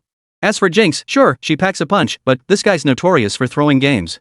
For bullets, and he often misses them all. The enemy's quality is high, but against my 2-star Yorick, they still fall short. Alright, I admitted Yon is just too dominant at this stage. The fully geared, 6-challenge stage Yorick just tears through enemies way too fast. From the moment the fight began, Yongyan charged straight into the backline. Protected by Quicksilver, the frontline's crowd control was utterly useless. The sheen stacked up quickly. Yon's abilities summon spirit forms, and damage dealt by these forms grants him healing. The higher the damage, the greater the healing. Next, Yorick gave a live demonstration of what it means to make health bars dance wildly. Even when the enemy focused fire on him with 3-item Jinx, it proved futile. Finally, with a scream, they collapsed to the ground. He took a direct 12-point health hit. As the battle concluded, Jiang Qi's deck refreshed with its first 5-cost card Tahm. Tahm has a unique mechanic God of Feast. He can permanently enhance his stats by devouring Ishii. Moreover, Tahm is the undisputed strongest snowballing hero in Season 6. Whenever he devours a piece equipped with gear, that gear will drop 100% of the time upon the piece's death. If the piece had no equipment, it drops gold coins equal to its cost. For example, swallowing a 1-cost piece drops 1 gold coin, while swallowing a 5-cost piece drops 5 gold coins. Sometimes, with good luck in a single turn, you can end up with a floor covered in gold and several pieces of gear. This is way more powerful than that coffee guy. As everyone knows, feeding Tahm cards of different star levels and costs yields varying amounts of spell power, magic resistance, armor, and health. After reaching 3 stars, feeding Trundle a few times with EZ can push his stats to absurdly high levels. Jiang Qi drew a Trundle right in Phase 3, a welcome surprise. With Trundle in hand, Jiang Qi no longer has to worry about his economy. He immediately levels up to tier 8. Deployed Trundle. Now, Jiang Qi gazes at the 4 gold coins remaining in his hand, a confident gleam in his eyes. 6-star challenge against 2-star Yorick. Few rivals exist below 3 stars and 5 mana. Another 3-game winning streak. The game progressed to 4-2, entering the draft phase. Jiang Qi currently ranked 3rd from last. All draft picks in Phase 4 were 5-cost cards. Jiang Qi stared at the familiar faces before him, his mind in turmoil. This is so hard. He didn't know which one to pick. He wanted Trundle, he wanted Kaisa, but Akali? No way. Should he go for Trundle? After all, this guy is famously strong. After making up his mind, Jiang Qi guided the little champion straight toward Trundle. After draft pick, it was time for the jungle phase. After clearing the jungle camps, Jiang Qi looked at his remaining 20 gold coins and shook his head helplessly. The jungle camp dropped a fully assembled forge, which contained a tech gun upon opening. After clearing the jungle, it was time to select the 3rd hex tech item. Prismatic Pass, High-End Shopping, Bounty Soul. 3 top-tier hex techs. After a moment's hesitation, Jiang Qi chose High-End Shopping. Prismatic Pass was tempting, but it relied too heavily on luck. As for Bounty Soul, if it appeared in Phase 2, he would have chosen it without hesitation. But now that it was already Phase 4, everyone was rushing to level 9. If he kept losing, it would look like he had lost his mind. Moreover, Premium Shopping completely compensated for his lack of funds to reach level 9. High-End Shopping, your shop has a chance to refresh heroes 1 level higher than your current level, providing 6 gold. This means you can potentially get a level 9 card at level 8. Truly a godsend. After securing High-End Shopping, Jiang Qi cleared out useless low-cost cards and immediately began refreshing his deck. I have to say, this High-End Shopping experience is truly convenient. Before long, the preparation area was filled with 5-cost cards, and the few challenge pieces on the field were also replaced by 5-cost cards. 2-star Victor, 2-star Jax, 2-star Kaisa, 1-star Trundle, 2-star Yorick, 2-star Sword Maiden, 2-star Cat, 2-star Jinx. This was Jiang Qi's current lineup, a textbook perfect 9-5 composition. The strategy of selling health early on to save gold paid off spectacularly right now. But what gave him a headache was facing that Phoenix Cub this round. After 2 rounds of normal development, the opponent's team quality was quite solid. Before swapping his lineup, he wouldn't have been confident of victory. After all, you're simply unstoppable. Fengqiu now had a solid economy, and at 4-2 he immediately went all in to find a 2-star Lux. His plan was simple: you love playing Battle Academy, right? Well, I'll lock down your main carry, Lux. Won't that blow up your team? Bro, if you're weak, just practice more. Meanwhile, on Jiang Qi's side, seeing his opponent still playing Battle Academy, he couldn't help but laugh. Still trying to counter me? I've already hit 95, and you're still chasing Lulu? Still trying to hold me back? I'll make you fly soon enough.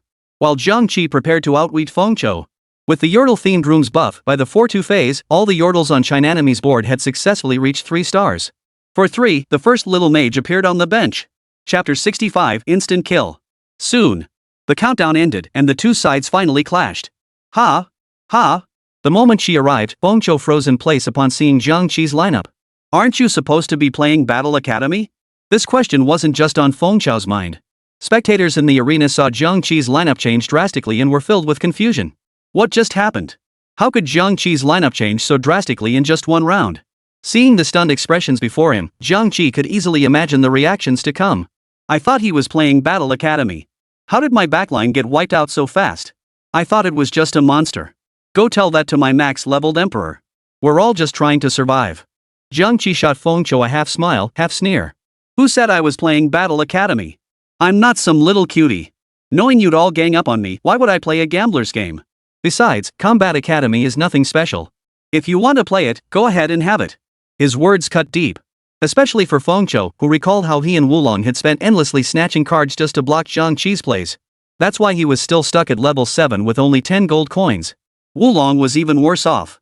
At least he was trying to make a hand in the Battle Academy, the other guy was just forcing it with no cards at all.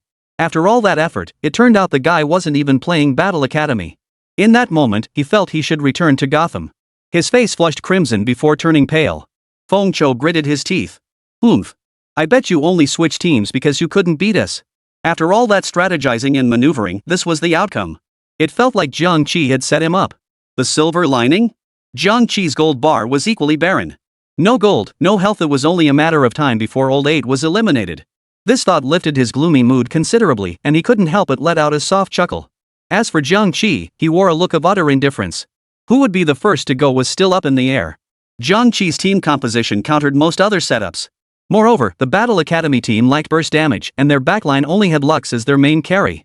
As for those weaklings up front, they're just free gear and gold when they run into Tahm.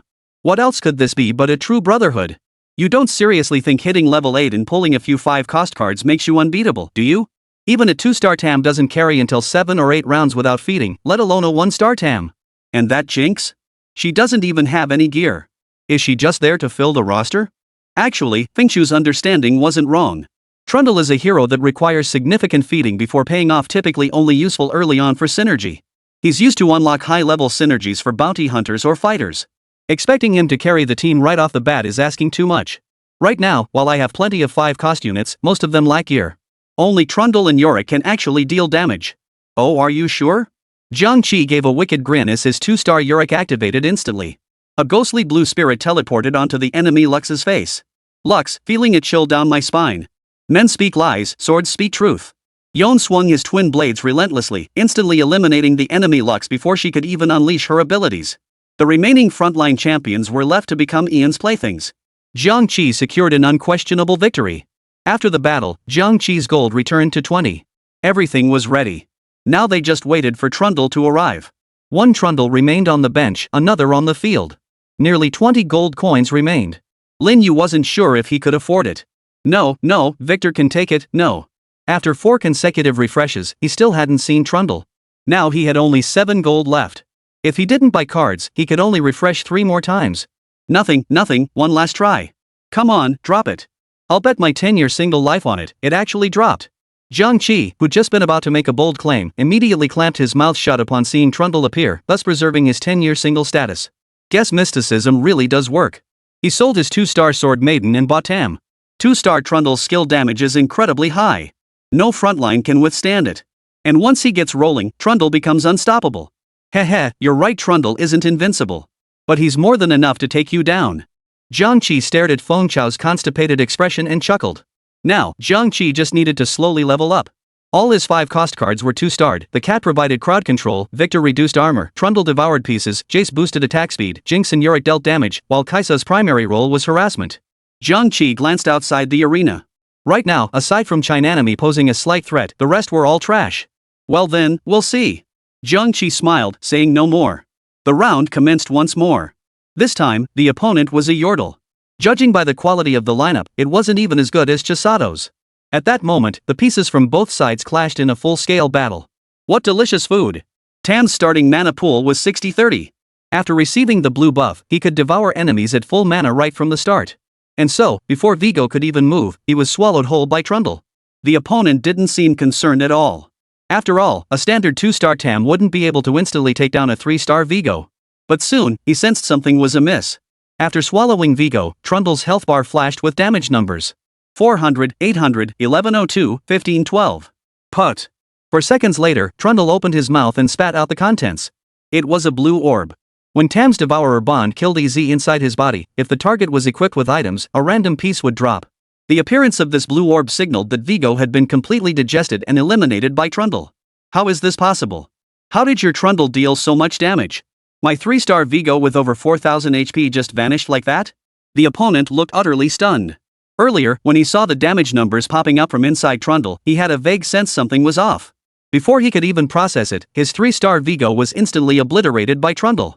This left him utterly stunned. When did Trundle's damage get this high? Curiosity piqued, he tapped on Tam's stats. Chapter 66, 2-star Trundle. Over 400 spell power? Is this the stat sheet for a 2-star, 5-cost card? Fengqiu froze for a moment. He'd seen this Trundle card before, just a 5-cost frontline unit, similar to Galio in function, used for crowd control and tanking damage. But today he discovered this thing could actually be a main carry. Ha. Facing the other's skepticism, Jiang Qi smiled faintly. Look at you, getting impatient. There's still so much you don't know. Jiang Qi wasn't a pushover who'd just hand out answers to anyone who asked. Earlier, when he shared tips with Chisato on how to chase 3-star Little Mage, it was merely an expression of goodwill. You speak for me, and I won't let you down.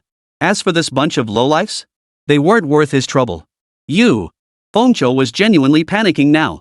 His only 3-star frontline unit had been devoured in one bite. Who wouldn't be panicking? What was even more devastating was that Jiang Qi's Trundle kept devouring. After swallowing Vigo, Jiang Qi's Trundle marched straight toward his backline, and then, the little cannon was swallowed whole. Put. After a brief pause in his belly, Trundle promptly disgorged either gold coins or blue mana orbs. In just a moment, his board was littered with gold coins and 3 individual items. What a great buddy. Tahm ate up so much loot for me. If I get to eat this time, it'll be thanks to you for a third of the credit. Jiang Qi hurried over with a smile, scooping up all the loot. This was Tam's snowballing ability. The number of loose items dropped in a single turn equaled the amount granted by the golden hex tech. Seeing Jiang Qi drop so many gold coins and gear, Fengqiu felt worse than if he'd been killed himself. Yet he was utterly helpless. His heavy damage output felt like tickling against a 2-star Trundle. He could only watch helplessly as Trundle gobbled up his pieces one by one. Hearing Jiang Qi's words now, his entire face instantly flushed crimson. What a pity. No matter how painful it was, he had to endure it. There was no way around it. He simply couldn't win. Still gotta be me, Tahm the man. Not only can I dish out damage, but I also drop gold and gear pieces. The battle ended. Jiang Qi watched eagerly as a magic orb appeared in the upper left corner. Then hurried over to pick it up. Both gear and gold. One by one, he gathered the orbs. Gauntlets, teardrops. I can crafted justice for Tahm. While Lin Yu was thrilled by the dropped individual items. Researchers from various nations observing the match outside were equally thrilled. Holy crap, dropping this many gold and items in one round? This Tiamat build is insane. Tahm is the main carry? Seems like there's something to this after all. Man, this kid is a genius. Genius. Who knows what's going on inside Jiang Qi's head to come up with something like this? Before Jiang Qi introduced this playstyle, Tahm had always been positioned as a secondary carry to complete synergies in S6. Few ever considered building him as a main DPS. He was basically just a trash-picking support, feeding him 1 or 2 cheap cards each turn. But after seeing Jiang Qi's Trundle dominate as a main carry today, many players are now tempted. If a 2-star Trundle is this strong, imagine what a 3-star would do. This composition isn't just fun, it's incredibly powerful. The best part is how smoothly the transitions flow. Early on, I recommend using the bounty roll to rack up losses for the payout. This not only boosts your economy but also makes harvesting rewards later much easier. After clearing the early game objectives, you can use the bounty rewards to choose between boosting combat power or leveling up. The substantial gold ensures a safe transition to level 9. Long ago, players struggled with the game's incomplete development, with most relying solely on synergy pieces to build their teams. Until one player came along. He discovered that 5-cost units possessed formidable single-target damage potential, sparking a bold idea in his mind. What would happen if all 5-cost units were placed on the board? The outcome surpassed all expectations. Soon, players began emulating this strategy, and thus the 9-5 formation was born. So when researchers from various nations saw Jiang Qi's lineup, they immediately documented it and sent it to every player's email. This lineup is great, we gotta learn it. This way, if they match against S6 players later, they can try climbing the ranks with this lineup. Soon enough, the next victim arrived. This was the guy who played Syndicate Assassin before. This guy had decent pulls earlier, but his luck dropped off at level 4. Not only did he fail to get 3 stars on the Joker, but Akali, the Syndicate Assassin's main carry, never showed up either. For Jiang Qi, as long as the opponent's Joker wasn't 3-starred, Trundle could run rampant. The battle unfolded exactly as he'd anticipated. After the assassins sliced through his backline, they swarmed to corner Trundle. Joker stabbed away relentlessly, yet Trundle barely took any damage. At first, he thought it was a bug, but upon checking Trundle's stats, he discovered that a 2-star Trundle had over 300 armor. The assassin's damage output couldn't even match what Trundle healed from his tech gun in Righteous Fury. What made it even more frustrating was that he was playing an assassin who jumped straight into the backline at the start, only to face a 2-star Jinx head-on. The outcome was predictable. Jinx means Jinx. A cocky voice boomed across the board as his assassins vaporized instantly. Only a clown remained on the field, still scraping away. Put. Tahm swallowed the clown whole, instantly transforming into a blue orb of magic and dropping several gold coins. Damn, that feels so good.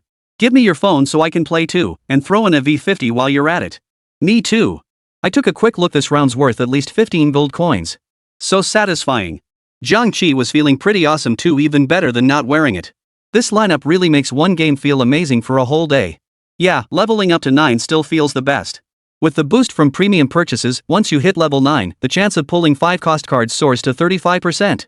After assessing the quality of the remaining opponents, Ling Yu abandoned his plans to push to level 9. Only 4 players remained outside, each with less than 30 health points. They wouldn't last until he reached level 10. If he wanted to chase 5 cost cards, he had to go all in now. He could now fully rely on Trundle to provide the gold needed to chase 5 cost cards. For damage output, a 2-star Trundle was sufficient as long as he didn't face a Colossus. Tahm's damage dealt in 2 phases. The first is the burst damage when he swallows an enemy, plus the sustained damage per second after swallowing them. The spell power scaling for the burst damage isn't very high. Most of the damage comes from the sustained damage after swallowing. Therefore, when Trundle faces units immune to crowd control like frontline Colossi, he struggles to deal significant damage.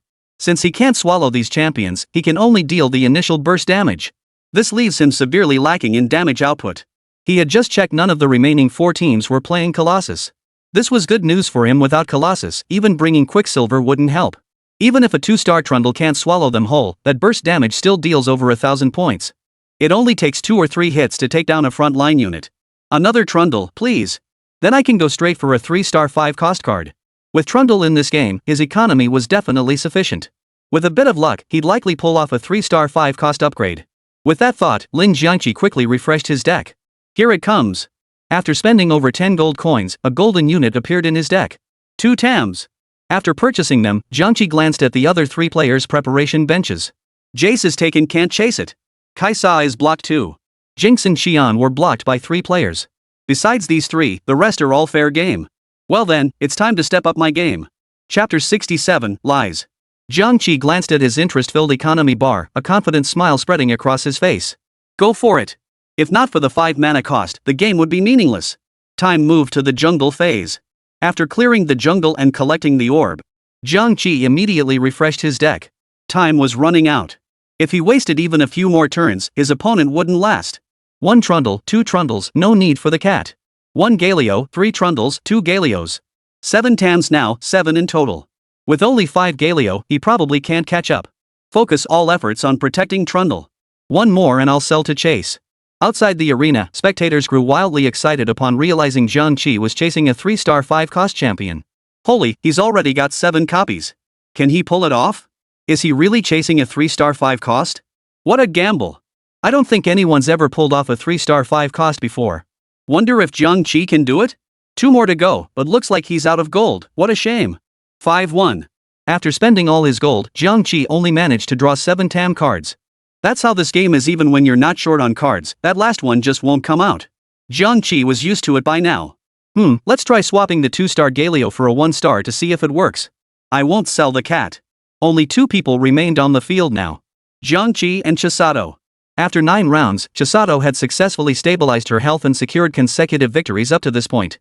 As for Jiang Qi, he was no match for her anymore. Even Di Changzhou could only hold out a few extra seconds against a 3-star little mage. After a moment's thought, Jiang Qi swapped out the 2-star Galio on the field for a 1-star version. Without items, whether Galio is 1-star or 2-star makes little difference in terms of crowd control. The cat had 3 core items, and its possessed health scaled with its own base health, making the 2-star upgrade crucial.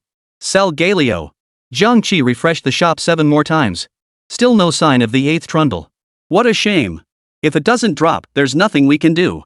If the 8th Tahm had appeared, he could have sold cards to chase it. But with only 7, it wasn't worth it. Lin Yu felt disappointed, but there was nothing else he could do. After finishing the round with Chisato, Jiang Qi's health dropped to 9 points. Oh no! Critical health. Jiang Qi had no time to think. He cleared the entire board instantly, leaving only Tahm. Gold coins returned to over 60. Refresh. Nothing. Refresh again.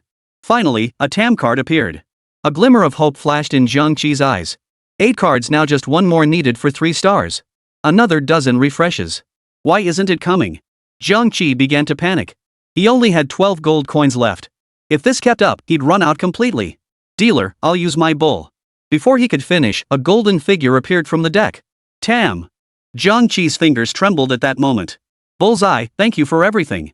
No need for thanks, I'll buy you a few extra cups when I get back to make it up to you. After summoning the 3-star Tahm, Jiang Qi hurriedly pulled several 5-cost cards from his deck to feed him. Before long, Tahm's stats reached a terrifyingly high level. A 3-star Trundle with 20,000 AP? Taking on a 3-star little mage? That's a walk in the park. As the battle commenced, Trundle continuously spewed forth dozens of barcode warriors, filling the entire board with a dense swarm of 5-cost cards. What the hell? Shinami frowned, staring at the board in utter disbelief. As expected, Jiang Qi secured the victory. Announcement: congratulations to Dragon Nation player Jiang Qi for securing first place in the S6 Twin Cities tournament. The player is awarded 1 golden shovel. On the stage, Jiang Qi watched as the host solemnly handed him a shovel. His mouth twitched uncontrollably. Is this it? You're testing officials with this? What cadre couldn't pass such a test? Miss, you seem quite pleased. Upon noticing the faint smile on Luo Yanqi's face, the dark-clad man Xiaoqi couldn't help but feel puzzled. Yes, because I'll be seeing him soon. Luo Yanqi's voice was unusually husky, yet the joy radiating from her was impossible to conceal. She was truly happy at that moment. See, you haven't changed a bit. Luo Yanqi stood beneath the banyan tree, smiling warmly at the boy before her. Sunlight filtered through the layered leaves, casting dappled patches on the ground. A gentle breeze lifted the girl's long hair, and she tucked a stray strand behind her ear with a slender white finger. You two just as beautiful as ever.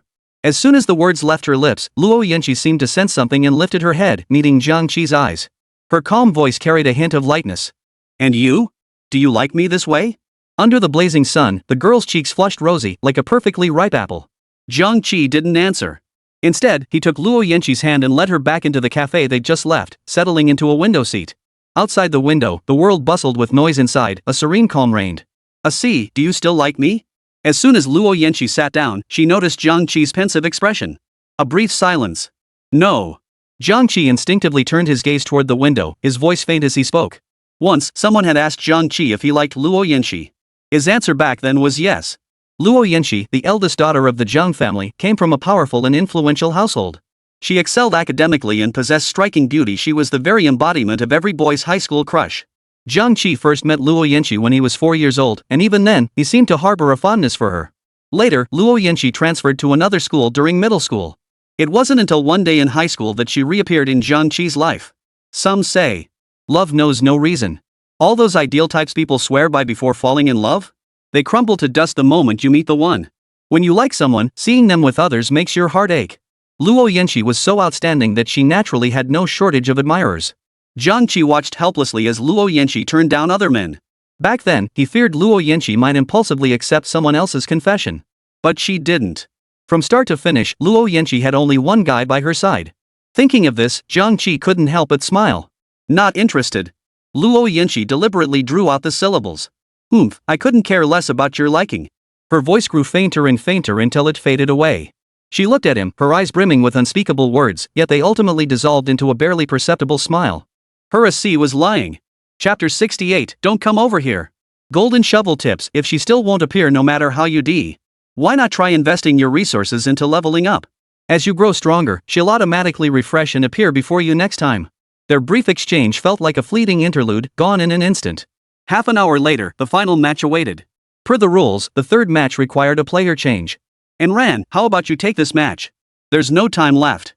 Ornn glanced at her wristwatch. With only half an hour left before the match began, there was no way she could make it to the venue in time. Can we reach Jiang Qi? The speaker was Lin Xiyu. Yes. You mean you want me to find a player stronger than me to compete in the tournament? You might as well just kill me. Jiang Qi grumbled helplessly. I can grant you one request.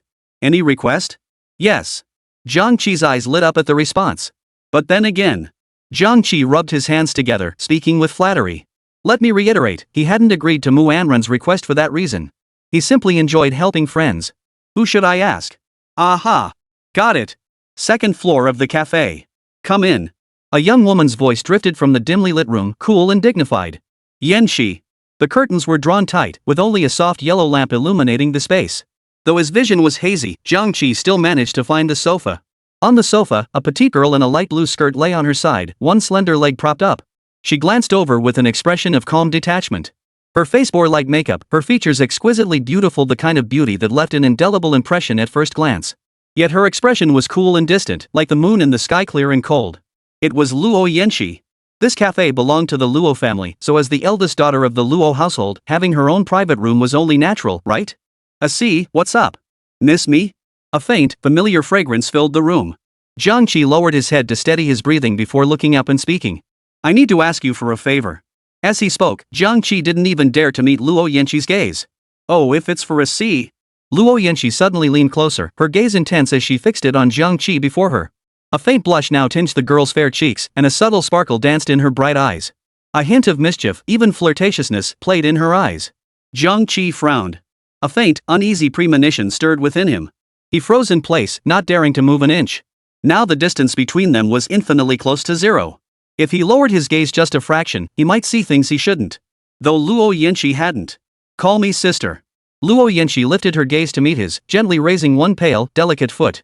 Jiang Qi fell silent for a moment. She was just as wicked as ever. Back then, she always forced Jiang Qi to call her sister, and if he refused, he'd get a real beating. But he still addressed her, saying, sister. Luo Yanxi gave a soft hum, then nodded slightly, looking quite pleased. It was clear she cherished this form of address. Such an obedient girl. Her bright eyes shone even more vividly in the darkness. She leaned back, her pale, delicate feet dangling leisurely on the sofa. The loose collar slid down her shoulder, revealing a hint of pale skin. Let's play a little game. You kiss me, and I'll help you fight. How about it? Her voice remained soft and sweet. Jiang Qi felt his breathing slow by half a beat. You wicked woman. Threat. Blatant blackmail. I'm talking business with you, and you're lusting after my body. I never imagined you'd be this kind of woman. Do I, Jiang Qi, look like the sort who'd be corrupted by wealth, abandoned by poverty, intimidated by force, seduced by beauty, sold for money, or coerced without a fight? Jiang Qi rose angrily. Half an hour later, Jiang Qi glared at the woman on the field with a look of deep resentment. Jiang Qi rubbed his swollen lip. He'd never tell you he'd been forced into it. Intermission ends. All nations, please send your contestants to participate in the National Fortune Battle. This round's theme is Battle of the Twin Cities 2. As the mechanical announcement echoed across the sky, spectators once again filled the arena's perimeter. Without a trace of nervousness from her long absence from the board, Luo Yanxi strode toward the arena with unwavering resolve. As she stepped back onto that familiar battlefield, the feeling of returning after what seemed like an eternity actually stirred a surge of excitement within Luo Yanxi. The match officially began. Center stage. A colossal figure of Victor slowly materialized, his right hand gripping a deep crimson staff, his face concealed by a crown-shaped mask. A scroll rapidly unfurled across the chessboard sky. Victor allows 6 cost pieces to appear earlier and increases their likelihood of appearing in your shop. Luo Yanxi looked up at the unfurling painting in the sky, his gaze sharpening. The Victor city-state, huh? Interesting. Looks like the strategy for this game is to rush to level 10 and grab those 6 cost cards. In the Dual City War 2 season, one of the most distinctive Easter eggs was the 3-star 6 cost unit.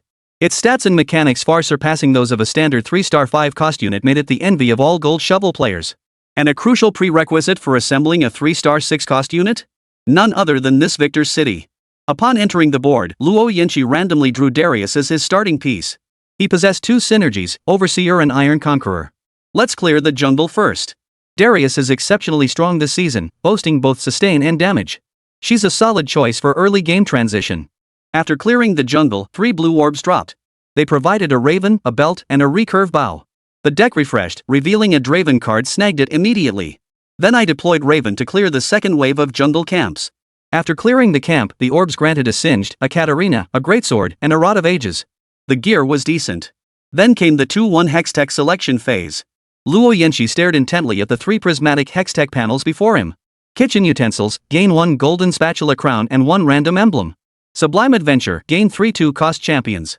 If you level up 2 of them to 3 stars, you'll receive an orb filled with loot. Immediately gain 1 subordinate hero duplicator and gain 1 more at the start of each phase. Ambition reduces the cost of purchasing experience by 1. Each time you level up, gain 2 health and 3 free refreshes. Luo Yanqi stared at the 3 Hextech cards, shook his head hesitantly, and murmured softly. Oh, dealer, how am I supposed to choose with all these goodies you're giving me? The most frustrating part of the Hextech selection phase is drawing 3 junk Hextech cards. The second most frustrating thing is getting 3 amazing Hextech cards. It's impossible to decide. The golden spatula crown from the kitchen spatula grants an immediate population increase. And in the Battle for the Twin Cities 2 version, they added a triple crown Easter egg, collect 3 different crowns to gain infinite gold. The Noble Adventure Hextech is also an excellent choice in this version. If among the 3 2-cost cards it provides, you get either Ziri or Makai. Then your team composition for this game is set. Sentinel Ziri and Hextech Makai both wield immense dominance in the Dual City Battle 2 version. Luo Yanqi hesitated briefly before reaching out to claim Hextech Ambition. As Ambition became Luo Yanqi's first Hextech pick for the game, question marks appeared over every spectator's head. Why pick this Hextech? What's the point? Why not pick Kitchen Spatula? Getting an extra population is way better. Does the player not understand this version? This is essentially getting an extra population for free. How could he pick Ambition? What's so great about that Hextech? What a mess. What a mess. They really shouldn't have picked Ambition. Either of the other Hextech options would have been better. With the player substitution already stirring discontent among viewers, Luo Yanqi's first Hextech pick of Ambition instantly ignited the pent-up frustration of the crowd. Seems some folks aren't too pleased with me. Luo Yanqi muttered to himself, completely unfazed by the stares from below. While both the Spatula Kitchen and Noble Adventure were exceptionally powerful. But this was Victor's city-state. Why not just grab the economic Hextech and go all in on chasing 3-star 6-cost units? Moreover, Ambition is a Hextech that's absolutely underrated. Not only does it reduce the gold cost of leveling up, but it also grants health each time you level up, a massive boon for losing streaks. This season has even more toxic meta champions. Kog'Maw, Makai, Ziri, Lysandra, they're all insanely powerful. Only healthy HP can carry you to level 9. Experience, health, and gold are perfectly aligned with Luo Yanqi's strategy. Luo Yanqi swiftly reached out with her left hand and pressed the level up button on the left. A golden light flared from the plump dragon, and Luo Yanqi's gold count decreased by 3.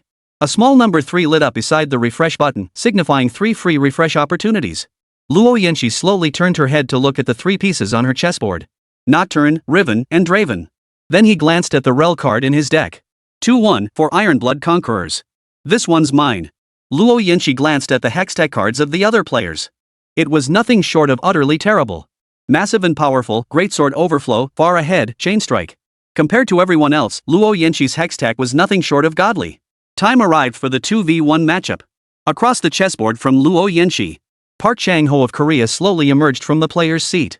His head held high, he looked at Luo Yanqi with utter disdain. Well, has the Dragon Nation sunk so low that they need girls to compete? Looks like you guys really have no one capable of handling the National Fortune Golden Shovel. Can you make sense of the cards on this board?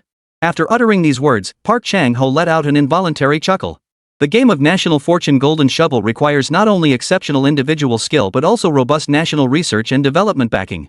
At the start of each season, National Fortune Golden Shovel inevitably becomes a scientific arms race among major powers. The nation that develops the most rational and powerful lineup will emerge victorious. At such times, nations like Dragon Nation, whose research capabilities are practically non-existent, become mere cannon fodder in the great power's struggle for supremacy. Shut up. Luo Yanqi frowned, ignoring Park Chang-ho as she lowered her gaze to her own chessboard. Park Chang-ho was at tier 3, with not a single gold coin icon lit up and no pieces in his reserve. In the rear corner stood a 2-star Tristana.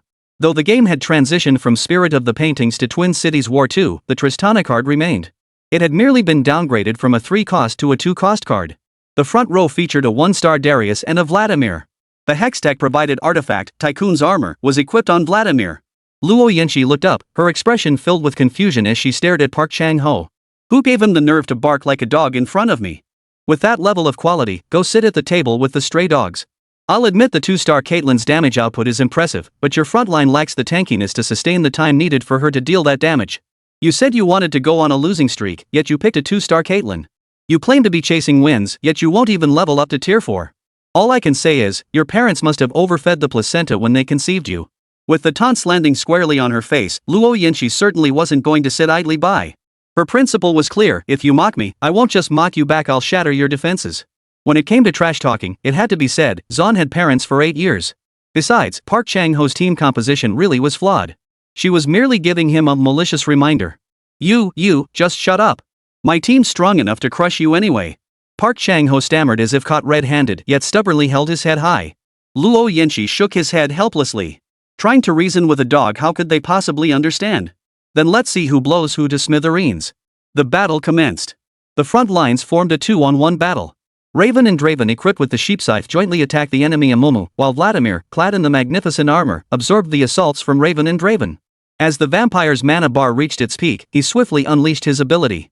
Blood Siphon.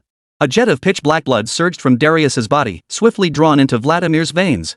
Green health regeneration numbers bounced off his body. Plus 124. But this newly restored health didn't last long, plummeting again in an instant under the combined assault of several crows and an axe blade. 43. 67. The battle reached its 10th second. The vampire was taken down by Darius's trade, while Darius himself fell to the ground as his health dropped to 0. Luo Yenshi's remaining 3 pieces joined forces, charging fiercely toward the enemy's backline 2-star Tristana. Don't come any closer. As the Ravens continued to strike, they instantly took down Tristana. Battle over. Park Chang-ho's tiny hero took the full brunt of the damage from the blood shockwave. 5. The edge of the chessboard. Park Chang-ho, who had been so cocky moments ago, now wore a look of utter bewilderment on his face. Chapter 69, The 4 Iron-Blooded Conquerors. His brow furrowed slightly, his eyes betraying confusion and bewilderment, as if pondering some unfathomable puzzle. This shouldn't be happening. There must be something wrong with your cards. Not only do I have the blessing of a divine artifact, but I also have a 2-star vampire. How could I possibly lose to her few haphazardly assembled low-cost cards? Although his population was 3, potentially putting him at a numerical disadvantage.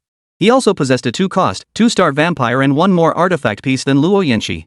His overall strength was definitely on par. Yet the outcome was a crushing defeat. This was utterly illogical. Luo Yinshi glanced at the utterly bewildered Park Chang-ho, let out a cold laugh, and said nothing. The dominance of the 4 Ironblood conquerors in Phase 2 was unmatched. Especially with Raven as their star carry. Let's put it this way, have you ever seen a season where Crow was weak? The lucky star one was just average. Idiot. Luo Yinshi's eyes were icy cold. Such people are like stray dogs on the street, biting anyone they see. Ignore it, or it'll only grow more brazen. Changhao Koen, you're making a complete fool of yourself. The speaker was Sinban Juchi of Sakura Nation. He was also a preliminary contestant for the National Fortune Tournament. Sinban Koen, how dare you insult me? Park Chang-ho's face darkened instantly as he spoke coldly. Hello, esteemed Dragon Nation lady. I am Sinban Juchi from Sakura Nation. You may call me Juchi. It's a pleasure to meet you. It is my honor to be your opponent. Ignoring Park Chang-ho's barking, Sinban Juchi paused briefly, hands clasped behind his back. He bowed with gentlemanly grace before extending a hand toward Luo Yinshi. Luo Yinshi remained silent, her gaze icy as she stared at Sinban Juchi before her. She showed no intention of shaking his hand. The atmosphere grew intensely awkward. Ahem.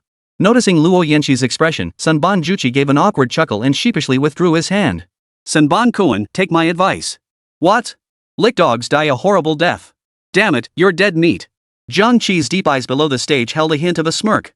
For some reason, witnessing Luo Yinshi refuse to shake hands with Sinban Juchi stirred an inexplicable sense of satisfaction within him. 4 Iron-Blood conquerors? How did she draw such a winning hand? Impossible. Absolutely impossible. What gives her the right? Just because she's pretty? This isn't fair. Dealer, I hate you. Below the arena, the spectators from the Korean peninsula were shouting. They were furious. Why does Luo Yinshi have such incredible luck? They couldn't care less about who won or lost, they were solely fixated on condemning Luo Yinshi's good fortune. But let's be honest, are any of you readers here without fault? She's a thief. This lineup was originally developed by our country, yet she beat us to it. Our country has already applied for UNESCO heritage status for this formation. Her use of it is illegal. I demand arbitration. What a powerful lineup. It actually beat Korea's surveillance gunner. Fine, it's ours now. Thief. Thief. On the chessboard. Park Chang-ho had already teleported away. Only Luo Yinshi's own pieces remained on the board. The deck refreshed once more, revealing 2 more Draven cards. She took them without hesitation. Luo Yinshi seemed utterly unfazed by the barrage of accusations hurled at her moments ago. They were merely a group of NPCs she saw no need to engage. It could only be said that human nature in this world was inherently like this. Dark, wicked, twisted. Luo Yanqi shook her head, dismissing the earlier incident. She lifted her gaze to the chess pieces before her. 2-star Nocturne, 2-star Draven, 1-star Rel, 1-star Rockin. 2 more Vagar cards remained in the deck. She claimed those as well. This 1-cost card's power shouldn't be underestimated either. Like Modrade, it's nothing short of a god among 1-cost cards. Vi and Olaf shared the family and fighter synergies. Deploying her alongside Draven completes the 2-fighter synergy, significantly boosting the team's quality. This game's strategy differs entirely from previous matches. I need to draw all the Ironblood Conqueror system cards as early as possible. The rewards for the Conqueror system were still quite lucrative. She recalled that around the 300th layer, she'd often get a 2-star 5-cost card, and many times, it was this 5-cost card that helped her turn the tide. During her match against Park Chang-ho, she took a break to observe other players' games. Only 7 players remained in total, 5 running the Inspector build, plus 1 each on Alchemist and Black Rose. Looks like Big Mouth will be in high demand this round. As the new S13 season kicked off, the pick rate for Inspector Big Mouth remained consistently high. But upon reflection, it actually makes perfect sense. After all, research on the golden shovel of national fortune is still in its early stages across all nations. Add to that the frequent seasonal updates, which make research exponentially harder. Often, before they've fully figured out this season's mechanics, the next one kicks off. And the Inspector Big Mouth is the optimal solution most nations have deduced through research and analysis. The Big Mouth Inspector setup boasts 2 key advantages. First, most core cards are low cost, making it easy to achieve 3-star and difficult for opponents to counter. Second, the team boasts high combat effectiveness. A 2-star main C Big Mouth can secure points, while a 3-star version nearly guarantees victory. While late-game compositions may vary, everyone instinctively gravitates toward the simplest option, the Inspector Tristana build. Easy to master and incredibly powerful. Who wouldn't love a lineup like that? But Luo Yanqi certainly wouldn't join the crowd. The pinnacle of operational mastery is reaching 95% completion. The pinnacle of 95% completion is achieving 3 stars. Setting aside the extremely low cost effectiveness of farming for the Inspector right now, just looking at the Hextech items she just picked made her unable to bring herself to pick the Inspector. She didn't believe she could compete for a 3-star Big Mouth among 5 players. Ambition reduces the cost of purchasing experience by 1. Each time you level up, gain 2 health and 2 free refreshes. Health, free refreshes, and cost savings. This is a solid T0 Hextech. Plus, everyone else is picking Watcher's Tristana. No one will compete for Iron Conqueror cards, so my winning streak will sail smoothly from here on out. Luo Yanqi flashed a hint of disdain before swiftly reaching out with her left hand to press the refresh button. As the number 2 on the refresh button changed to 1, the 5 diverse figures in the deck before him instantly transformed. Trundle, Camille, Akali, Rel, Raven. Luo Yanqi's gaze sharpened. This deck came together a bit too smoothly. After a moment's hesitation, he selected Rel and Raven. I can upgrade you 2 to 2 stars first. 1 more refresh attempt remained. Luo Yanqi refreshed again, and a plank appeared in the deck. Without hesitation, he took it. Refresh again. Sigh. Another Raven. 2-2, a 2-star Raven, immediately deployed. Luo Yanqi stared at his remaining 8 gold coins and sighed helplessly. He'd been greedy. He could have earned 10 gold coins in interest. But, a 2-star Raven isn't bad either. This version's Ironblood Conqueror synergy is unique. It stacks layers through consecutive wins. Therefore, Luo Yanqi needed to ensure his team composition was of sufficiently high quality. This season features 2 entertainment synergies, Alchemist and Ironblood Conqueror. While Alchemist relies on consecutive loss layers, the Alchemist Baron synergy is unique. Since it provides relatively few layers per loss when the synergy level is low. Therefore, the correct strategy is to secure consecutive wins early on. Once you have 4 or 5 Alchemist units in your roster, then begin the losing streak. Focus on farming gold and leveling up first. Since the Ironblood Conqueror's 2 high-cost units, Wolf Woman and Iron Man, are 4-cost and 5-cost units respectively, the earliest you can get them is in Phase 3. She only needs to steadily level up for now. With the quality of her current 4 Ironblood Conquerors, no one can defeat her. Additionally, the 4 Ironblood Conquerors provide a 25% boost to AP and attack damage, along with 3 stacks of Conqueror. This allows chests to stack faster. All thanks to the Hextech refresh. Not only did it pull 2 2-star cards, boosting the current unit strength, but it also uncovered Plank. Dealer, you wait. I'll come to your room tonight to make amends. Luo Yanqi stared at Wei and Olai on the bench and sold them without hesitation. With Plank in the deck, who needs Wei Olai anymore? Isn't a 3-cost card better than a 1-cost one? Not to mention, Plank and Raven activate the Dual Form Warrior synergy. Place them in the front row for damage immunity, or in the back row for increased damage. These 2 Wei Olai were conveniently picked up during deck refreshes. I'd hope to luck into a 2-star upgrade to further boost my team's strength. But now a better option has emerged.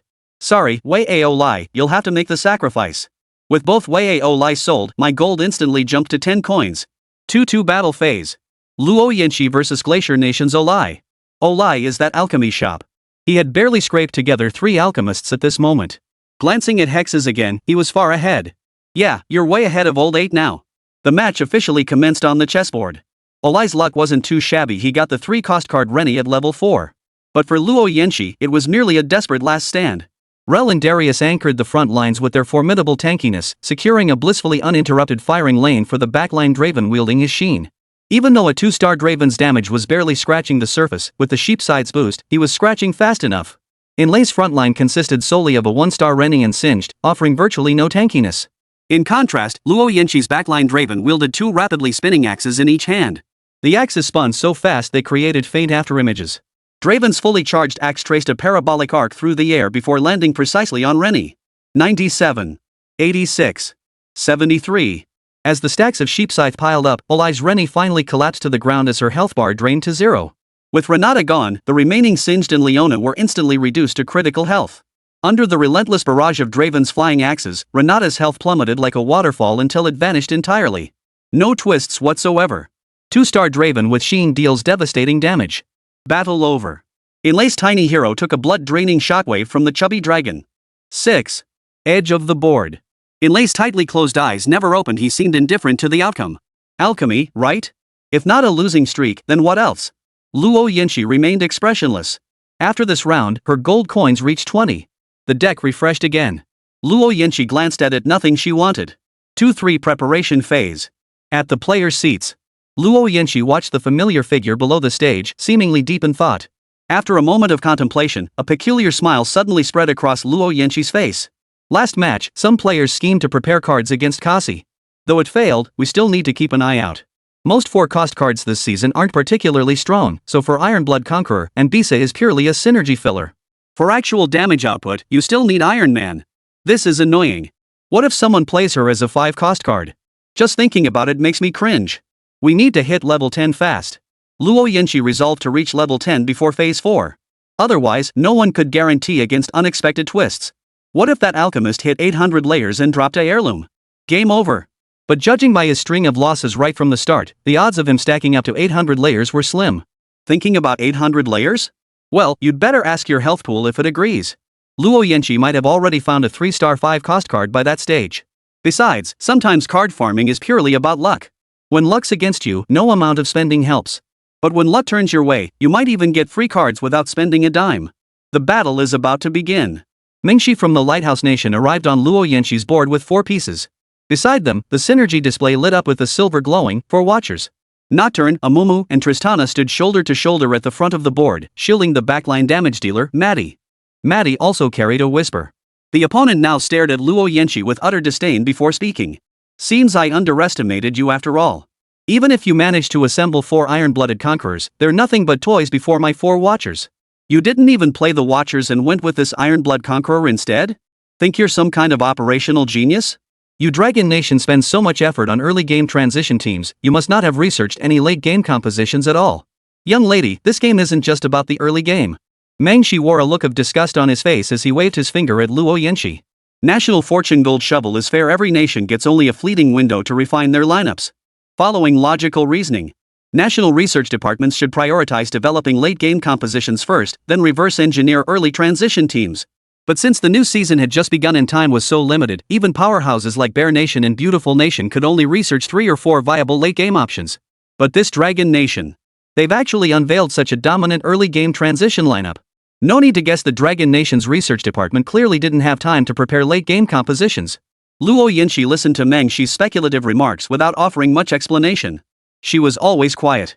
Chapter 70, could it get any worse? The battle resumed. Luo Yanqi's Nocturne swung his massive axe first, striking Amomo head-on. Rel wasn't about to be outdone, charging her Dark Iron Knight-strated Vandal. The crow in the back row lacked any initiation items, so it couldn't unleash its abilities yet. At that very moment, Scar leapt over the front line, thrusting his spear straight into Raven's chest. Though Swain was also a 3-cost champion, he required activating his abilities before becoming combat ready. Thus, in the early stages of combat, he could only passively take hits to regain mana and land weak auto attacks. Scar continued dealing damage to Swain while absorbing full damage from Draven, rapidly filling his mana bar.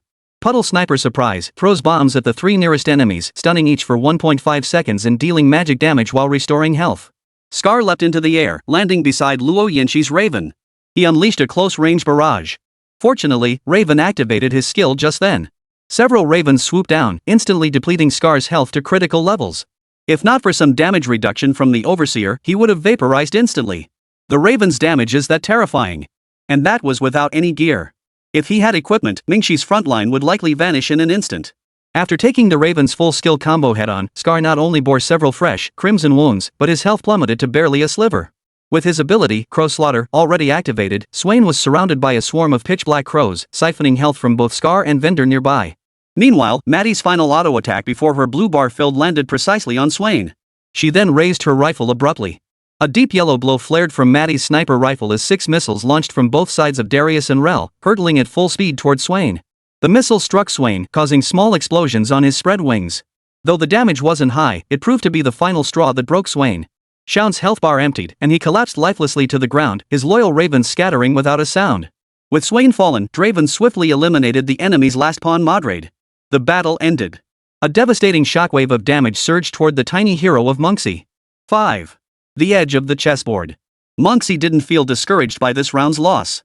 Instead, a hint of joy lit up his face, his eyes sparkling. For Iron Blood Conquerors? Then if I card lock you, won't your deck just explode? Finalizing your lineup this early? Aren't you worried we'll gang up on you? TSK, this synergy doesn't offer much beyond scraps of junk rewards. Whatever. You're doomed to lose this game anyway. No matter what lineup you play, it won't change your inevitable defeat. Mengshi burst into hearty laughter. Before this match even began, players from several nations had repeatedly agreed to target the Dragon Nation's competitors with full force. That's why he chose to play Alchemist. Alchemist's stacking layers could accumulate health, turning them into barcode warriors by late game. Plus, after farming, Alchemist gets perfect gear, his power spikes off the charts. A 1-star Iron Man equipped with Alchemist's transformation and perfect glimmer bloom? DPS easily surpasses 10,000 per minute. This is the true power the Harvest synergy should have. Compared to Alchemist, what Iron Blood Conqueror gives you is just a pile of junk. Luo Yanqi's lips curled into a cold smile. Did this bunch of rotten fish and rotten shrimp really think they had a chance of winning? During the live stream, a barrage of mocking comments flooded the screen, targeting Luo Yanqi. What does Luo Yanqi think she is? Daring to lecture us Beacon Nation on how to play the game? Our nation's operational prowess is unmatched worldwide. The team compositions we've developed are impossible for her to overcome. Who is Luo Yanqi? Never heard of her. Don't be fooled by her current winning streak, it's just luck. Here's my wild guess, maybe Iron Conqueror requires a losing streak to unlock, just like Alchemist. So she probably doesn't even know how to play Iron Conqueror synergies. Luo Yanqi was so furious she laughed. 2-4 entered the audition phase. The central draft stage. Luo Yanqi stared impassively at the chess pieces on the board. Plank is a sure pick. As for Swain, a 2-star version will suffice. Luo Yanqi silently calculated in his mind. But she glanced up at the health leaderboard. Having won all 3 of her previous matches, her health remained at full 100 HP, making her the last to pick. By then, only the leftovers would remain. Luo Yanqi shook her head helplessly, accepting the reality. It couldn't be helped, it was only human nature. As expected, Plank was picked by the 3rd player, leaving her only a Wukong with a cloak. It was trash to the extreme. No choice, she had to take it with tears in her eyes. Time moved to the 3-1 preparation phase. Critical Strike Gauntlet. Useless Club. Negative Energy Cloak. Critical Strike Gauntlet. Storm Blade. Critical Strike Gauntlet. Critical Strike Gauntlet. After clearing the jungle camp, Luo Yanqi was stunned. Standing beside the item shop, she furrowed her brow. So many gauntlets, there's no way I could possibly use them all. If only she could get a Pandora's box or a lucky thief. Otherwise, this was going to be a real headache. I should probably check the pieces on the board first before deciding what gear to combine. She slowly lifted her head, focusing her attention on the chessboard. After 3 rounds of strategic play, Luo Yanqi had reached level 6 and still held 40 gold in her inventory. She had a 2-star Nocturne, a 2-star Swain, a 2-star Draven, and a 1-star Rel. After Plank joined the team, she successfully formed a 2 shapeshifter and 2 brawler synergy. On the far right of the board stood a neglected 1-star Amumu, forming a 2-watcher synergy with Darius. The overall team strength has seen a slight improvement compared to before, but it's not significant. Darius as tank, Rel as frontline damage absorber, Plank as secondary carry, and Rockin and Draven as primary carries. Equip the Iron Man. Slender fingers swiftly swiped across the board, placing 4 items onto Swain one after another. Gauntlet plus Negatron Cloak equals Quicksilver. Rod of Ages plus Critical Strike Gauntlet equals Glimmer Gauntlet. As Riven equipped these 2 items, Luo Yanqi's lineup entered its first dominant phase. Luo Yanqi glanced at the pieces on the board, then at the remaining items in the equipment zone, before shaking her head. Just combine the remaining items for Draven. We'll equip them once Jinx arrives later. Gauntlet plus Greatsword equals Infinity Edge. After completing these tasks, Luo Yanqi turned his gaze to the shop on his right. A small number 6 appeared on the refresh button on the shop's left side, indicating 6 free refreshes. Luo Yanqi extended her left hand, hovering it over the refresh button, murmuring to herself. Just refresh now. It'd be a waste to let this chance go unused. What if it refreshes and gives me the Wolf Girl? Among the low-cost Iron Blood Conqueror pieces, she already possessed them all.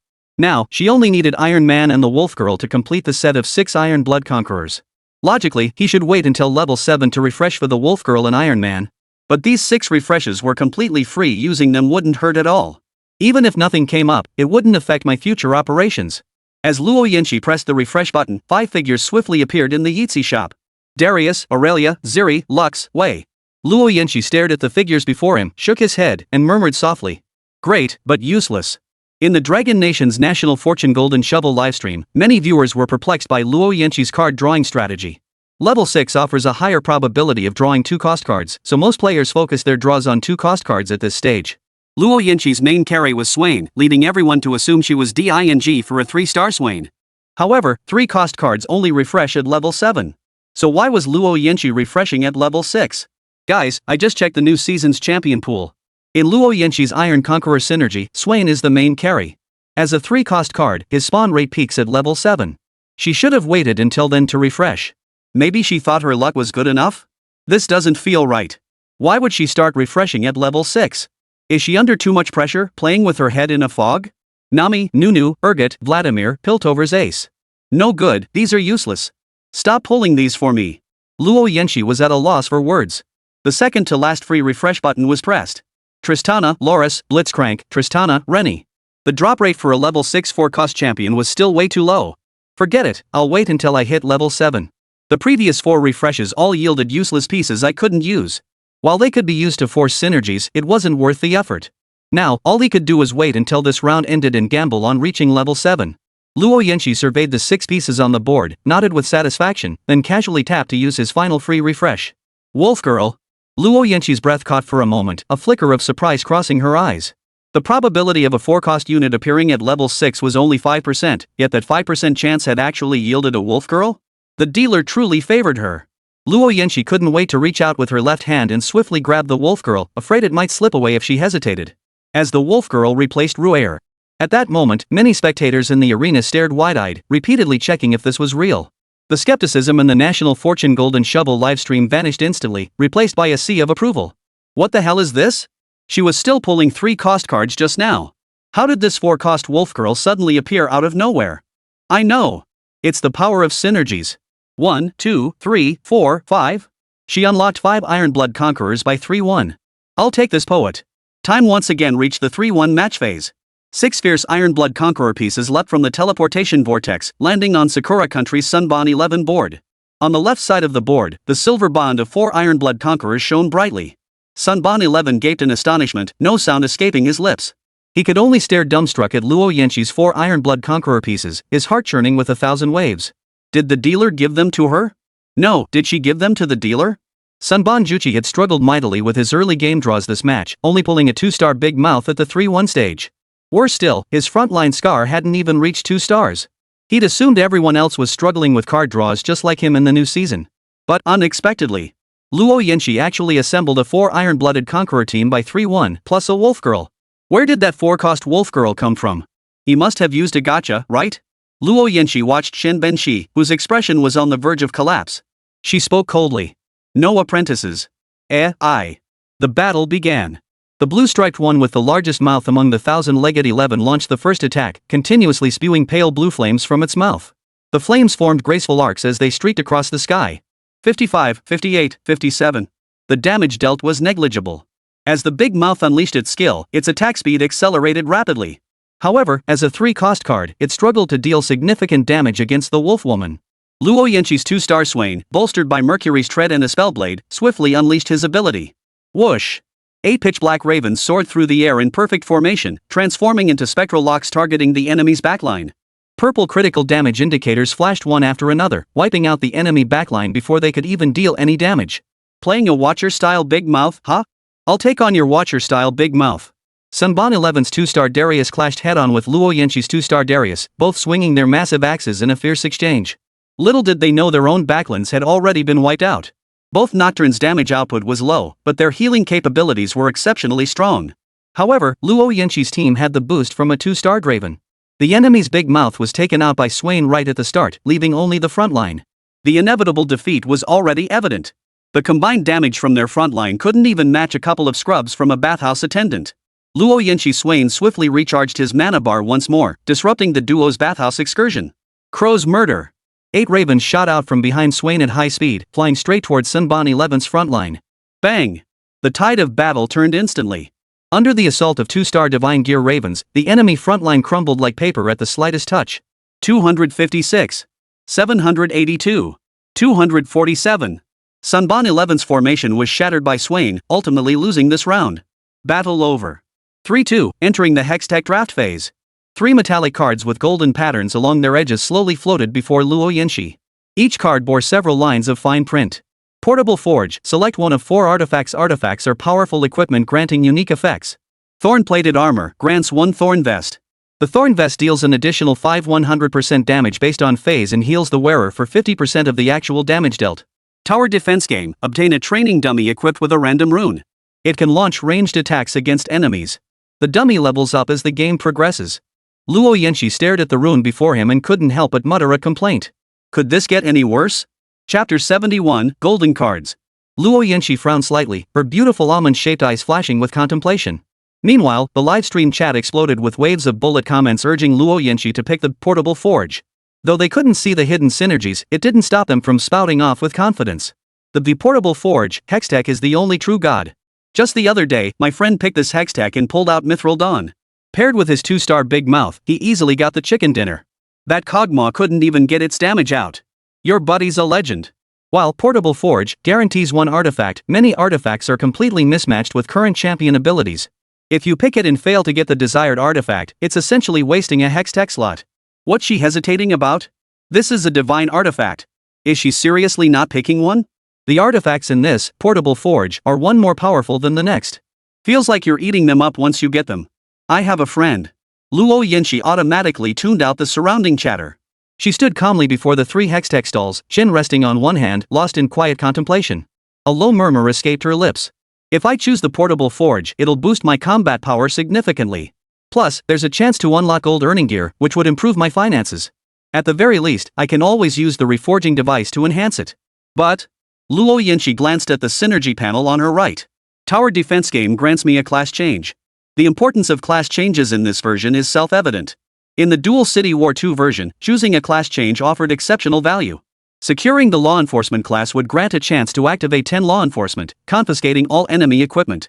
If you could get the Test Subject class change, you could leverage this round's Victor City to secure Warwick early and smoothly unlock 7 Test Subjects. And if you manage to get the Iron-Blooded Conqueror class change. Luo Yanqi slowly raised her head, her gaze fixed intently on the 3rd Hextech slot. Then she could directly activate 6 Conqueror. With good luck, the draft phase might yield a shovel, or the 3rd Hextech slot or jungle monster phase could drop one. Wouldn't that mean 9 Conquerors? The full tier reward for 9 Conqueror stacks is 3 crowns. Then, with a single hammer strike, you activate the triple crown bonus achieving gold freedom. No matter which class you get, it's not a bad deal. Luo Yanqi nodded slightly, no longer hesitating. She immediately tapped her finger on the 3rd Hextech slot. As the Tower Defense Game Hextech slot locked into place, a training dummy instantly descended from the dome above the chessboard. Thud! The training dummy slammed heavily onto the ground, kicking up a cloud of dust from the board and slightly reducing visibility. A solitary dummy now stood on the board. Luo Yanqi fixed his gaze on the dummy. Its class change read: Iron-Blooded Conqueror. In an instant, everyone in the Golden Shovel livestream gasped in unison, staring in disbelief at this miraculous sight. This is the Iron-Blood Conqueror emblem? Dealer, just declare her the winner already. She pulled off 6 Iron-Blood Conquerors this easily. It's only 3-2 stage, and she already pulled off 6 Iron-Blood Conquerors? Won't Luo Yanqi just crush the other players? Coach, I want to learn this strategy. At the contestant seats, Luo Yanqi froze in place, rubbing her eyes blankly before turning back to the training dummy. This is impossible to explain now. Well, if the dealer's playing like this, then sorry about that, everyone. Luo Yanqi playfully stuck out her tongue in a rare display of mischief toward a certain direction. The 6 Iron Blood Conquerors grant 40% spell power and attack, plus 6 stacks of Conqueror. These Conqueror stacks represent the number of enemies defeated. A single battle with the 6 Iron Blood Conquerors could stack 30 to 40 layers. The higher the stacks, the richer the rewards. Who knows? You might even unlock the legendary Triple Crown Easter egg. Time for the 3-2 battle segment. Park Chang-ho's little hero leapt out of the teleportation vortex and hurried to the edge of the board. Taking a deep breath, he couldn't wait to show off to Luo Yanqi. Luo Yanqi, I successfully switched my lineup. The Sentinel Ziri lineup, bet you've never heard of it. Scared yet? Using Ziri's arc damage output combined with the Sentinel Synergy's high dual resistances to form an impenetrable wall. I'm a genius. Even if your backline champions are god tier, they'll never beat my ridiculously overpowered Sentinel Ziri. With that, Park Chang-ho immediately crossed his arms over his chest and proudly lifted his chubby head. This composition offers extreme tankiness while retaining solid late-game damage potential. In Korea's internal tests, as long as Ziri could be leveled up to 3 stars, victory was guaranteed. Not only did I get the Sentinel class change this round, but I also unlocked 4 Sentinels early on. And to top it off, I accidentally snagged a 4-cost spider for free. Even in the internal testing phase in Korea, such an absurdly lucky run had never been seen before. With such quality, defeating Luo Yanqi's 6 Iron Blood Conquerors should be a breeze, right? Park Chang-ho nodded, his confidence brimming as he looked at Luo Yanqi, hoping to catch a glimpse of shock or despair on her face. But unfortunately, Luo Yanqi's expression remained utterly unreadable, still that icy cold, frozen to death look. Sentinel Ziri? Not even a dog would play that. Luo Yanqi snorted lightly, her eyes brimming with contempt. Yes, the kind reserved for trash. Before the battle even began, Luo Yanqi had leveled up to level 7, activating the 6 Iron Blood Conquerors synergy. With this quality of 3 stage gear, unless facing some all-in gambler, she could absolutely dominate. Even facing Park Chang-ho's 4 Sentinel Ziri setup, he could handle it with ease. Across the board. Still oblivious, Park Chang-ho was momentarily baffled, yet his smug expression remained unchanged. Tremble. Before your god. What gibberish is that? Can't understand a word. You're sick. The battle commenced. Park Chang-ho's spider raised its fangs high, lunging toward the wolf girl ahead. The wolf girl raised her weapon to block the spider's attack, but its fangs were exceptionally long, piercing straight through her weapon and into her body. 78. Wounded, the wolf girl instinctively stumbled back half a step. She then pulled her weapon back before slashing it forward with brutal force at the spider before her. 158. A minuscule damage number flashed on the spider, barely denting its health bar. The 4 Sentinels bond granted the entire team a 25 bonus to both physical and magical resistance. Additionally, the spider equipped with the Sentinel's tome gained an extra 50 to both defenses. It was nothing more than a mere scratch. With this buff, the wolf woman's damage couldn't even dent the spider.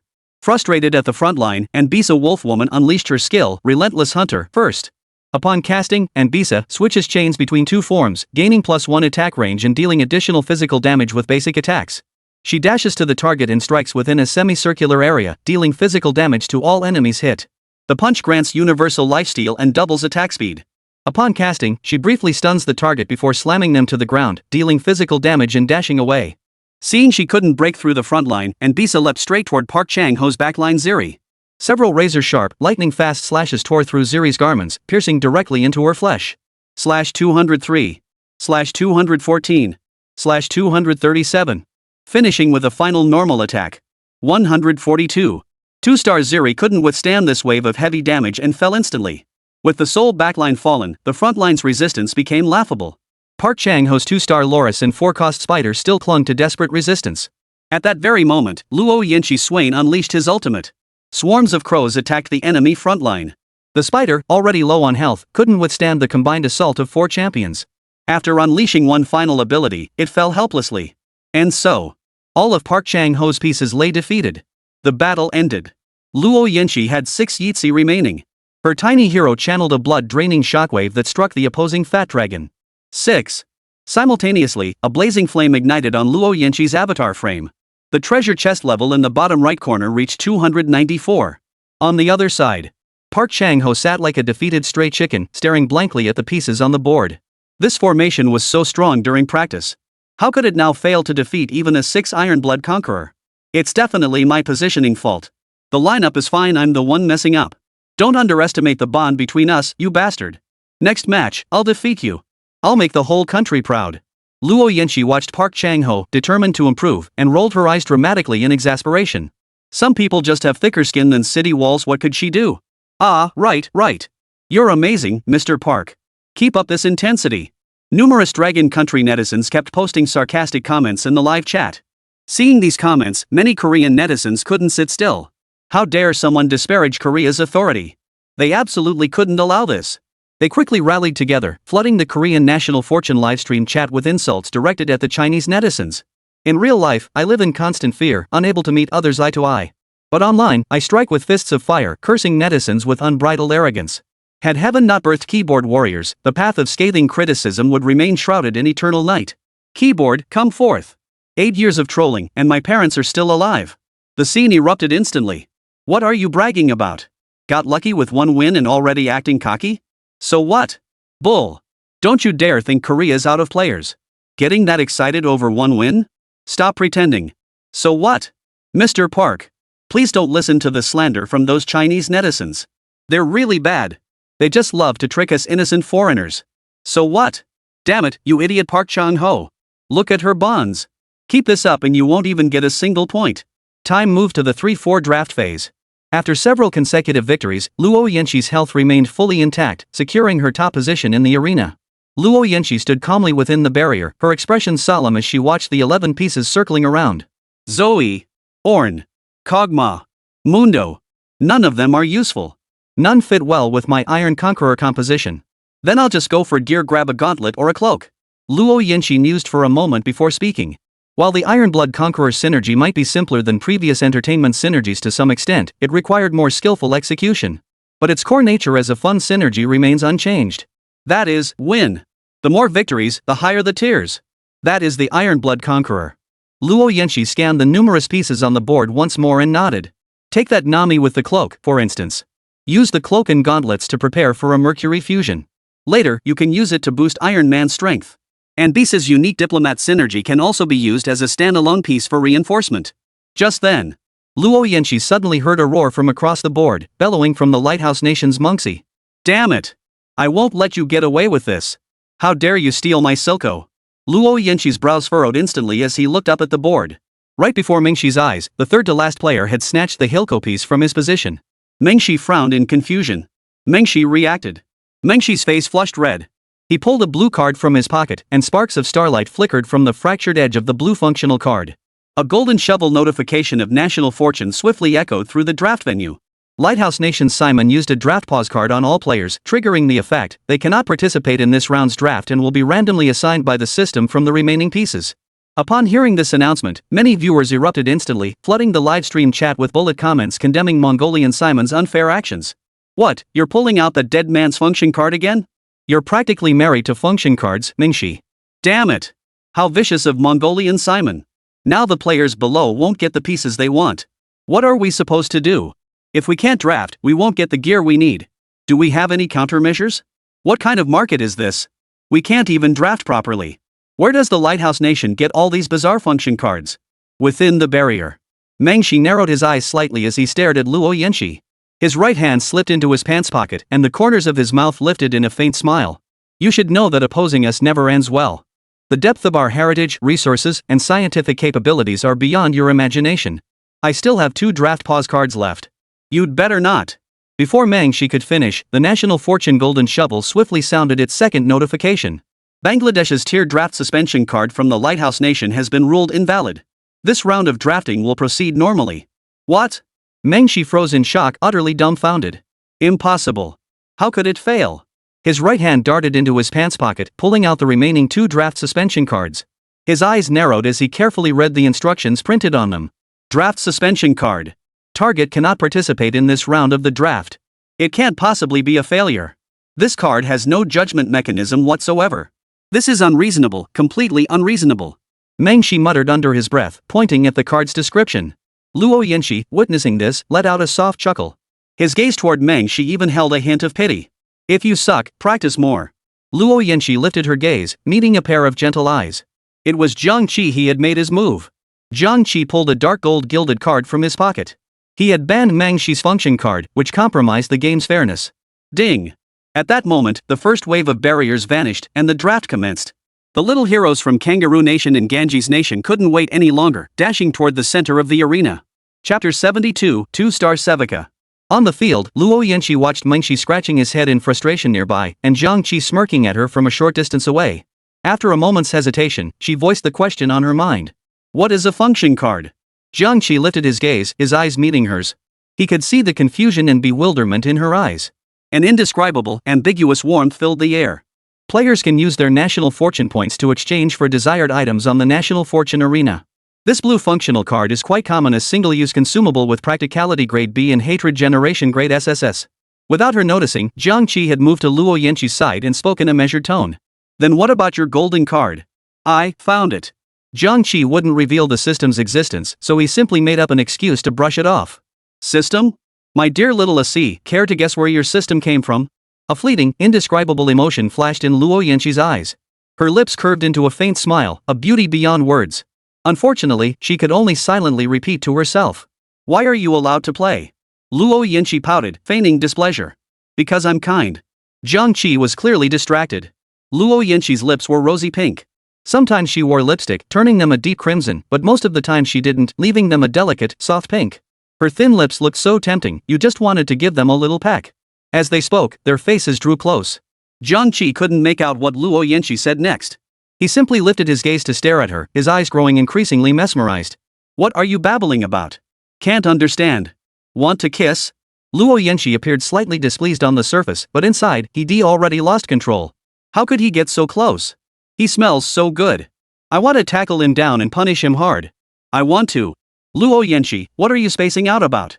Jiang Qi waved his hand in front of Luo Yanqi's face, snapping her back to reality. Thinking about the lineup.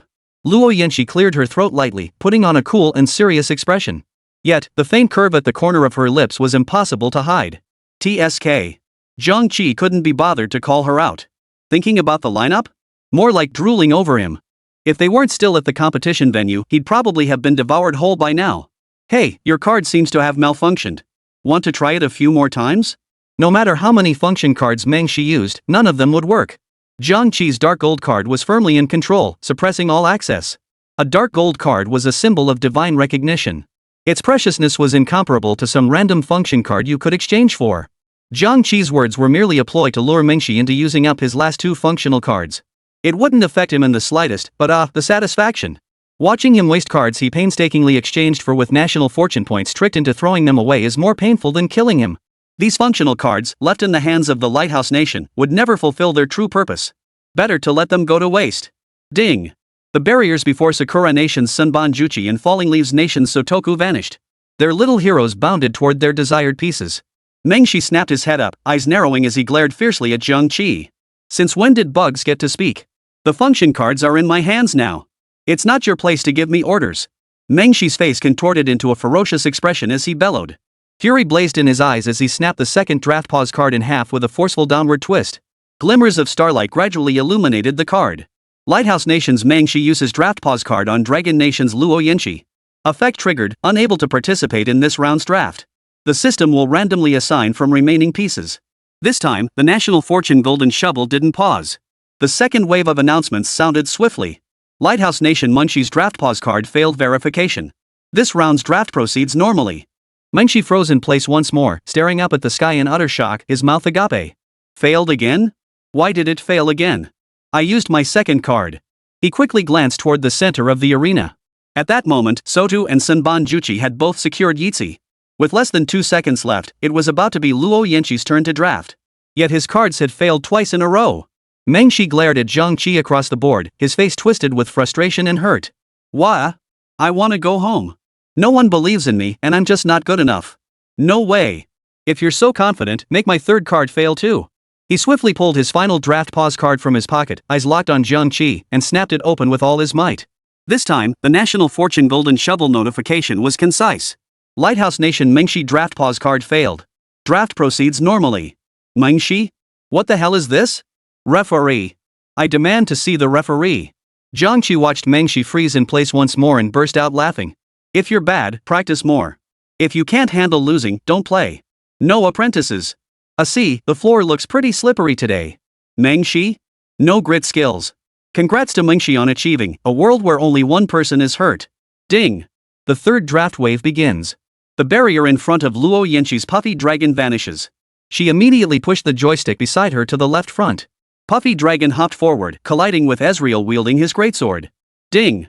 At that moment, the barrier before Mengshi's tiny hero vanished, yet it remained motionless. Mengshi tilted her head back, her gaze fixed blankly at the sky. I don't understand. There's no judgment mechanism here, so why did it fail 3 times in a row? He muttered to himself, but no one would provide him with an answer. Time moved to the 3-7 jungle phase. Across the board, 5 familiar light gray cubs gradually materialized. At that moment, the layers of the loot chest on the left side of the board were about to open. The battle commenced. The 5 cubs leapt violently from their spots, landing simultaneously beside Plank. With gaping maws, they tore into his flesh, bite after bite. Draven swiftly swung his arms, driving the blades of his axes deep into the wolves' bodies. Across the arena, many spectators wondered about the relationship between the two. The woman was as beautiful as a fairy, while the man was barely human. Jiang Qi sat nearby, eyes half closed, quietly basking in the sunlight. The constant roar of cheers filled his ears, but why did it seem tinged with something strange? Kill Jiang Qi, seize Yan Shi. You bastard, didn't expect you to be so well fed. I'm Sun Rohan from Piltover University's gambling club. Jiang Qi, will you be my boyfriend? Jiang Qi didn't open his eyes. Because he knew that the girl speaking could be anyone, but it absolutely couldn't be Sun Rohan.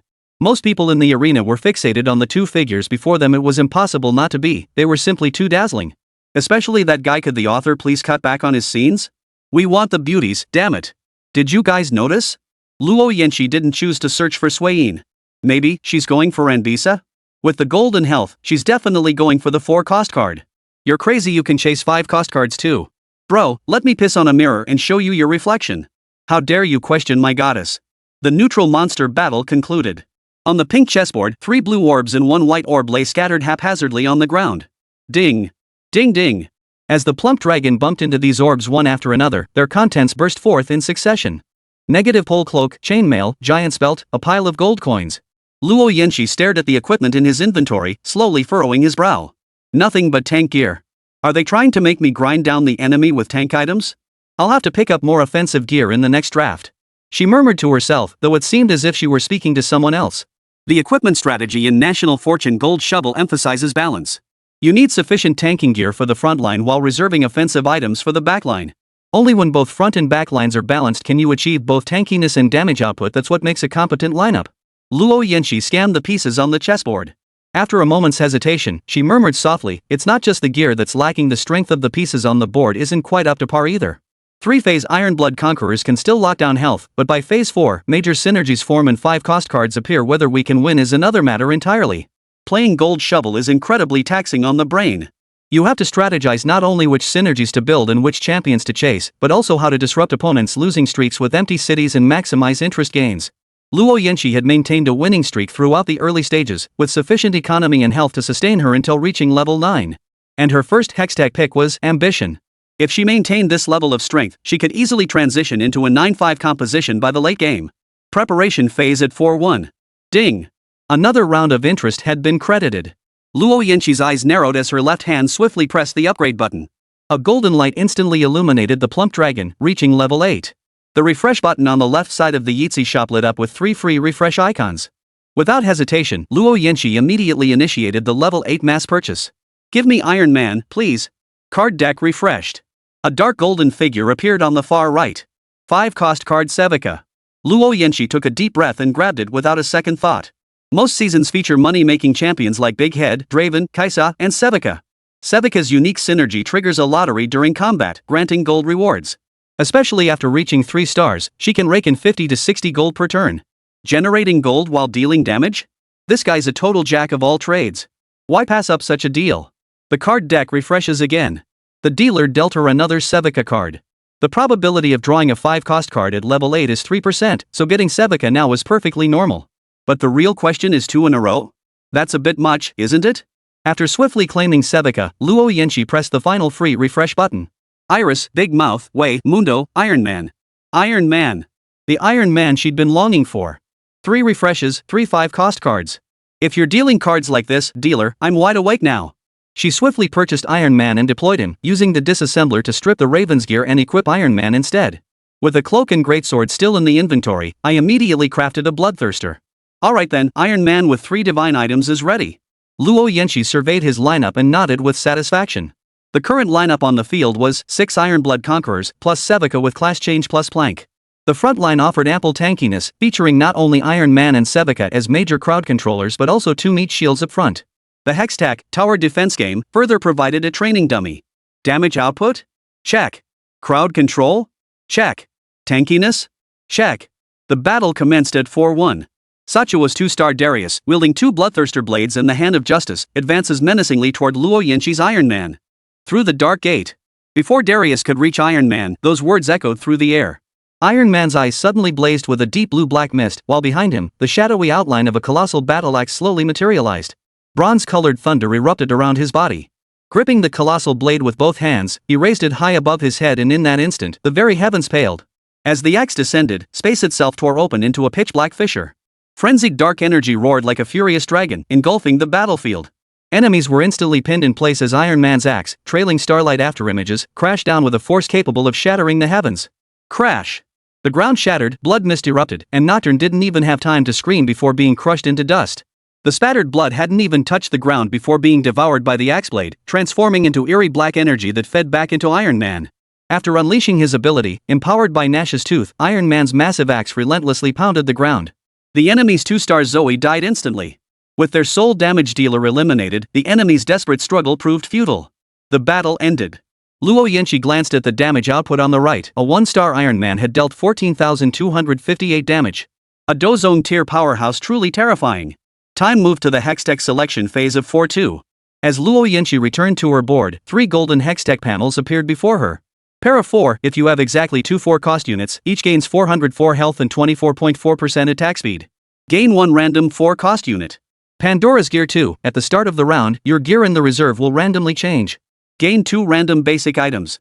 Synergy Unlikely Partners, Jinx and Sevika gain 10% attack damage and 100 health. When one casts an ability, the other gains 10 mana.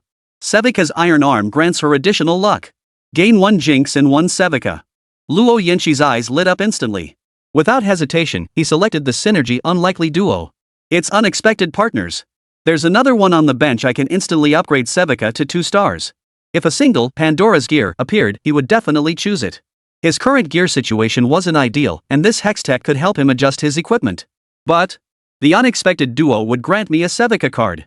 Setting aside how powerful this season's Synergy Hextechs are, getting one would instantly boost my combat effectiveness. But just the gifted Sevika alone makes her worth securing. A 2-star Sevika combines damage output, crowd control, and tankiness. She's absolutely main carry material. Go ahead and pick the Hextech Unlikely Partners set. On the left side of the bench, a Jinx materialized out of thin air. Sevika automatically fused into a 2-star unit. Luo Yanqi gazed at the bench with eager anticipation, reaching out to grab Jinx and swap her onto the board for Plank. Thus, the 6 Ironblood Conquerors plus a 2-star Sevika were now in place. Chapter 73, 2-star Iron Man. As everyone knows, according to the law of conservation of mass, when you're on an insane winning streak, don't get too excited too soon because someone else is always carrying the weight for you. Where's Ornn? Who's got my Ornn? Just one more Ornn and I'd have 7 blue-haired champions. The speaker was IKA from Camel Country, who was playing the blue-haired squad. Currently, all the blue-haired pieces on the field were 2-star, making their strength undeniable. However, the card dealer seemed to have no favor for him.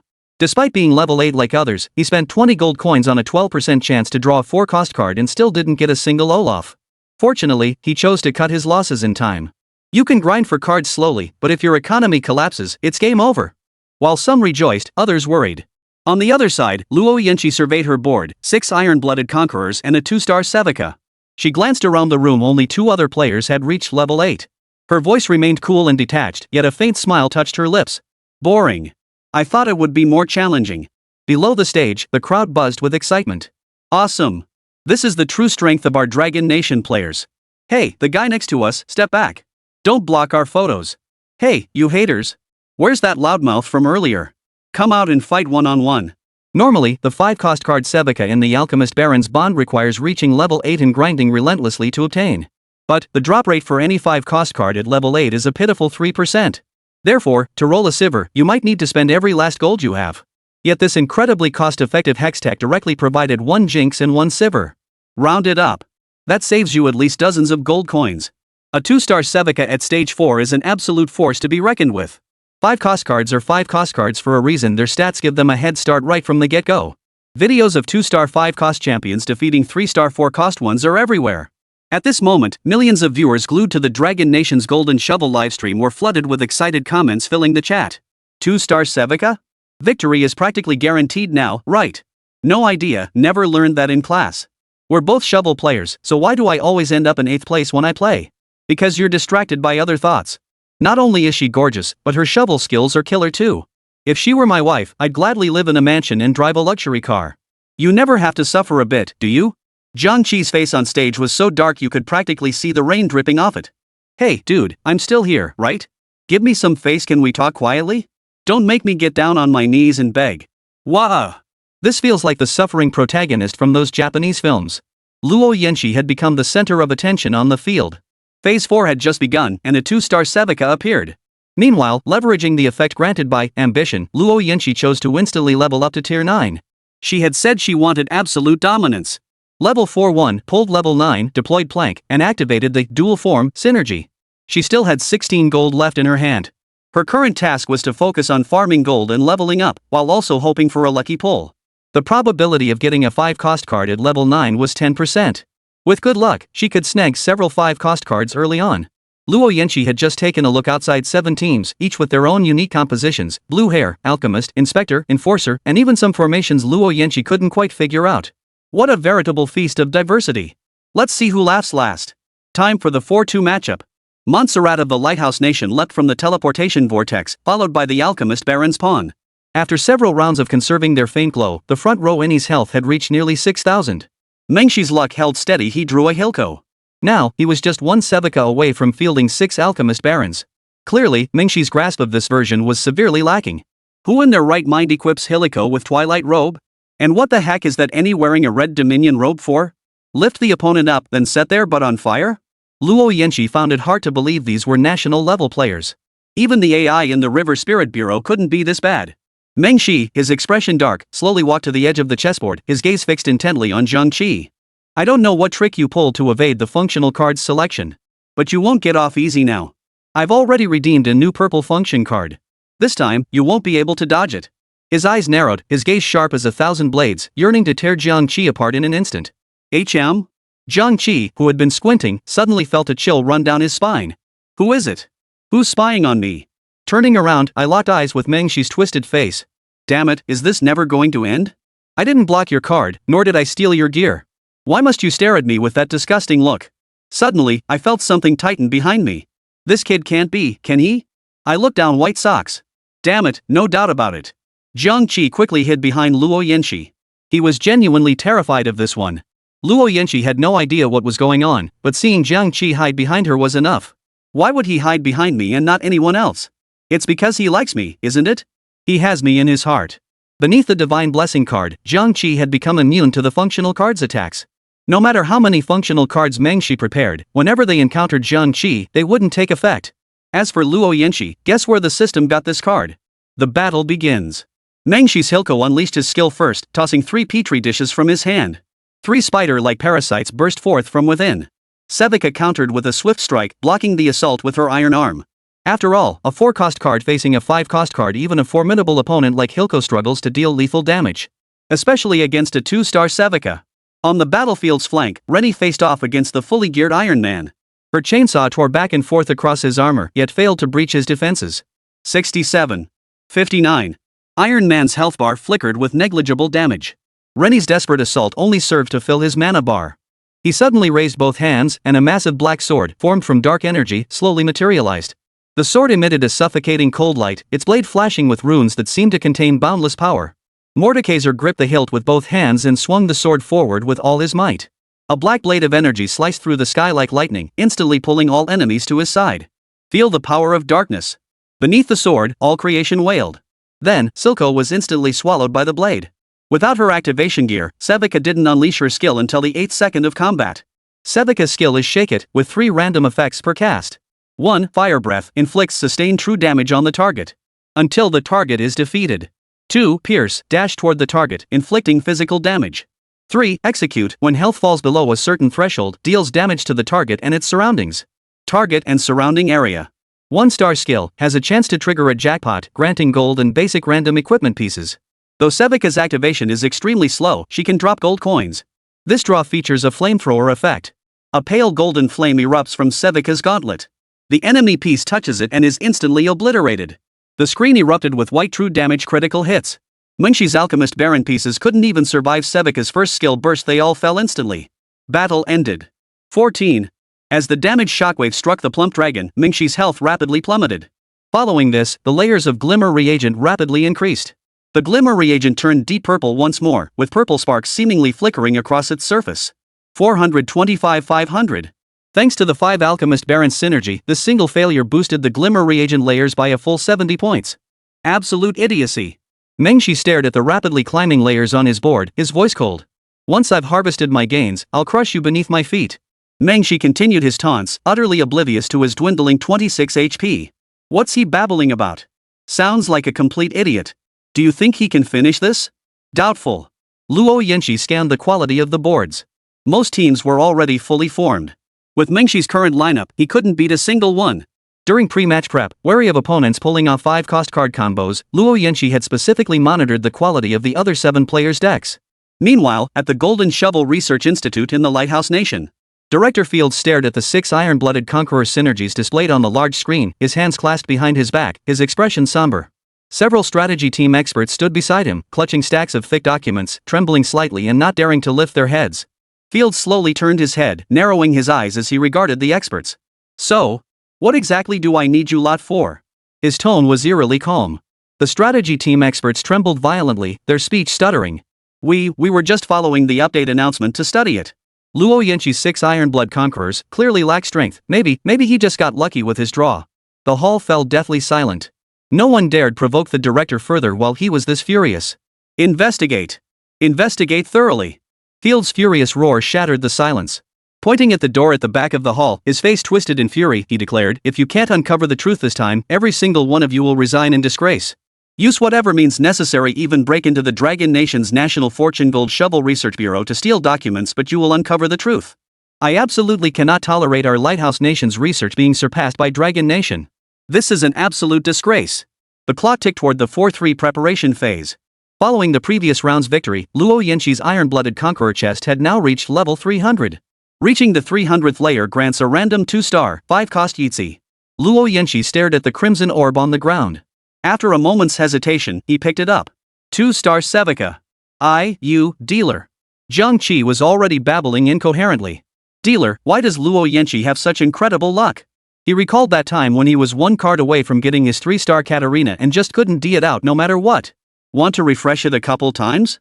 Jiang Qi urged. Luo Yanxi didn't hesitate, refreshing the card deck immediately. Tristana, Vayne, Akali, Ziri, Iron Man. She drew Iron Man. Refreshed again. 2 silver stars now shown beside the Iron Man's head on the far right. Holy crap, this is awesome, a 2-star Iron Man. Luo Yanxi nodded and selected the Iron Man. 2-star Iron Man, 2-star Sevika. With this quality, who could possibly beat you? On the chessboard, a white light materialized from Iron Man, rising from the reserve bench before settling in the front row. 2-star Iron Man, in position. The health bars of the 7 enemies outside are all looking pretty grim, not a single one has more than 50 health points left. The iron-blooded conqueror's dominance in the early to mid-game is utterly terrifying. Moreover, in the new season, players dare not blindly level up, instead steadily improving their quality. This led to the opponents being completely overwhelmed in the initial waves. Now that a 2-star Iron Man had been unlocked, the opponent's last shred of hope was completely crushed. Luo Yanxi glanced down at the gold coins remaining in his hand. Gold, 36 coins. Seems a bit low. After a moment's hesitation, she decided to keep saving. Once she reached 50 gold coins and hit the 50 gold interest cap, she'd level up. Not greedy? What are you doing playing Gold Shovel? Time moved to the 4-3 combat phase. Luo Yanxi landed securely on Park Chang-ho's board from Korea. Park Chang-ho's Sentinel Ziri lineup had seen significant upgrades, successfully activating 5 Sentinels. The frontline Sentinels Aurelia, Singed, Loris, and Rel had all reached 2 stars, with Spider Aurelia leading the Sentinel class transition. While 5 Sentinels offered no attribute boost over 4. The addition of a 3rd-cost Loris significantly bolstered the team's overall tankiness. Luo Yanxi gazed at Park Janum's board, his lips twitching slightly. Still at level 7. Park Chang-ho still has some skill. They've even researched this Iron Turtle lineup. But against a 2-star Iron Man, you won't stand a chance. In his previous life, this Sentinel Ziri lineup had also topped the roster win rate charts.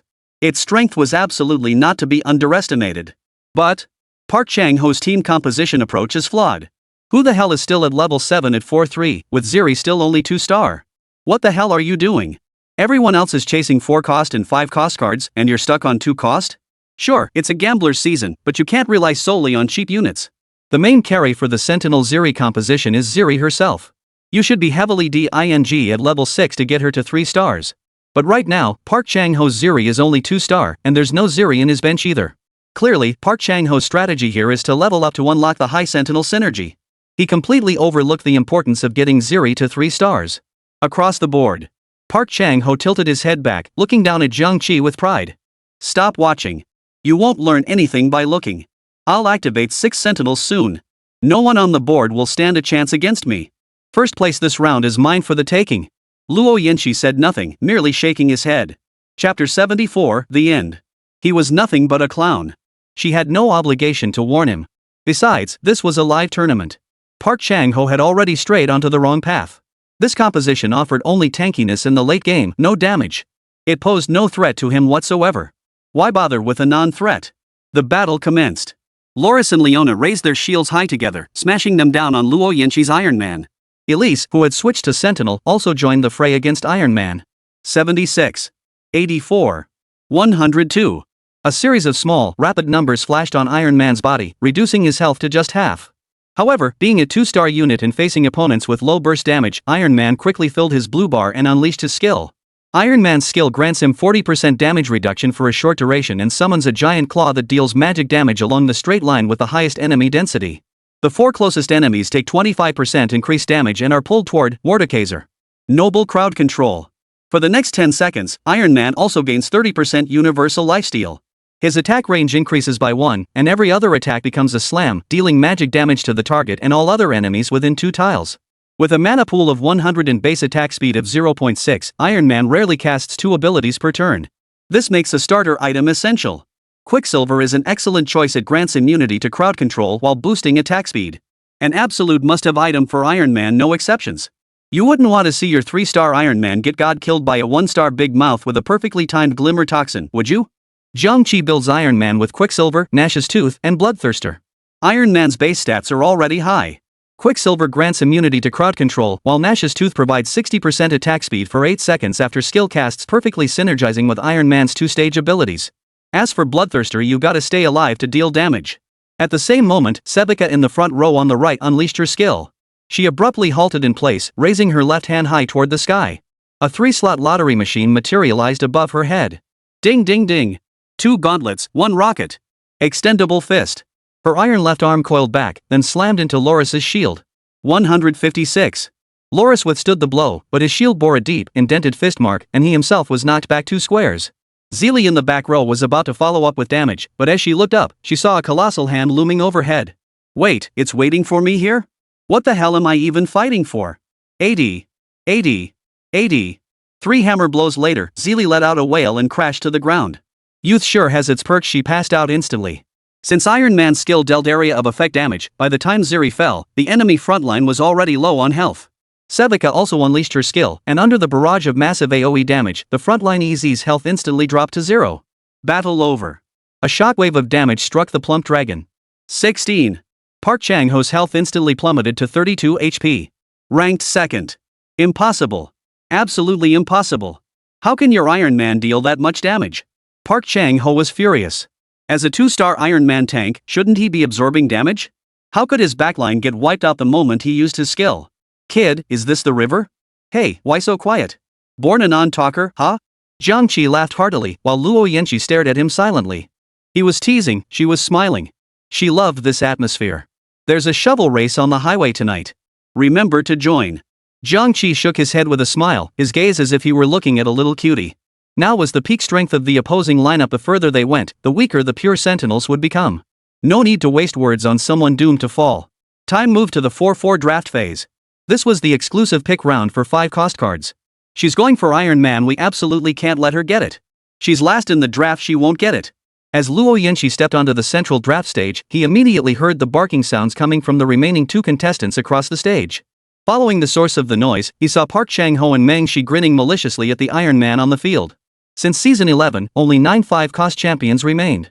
If luck turned sour like drawing one outside the draft pool without Nidalee achieving 3 stars became nearly impossible. 2 mad dogs. I'll send them packing soon enough. Jiang Qi couldn't help but mutter under his breath. I'll be damned if I don't see it. We'll see if you're still laughing then. Park Chang-ho's grin was particularly sinister. As expected, he snatched Iron Man. His reasoning was simple. If a 2-star Iron Man was that powerful, then why not chase after a 2-star Iron Man himself? When it came to learning from others, no country could match their nation. By the time Luo Yanqi made his pick, only Sevika remained unclaimed on the draft board. The other 3 teams took Grasshopper, Iron Man, and LeBlanc respectively. Meng Shi's lips curled into a smug smile as he stared at Luo Yanqi with mocking eyes. This time, your luck won't be so good. Brainless. Luo Yanqi coldly tossed out the remark before returning to his own board. For 5 combat phase. Across Luo Yanqi's board, Sakura Nation's Sanban Juchi leapt out of the teleportation vortex, followed by his entire army of chess pieces landing on the board. Sanban Juchi played the watcher Big Mouth, but his grasp of the role was clearly far superior to Park Chang-ho's. As early as level 7, Sanban 11 had already maxed out both Big Mouth and Scar to 3 stars. Only after that did he choose to continue leveling up. At this moment, Sanban 11 successfully activated a 6 Inspector Synergy and a 2 Sniper Synergy. With Kog'Maw as the main carry, he equipped the Blue Dragon Blade and Archangel as his starter items. As for the front line, with a 2-star, fully geared wall standing guard, Hugh could break through. Big Mouth's power is truly toxic level. His passive skill continuously stacks attack speed, keeping his power consistently high. Luo Yanqi shook his head, shifting his focus to Chen Ben-Shi's team composition. Blitzcrank, Makai, Amumu, and Kog'Maw formed the Forces Kex Machinery Synergy, with Kog'Maw equipped with the Blue Dragon Blade and Archangel. 2 mana regeneration items for Kog'Maw. Luo Yanqi frowned, pondering slowly. Kog'Maw still needs an active item. But without damage items, his output will inevitably fall short. Beside the Forces X Machine's pieces lay several scout cards. Garen and Vandal occupied the front row, while Kog'Maw and Teemo, later replaced by Senbanju after his respawn, held the back row. The Hextech machines gained a crystal whenever they dealt damage. Upon accumulating 20 crystals, they shocked their current target, dealing magic damage plus 25% of all damage dealt since their last shock, then reset. They also gain armor and magic resistance. With the Inspector's high dual resistance bonuses, this composition is extremely challenging unless you have a significant level advantage. If it's not an absolute powerhouse, this is going to be incredibly tough to beat. Luo Yanqi shook his head and murmured, before the anomaly, this lineup was actually quite strong. Luo Yanqi offered a rare compliment. Too bad you ran into me. Upon hearing this, Sanban Juchi immediately flashed a faint smile toward Luo Yanqi across the battlefield. Thank you for the compliment. This formation is based on research from our Sakura Nation's National Fortune Golden Shovel Research Bureau. It cost us a lot of blood and sweat, and it's our nation's ultimate tool for climbing the ranks. Yanqi, you can go all in on a 3-star Sevika right away. Jiang Qi's lips curled into a smug grin. Earlier in the draft, he'd snagged a Sevika card. Combined with the one he'd snagged for free before and the one Ironblood Conqueror gave him. 3 plus 1 means only 2 left, right? So Jiang Qi was still praying the card dealer would give him another Sevika. Senbanjuchi wasn't the least bit worried that Luo Yanqi would peek at his lineup. The reason was simple, Luo Yanqi's skill level was already above theirs. To put it bluntly, would you steal a beggar's tattered bowl off the street? The battle commenced.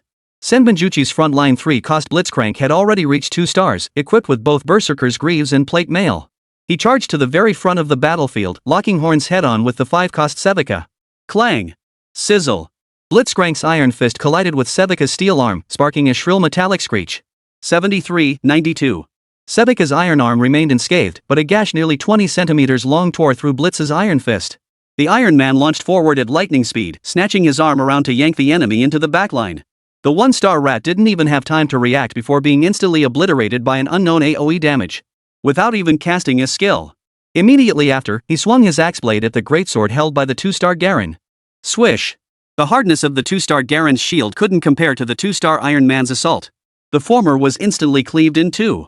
This was the power gap between a 4-cost card and a 5-cost card.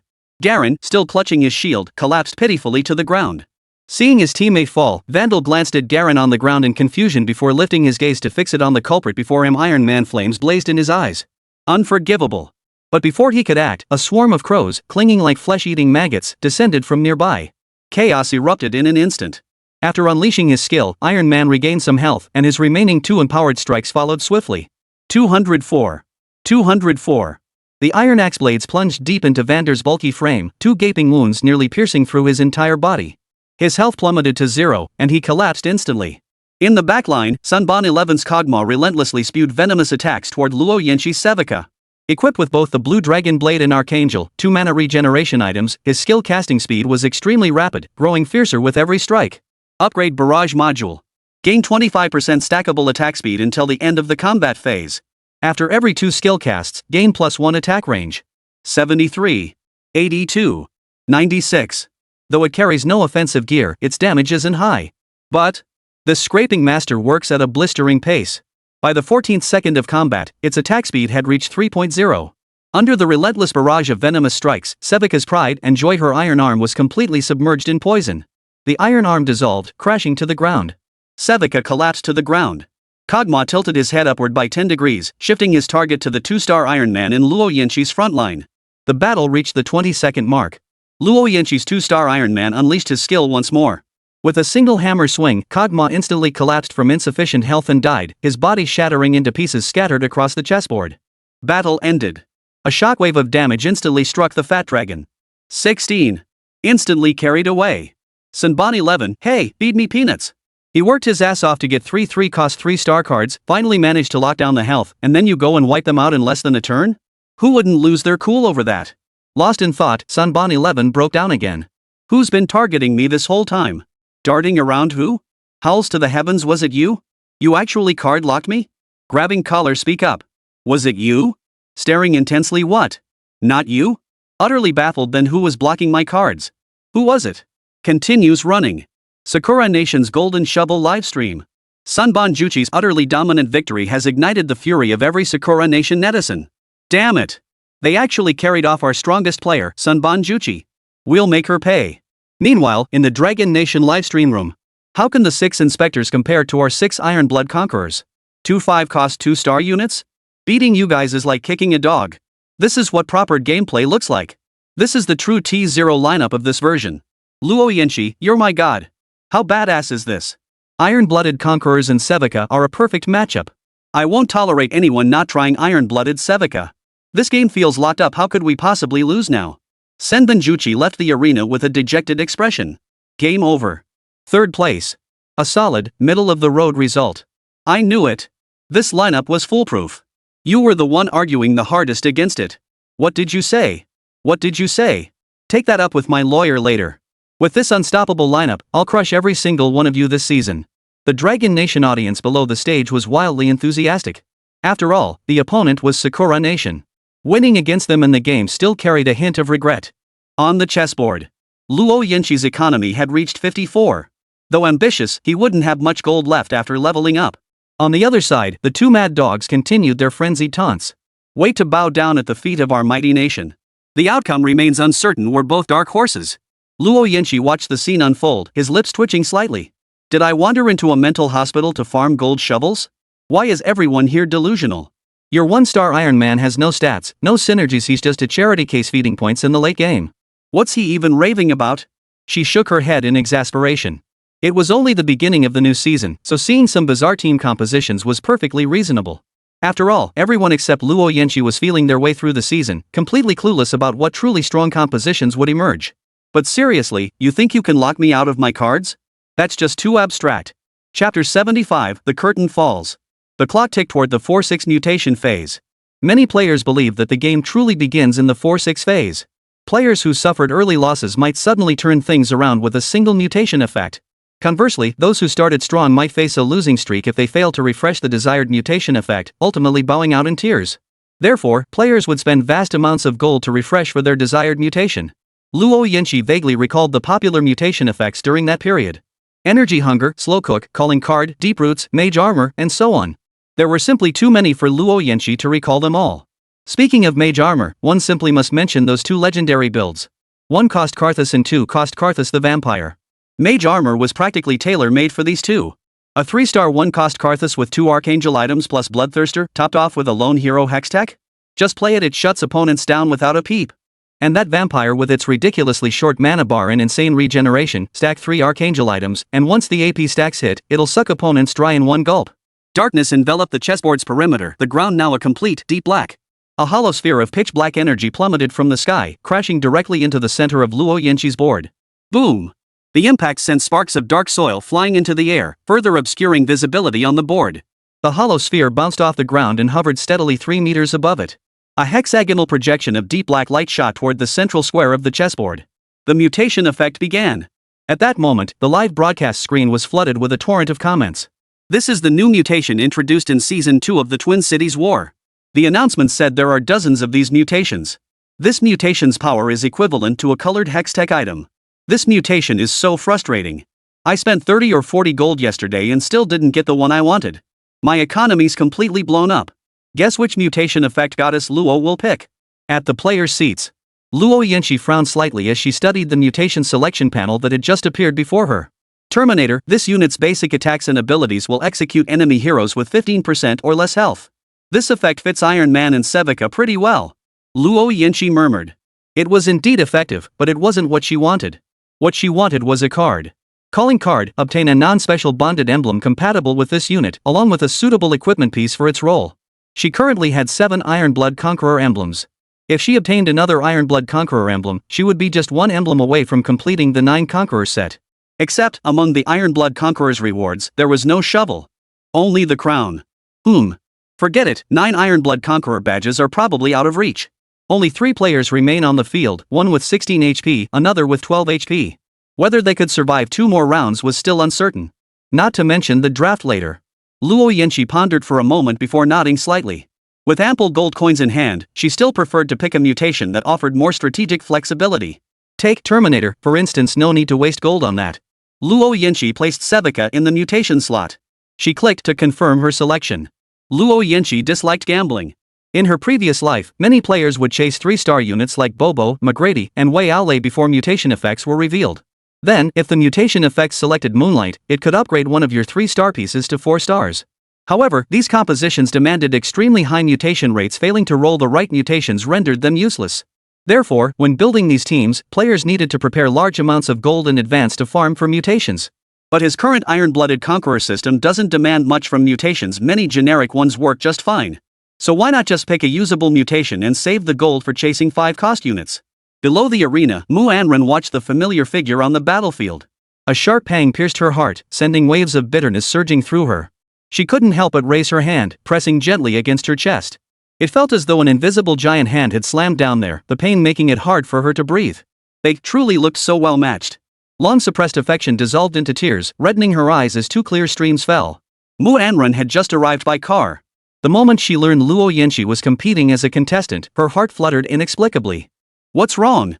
Lin Xiyu beside her instinctively reached out to wipe Mu Anren's tears. Realizing what she was doing, she frantically searched for tissues. Before she could reach it, Mu Anren turned her head away, refusing to let her see her disheveled state. I'm just overwhelmed with emotion that our country has such outstanding talents. Mu Anren forced a smile. But to Lin Xiyu, that smile looked worse than crying. A saying suddenly flashed through her mind: love is a lie told by a scoundrel to a sweetheart. In the end, the scoundrel falls for it, and the sweetheart believes it. As an outsider, Lin Xiyu had no right to comment.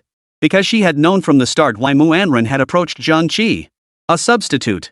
In Mu Anren's eyes, Jiang Qi was nothing more than a substitute for Zhu Nan. Zhu Nan was a descendant, and so was Jiang Qi. Zhu Nan had once claimed the championship of the National Fortune Golden Shovel Tournament, and Jiang Qi followed closely behind, securing the title once more. Mu Anren never truly let go of Zhu Nan. So she chose a substitute for Zhu Nan, hoping to fulfill that unfinished wish. Did Jiang Qi know about this? Of course he did, including the system bringing Luo Yanqi into the picture, and Mu Anren's calculated approach toward him. Then why didn't Jiang Qi refuse? He could only say, good girls, don't miss out. Bad girls, don't waste it. Mu Anren was using him, but wasn't he using Mu Anren too? It was simply a matter of each getting what they wanted. Meanwhile, Shovel Command Center. Thud. Old Manly slammed his fist on the table, his expression dark as he stared at the projection before him. That little punk. Just a few days ago he was traveling with Ornn, and today he's already cozying up to another girl. Oldly, let me explain. He's not that kind of person. You need to try to understand him. Fine, I'll finish him off later. Seeing this, Zhang Dong, who had been watching the drama unfold, immediately approached Old Man Li and whispered. Calm down. Why get so worked up? Don't you trust your granddaughter? Worried she can't compete with that girl? Matters of the heart are best left for them to sort out themselves. If we force ourselves into it, there's a high chance it'll backfire. Zhang Dong took a sip of his strong tea and shook his head. No, that's not right.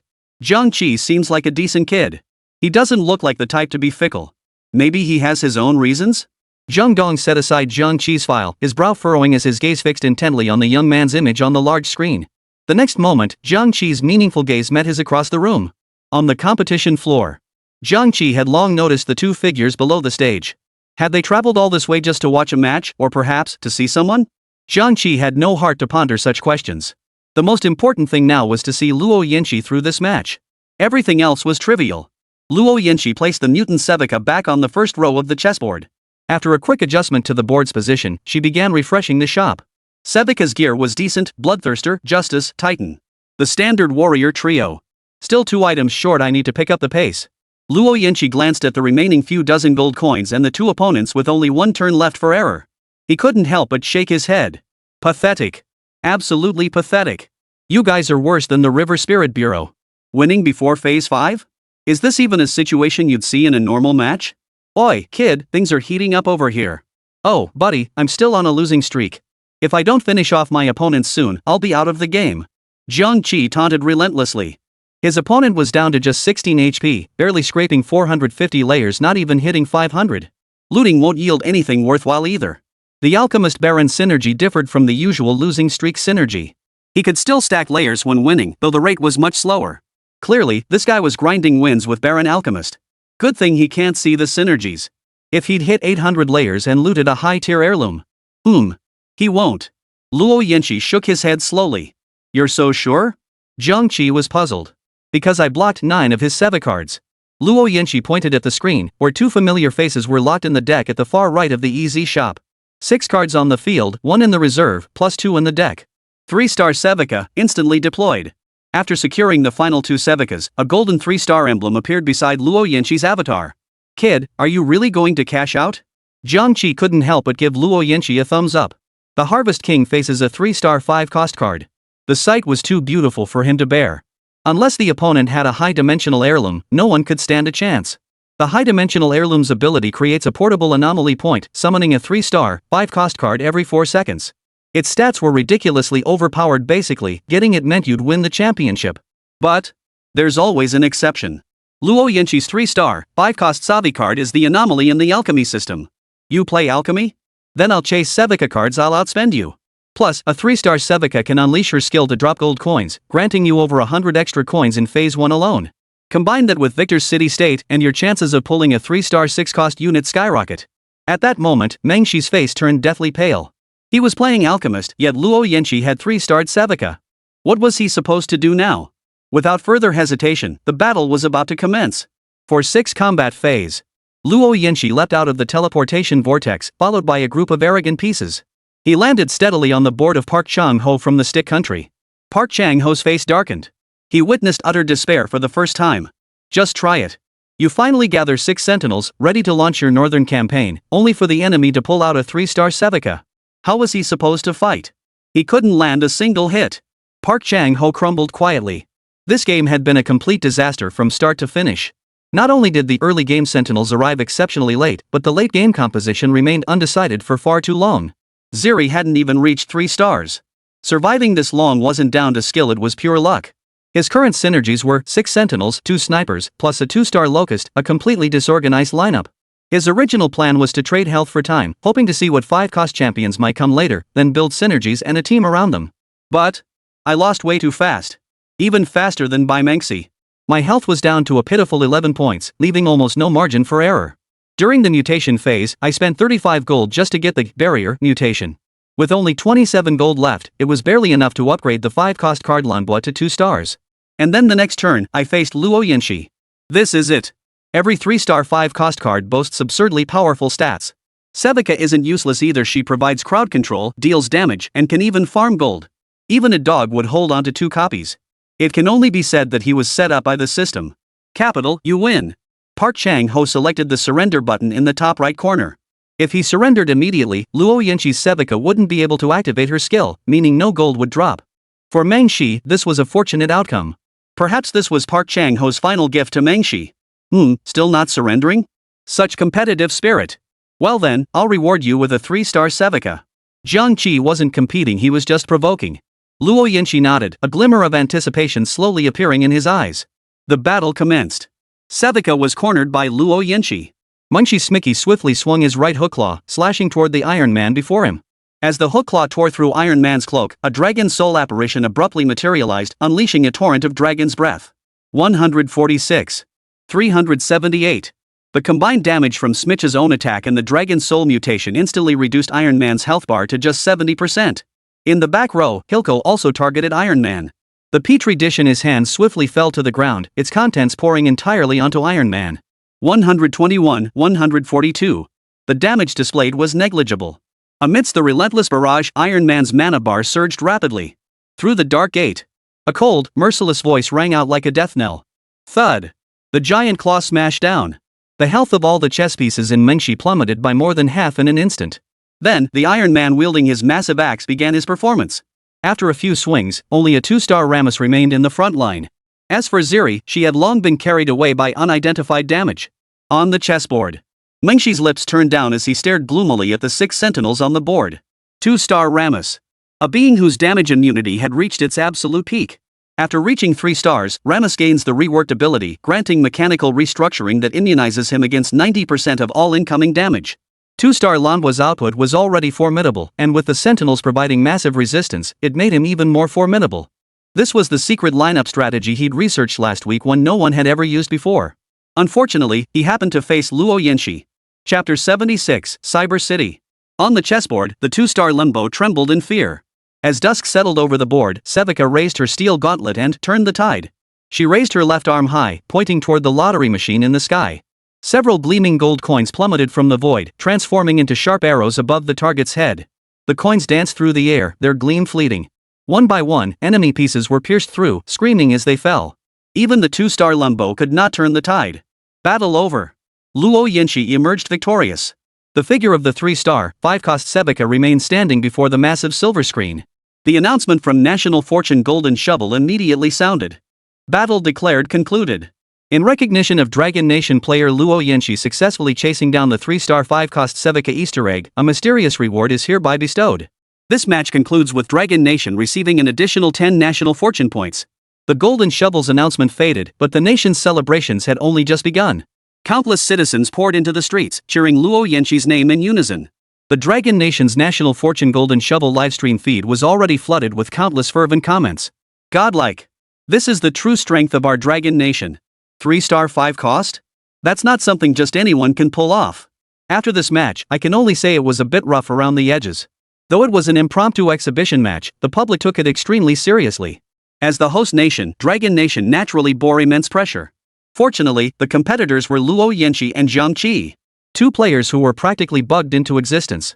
All they could say was, no matter how strong you are, I'm above you. Ding. Host successfully chased down a 3-star, 5-cost unit and secured the championship. Reward, National Fortune Points plus 10. Plunder talent activation in progress. Talent activation complete. This National Fortune tournament yielded a total of 12 National Fortune Points. Would you like to redeem rewards? The moment he stepped off the field, an electronic screen materialized before Jiang Qi's eyes. A dazzling array of items stretched across the screen before him. National Fortune Points card. Use this card to double your points in this National Fortune tournament. Price, 10 points. National Fortune Blocking card. Use this card to prevent others from viewing your board during this game. Price, 20 points. National Fortune Feature card. Available in Silver, Bronze, and Black Iron tiers. Each tier offers distinct effects. Stay tuned. Jiang Qi was tempted. This Fortune Block card was practically tailor-made for chasing 5 mana. Remember, in her past life, whenever it was time to chase the 5th stage bonus in Phase 4, all 7 players would take turns peeking at her board. More often than they visited their own homes. They'd check in on you 7 or 8 times during the preparation phase. They practically wanted to move in on your board. If you encountered someone trying to mess with your head, they'd constantly mark your highest cost card with the most copies, prompting other players to block your draws. It nearly drove Jiang Qi sick. This National Fortune Shield card strikes at the root of such players. So, Jiang Qi was tempted. But glancing at his remaining points, he saw he had only 36 left. Most items in the shop required 100 points or more to exchange. Given his current situation, he couldn't possibly get anything worthwhile. In the end, Jiang Qi chose not to make a purchase. Beside him, Luo Yanxi tilted her head, her gaze fixed intently on him. Not a word was spoken. Where my heart finds peace is my home, but she never told him that simply seeing him within her sight was enough to settle her soul. This was enough. Did Muanren mention that there's still a competition coming up? Jiang Qi sensed Luo Yanxi's gaze and gently pinched her cheek. Soft and plump, Heiki Shi, you rascal. Jiang Qi now began to suspect Luo Yanxi was Nua's final project. With otherworldly beauty, unmatched gaming skills, and a family of wealth and influence. Now look at himself, just a random speck of mud tossed aside. Comparing people to people is enough to drive you mad. That saying didn't come out of nowhere. No. Luo Yanxi shook her head blankly. Even as Jiang Qi ravaged her face, she didn't show the slightest hint of displeasure. He only pinches my face, he must like me. He. The next round is more important. We'll both be participating. Jiang Qi lifted his head, a hint of nostalgia flickering in his eyes. Time to see some old acquaintances again. Half an hour later, the National Fortune Arena reopened. Welcome, players, to the National Fortune Arena. Matching for corresponding battlefields in progress. Matching in progress. Matching successful. Sakura Nation's Akatsuki Fujisawa has entered the battlefield. Kim Soo-jun of Korea has entered the battlefield. Persia's Susan has entered the battlefield. Dragon Nation's Jiang Qi enters the battlefield. Player entry complete. System selecting battlefield. Selection complete. Current season is S14 Cyber City. Jiang Qi heard this and furrowed his brow slightly, murmuring under his breath. Cyber City? Never heard of it. Is this a new season? Before Jiang Qi could ponder further, 7 light screens simultaneously illuminated across the surrounding battlefields. The light screens quickly dissipated, revealing 7 familiar figures stepping out. After careful recognition, he finally realized that all the contestants present were familiar faces from the first National Fortune Tournament. It's been a while. Jiang Qi stretched lazily, his gaze drifting indifferently over the other competitors. The show is about to begin. Facing these old rivals, Jiang Qi still held a measure of confidence. Though they'd only fought one round, their skill levels equivalent to your placement match level. City-state phase. Jiang Qi and the other 7 contestants entered the central circular stage together. At the very center of the stage, a massive spectral image of Tristana gradually materialized. Jiang Qi stared at the steadily solidifying shadow of Tristan, murmured to himself. Tristan? What kind of city-state effect is this? Jiang Qi hadn't fully processed it yet. Moments later, a slow announcement echoed through the sky. Tristan provides gold coins each turn. City-state selection concluded. All players were simultaneously transported back to their respective boards via beams of light. Jiang Qi's given piece was the Minotaur. Possesses the guardian of the auspicious ox and fighter synergies. Not sure, let's take a closer look. Jiang Qi placed his finger on the guardian of the auspicious ox synergy. Fortune Bull Guardians gain damage amplification and have a chance to drop gold upon killing enemies. If you spend gold on refreshes or experience within a single turn, it permanently increases their damage boost and the gold required for the next boost. When calculating gold spent, gold used for refreshes counts as double. Jiang Qi pondered for a moment but still couldn't figure it out. Still, with damage boosts and economic benefits, this synergy couldn't be weak. Jiang Qi glanced at the pieces of the Guardian of the Fortunate Ox, Minotaur, Graves, Prince, Annie, Ezreal, and Vigo. 6 champions, 6 Guardian of the Ox synergies. No class change required to activate it. Jiang Qi decided to give it a shot. During the jungle phase, after clearing the camps, he got a Cloak of Agility, a Greatsword, a recurve bow, a cat, and a gunner. This season's cat was a 3-cost card, and its strength was quite solid. After clearing 2 waves of monsters, the 2-1 Hextech selection phase began.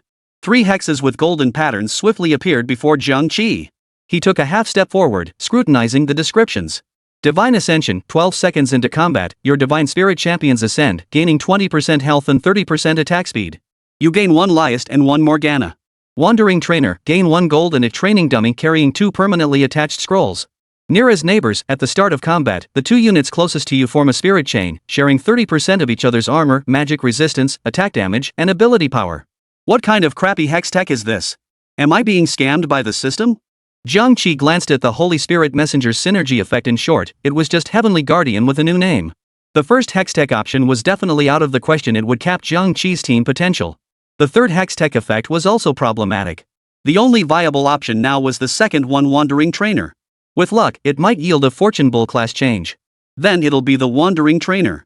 Jiang Qi shifted his attention to the middle Hextech, a hint of hesitation flickering in his eyes. Let's refresh the other 2 and see.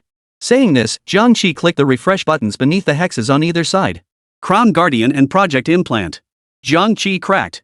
At the same time, in the Dragon Nation's Golden Shovel livestream, opposing viewpoints erupted in real time. Honestly, you gotta pick the Wandering Trainer, right? He gives you 2 class change scrolls plus an extra training dummy. That's a total steal. No brainer, go for Crowned Guardian. Starting with 1 extra piece of gear? That's a guaranteed slaughter. No one speaking up for us, Tianya Ruabinlan? I swear this hex tech is at least prismatic tier. Tonight's got a DTCL tournament on the highway, don't forget to join. After a moment of hesitation, Jiang Qi exhaled deeply, his gaze resolute. I'll go with Wandering Trainer after all. Even though I've never gotten the job change I wanted, that doesn't stop me from choosing it. Not getting the job I want is my own fault, how could I blame Hex?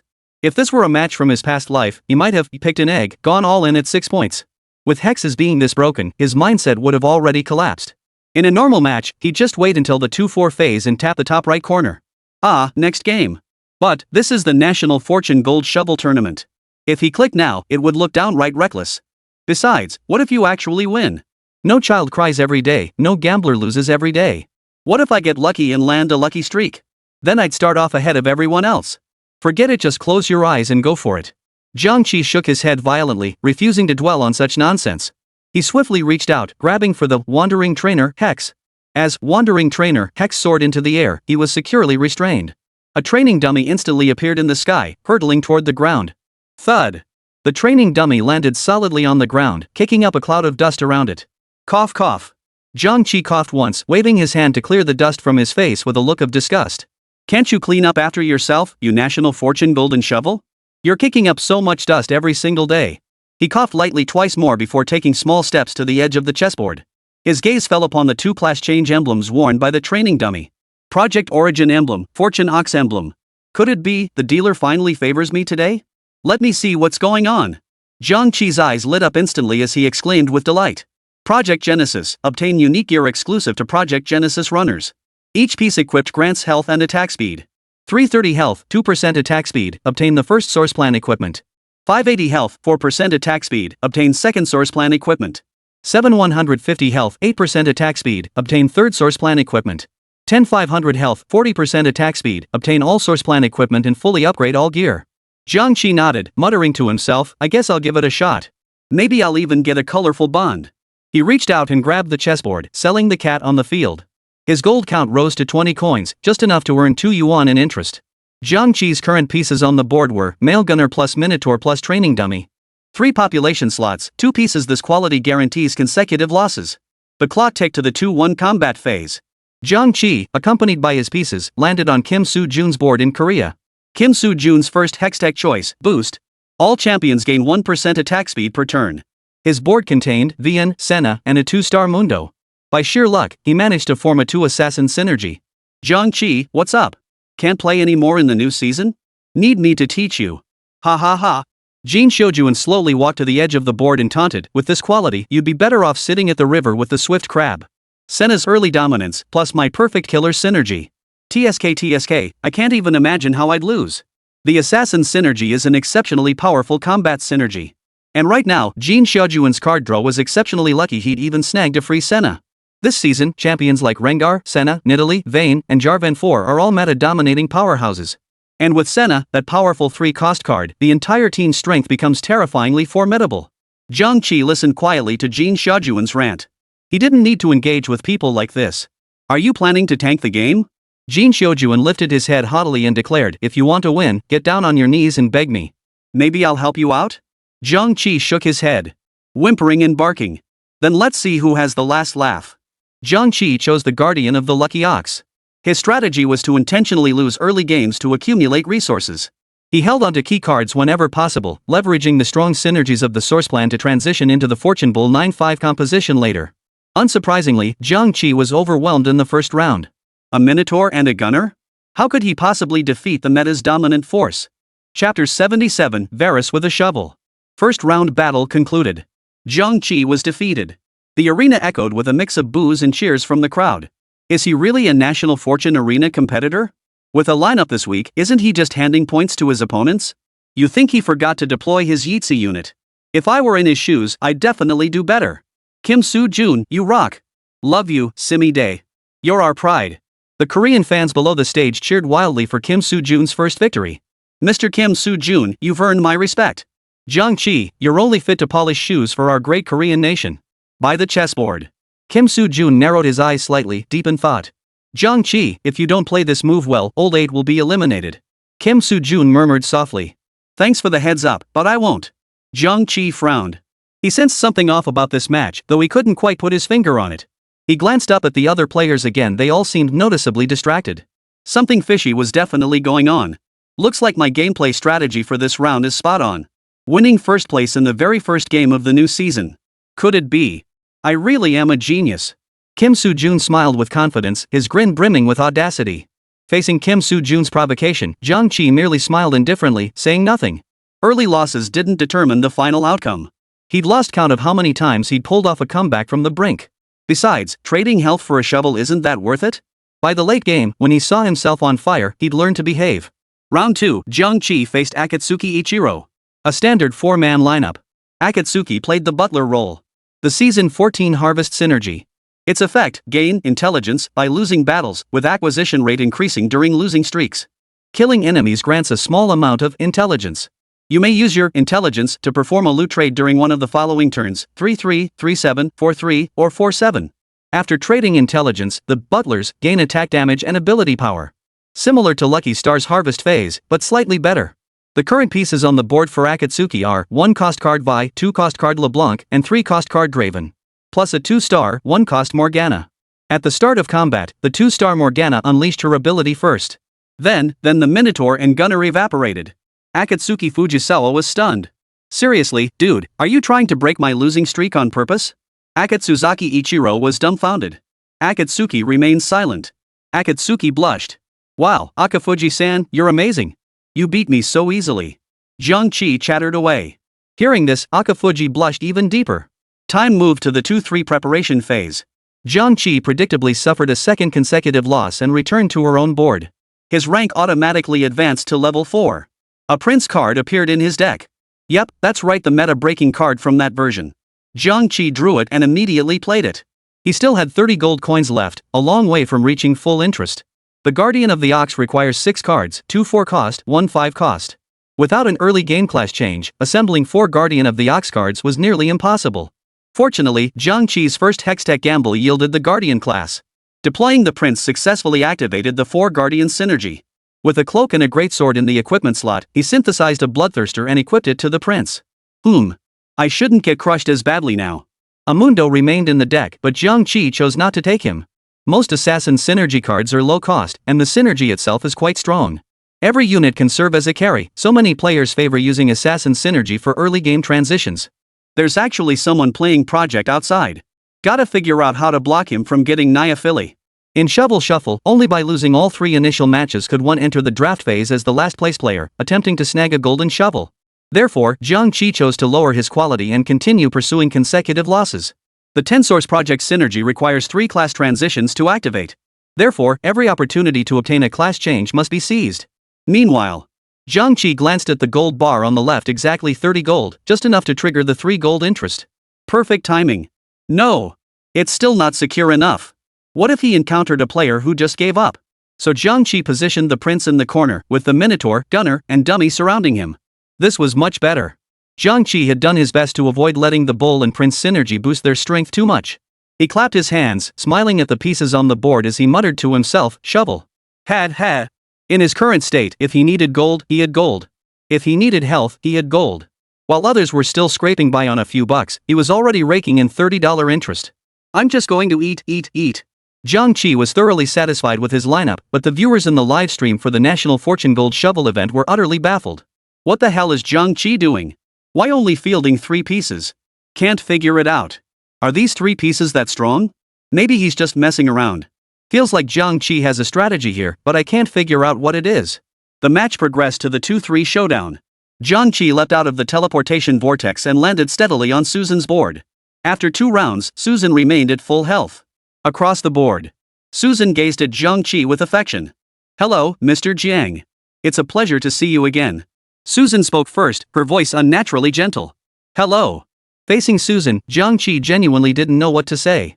After all, a pair of eyes was fixed on him from the audience. Mr. Jiang, I won't stand on ceremony then. Susan's lineup was the Phantom Spirit Squad, and she was also at 4 population. Her lineup consisted of 2-star Surfia plus 2-star VN plus Ornn plus 2-star Silas. Mr. Jiang, what do you think of my team composition? Very good. Keep it up. Jiang Qi's response remained as impersonal as ever. But to Susan's ears, those words took on a different meaning. He complimented me. He really has been secretly watching me. So, Mr. Jiang, should I keep playing the Phantom Spirit deck next? Will that guarantee a winning streak? Then, it'll be my turn to take first place. Susan was still daydreaming. You, maybe. Jiang Qi blinked in confusion at her words. Seeing Susan lost in her pleasant daydream, he couldn't bear to interrupt her. 10 Phantom Spirits? In this season's major synergies, they were practically useless. Not to mention Project Genesis, another 10-man team. Even the street demon next door could beat them 10-1. The Phantom Spirit Squad managed decent early game transitions, but by Phase 4, when most teams hit 9-5 composition, the Phantom Spirit Squad starts to run out of steam. If Susan insists on playing the Phantom Spirit Squad when her cards aren't cooperating, she's heading straight for a dead end. The battle commences. Susan's VN lunged forward, raising her rifle high and firing at Jiang Qi's gunner. 68. The damage was barely noticeable, barely registering on the male gun. Jiang Qi's male gun didn't back down either. Wielding his fully loaded shotgun, he took down Ornn with just 2 shots. 72. 88. The training dummy stood motionless, silently absorbing all incoming damage from the enemy. Meanwhile, Jiang Qi and the Minotaur in the front row only had to endure Seraphine's attacks. The battle reached the 6-second mark. Jiang Qi's graves and the training dummy fell one after another. In contrast, Susan's Ishii had only lost 1 Ornn. Unshackled from the dummy, Jiang Qi's prince sprang into action. Half a second later. Before the prince could unleash his abilities, he was taken down by a single shot from the opposing VN. Jiang Qi's last Yeezy, the prince, fell. The battle ended. A blood-draining shockwave coalesced on Susan's plump dragon, hurtling straight toward Jiang Qi's tiny hero. Boom! 5. Jiang Qi's health plummeted to 88 HP, placing him 8th overall. Meanwhile, Susan stood at 100 HP, ranking 3rd overall. Damn impressive. Jiang Qi was somewhat surprised by the Phantom Spirit Squad's early game strength. If all goes well with Susan's quality, she could secure consecutive victories in Phase 2. Good luck. I'm about to get serious too. The Guardian of the Auspicious Ox has a unique bond mechanic. When only the low-tier Guardian of the Ox bond is activated, the gold dropped per battle round is quite meager. To deploy high-tier Guardian of the Auspicious Ox, you must wait for the main carry cards costing 4 or 5 mana. Moreover, without any 4-cost cards early on, you can only field 3 Guardian cows. The probability of enemies dropping gold upon defeat is pitifully low. The 6 Fortune Ox Guardian is a unique exception. Not only do its units guarantee gold drops upon participating in kills, but they also have a chance to drop individual equipment pieces. You can earn over 10 gold per turn. Is this not overpowered? Across the board. Upon hearing Jiang Qi's words, Susan immediately smiled and replied. You should try harder too. Jiang Qi nodded and switched his view to the board at Akatsukizawa. Losing streaks don't break losing streaks? Good lad, seems you've got your own unique perspective. He pursed his lips and continued to Jiang Qi, you don't understand. Once I assemble the 5 butlers and then go for consecutive losses, won't that stack even faster? Akatsuki remained as confident as ever. As for you, if you don't start talking about quality, you might never get to see me reap the rewards. Akatsuki Ichiro reminded him. This only deepened Jiang Qi's confusion. Why was everyone reminding him to focus on quality? As an opponent, wouldn't it be better for them if his quality was lower than theirs? A seed of doubt began to quietly take root in his mind. Meanwhile, inside the cafe, Luo Yanqi heard the voice coming through her Bluetooth earpiece. A murmur stirred within her heart. Something feels off about today's match. The live broadcast screen before her was flooded with comments, some praise, some abuse. But none of that was the crux of the matter. The real question was, why were former National Fortune Tournament fighters appearing in this friendly match at the same time? This was highly irregular. She looked up at the sky. The sun had been obscured by drifting dark clouds at some point, casting the entire world in gloom. I need to investigate this. Luo Yanqi set down her coffee and headed straight upstairs. This Jiang Qi is such a loser. Lord Chiding beat him up so easily. Of course. Our valiant Lord Chiding is invincible. I don't think Jiang Qi's game sense is up to par either. He's no match for our Lord Chiding. Jiang Qi heard this and his mouth twitched. He shook his head helplessly. Shut up. Saying bastard again is just rude. Jiang Qi snapped back to focus, rapidly switching between chessboards to review his formations. Having unlocked the Guardian of the Lucky Oxen project source class changes through training dummies, only 2 more class changes separated him from unlocking the 10 source project bond. This season, the source project class change could be synthesized using a shovel and gauntlets. For Jiang Qi, this was good news. Therefore, if the draft truly yields a golden shovel, it would prove that all his early game sacrifices were worth it. 2-4 Draft Phase. Jiang Qi and 7 other international players landed on the central draft stage. The central area gradually illuminated with 11 spinning chess pieces.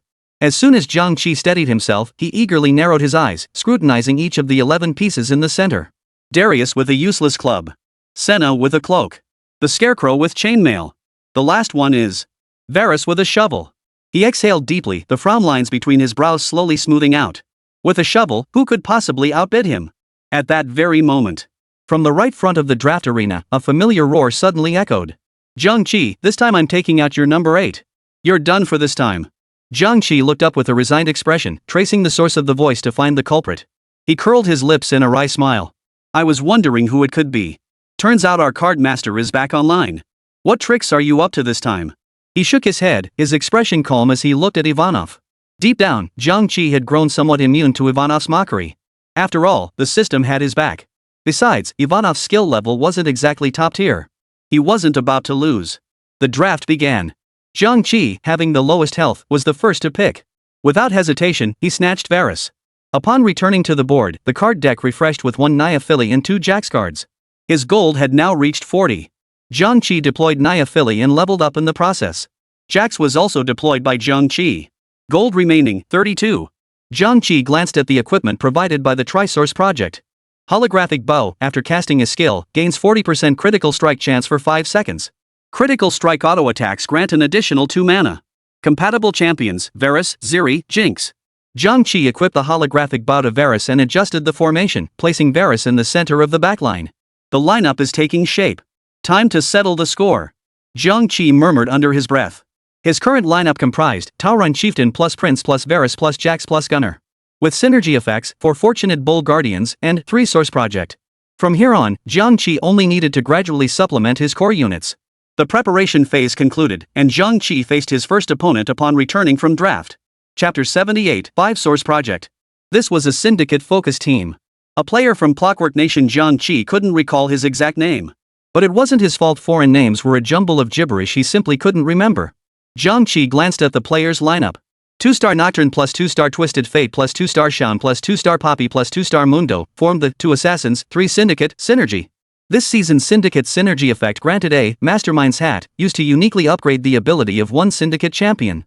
Syndicate members gain health. The effect is quite similar to that of the Divine Dragon Sage. Jiang Qi compared the quality of both sides. A complete, except the one being was himself. Mondo has a unique passive, gaining 30% of all bonuses as health. Paired with the fighter synergy, his health bar becomes impossible to keep track of. The enemy's Mundo even had a plate armor, making him incredibly tanky. Now look at his own team, not a single 2-star unit. The only viable damage dealer was Varus, acquired during the draft phase. After a moment's thought, Jiang Qi shifted his gaze to the enemy's gold bar. It was completely empty, not a single icon lit up. It suddenly dawned on him. There had always been players like this, ignoring interest, hoarding gold coins, leveling up whenever they felt like it, crafting cards on a whim, without a second thought for anything else. Clearly, the guy in front of him was one of them. Low-cost cards are indeed strong this season. What if luck favors him and he gets a 3-star Tristana? Jiang Qi murmured under his breath. A 3-star Tristana, equipped with the Sheen, Archangel, and Rapid Fire Cannon, then pairing it with the Swift Shooter synergy, her attack speed would skyrocket. Often, the backline gets mowed down before they even get a chance to deal damage. The battle commenced as the player leapt from the teleport vortex onto Jiang Qi's board. His opponent narrowed his eyes, looking at Jiang Qi with a puzzled expression. You're that Dragon Nation champion from the last National Fortune tournament? His tone dripped with skepticism. My friend, if you don't recognize me, I'll slap you silly. The opponent fell silent. He pondered. The opponent's defenses crumbled. Jiang Qi was certain that no pearls would ever come out of that filthy mouth. The pressure in this match was already immense enough. He didn't want to be disturbed by that incessant chatter anymore. Who in their right mind would think he'd done something so heinous? Why was everyone so hostile toward him? He just liked playing 5 cost cards to stall his teammates. So what? Look at my eye. Answer me. When we shovel people, how can you call it blocking? That's called saving it for the enemy. What if it gets lost in the shuffle? It's all for his own good. There aren't many kind-hearted young people like Jiang Qi in this world anymore. Seeing this, the opponent's words caught in his throat. He gritted his teeth in frustration. Fate. You people from Dragon Nation are so impolite. It wasn't just the opponent thinking this, many spectators in the crowd joined in condemning Jiang Qi's rude behavior. So he won a match, big deal. Why am I even here? Oh, truth is I didn't really want to watch either. Ha, you're such a poser, oh. Just his last bit of bravado. Ignore him. Jiang Qi will naturally leave the stage. The battle commenced on the chessboard. Jiang Qi's male gunner unleashed his skill first. Bang bang. 54. 56. The damage was negligible, flashing on the 2-star Darius. 178. 167. Two more skill shots from Varus and the backline struck Darius in quick succession. Under their combined assault, Darius' health rapidly dwindled. The battle entered its 4th second. Varus successfully unleashed his ability, Malicious Software Chain. A faint purple glow instantly illuminated his surroundings, transforming into chains that shot toward the enemy backline. 256. 782. The rapid-fire damage struck Twisted Fate, instantly reducing his health to a mere sliver. At that moment, the Joker unleashed his ability, Fell Fantasy, targeting Varus in Jiang Qi's backline. 546. 703. The 1-star Varus health plummeted to 0, collapsing instantly. Jiang Qi was stunned. Opening Sako's skill panel, he finally noticed this passive ability. Each kill in this game grants 1.5% attack damage. Kills, 19 total attack damage, 28.5%. No wonder his damage was so high. So he's a scaling champion. The battle reached the 15-second mark. As Sako's final critical strike landed on Neophili. 178. It completely wiped out Neophili's remaining 78 HP, and she collapsed instantly.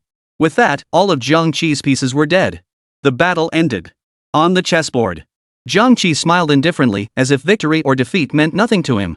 Returning to the board, Jiang Qi gazed at the 50 gold coins remaining in his hand and laughed aloud. Turns 2-6, successfully collected full interest. After returning to his own board, the game progressed to the 2-7 neutral monster phase. The deck refreshed again, revealing a Jax card. Combined with those in the bench and on the field, it was just enough to upgrade to 2 stars. The deck also held a Neophili, which could also be successfully upgraded to 2 stars. Holy crap, this is too smooth. Card dealer, I'll give you a high five. Both Gunner and Neophili are high damage champions in the early game. In Project Origin, if Neophili equips Hyper Fangs or Pulse, then adds Justice and Bloodthirst, her health bar practically dances on blades. She can easily dish out over 10,000 damage. Getting him to 2 stars early locks down the early game victory. Jiang Qi placed the freshly summoned Neophili on the far right of the board. After clearing the jungle monsters, 3 blue orbs lay scattered on the ground.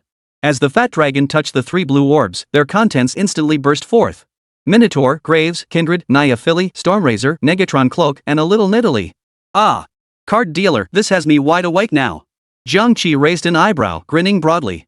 The next transitional lineup could now be built around Nidalee as the core. Jiang Qi's current lineup was 2-star Minotaur plus 2-star Gunner plus 2-star Neophili plus 2-star Jax plus 1-star Varus. Additionally, Nidalee and Graves each carried a Bloodthirster. The future looked bright. After finalizing the positioning, the clock ticked to the 3-1 preparation phase. Another Nidalee appeared on the bench, freshly drawn from the card pool. Jiang Qi rubbed his hands together, his eyes sparkling. 5 Neophili cards, plus a little Nico. Let's see if I can snag a free Mordekaiser later. Jiang Qi murmured to himself. Jiang Qi had checked the 3 items available for this match right at the start.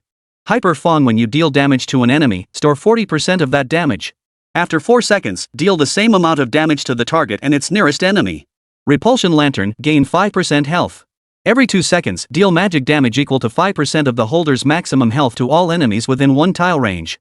The superpowered fangs could go on Neophili. Back row, Varus had the holographic bow. Front row, once Pork Belly appeared, equip her with the Repulsion Lantern. Plan executed flawlessly. Too bad the gauntlet didn't drop during the jungle phase. Now only 1 class change remains for the 10 Sources project, with 2 Hextech items and 6 refresh opportunities left. He's in no hurry. For now, he only needed to slowly collect interest and level up. Every penny in the early game must be spent with careful calculation. The team composition needs to strike a perfect balance between economic efficiency and combat power. The Guardian E, now deployed, not only further boosted damage but also had a chance to gain 1 gold coin after defeating enemies. Truly maximizing cost effectiveness. Playing Gold Shovel requires learning to be greedy. What's the point of playing Gold Shovel if you're not greedy? He tapped the upgrade button 4 more times, reaching level 5, 1820. After completing this series of moves, Jiang Qi scanned the chessboard once more. He nodded confidently and chuckled. This time, it's definitely solid. This lineup is guaranteed to win. Jiang Qi was brimming with confidence in his team composition, but many viewers were utterly baffled. His approach seems different from mine. Is Naya Felis that strong? Why would Jiang Qi save cards in the bench? That doesn't make sense. A 2-cost card, how powerful could it possibly be? You guys just don't get it, this is strategy.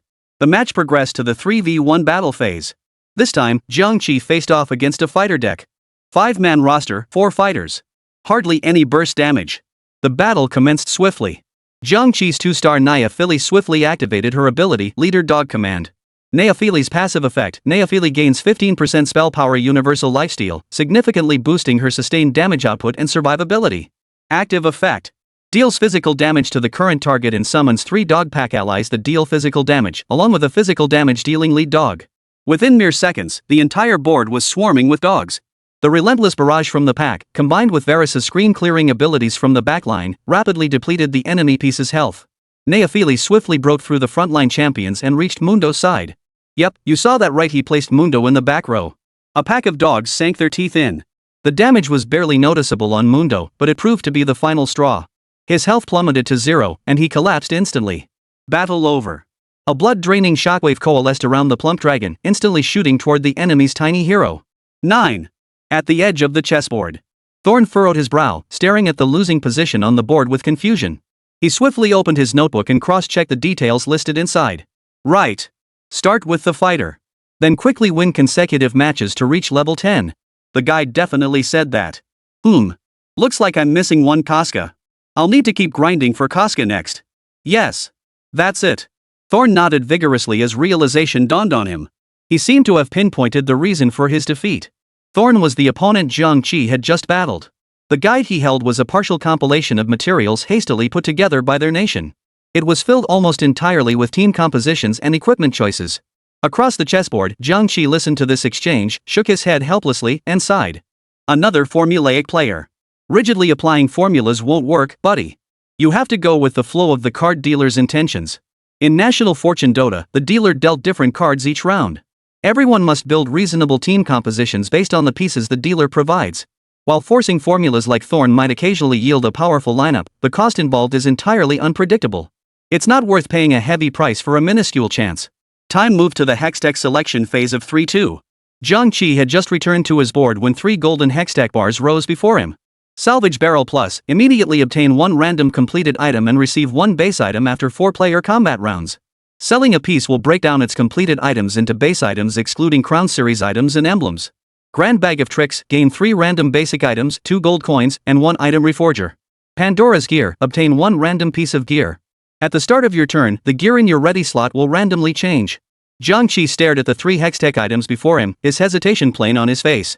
After feigning indecision for a moment, he reached straight for the salvage bucket. Sorry, Pandora.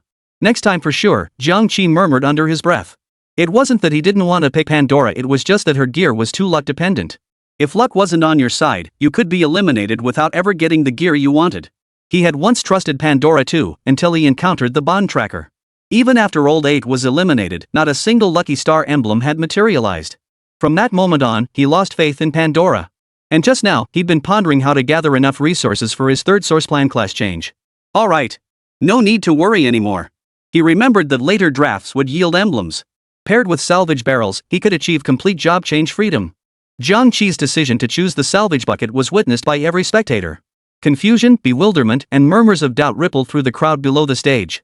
He could have easily picked a Pandora gear. What was he thinking? What good is a salvage bucket? Might take it's worse than Pandora. The source plan bond has 7 pieces total.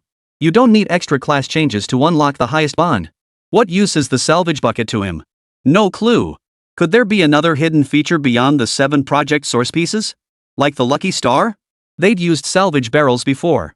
After selling a piece, the equipment broke down into separate parts, often causing players to freeze up and equip the wrong gear. I doubt it. It's still early in the season. Even if there were, it shouldn't have been discovered this soon. Why not take Pandora? It comes with an extra piece of gear. Plus, you can freely swap out the other equipment. After securing Hextech, Jiang Qi smiled with relief. Now I have 2 class changes in hand. Just 1 more class change, and I'll complete the 10 Sources project. Chapter 79, 3-star Naya Felis. The 10 Sources project enhances all equipped items. As for the extent of these enhancements, just look at the stats of these few items. Pulse Silencer executes enemies with health below 44%. Skills can crit. Gains 44% crit damage. Hijacks Cyber Coil, skills and attacks mark enemies for 10 seconds. Marked enemies restore health equal to 75% of damage taken from all sources to the wearer when damaged. Eliminator Lantern gains 50% health. Every second deals magical damage equal to 10% of the wearer's maximum health to all enemies within one tile. Several other pieces of equipment are not listed here. One thing's for sure though, the designers were generous with the stats. No wonder it's a major bond requiring 3 class changes to activate it packs a punch. But we're still missing one shovel. Though Jiang Qi claims it's no big deal, getting him to produce another one is no easy feat. In the game of National Fortune Golden Shovel, obtaining a single class change is an extremely difficult feat. In most matches, you won't even see a single class change. And what's more, given his current standing 1 win, 1 loss, his health pool consistently hovered around 4th or 5th place. Even if a shovel appeared in the draft phase, he might not be able to secure it.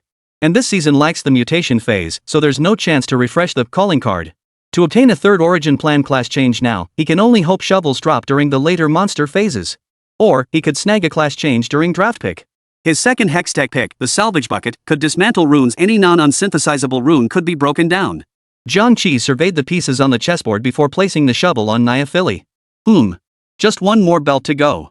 The Guardian of the Lucky Ox requires a belt and a shovel for class change. I secured a shovel during the draft earlier. Jiang Qi's current strategy is that once the Fortune Bull Guardian bond activates, it can provide damage amplification to the Fortune Bull Yitzi.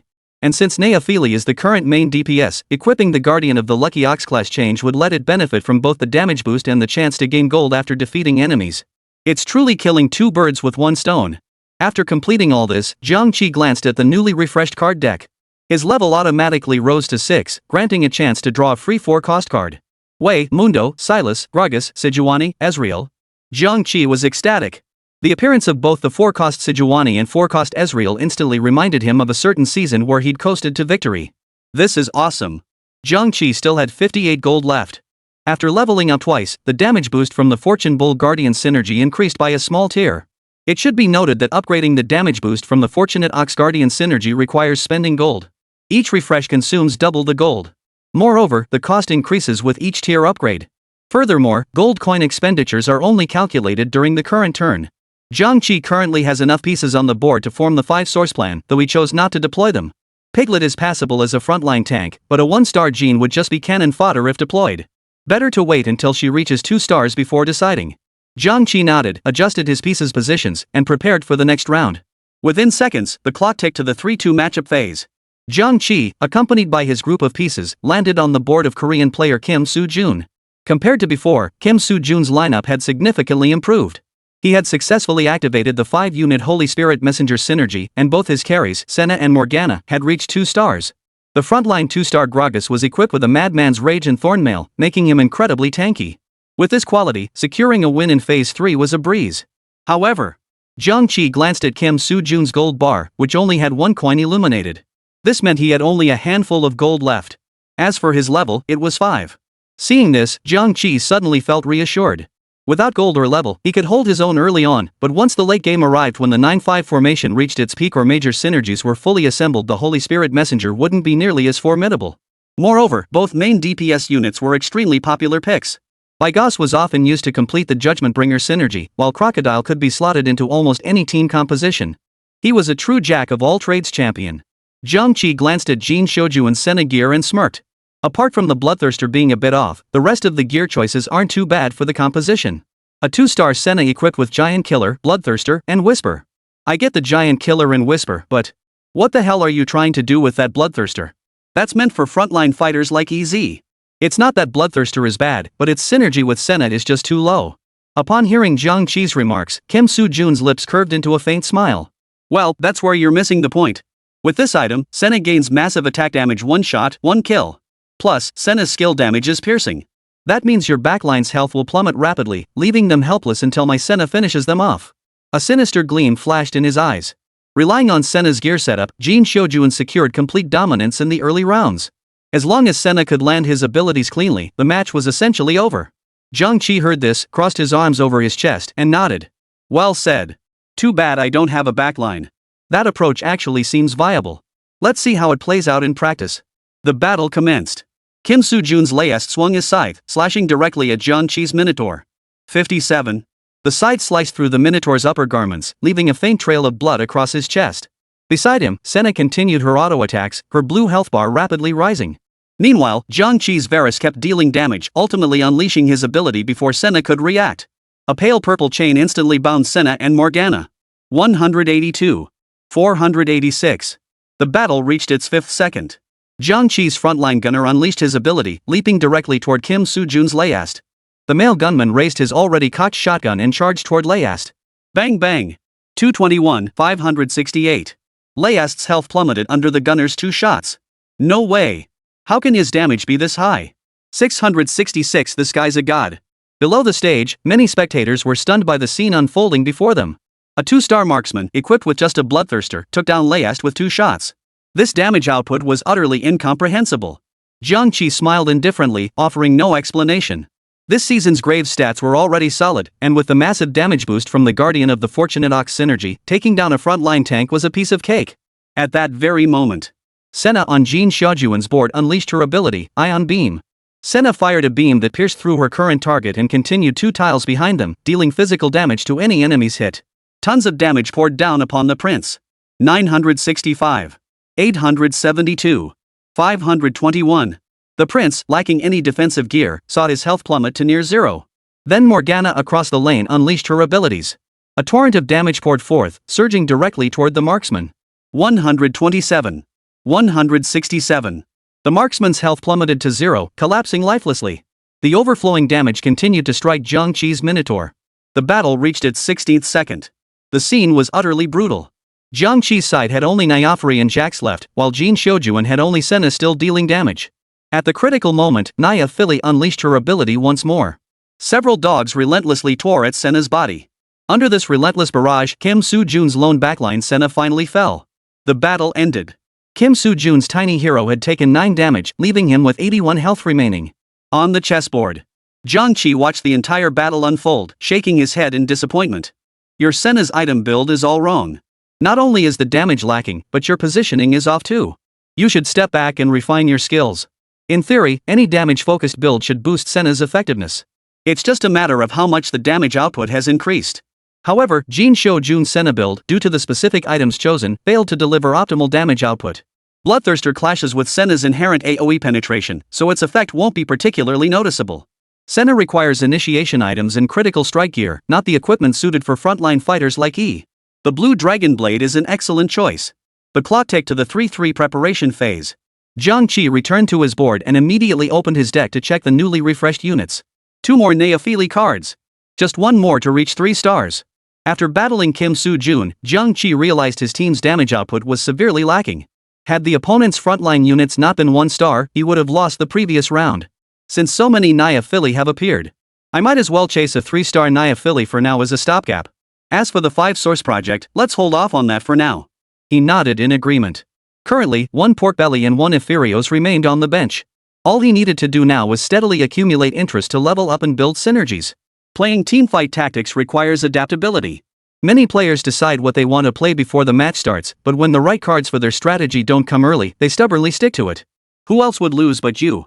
True masters play whatever cards come their way. Adaptability is the name of the game.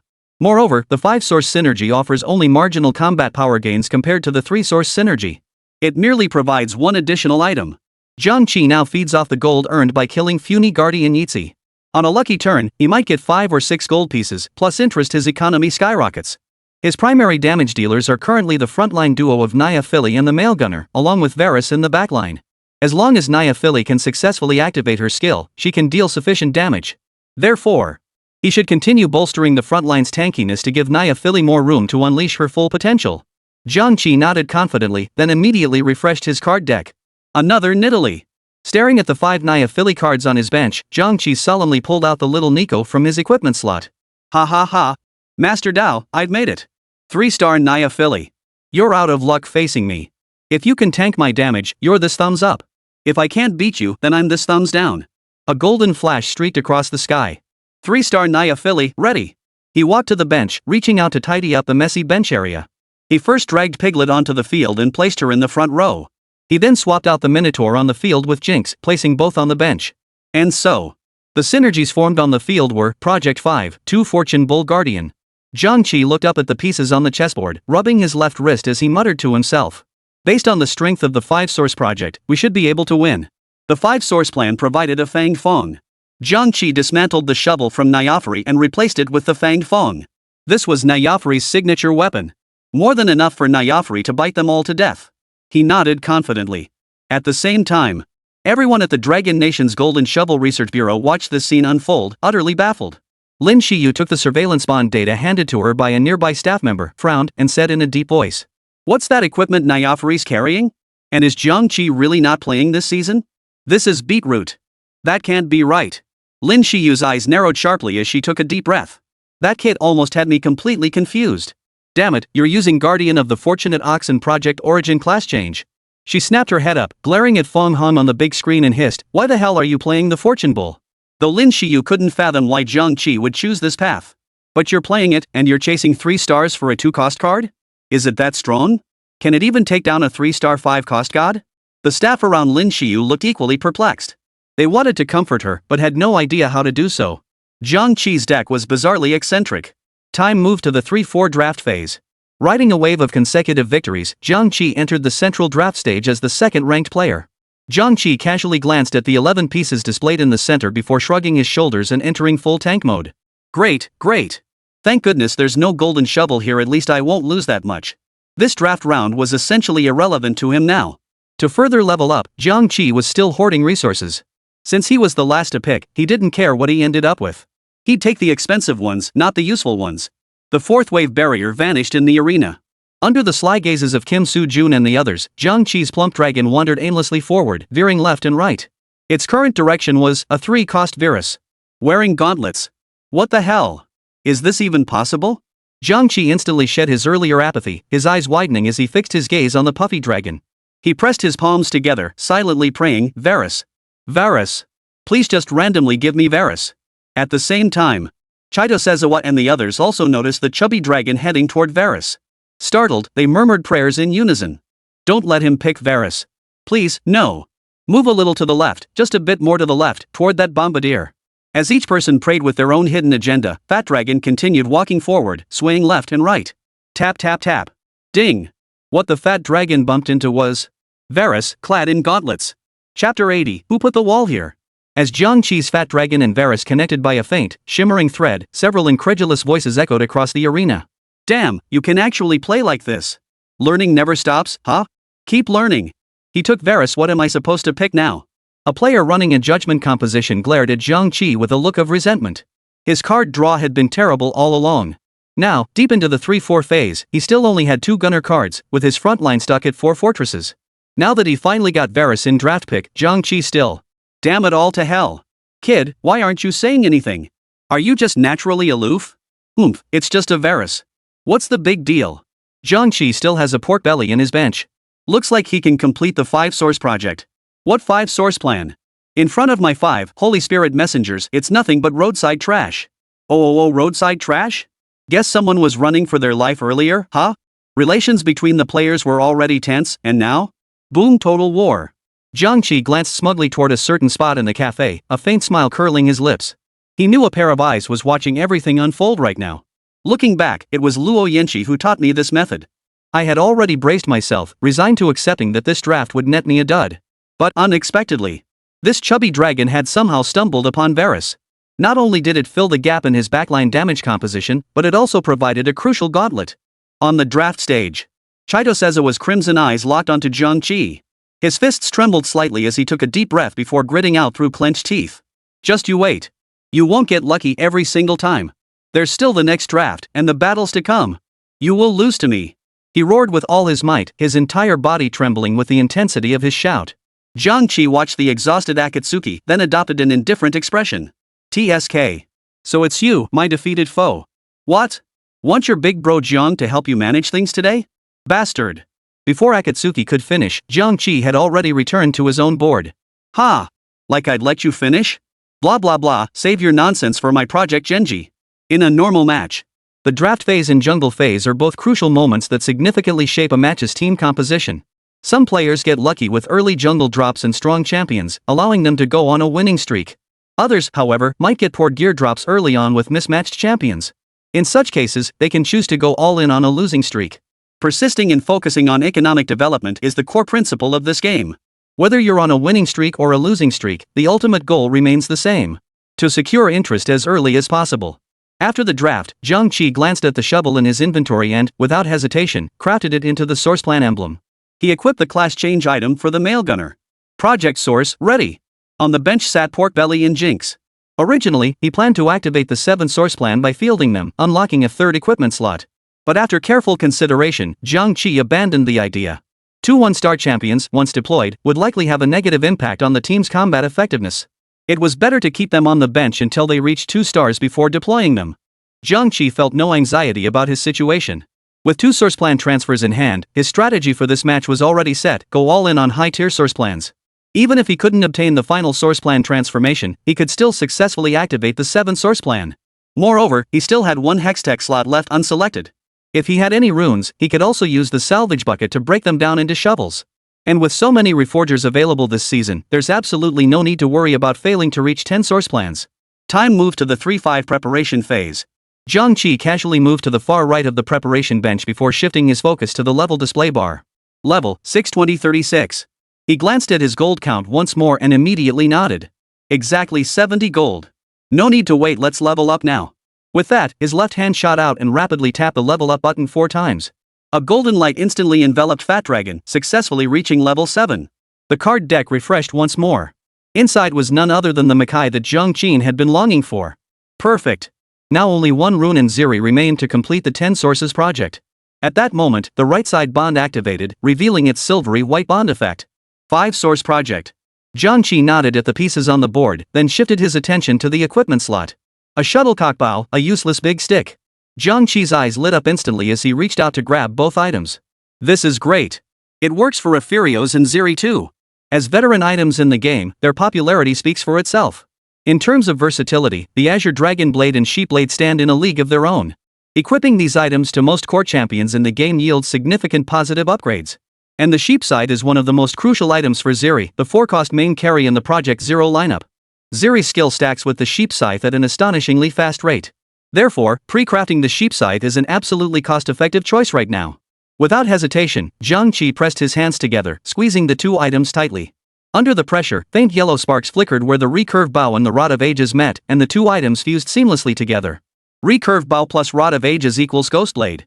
The sheep scythe also had its own signature phrase: only the most sincere heart can be entrusted to someone worthy of its response.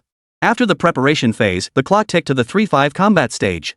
Jiang Qi leapt out of the teleportation vortex, landing on the chessboard of Sakura Country's Akatsuki Ichiro. Jiang Qi politely greeted the opponent, but the other party didn't give him the time of day. Jiang Qi was left with egg on his face. Akatsuki Ichiro was playing a butler-themed team, currently at level 247. The butler's method of harvesting was unique: he could only collect crops during specific turns. Butler gains intelligence by losing battles. Acquisition rate increases during losing streaks. Defeating enemies yields a small amount of intelligence. You may use your intelligence to make 1 loot trade during one of the following rounds: 3-3, 3-7, 4-3, or 4-7. Jiang Qi felt a twinge of worry. What if this kid stacked up to 1,000 floors and got a 3-star 5-cost unit from harvesting? He'd be in real trouble then. Jiang Qi shifted his gaze from Akatsuki to the board, scrutinizing the composition of Akatsuki's lineup. 2-star Draven. 2-star LeBlanc.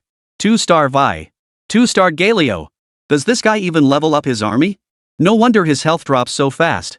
After seeing Akatsuki's lineup, Jiang Qi realized this guy had no clue how to manage consecutive losses. Everyone else was at 6 units, but he was still only fielding 4 champions. While it does achieve the goal of losing streaks, the low quality means you get hit with full force counterpicks, taking massive damage. Clearly, this guy was the second type to get crushed. Jiang Qi glanced again at his pristine bench and the 5 glowing gold icons to deduce. At least he knows how to save up resources. Probably aiming for the 9-5 build. Jiang Qi's eyes narrowed as he murmured, this kid, he's definitely not as simple as he seems. If I let him harvest my resources, my 7 source plan probably wouldn't stand a chance. Compared to the fully developed 9-5, the 7 source plan was easier to assemble, so its quality wasn't quite as formidable. But once the 10 source plan is achieved, the bond will upgrade all provided equipment. At that point, forget the fully evolved 9-5, even a 3-star 5-cost unit could slay gods for you. Jiang Qi watched the smug expression on Akatsuki's face and sighed wryly, playing like this, you won't make it past phase 5. The battle commenced.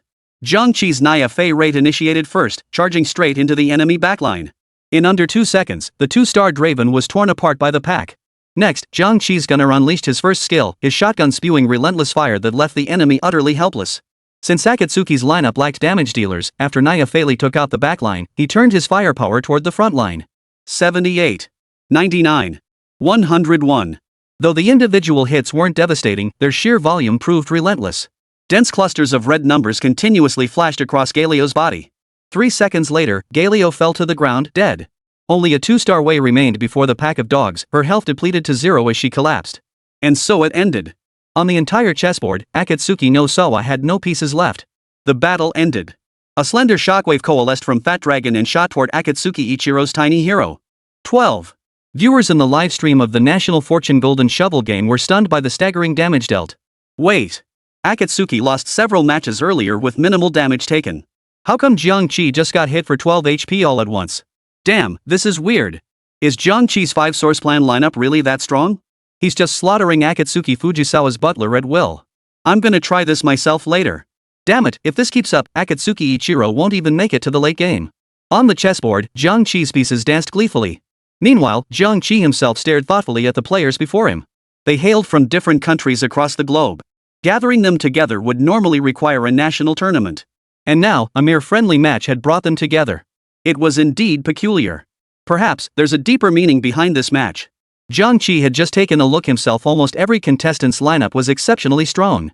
The ability to form complete bonds, equip EZ with suitable gear, and leverage hidden attribute advantages was rapidly fading.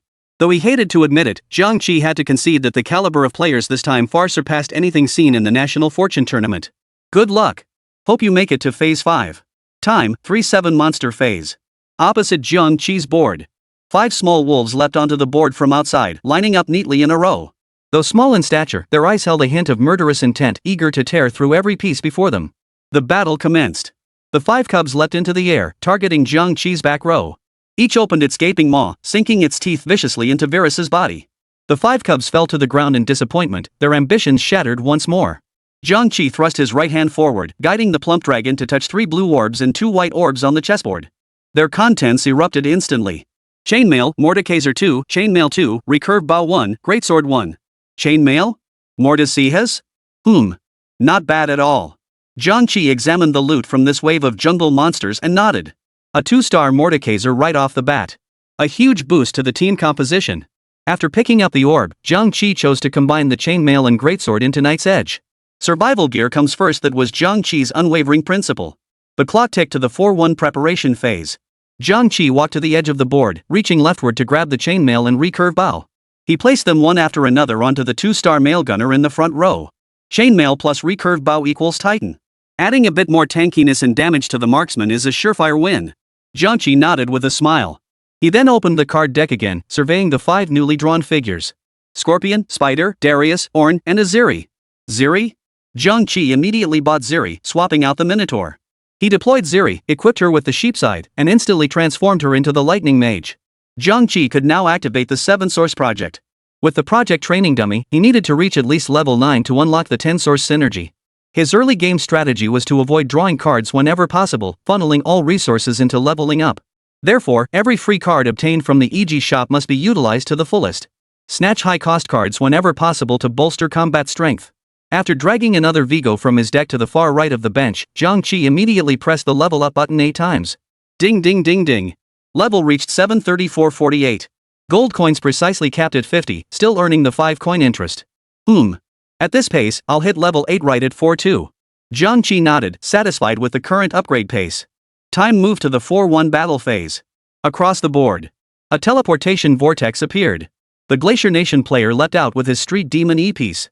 He now possessed 7 Street Demon pieces and a 3-star Mundo. Allies on painted tiles gain bonus health, ability power, and attack damage. Some tiles are signature tiles, granting an additional 50% of this bonus. Street Demon doubles all such bonuses. 3-star Mundo? How did you pull that off? This lineup's quality is just too high. 3-star Mundo is absurdly tanky on its own, and with the bonuses from the signature tile. Jiang Qi's scalp tingled. Who the hell put the city wall here? Chapter 81, Project 7 Sources. The battle commenced. A faint purple haze, the signature aura of the street devil, glowed around Glacier Nation's player Karen's 3-star Mundo. Jiang Qi opened the Mundo panel. Holy crap, over 8,000 health. His gear included Sunfire Cape with its burn effect, Dragon's Claw for self-healing, and Moderate's Blood Razor.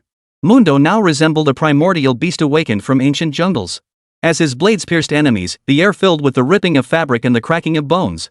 The 2-star gunner couldn't last 2 rounds against the 3-star Mundo. Over 2,000 damage per swing, who could withstand that? Meanwhile, the Sunfire Cape on Mundo's back continued to burn away the health of the Minotaur and Jax. 1,572. 1864. 2 swings sent the marksman crashing to the ground. 2 more strikes later, the Minotaur turned and lay down to sleep forever. He's on a killing spree. Mundo is on a killing spree. With the synergy of 3-star Mundo and the 7th Street Demon's buff, he transformed into a ghostly presence on the chessboard, relentlessly harvesting Jiang Qi's soul. The battle reached the 12-second mark. Jiang Qi's pieces were down to only the 3-star Naya Philly holding on. 1,347. Mundo's strike triggered Naya Philly's bloodthirsty sword shield. A pale red shield enveloped Naya Philly, and in that instant, she unleashed her ability. Pack Command. A pack of dogs instantly appeared on the board, lunging toward Jinx in the back row. Under the relentless barrage, Glacial Nation's 2-star Jinx was powerless to resist, letting out a wail of agony.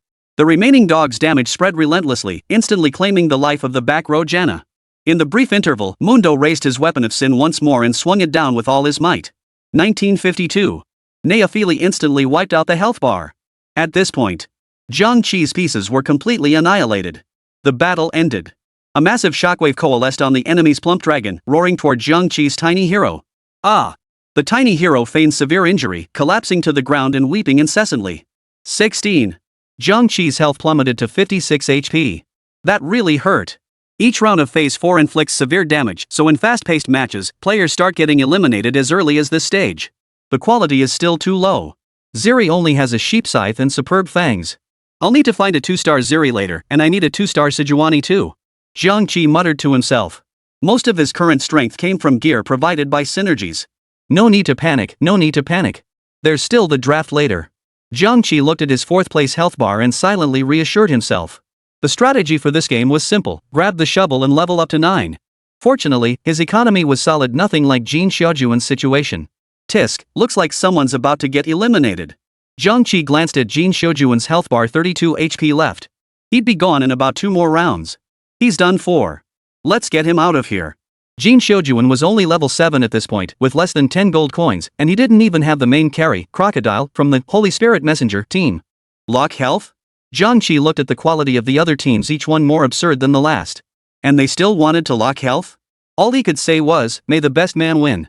Jiang Qi was still spying on Akatsuki Sawaki. He was already at 5 butlers. Given Akatsuki's current health and the number of butlers he'd summoned, this round was already a write-off for him. He had only 26 HP left, and it would take several more rounds to finish him off.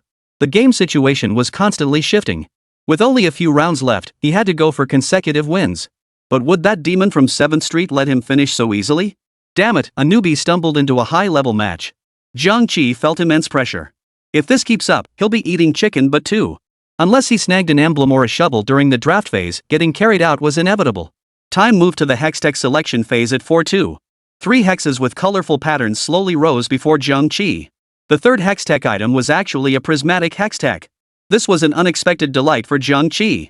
Staff Overflow, gain 5 useless staffs. Your useless staffs grant plus 2.5% attack speed. Golden Egg, gain 1 large golden egg. Requires 11 rounds to hatch, granting substantial loot upon hatching.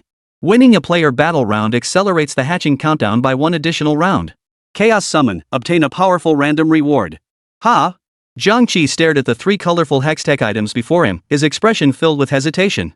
The first one's definitely a no-go useless junk. As for Chaos Summon, all Jiang Qi remembers is that Hex only ever gave him a 3-star Scarecrow. Given his past experiences, he really couldn't risk taking it. As for the golden egg, it might contain something like Nidalee, a crown, or a shovel. But 11 rounds? Probably won't be many players left by then. Jiang Qi calculated. Refresh. Jiang Qi placed his fingertip on the Hex slot 4, Staff Overflow, and tapped refresh. The interface shifted once more. Project, Crown, obtained 1 Project Sigil, 1 Ghostblade, 1 Naya Philly. Below the arena, spectators watching Jiang Qi's Hextech couldn't help but shed tears of excitement. Just grabbed the golden egg without thinking. Last time mine dropped 2 Nidalee and 2 crowns, plus a pile of gold. Forget Golden Egg's Chaos Summon is way better. Last time mine gave me 40 refreshes. Golden Eggs feel better though they're more reliable. They give direct gold and extra rewards, great value for the cost. Source Plan Crown? Never heard of it. Feels like a knockoff of the colored Hextech items. Pick anything but that Origin project. I tried it, it's a version trap. As time passed, the 3 colored hexes floated up and down before Jiang Qi, yet he still hadn't made a choice. A flicker of disdain crossed Jiang Qi's face as he muttered under his breath. 3? Isn't there only 1 hex? He nodded and reached out to make his choice. Crown of the Source Project. Now all I need is to level up. With that, Jiang Qi casually drew Mordekaiser from his deck. With all 3 Origin Plan insignia now in place, all that remained was to reach level 9 and deploy the E-pieces. Northern Campaign, commence. He nodded with satisfaction. With 78 gold coins remaining in his hand, Jiang Qi didn't hesitate. He deployed Piglet, replacing Minotaur with Mordekaiser. The 7 source plan is now complete. Equip the Piglet with the Repulsion Lantern, and the meat armor dropped during the jungle phase. Backline, Ziri with dual sheen blades and a Fong, a 2-star Varus, and a holographic bow. Jiang Qi then reached to the left and tapped the upgrade button 3 times in quick succession. As 12 gold coins vanished, a golden glow instantly enveloped the plump dragon. Level 8 reached. Reaching level 8 at 4-2 is a solid pace. He nodded in agreement. Jiang Qi then took a deep breath, refocusing his attention on the card deck. 5 new EG figures had already materialized within the deck. Misfortune, Vigo, Xylian, Ziri, Vigo. Whoa, what a draw. Jiang Qi took out Vigo and Ziri, replacing the Minotaur. And brought out Vigo. Vigo Soul Eater. Can summon the highest cost EZ unit that participated in a kill last turn. Can serve as a secondary carry at 1 star or 2 star. At 3 stars, he directly summons a 3 light armor champion, functioning like Rise in Bandle City. Who said this Hextech is trash? This Hextech is amazing. Jiang Qi couldn't contain his grin. Jiang Qi transferred Project Source to Vigo and equipped him with the Bloodthirster from the Mail Gunner. He then sold the Gunblade. At this moment, the 9 source plan was complete. Jiang Qi's current lineup was 2-star Mordekaiser plus 2-star Jax plus 2-star Varus plus 1-star Ziri plus 1-star Jinx plus 1-star Vigo plus 1-star Sejuani plus 3-star Nami. An Origin Plan emblem remained in the equipment slot. Is the card wave coming? Jiang Qi watched the scene unfold before him and couldn't resist pressing the refresh button again. Another Ziri. The 2-star Ziri slotted in immediately. He refreshed again, and this time an Aphiruz appeared. Jiang Qi stopped in time. Currently holding 38 gold coins. I've reached level 8, but I'm still quite a ways off from level 9. No need to waste resources on refreshing the card deck anymore. After finishing a wave, the card deck refreshed once more. Piglet's figure instantly transformed into a streak of white light, flying toward the front preparation area. She swiftly lands at the far left of the bench. 2-star Pork Girl in position. In the blink of an eye. Jiang Qi held only 46 gold coins in his hand. He was 32 gold short of reaching level 9. However, given Jiang Qi's current strength, few could stand against him.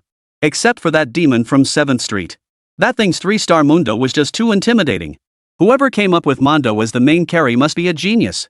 Jiang Qi glanced at Susan's board again. Level 8, 2-star Alola. That kind of luck is truly enviable. The refresh mechanism for chess pieces in National Fortune Gold Shovel is inherently a completely random process. Relying solely on free rolls to obtain specific pieces is still quite challenging. Though Jiang Qi felt a twinge of envy, he didn't let it get to him. He had all the time in the world to grind them out gradually. The 10 source project was his trump card. Jiang Qi slowly walked to the edge of the chessboard, raised both hands, and began adjusting the new formations. He swiftly sold off the miscellaneous pieces from the reserve bench, placing Ziri in the corner. Viego was swapped into the position originally held by Graves, while Varus was moved to the opposite side of the back row. This formation made it harder for the enemy assassins to focus fire and instantly eliminate him. On the left side of the board, the original Silver Synergy instantly upgraded to Gold. 7 Sources Project Synergy successfully activated. At the same time, in the live stream of the National Fortune Gold Shovel event, a wave of skepticism erupted. They're crazy. Absolutely insane. Passing up Golden Egg and Chaos Summon just to pick a source plan crown. What kind of strength does the 7 source plan have? He just got utterly crushed by the Glacier Nation players' 7 Street Demons. What a mess. Choosing the source plan? How will he handle transitioning to 9-5 later? Looking at the hextechs of the other players, most are combat focused, with a few economic ones all stronger than Jiang Qi's crown of the source project. Wait, Jiang Qi doesn't seem like the type to mess around. Look at his board. 3 source plan insignias? He's aiming for the 10 source plan. Almost forgot he picked a shovel in the first draft round. So Jiang Qi took the Origin Plan crown to unlock the large-scale Origin Plan bond. What foresight! But aren't there only 7 source plans? A cacophony of heated arguments echoed from the stands below. Jiang Qi's expression turned pensive as he overheard certain remarks. 7 source plans? Could it be the bonds they perceive are incomplete? Perhaps in their eyes, the 10 source plan, like the 9 lucky stars, wasn't even mentioned in the official announcement? A sharp mind had spotted the blind spot. The clock ticked to the 4-2 combat phase. Jiang Qi emerged from the teleportation vortex with 8 pieces in tow, landing on Susan's chessboard. Susan had already reached level 8, her board still displaying the classic Phantom Legion lineup. Silas in the front row had been upgraded to 3 stars, while the back rows Vian and Surfia remained at 2 stars. Her bench also held a 4-cost Leona and Zaya. Had already developed formidable combat prowess. But unfortunately, not a single gold coin icon glowed beside Susan. She had spent every last gold coin to achieve this current quality. When Susan saw Jiang Qi emerge from the teleportation vortex, she rushed eagerly to the edge of the chessboard. Just as she was about to speak, Jiang Qi chose to ignore her outright. Jiang! Before she could finish, Jiang Qi closed his eyes, clearly unwilling to engage. Judging by the battle pattern, this wave should indeed have matched him with Susan. But the thought of facing Susan gave Jiang Qi a headache. It wasn't because he couldn't win, but because Susan seemed to know some inside information about the National Fortune Arena. What if he carried her away now, only for her to ignore him later when he needed her? All Jiang Qi could do now was maintain a proper distance from her.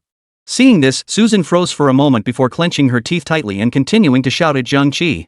Mr. Jiang, I expect you to unleash your full power. I'll be watching. Your source plan may be formidable, but my Phantom Spirit Squad isn't to be underestimated. And I have 2-star Alola. The outcome is far from certain. Susan's voice carried with piercing clarity, cutting straight through Jiang Qi's palm and into his ears. Jiang Qi shook his head helplessly.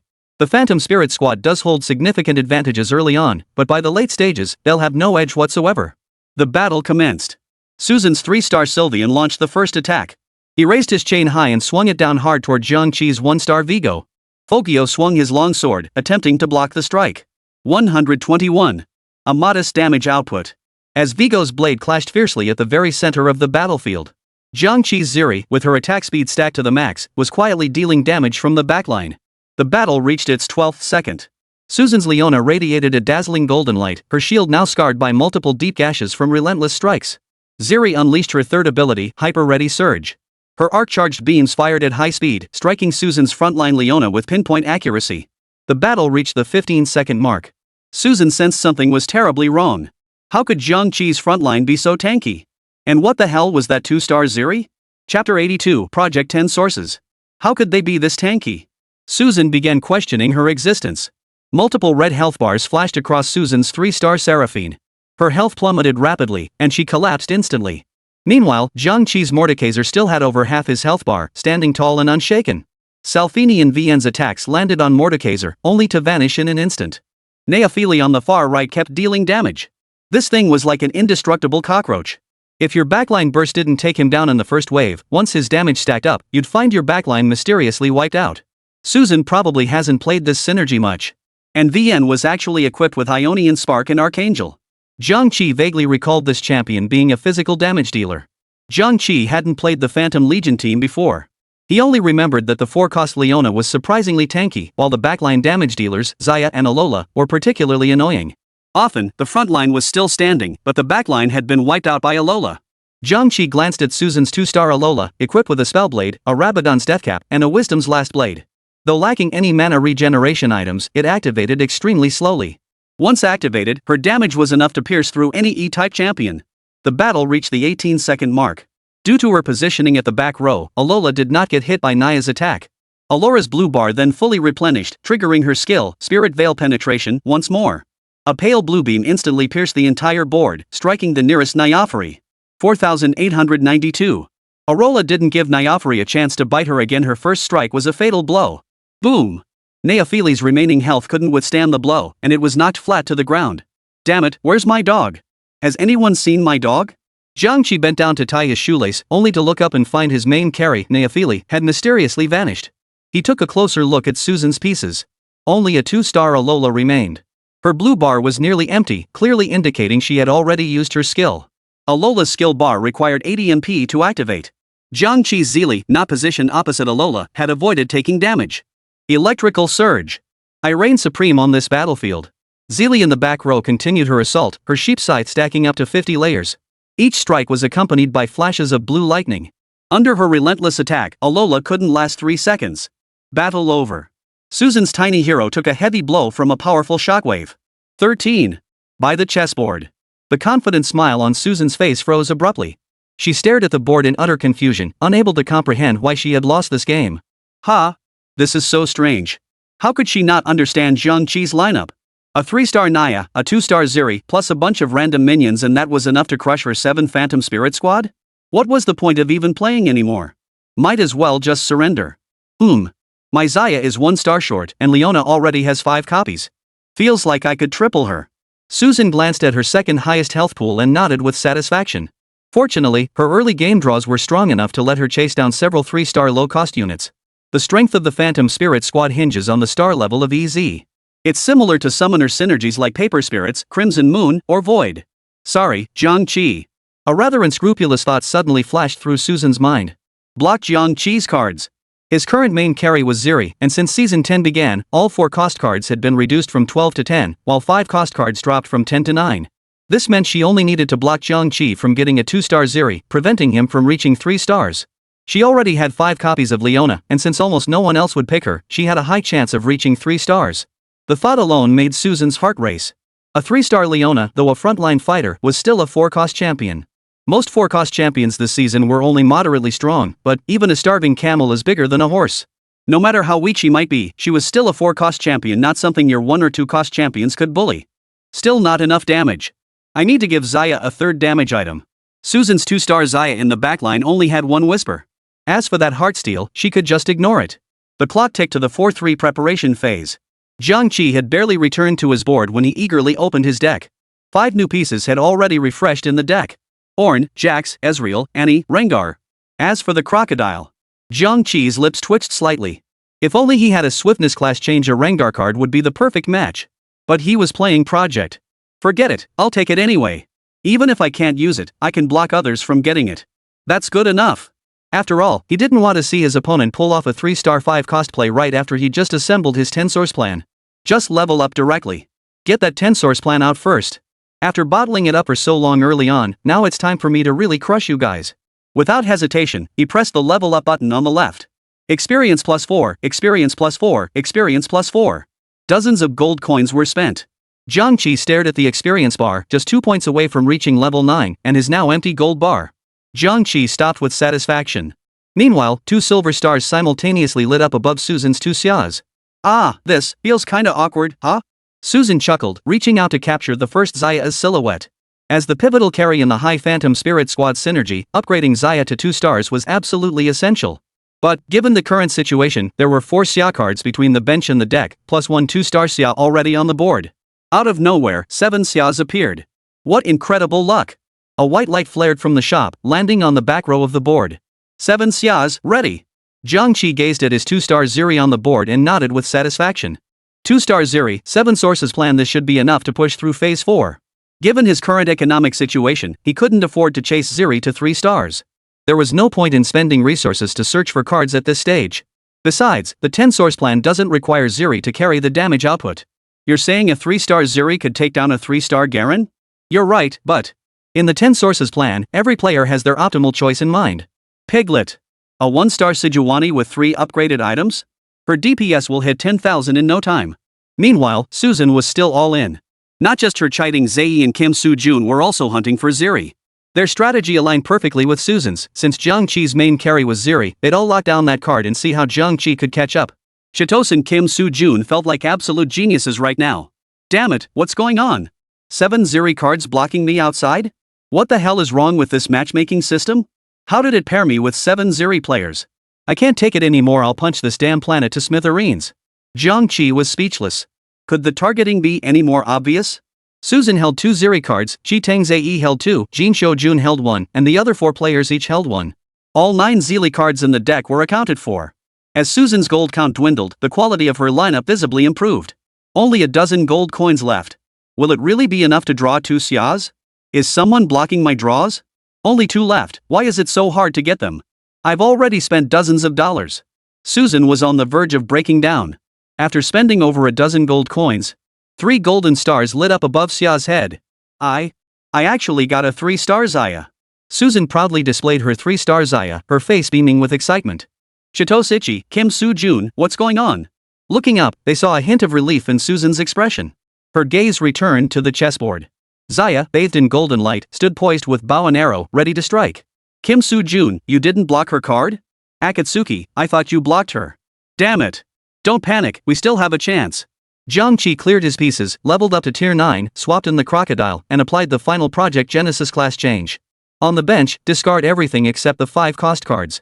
Then, all Project Source equipment was assigned to Porkchop, with the surplus going to Ziri and Crocodile.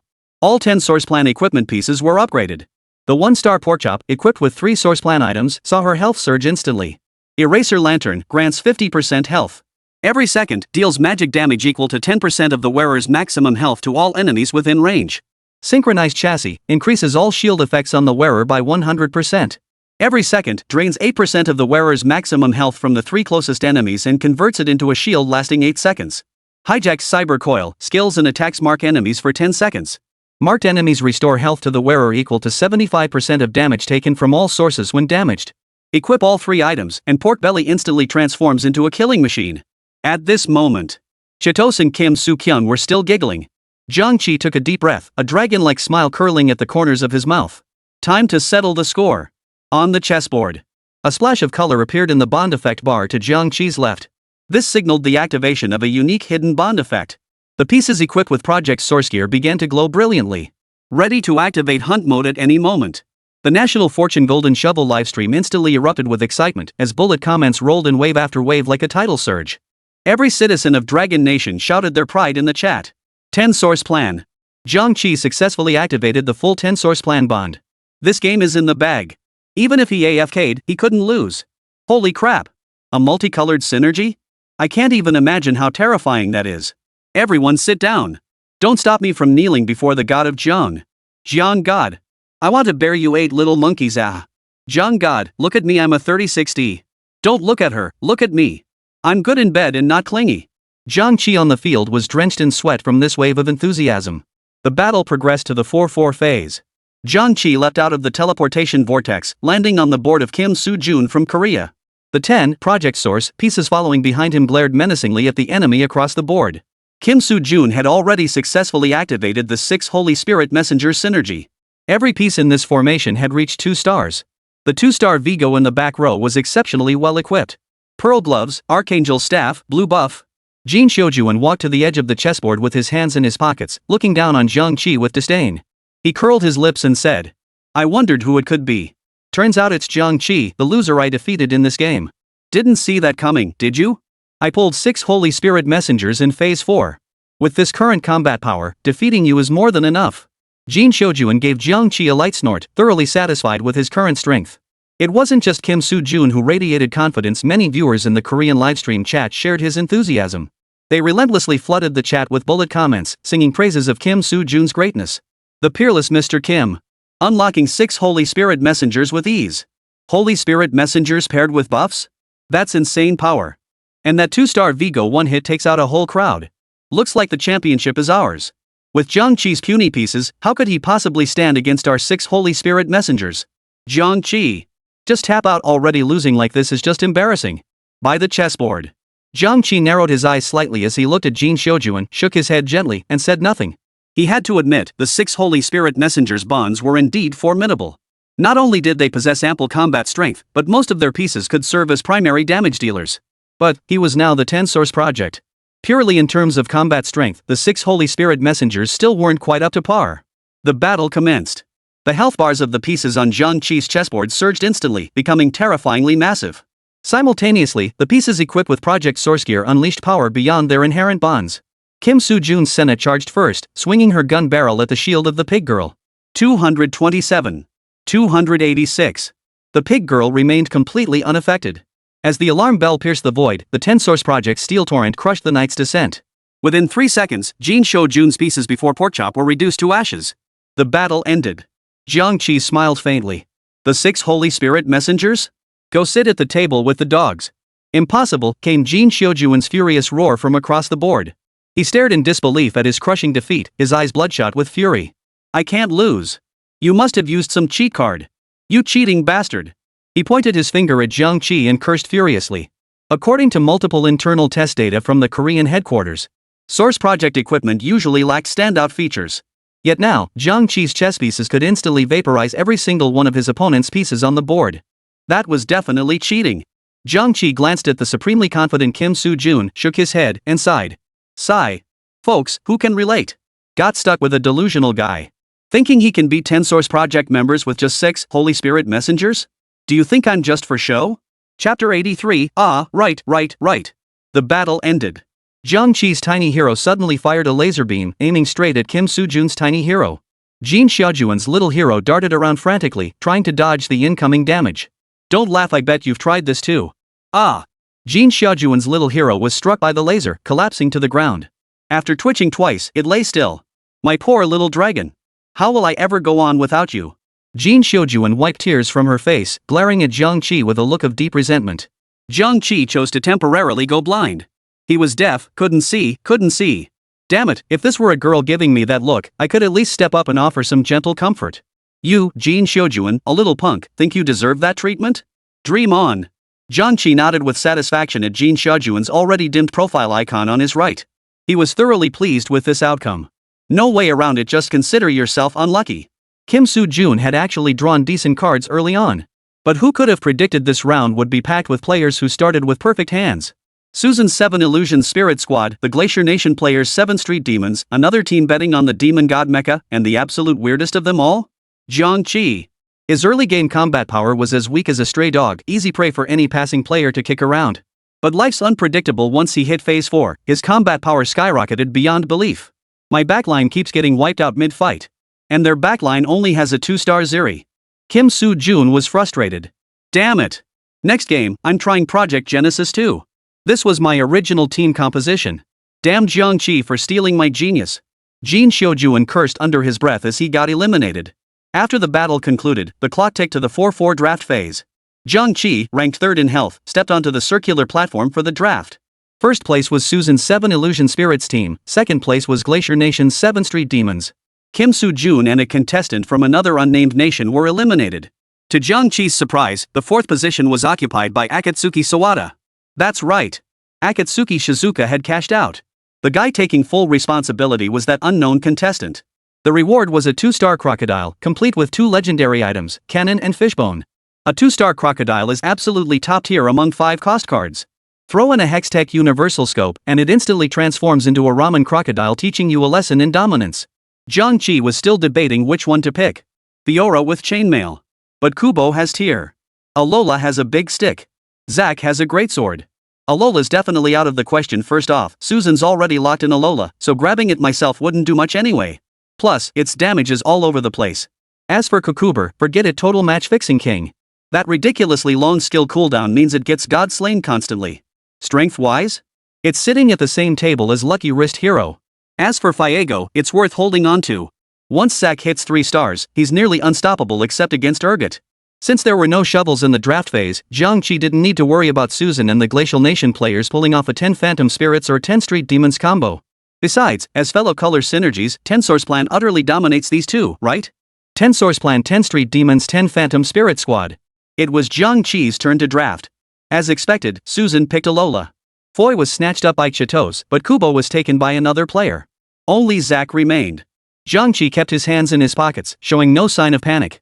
He raised his hand, directing the Pachirisa to dash toward Zack in the center of the arena. Ding! A faint, thread-like connection flickered on Pachirisa's body, linking it to Zack, wielding his greatsword. Jiang Qi was struck by a peculiar thought. What kind of power would a 3-star Zack from the 10 Source Project possess? He couldn't wait to find out. Back on the chessboard, the clock ticked to the 4-5 preparation phase. The card deck refreshed once more. It contained a second Zack and a green cellular tissue. This is Zack's unique special synergy. Viral Fiend has a 10% chance to infect your shop. When infected, it generates a cellular tissue. After purchase, cellular tissue merges and boosts the strongest Zack unit by 3% max HP and 3 spell power. Cellular tissue costs 0 mana. A cultivation type chess piece. If you start with a Zack in the good fortune mode, it's worth investing in his development. Jiang Qi swapped out the Fiego on the board, deployed Zack, then used the dismantler to remove the Project Source emblem from Fiego and equip it to Zack. Since the Project 10 emblem was removed, all equipment disappears. When re-equipping Project 10, you must reattach the gear to the champion. Jiang Qi had another Xang in his deck but chose not to take it. Frankly, even if he managed to 3-star this 5-cost champion, it wouldn't stand a chance against Project 10. Jiang Qi pondered briefly before deciding to refresh the deck. Currently, most players' health was precarious, and the significant damage taken during Phase 4 failures meant that by reaching level 10, only a handful would likely remain. Besides, if he leveled up to 10 only to find no 5-cost cards in his deck, wouldn't that be a waste? No way, why did it just dump 5 more cards on me? Jiang Qi shook his head inside. The drop rate for level 9 cards was still pretty low, mostly yielding 4-cost cards. Miss Misfortune, why are you acting like a suck-up? And you, Gigax, I really don't play Strategic Engineer. He shifted his attention to the gold vault. Gold count, 16. Just try it. Give it a shot. Give me any 5-cost card. Jiang Qi finished speaking, nodded confidently, then pressed the refresh button on the right side of the screen. Within the Yeezy shop, the original purple figures vanished swiftly, replaced by 5 new Yeezy figures slowly materializing. Blink, Mordekaiser, Cat, Annie, Urgot. Jiang Qi stared blankly at the familiar giant crab in his deck, blinking in confusion. If it's Urgot, it's not like it's impossible. This season's Urgot could execute enemies and crush them into spare parts or gold. Jiang Qi stared at Urgot, then sold another chess piece bearing the project emblem to field Urgot. Moreover, Urgot and Varus could activate the 2-man judgment bond, boosting their combat power. Urgot it is. Jiang Qi accepted without hesitation. Thankfully, the developers tweaked the refresh rate for 5-cost cards. The refresh rate for 5-cost cards at Tier 9 increased from 10% to 12%. But precisely pulling out Urgot from among a 5-cost cards? The difficulty speaks for itself. And every player in this match was a card-stealing scoundrel. One slip up, and they'd snatch a card right out of your deck. They're even more ruthless than me. Damn it! Jiang Qi, are you chasing Zack? Susan noticed Jiang Qi's fingers dancing rapidly and asked softly. Ah, yeah. Jiang Qi didn't even look up as he smoothly drew Zack from the deck. Got it. Jiang Qi glanced at the single Zack card on his bench and smiled with satisfaction. With the 10 source plan's guaranteed win, Jiang Qi wasn't worried about losing the game. In Golden Shovel, the other players only needed to focus on securing second place, but Jiang Qi had much more to consider. Yeah, Jiang Qi, I won't block your Zack. After saying this, Susan quietly locked her deck. Their Zack was clearly visible. That's how shovel players operate. Meanwhile, in the live stream for National Fortune Golden Shovel, voices of confusion began to rise. 10 source project? Could this be a hidden synergy? Could be a hidden Easter egg from the designers. Didn't you just see it? The 10 source project instantly took out that player from Korea's EZ. I didn't see any system notification. This 10 source project seems identical to the 7 source project? No difference? If your eyes aren't good enough, dig it out and put it on the ground. You can even use it as a firecracker and hear 2 bangs. Didn't you notice? The 10 source project's gear is all golden. Amidst the constant chatter from the sidelines, the match progressed to the 4-5 showdown. Akatsuki Fujisawa leapt out of the teleportation vortex opposite the chessboard and landed steadily on Jiang Qi's board. As the countdown ended, the project members swiftly shifted into combat mode. Standing at the forefront, Piglet towered like an imposing iron pillar, steadfastly shielding the rear line damage dealers. Her pale yellow project source armor gleamed with a cold metallic sheen, energy patterns flickering across her form, radiating an aura of forbidden power. Jiang Qi, my 2-star crocodile is unbeatable. Akatsuki looked at Jiang Qi with unbridled arrogance. Jiang Qi remained silent, merely smiling. A 2-star crocodile, paired with a 3-star Draven and a 3-star Galio victory is inevitable. Even if you possess divine abilities, you'll leave here defeated today. Jiang Qi glanced at Akatsuki's board. You have some skill, but only a little. Jiang Qi watched the pork belly on the board unleash her skill. In the blink of an eye, the 3-star Draven's health bar plummeted to 0. The 2-star Varus in the back row still carried the Pro-Max version of the holographic bow. After unleashing his ability, several dark purple chains shot toward the backline.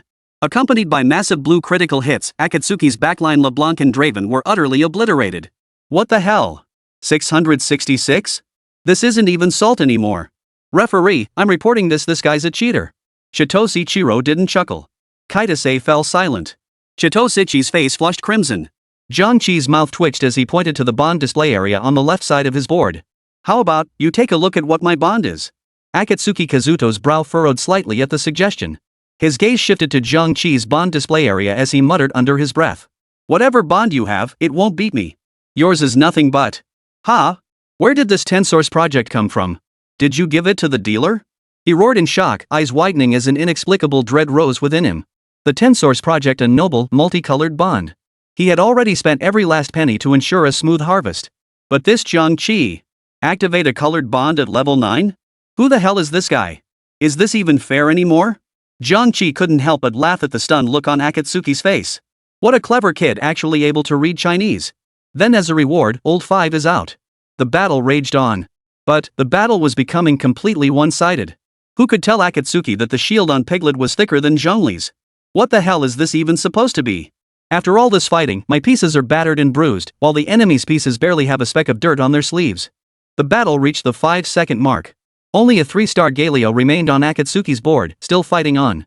Galio unleashed his ultimate ability, Stone Wall. Galio instantly restored nearly half his health, braced both hands on the ground, and prepared to strike back. Strength and fear are my weapons. Orange-yellow bullets flashed from Urgot, connecting to Akatsuki Fujisawa's 3-star Galio.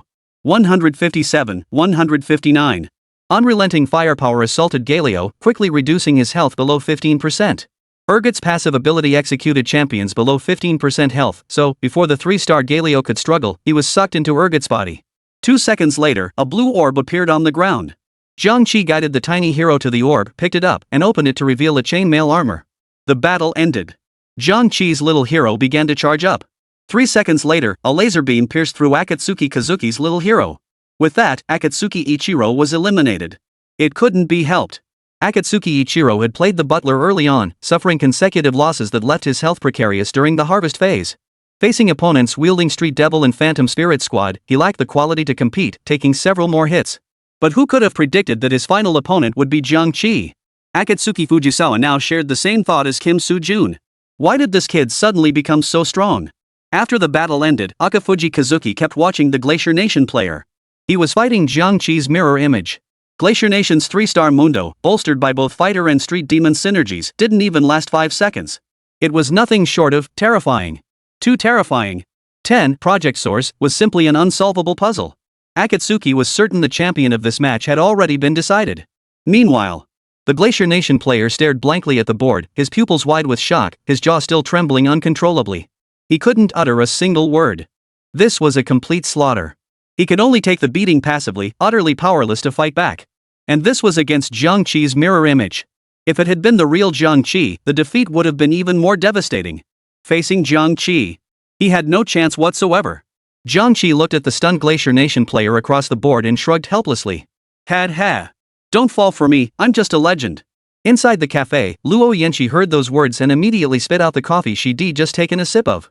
Yep, this was the Jiang Qi she knew, confident, flamboyant, and shameless.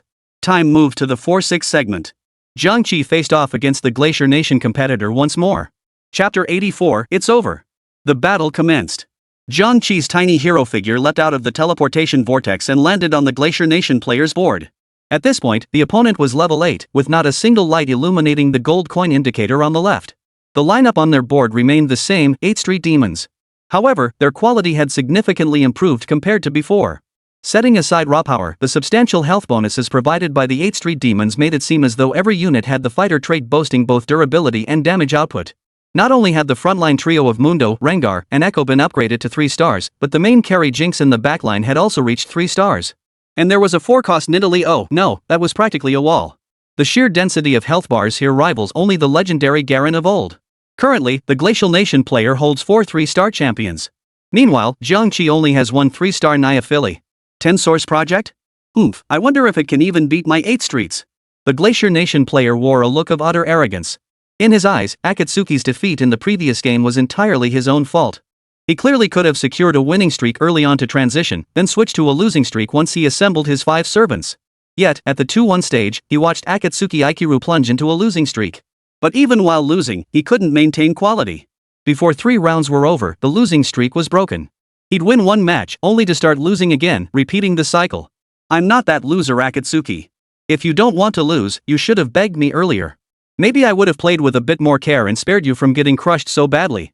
The player from the Glacial Kingdom kept ranting. You've got no pieces to play with, no money to back you up. What good is reaching 9th rank? You'll still end up as someone else's stepping stone. Shut up. Jiang Qi smiled, a hint of contempt curling his lips. The demon of 8th Street? Ha! You think you're worthy of exploiting the 10 Source Project? Do you even understand the value of something that requires 3 class changes to unlock?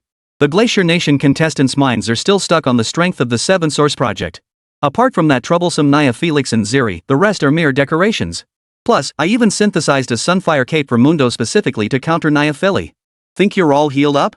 My 3-star Mundo with Sunfire, what are you gonna do about it? And he just saw Jiang Qi grinding levels. His health's already low, and his gold bar is skinnier than his underwear. The dwindling gold on Jiang Qi's screen only made his grin grow wider. By the time the gold counter hit 0, his grin was utterly uncontrollable. No gold, no health, you know how it is. So what?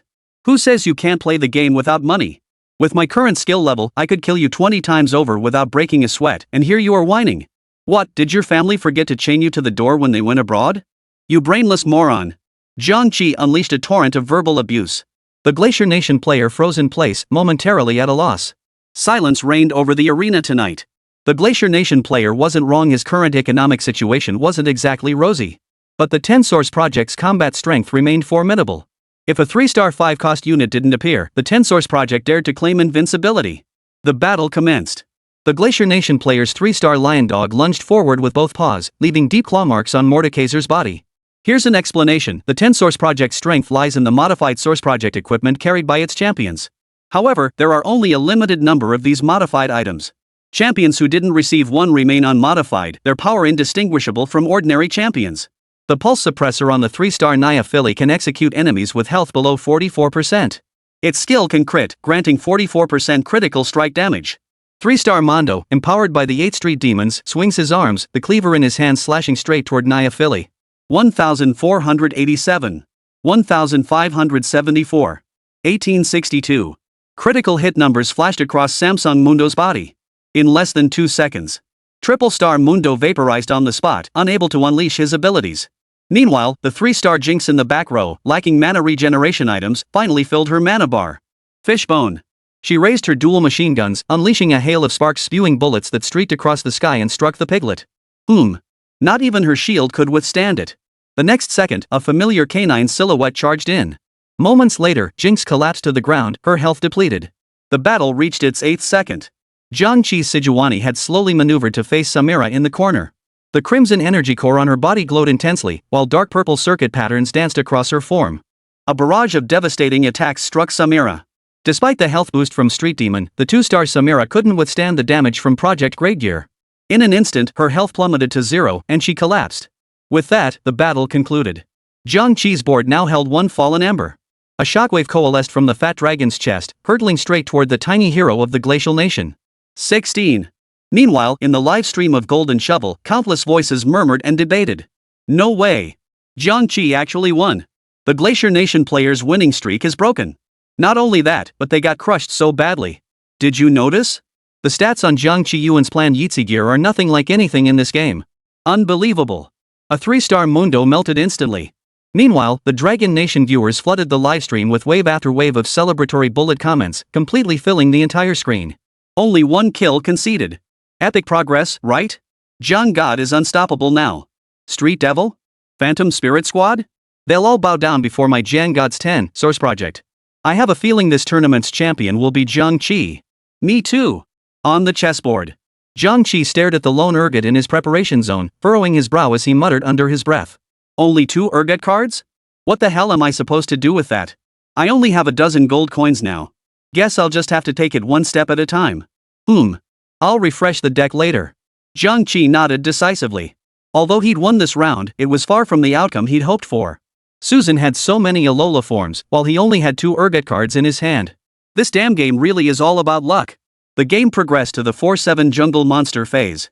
Only 3 players remained on the field. Susan, Jiang Qi, and some unknown Glacial Nation player.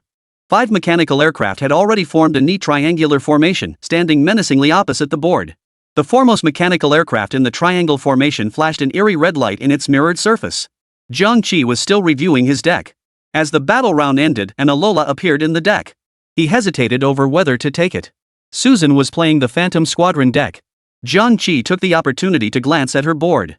Level 9, 7 Alola cards. After much hesitation, Jiang Qi locked the deck. I didn't want to take it, but sorry, that's how championship battles go. Without Nico, you think you can get 3-star Alola?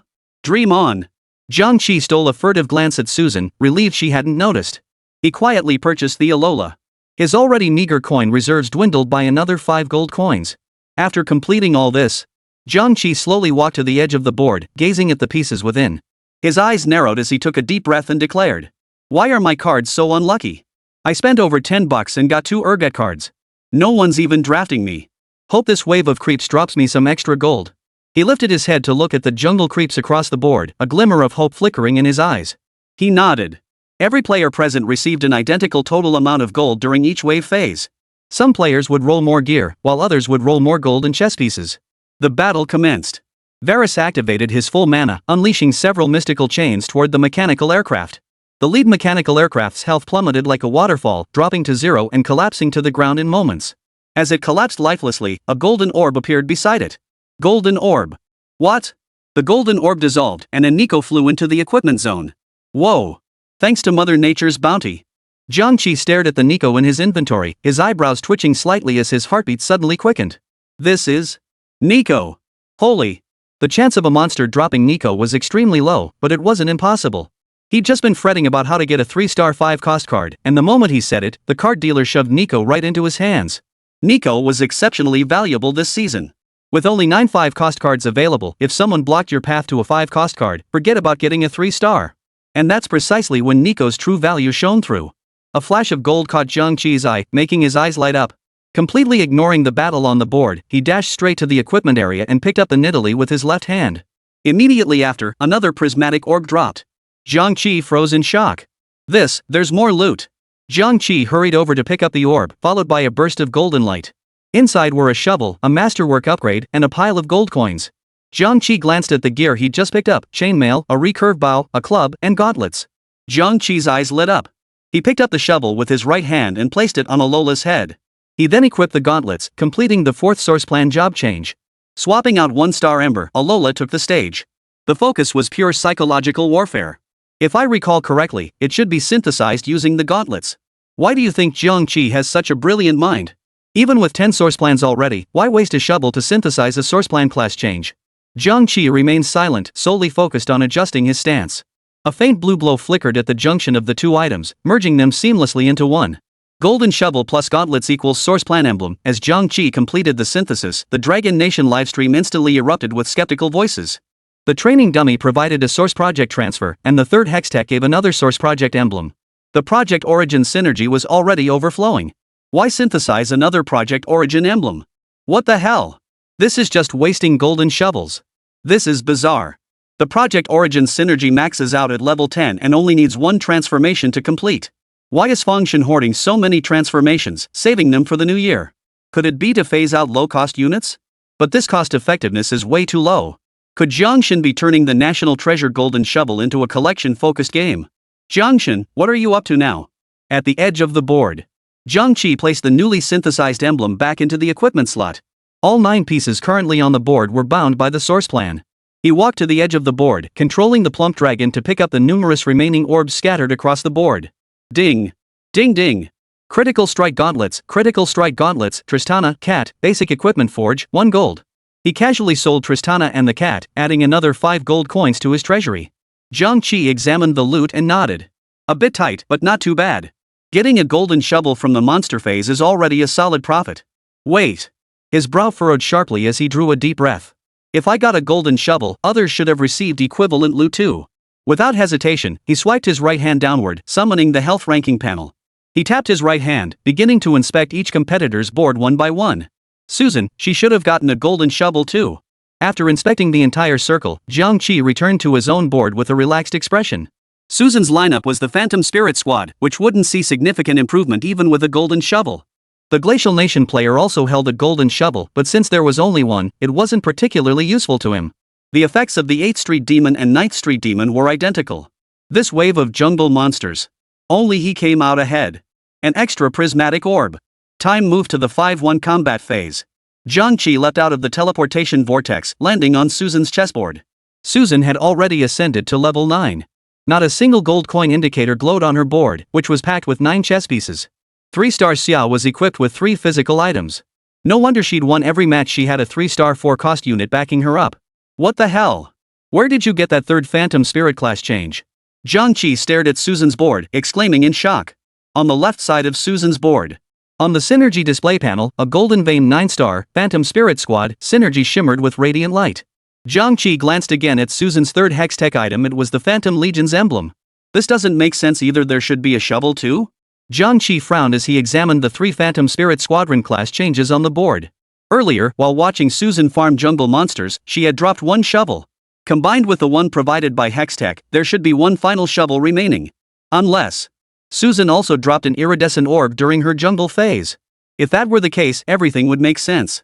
Jiang Qi took a deep breath, slowly raised his head to meet Susan's gaze, and murmured, "Sorry, but you're only level 9 now. You can't field 10 pieces. The championship is mine." Jiang Qi was facing Susan, while the Glacial Nation player battled his mirror image. Both players were down to a dozen health points. They wouldn't last another round. Jiang Qi's words were purely to console Susan. Even if she reached level 10 and assembled a full team of 10 Phantom Spirits, they still wouldn't stand a chance against the 10 Source Project.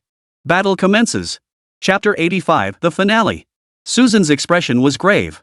While she too commanded a large-scale bonded 9 Phantom Spirit squad, there were still disparities between bonds. The situation was now extremely delicate. Jiang Qi was targeting Susan, while the Glacier Nation competitor was targeting Susan's mirror image. The 7 Street Devils were undoubtedly capable of defeating the 9 Illusion Spirit Squad. Therefore, no matter how this round played out, Susan would inevitably be eliminated. The other spectators remain unaware of the truth. Persia's really come up in the world. They actually assembled the 9 Illusion Spirit team. Has Jiang Qi given up already? Just tap out already, don't lose too embarrassingly. The 9 Phantom Spirit Squad and the 10 Source Project are only 1 emblem apart. Their strength must be pretty close. Susan still has so many 3-star Yitzi, while Jiang Qi only has 1 3-star Naya Philly. This is a guaranteed loss. Exactly. I knew from the start he couldn't win this match.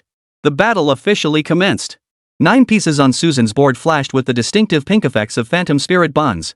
Regardless of anything else, the Phantom Spirit team's visual effects were truly impressive. First off, the overall color scheme of the pieces was pink, with a design that was surprisingly durable and appealing, perfect for girls to pick up. But the most eye-catching part? The 10 Phantom Spirits team had summoned a bright pink Dayun truck. Just imagine what girl could resist a pink Dayun truck? The scene suddenly became utterly breathtaking.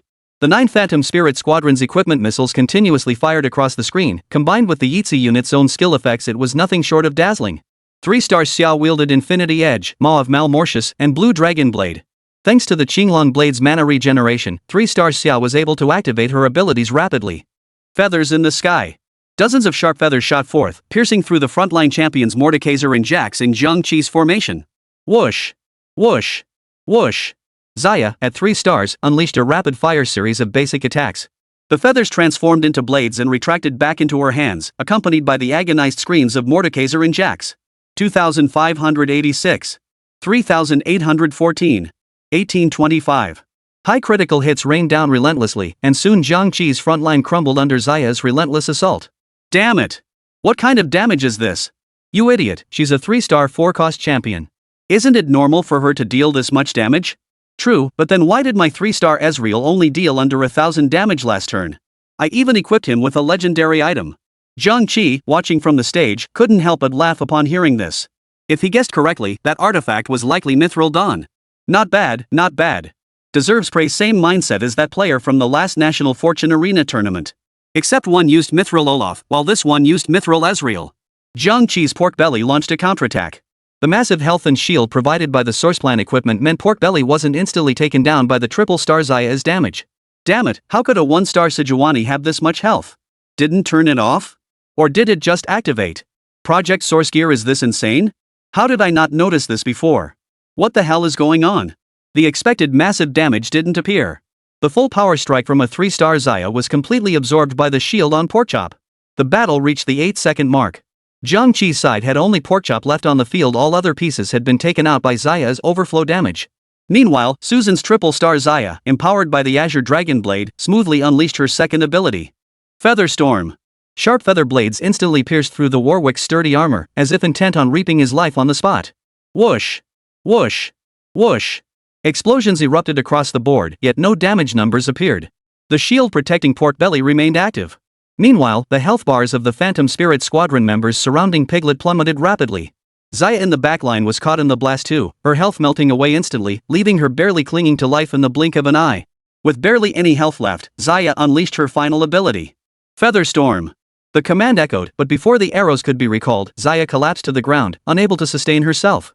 Burning bright until the very end, Hacky Xayah. Battle over. 16. Susan's plump dragon took a massive hit from a thick shockwave, staggering backward repeatedly until it finally collapsed, trembling on the ground. Simultaneously, on the health bar at the right side of the chessboard, the Glacial Nation player's health plummeted to a single point. Jiang Qi stood with his hands in his pockets, his expression grave as he watched the bizarre situation unfold on the board.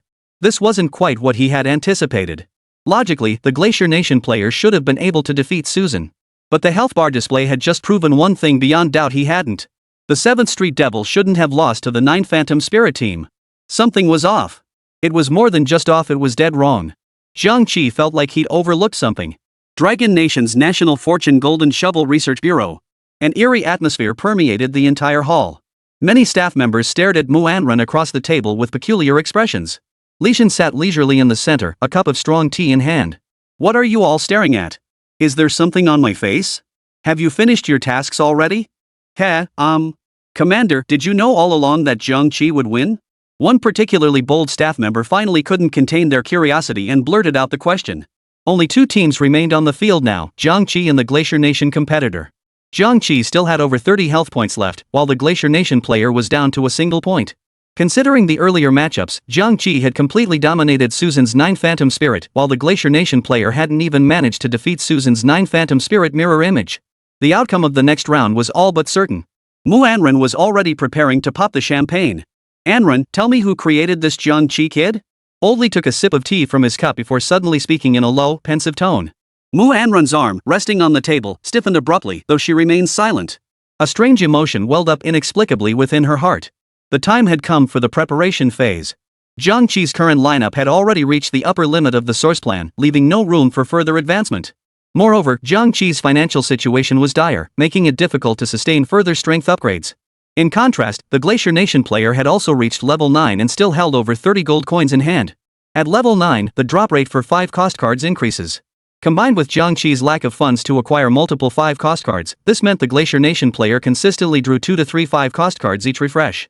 After a series of all-ins, his board featured a 2-star Rengar and a 2-star Zac.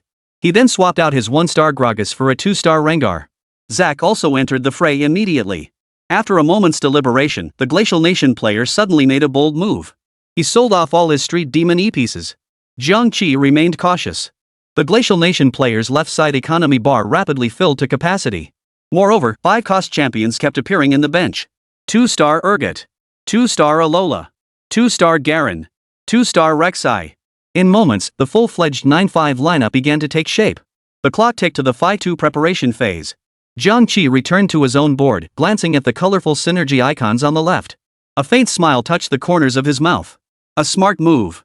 Since the 7 Streets Demon couldn't beat the 10 Source Project, why not just sell it off and chase a 5-cost card?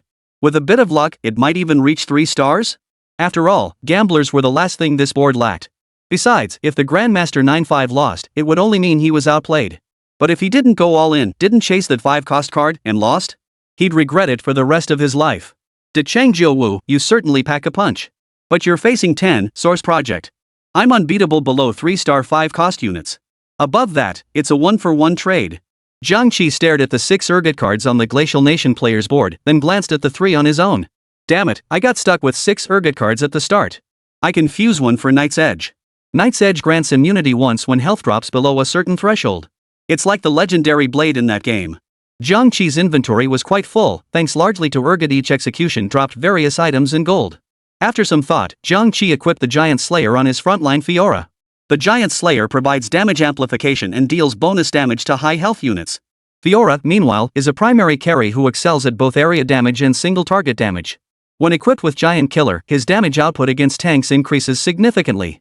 At that point, he can achieve 2 swings to dispatch squishy champions, 3 strikes to finish off tanky ones. Jiang Qi grabbed the Stormblade and recurve bow, immediately crafting Giant Slayer for Fiego. The action swiftly shifted to the 5-2 combat phase. A teleportation vortex appeared opposite Jiang Qi's chessboard, and the Glacial Nation player leapt out. Before his Yeetsy's form fully materialized, he rushed to the edge of the board, screaming at Jiang Qi at the top of his lungs. Jiang Qi, I'm level 9 this time. And a fully mastered level 9-5 at that I'll absolutely annihilate you, you noob. The outcome isn't decided until the very last moment. He puckered his lips and tilted his head back defiantly. Jiang Qi narrowed his eyes slightly, glancing at the player without immediate response. Instead, his attention shifted to the chessboard. Let me see, what exactly have you done, kid? On the opponent's side of the board stood an assortment of 2-star, 5-cost pieces. The main carry should be hard to tell. 2-star 5-cost units were inherently strong, and the beauty of 5-cost cards was that each could serve as a main force after reaching 2 stars. Frontline units tanking damage, backline units unleashing full throttle offense. Grandmaster 95? Is that all you've got? I thought you were supposed to be so strong? Jiang Qi sneered dismissively even before the match began. If you had a 3-star 5-cost unit, I wouldn't say a word.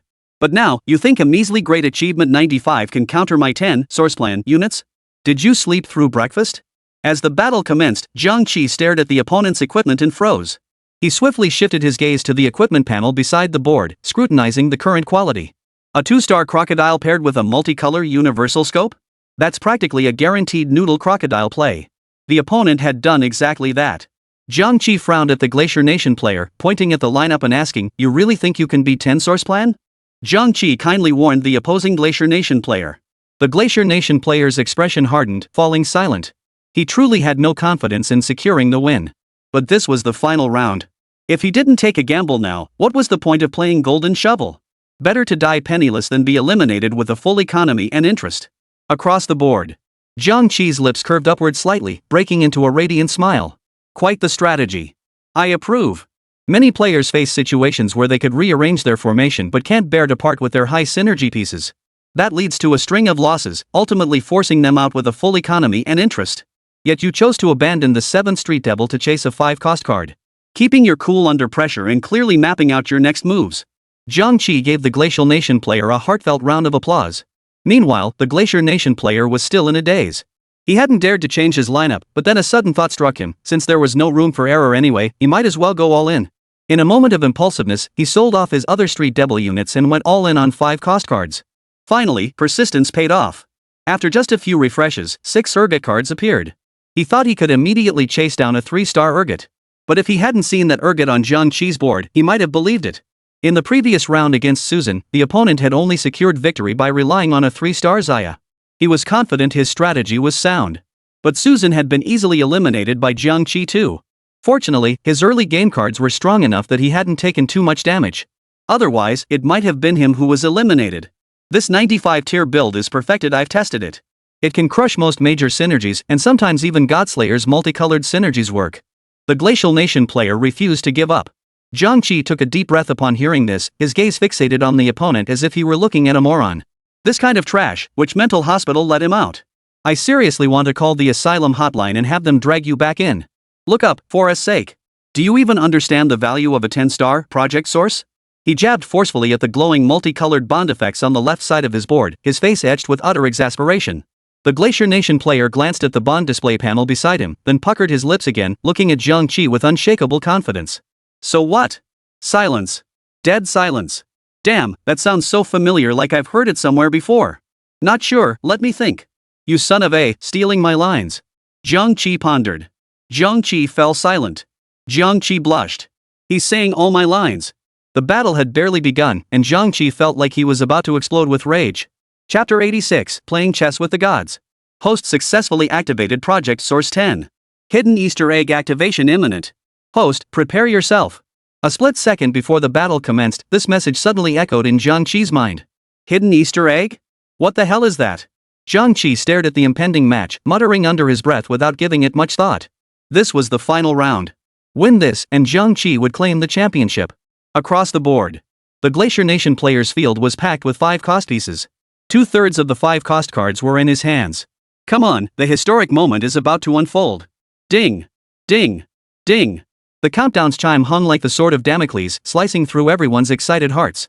This was the opening match of the exhibition tournament. The preliminary matches featuring Luo Yanxi were merely warm-ups. The caliber and skill of those players couldn't compare to the competitors standing before them now. As everyone knows, people only remember the first place and the last place. Therefore, the battle for the championship was exceptionally crucial. Surprised, huh? I sold every single chess piece I own just to assemble this Grand Perfection 9-5 bond before us.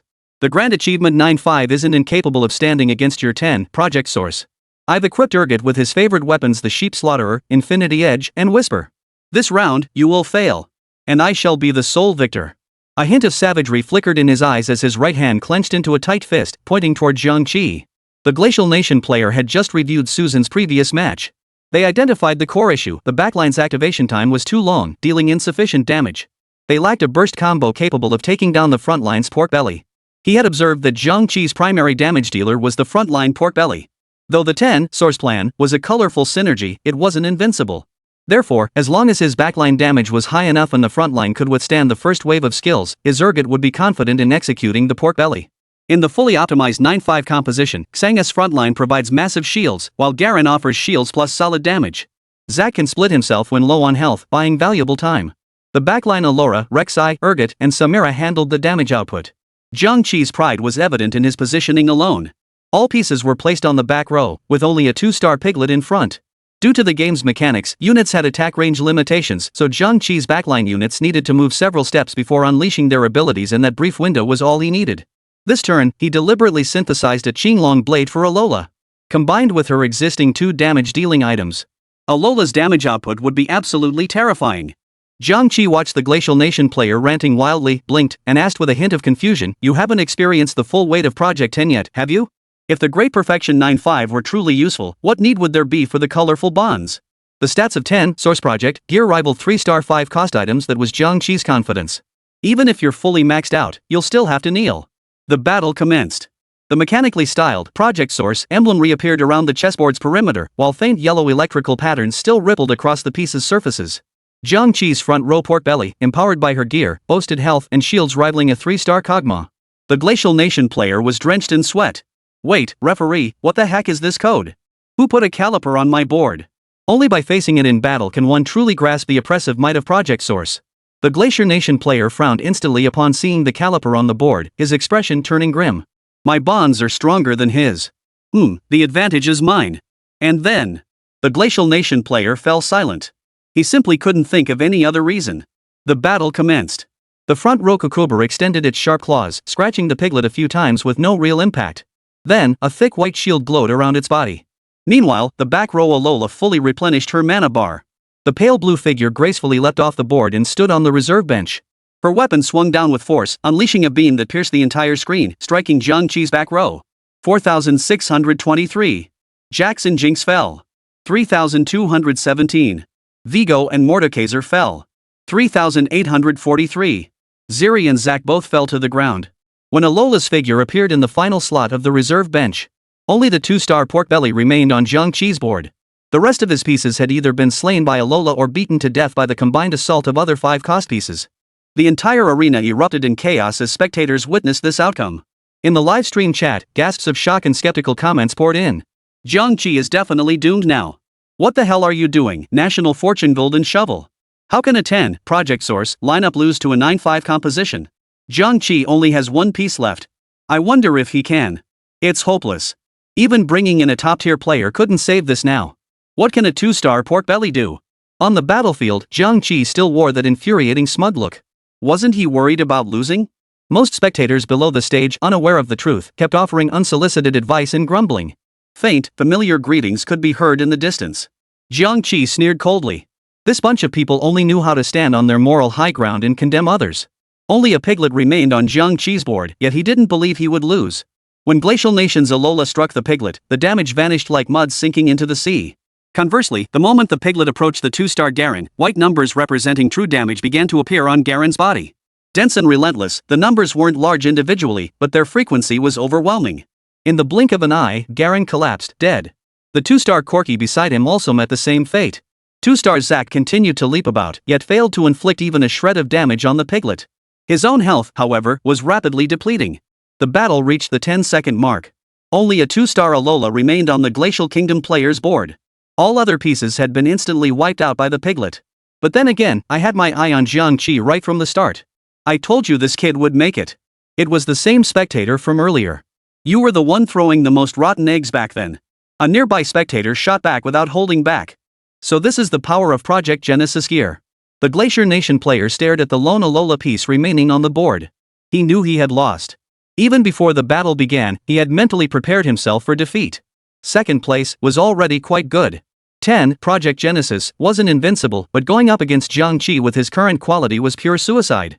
Unless it was a 3-star Zack or another 3-star 5-cost piece. Otherwise, don't even think about it. At that moment, Jiang Qi's pork belly slowly moved toward Alola. Before the Glacial Nation player could process what was happening, they looked up to see Alola's corpse still lying on the board. So she lost after all. Even at 2 stars, Alola's base stats and damage output were absurdly high. And with 3 top-tier equipment pieces boosting her, she hadn't even drawn a single 2-star 4-cost card. We tried our best. Our opponent wielded the power of 10, Project Genesis. We gave it everything we had, yet still couldn't prevail. The damage output of the 2-star Piglet, amplified by Project Sourcegear, had reached an entirely new tier. It's simply not comparable to a 2-star 5-cost unit. Battle over. The plump dragon gathered a devastating shockwave that drained health, firing it toward the tiny hero under the stunned gaze of the Glacial Nation player. Boom! 19. The Glacier Nation player's health plummeted to -2, eliminating them instantly. At that very moment, the audience below the stage erupted in a seething cacophony of heated debate. Like armchair critics, they lambasted the Glacier Nation player's absurd game sense. Who sent that guy out? Insisting on changing the lineup in the final round. Well, now he's gone for good. What an idiot. I've told you a million times, Great Achievement 95 has no effect. Why won't you believe me? Another game ruined, just scraping by with a low score. You're responsible for this. And you had to use the Emperor to challenge Project Genesis? Do you even know what you're doing? On the field. Jiang Qi watched the Glacier Nation competitor walk away, hands in his pockets, shaking his head helplessly. Quite interesting. I hope to see you on the National Fortune Arena next time. Jiang Qi never imagined. This National Fortune Golden Shovel world truly brims with talent. The Glacier Nation player's lightning-fast lineup swap in this match had truly opened his eyes. To be perfectly honest, if Jiang Qi had been playing Street Devil, he wouldn't have dared to go all in on a lineup change against 10, Project Source. A sky blue steel descended slowly from the heavens, the character's victory glowing with extraordinary brilliance. Simultaneously, the Dragon Nation's Golden Shovel livestream erupted in celebratory cheers. Bullet comments flooded every corner of the stream as the entire nation erupted in unison. Jiang Qi, you truly didn't let us down. First win, no need to mention its value. Turning the tide when all seemed lost, propping up the collapsing edifice. Who dares stand tall with sword drawn? Only our General Jiang. After today, our Dragon Nation will finally hold our heads high. Jiang Qi's face betrayed little joy. The Glacier Nation competitor who had just departed showed not a trace of regret for his defeat, in his eyes only anticipation. Jiang Qi recalled him pointing a finger toward the sky before squinting and shaking his head. Damn it, can the riddle maker just get the hell off this planet? Jiang Qi frowned slightly, his face twisted in disgust. Though the Glacier Nation competitor hadn't uttered a word, his actions spoke volumes. His finger pointing skyward, the unmistakable excitement in his pupils. All pointed to one thing. They seemed to be plotting something. Jiang Qi didn't linger, heading straight back to the original cafe. A golden shovel notification of National Fortune quickly echoed across the venue. Match concluded. First place, Jiang Qi of Dragon Nation. Second place, Brian of Glacier Nation. Third place, Susan of Persia. Eighth place. Beginning settlement for this round. Dragon Nation player Jiang Qi. First place, 20 National Fortune points. Grand bond reward, 10 National Fortune points. Total National Fortune points earned, 30. National Fortune points being settled. Dragon Nation's current National Fortune points, 46. In a private booth within the cafe sat a group of uninvited guests. How did you end up here? Jiang Qi, who usually maintained his composure, couldn't sit still any longer. Because, the moment he entered the cafe, Susan, who had been lying in wait for quite some time, had forcibly dragged him into a private booth. The occupants of the private room left him utterly stunned. The other 7 contestants. The moment he stepped inside, he witnessed Akatsuki Ichiro and Kim Soo-kyun trading heated insults. You're so bad. How dare you lie to me and say this wine has no alcohol content? I'm innocent. This liquor is homemade by the shop owner. It really doesn't list the alcohol content. The other contestants watched the 2 clowns bicker endlessly in silence. Jiang Qi, please sit down. The moment Akatsuki saw Jiang Qi enter, his eyes lit up. He stood up to offer Jiang Qi a seat. No need. I'll sit here. Jiang Qi pointed to the empty seat beside him and said indifferently. You two, something's off. Jiang Qi's tone was definitive. Mr. Jiang is quite perceptive. Please sit down and talk. Susan pulled out a chair for Jiang Qi as she spoke. He accepted without hesitation and sat down. Mr. Jiang, we apologize for the disturbance, but we desperately need your help. Only you can assist us. The speaker was the competitor from Glacier Nation, Brian, or something like that. Jiang Qi didn't grasp their meaning. We want control over the National Fortune Arena. We must wrest power back from those gods. This world belongs to us. They're foreign gods. What right do they have demanding we obey their rules? The speaker was Akatsuki Sawada, clearly intoxicated at the moment, his words slurred and indistinct. Yet everyone present understood the meaning behind his words. Then why me? Jiang Qi asked curiously. Because you are the descendant. Only the descendant can enter the temple, meet the gods, and receive divine blessings. Jiang Qi remained silent, contemplating the truth behind the words spoken by this group. He had also learned about the national fortune arena from the system. It was said to have suddenly descended upon this world, forcibly compelling all nations to participate in the competition to divide resources. Why should I agree to your terms? Jiang Qi was no little kid. This wasn't child's play. One misstep and everything would be lost. It holds what you desire. Susan stated firmly. Strictly speaking, passing the trials of the divine arena attracts the attention of the gods, granting access to that temple. And you'll gain an opportunity. The moment the words left her mouth, Jiang Qi saw the contestant's eyes turn deadly serious. Only the strongest deserve the gods' recognition. When you become powerful enough, you'll be granted an opportunity to play a game against the gods. Play a game against the gods. Chapter 87, A Spectacular Show. The gods are not invincible. In the next 2 matches, we'll support you and put on a great show for the world.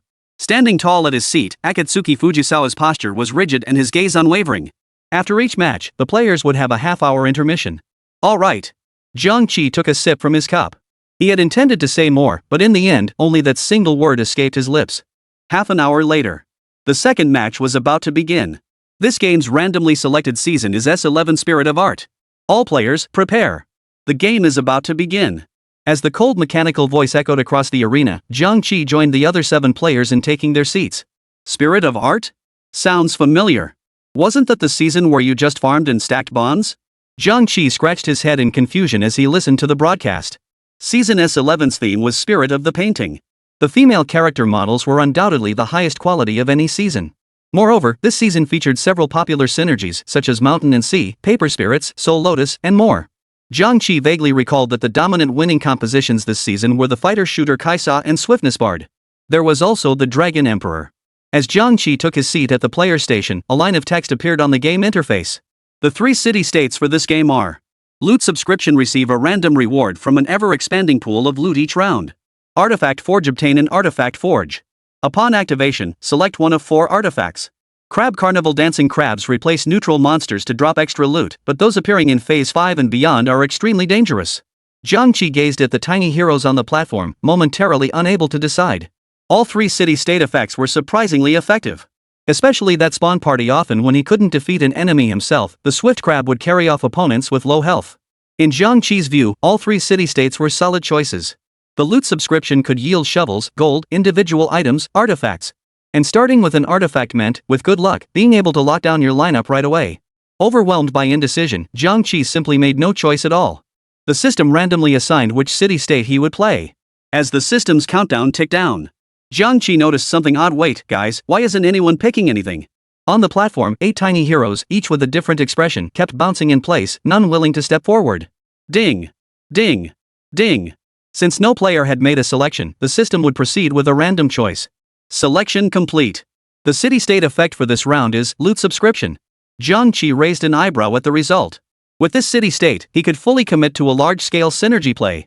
Jiang Qi, armed with both theoretical knowledge and practical experience, immediately began formulating his strategy and lineup. This season's undisputed god of synergies is undoubtedly the 10 Paper Spirits. 10 Paper Spirits directly summoned a 4-star angel, whose power far surpassed most 3-star 5-cost units. It was practically guaranteed to secure victory upon activation. However, there were only 7 Paper Spirit pieces in total.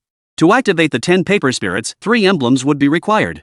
You ask why Jiang Qi didn't pursue other synergies? Nightshade, Specters, Soul Lotus, Mountains and Seas, Eternal Forest, Ink Shadows. Which synergy could possibly match up against a 4-star angel? After selecting their city-states, players each arrived at their respective boards. Jiang Qi's random 1-cost piece was Garen. He possessed the Guardian and Paper Spirit synergies. After clearing the first wave of minions, 2 blue orbs and 1 golden orb appeared on the board. Jiang Qi was somewhat surprised. Golden orbs usually contained one of 2 things: a large pile of gold coins or a shovel. Jiang Qi guided the tiny hero toward the orbs. Clatter! The orb opened instantly. A shimmering golden shovel lay quietly on the ground, waiting to be picked up. Jiang Qi couldn't hold back his smile. Starting with Garen, and even getting a shovel during the jungle phase, it was as if the card dealer had deliberately intended for him to play the paper-cutting spirit. He smoothly picked up the other 2 blue orbs. Inside, he found a Amumu card and a chainmail armor. This season, Amumu was a 3-cost champion with the blue and white porcelain and guardian synergies. Both synergies reduce damage taken, which is why you often see a 3-star Amomo tanking the frontline solo while Ash deals damage from the backline. Jiang Qi showed great attention to detail here. Although the Amomo in his bench had cost him some gold, Jiang Qi still chose not to sell them. Because the champions dropped by the jungle in the first phase are crucial. Subsequent Hextech refreshes have a high probability of being tied to champions dropped by jungle monsters. After collecting the orb, the first Hextech selection phase began. 3 Hextech slots appeared before Jiang Qi, each displaying Paper Spirit Emblem, grants 1 Paper Spirit Emblem and 1 Garen. Patient Study, after battling a player, gain 2 EXP if you win, or 3 EXP if you lose. Midnight Siphon, gain 1 Yorick. Your strongest Yorick gains 25% of his maximum health, and his abilities deal an additional 25% of his maximum health as damage. Gazing at the 3 Hextechs before him, Jiang Qi hesitated not a moment, selecting the Paper Spirit Emblem outright. The loot subscription would definitely grant a shovel, a lesson Jiang Qi had learned through years of playing Gold Shovel. This meant he could now fully activate the 10 Paper Spirits. Jiang Qi took a quick glance at the other players' compositions outside. Akatsuki Fujisawa was still going for the Harvest synergy. His luck held steady. The jungle phase dropped him a Zoe, and his first Hextech was the Wandering Trainer. Equipped with Lucky Star and Nightshade Emblem. His deck refreshed to reveal a cooler. In one go, he had all 3 Lucky Star synergies in place. This Lucky Star synergy was intriguing. It required players to roll dice for points, with each point representing a harvest turn. The audience below the stage was getting restless. He didn't take Patient Study? I don't quite understand Jiang Qi's play here.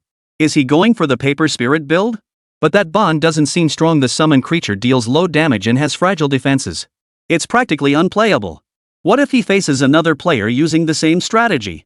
That'd be like losing half the battle before it even starts. The audience below the stage continued to buzz with speculation. Jiang Qi paid them no mind. Loot subscriptions easily drop shovels, and building 10 Paper Spirit Summoners is straightforward. As for their claim that it deals no damage? Utter nonsense. 1 green, 2 blue paired with the adventure journey, a single feather wave could obliterate the frontline in an instant. Moreover, he'd rolled a shovel right at the start, leveling up to 4 and refreshing his deck with a ribbon. Add to that the chainmail dropped during the jungle phase earlier. Paper Spirit Emblem equals Golden Shovel plus Chainmail. Jiang Qi deployed a Mumu, equipping him with the Paper Spirit Emblem. With a Garen in his deck, he immediately synthesized a 2-star Garen. Riven entered the battlefield next, successfully activating the 3 Paper Spirit synergies. The Angel's silhouette slowly materialized above the board. The Angel's abilities come in 3 forms. Power Talisman, at the start of combat, Kale and allied units in adjacent squares on the same row gain 15 spell power. Speed Talisman, at the start of combat, Kale and allied units in adjacent squares on the same row gain 12% attack speed. Aid Talisman, Kale's damage dealing attacks and abilities shatter 20% magic resistance and armor on hit, lasting 3 seconds. Jiang Qi selected the green Support Talisman. Zoe and Senna were also picked from the deck, equipped with runes, and brought onto the field to fill out the roster. Everyone knows that in Season 11, losing streaks are tough to overcome. One misstep could send players tumbling out of the top 7. With the 10 Paper Spirits composition now solidified, Jiang Qi no longer needed to risk his health to secure the shovel during draft phase. Therefore, prioritizing team composition quality was the better choice. Jiang Qi chose to play Paper Spirits for an early win streak primarily for 3 reasons. 1. This game started with a loot subscription, which provides players with shovels.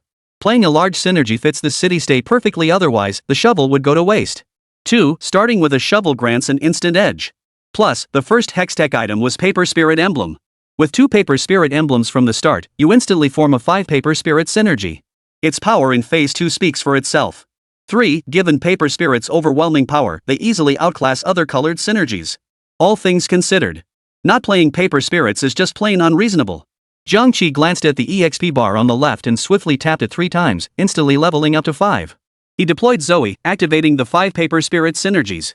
Jiang Qi selected the Blue Power Talisman as his second talisman. And with that, the 215 Paper Cut Spirits lineup was complete. Just then, Fat Dragon delivered the first reward from the loot subscription. A Divine Artifact Forge. Bai Yi activated the Divine Artifact Forge. 4 divine artifacts immediately caught Bai Yi's eye. Mithril Dawn, Vision Focus, Ignition Vessel, Central Asian Paradox. Jiang Qi hesitated for a moment before locking in Mithril Dawn. This artifact provided substantial attack damage. He could equip it to Riven early on for farming, then swap it to Aurelia once she appeared later in the game. Jiang Qi glanced at his gold count. 1 gold. Jiang Qi wasn't in a hurry. He knew better than anyone else the quality of his current lineup. A winning streak in Phase 2 was still pretty solid. The other players' compositions were equally bizarre. Akatsuki played a lucky star composition, while Susan surprisingly went with a celestial composition, 2-star Kha'Zix, 2-star Malphite, 1-star Nidalee. Brian went with Soul Lotus, 2-star Yasuo, 2-star Ari, plus 2-star Senna, and 1-star Ezreal, a lineup not to be underestimated. Kim Soo-jun played Eternal Forest. Yes, that Eternal Forest comparable to Little B. At this moment, 3 lonely Eternal Forest pieces were casually placed on the board, their strength practically non-existent. Since Jiang Qi had previously leveled up to 5 population to add a Qianjue, he was now constantly switching between boards, observing the positioning and equipment of the pieces. At this moment, all players' hextechs were finalized. They were Jiang Qi, Paper Cut Spirit Emblem. Akizawa Hajime, Wandering Trainer. Susan, DD District. Kim Soo-jun, Pandora's Gear. Brian, Clear Mind. After assessing the quality of the opposing team's lineups, Jiang Qi felt confident his winning streak was secure. The match progressed to the 2v1 stage. The first match pitted Jiang Qi against Akatsuki Ichiro. Akatsuki deployed 3 1-star pieces right off the bat, with extremely scattered positioning, no match for Jiang Qi's 5 paper cutting fairies. And he hadn't even leveled up his population. Jiang Qi easily secured the victory. After winning this round, the clock ticked to phase 2-2. Jiang Qi returned to the board and his deck refreshed once more. 2 Riven cards appeared prominently on the far right of the chess piece shop. Without hesitation, he grabbed them. Synthesizing a 2-star Riven and pairing her with the effect of the artifact Mithril Dawn sent Jiang Qi's early game combat power through the roof. Jiang Qi decisively became a pressure monster. With an undead Amomo tanking damage up front and a 2-star Angel ready to strike from the backline. Never underestimate the power of Garen and Amumu's Guardian synergy. The Guardian synergy not only grants damage immunity to Guardian champions, preventing them from being instantly killed by enemy backline burst. The Paper Spirit's Summon Angel has a long blue bar, requiring sufficient frontline tankiness to sustain her skill activation. Garen and Amumu are the perfect choice. They heal and provide damage reduction, the ideal frontline. With the blessings of 5 Paper Spirit Angels and Riven, Jiang Qi entered the first draft phase with 3 consecutive victories. The clock ticked to the 2-4 draft phase. Jiang Qi glanced at the health bar on the far right, his own was still full. So the winning streak forced him to pick up scraps during draft phase. At this point, Jiang Qi and Brian held the top 2 positions. Both players waited until the very end of the draft to pick their items. Jiang Qi coveted the chainmail armor worn by Zoe. Brian coveted the recurve bow from Senna. Only a few low-tier items remained on the draft board. Jiang Qi needed the chainmail to prepare for the shovel he'd get from the loot subscription later. He didn't want to end up with a shovel but no gear, preventing him from activating the 10 paper spirits. Jiang Qi saw right through Brian's intentions. This guy was playing Soul Lotus, aiming to equip his backline Epherios with a sheep scythe. He currently had a useless rod in his inventory. If he picked up another recurve bow, he could craft the sheep scythe. At that moment, the recurve bow dropped right in front of Jiang Qi. A plan formed in Jiang Qi's mind. He stood before the recurve bow item, quietly observing the expression on Brian's face. Jiang Qi smiled without speaking, his eyes brimming with unspoken provocation. Watching Jiang Qi toy with him, Brian's face flushed red with anger. Damn it! This guy is so underhanded. He was certain that if he so much as thought about grabbing the recurve bow now, Jiang Qi would snatch it away the very next second. This was agonizing. Moments later, the two began selecting their bows. Sure enough, just as Brian was about to dash over, Jiang Qi, having the advantage of being closest, snatched the recurve bow a split second before Brian could reach it. Brian was furious. Jiang Qi, you bastard, you were born with it. Jiang Qi didn't get angry, he just gave a silly grin. Jiang Qi said, Brian, you're a pro player after all. Haven't you heard of the 3 principles of draft selection? Chapter 88, me, avoid his edge? What the hell? I've never heard of that. Brian frowned and asked. Ahem. Of course you haven't, because I made them up.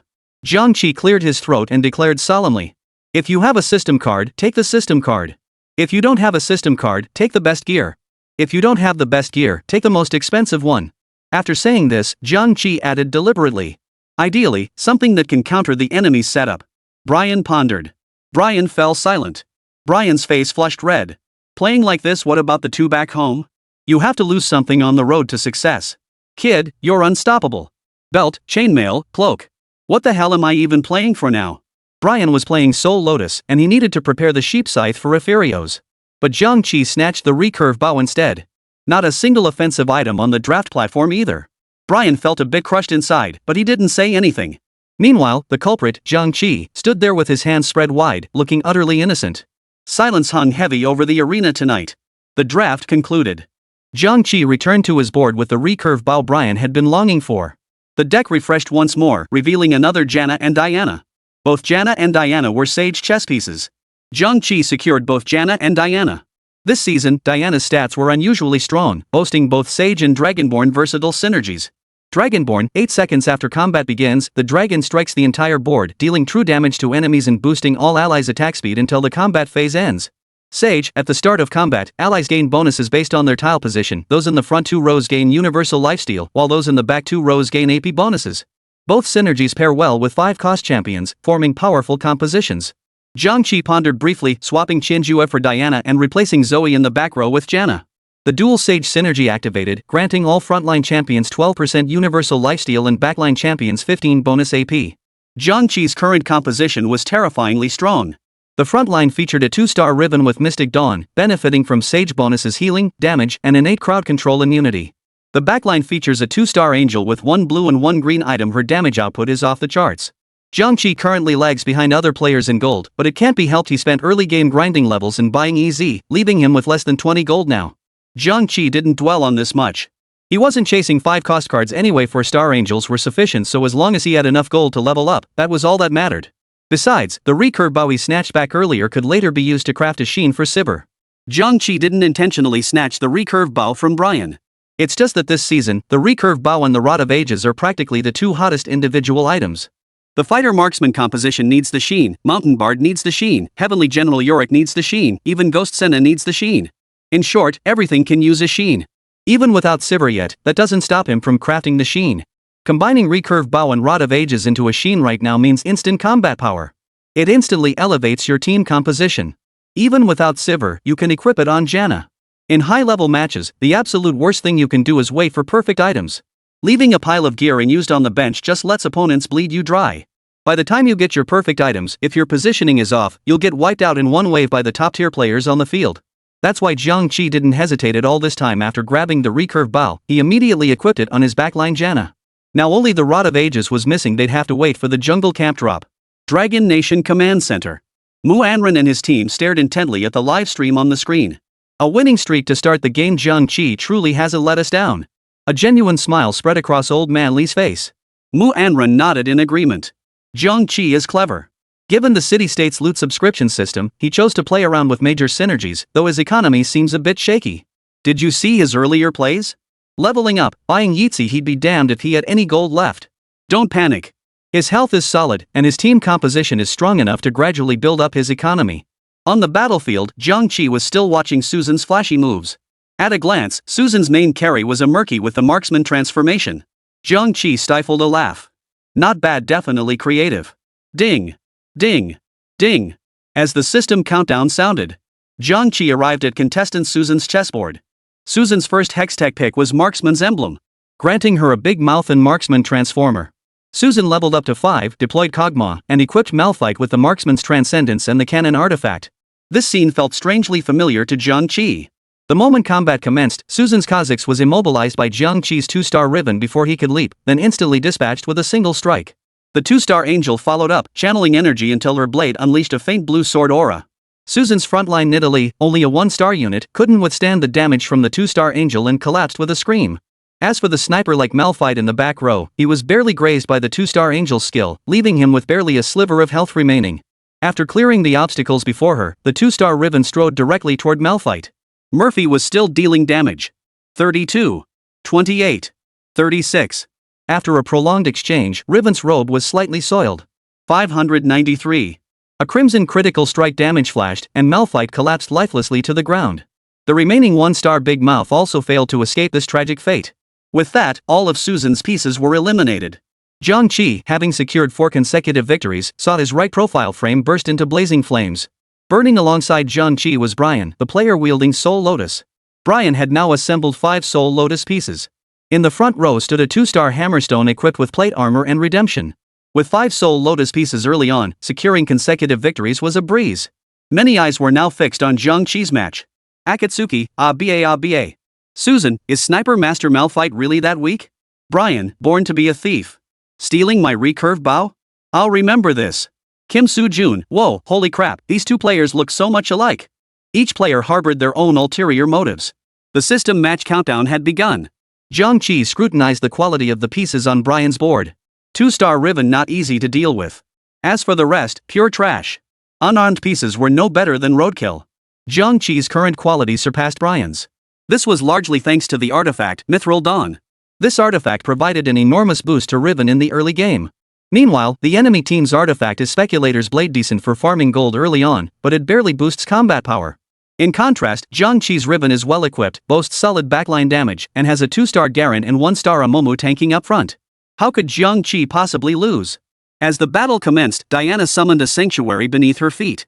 When she unleashed her abilities, a shimmering blue aura enveloped her, continuously dealing magic damage to any enemies she touched. While the damage isn't high, the frequency is rapid.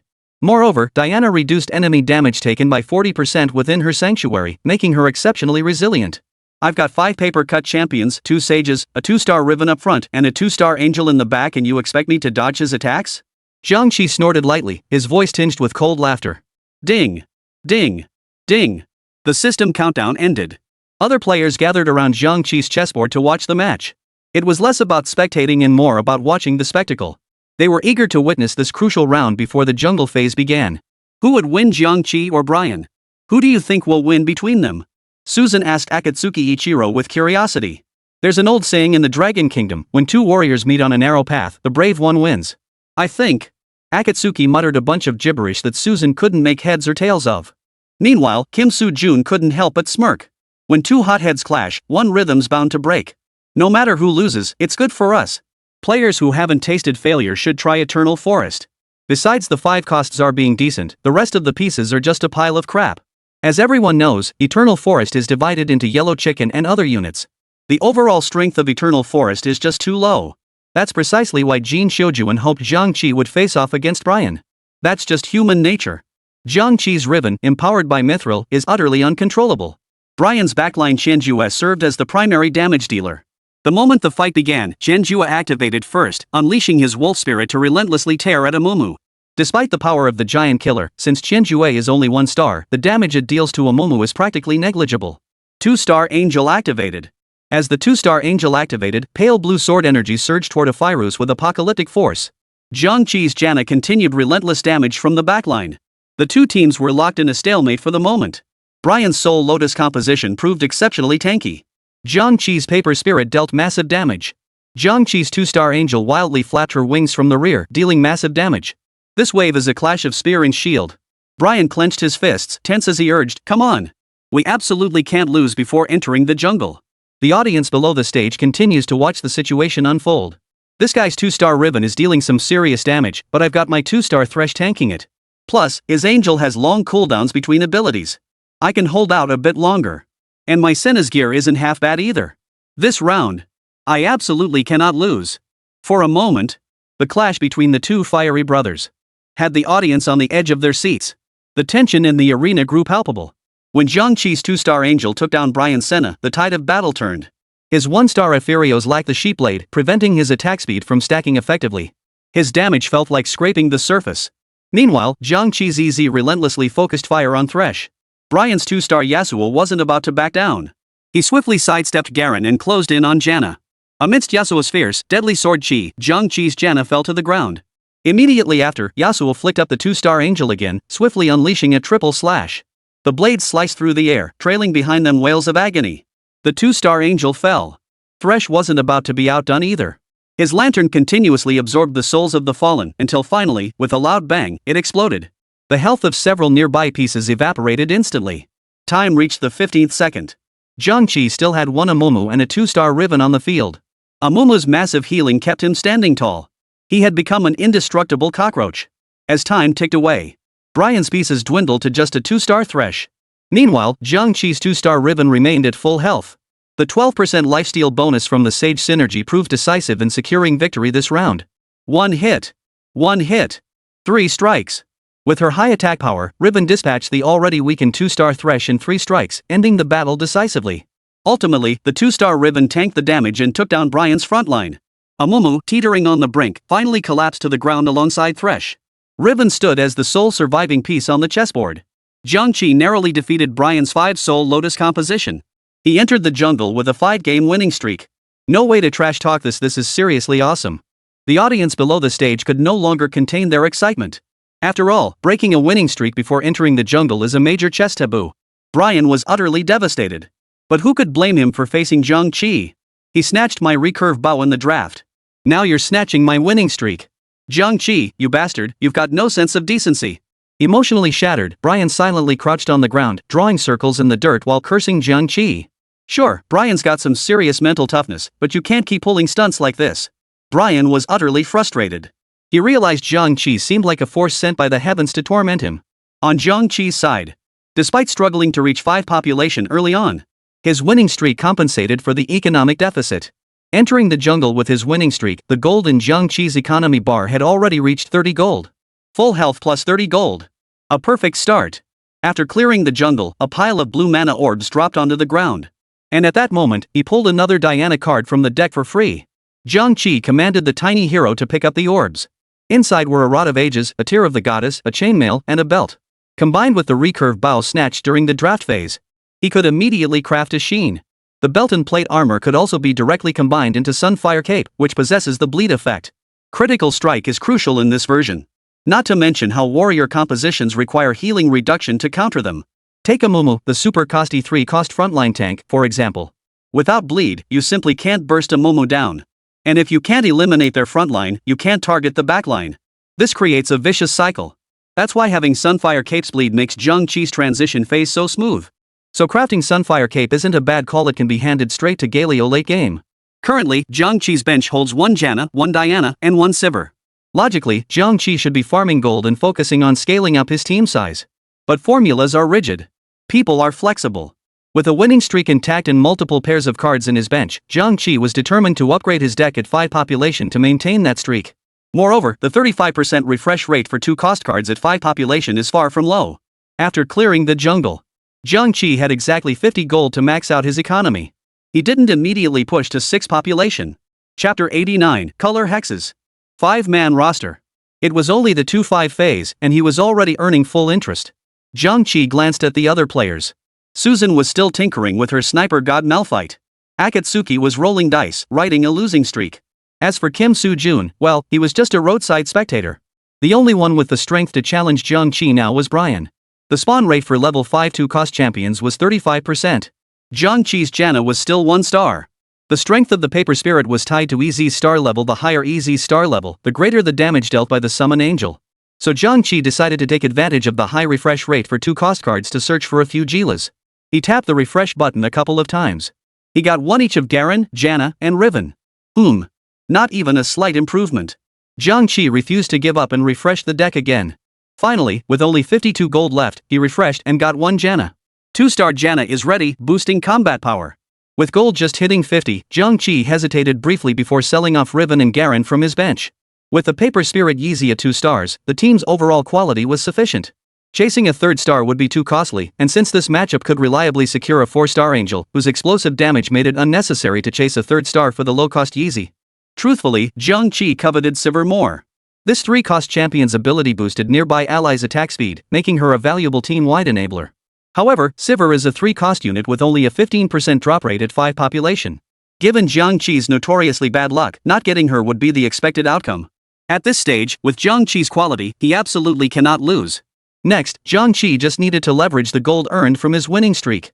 He planned to hold at 50 gold, level up to 6 units, and slowly search for Sivir and Zoe. Off the stage, many spectators watched Jiang Qi's gameplay and execution. A question formed in their minds. Is the summoner synergy that strong this season? Speaking of summoner spells, someone asked, "Hey, teacher, do we have any really strong summoner spell synergies in S10? Answer, of course. Definitely the Inferno Prayer Spirit and Fearful Warhorse combo crafted by 4 villagers, 1 chosen villager, and 1 naturalized villager. But didn't you say all summoner synergies are garbage? Who even plays summoner synergies these days? Dogs don't play them. But that's exactly why we play summoner synergies. Then why did my 3-star Shan summoned by 7 black roses get 1 shot at 4 mana? Because you didn't try hard enough." Amidst the murmurs of the audience below the stage, the preparation phase ended, and the battle commenced once more. This time, Jiang Qi teleported directly onto Kim Soo-jun's board through the vortex. Upon seeing the Hextech Jin Shou-jun had chosen,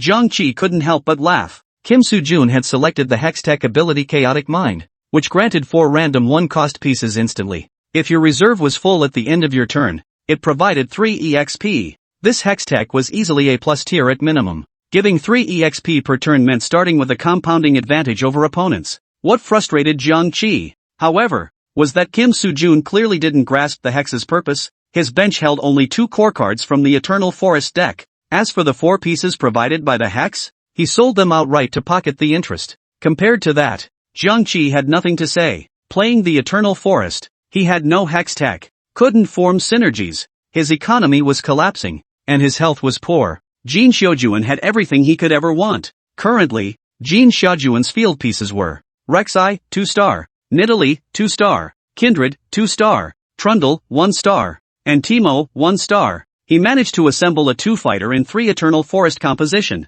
It looks like a mess. And honestly, it plays like a mess. If you start with an Eternal Forest transformation or get exceptionally lucky with Eternal Forest cards, it might be worth trying. Otherwise, stick to other compositions. Jiang Qi vaguely recalls a past life Eternal Forest build called Double Helmet Eternal Forest Syndra. Back then, Syndra's ability worked like this: each additional spellcast would cause the next spell to summon an extra butterfly. Meanwhile, when an Eternal Forest champion died, it granted health and AP to surviving champions. The double helm allowed Syndra to activate this effect rapidly. Essentially, after casting a skill followed by an auto attack, her mana would be nearly full again. Her starting power could rival that of Judgment Qianjue. Unfortunately, Kim Soo-jun failed to recognize the true power of this composition. The artifact forged by Kim Soo-jun's Divine Forge is Death's Whisper. This artifact converts burst damage taken by EZ into gradual damage over time, effectively functioning as a half-life saving item. If Bloodthirster isn't available, this is the optimal choice. It offers lifesteal,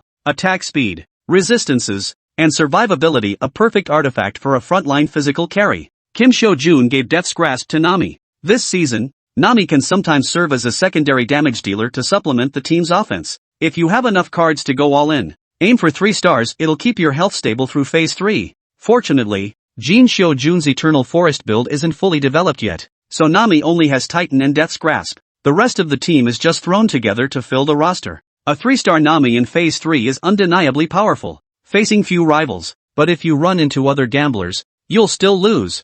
Jiang Qi dreads encountering gamblers most when playing Gold Shovel. These guys don't care about gold, health, or level, they're solely obsessed with finding their dream cards. Before reaching 3 stars, he was just another timid 8th place player, too scared to speak up. But after hitting 3 stars, even a full health opponent would take a couple hits. The battle commenced. Behind Jiang Qi's 2-star Angel, her wings slowly unfurled as blades streamed from her sword. The 2-star Riven in the front row seized the enemy's 2-star Nami. The 2-star Nidalee refused to back down, diving backward onto Riven. Thanks to the control immunity granted by Mithril Dawn, the 2-star Nidalee couldn't land a single hit. Meanwhile, Riven kept dealing damage. In a single strike, the enemy's 2-star Rek'Sai fell to the ground, killed by the Angel's skill. Kim Soo-jun's 2-star Senna continued leaping, each skill landing precisely on Diana. After taking 3 full hits from Kindred, Diana fell to the ground. Meanwhile, Kim Soo-jun's Nidalee, caught in the crossfire between Janna and Riven in the backline, was severely wounded. With a final scream, she collapsed and died. Without Nami and Rek'Sai to absorb pressure, the 2-star Kindred became a mere nuisance. After a couple of bounces in place, she was bounced by Zoe's skill. Her health bar instantly depleted. The lone remaining Trundle was powerless to turn the tide. The battle concluded, and Jiang Qi secured the match victory with the advantage of losing only 1 unit. With this, Jiang Qi secured a crucial 6th consecutive victory. The battle concluded, and Jiang Qi was teleported back to his own chessboard. The game progressed to the 3-2 phase.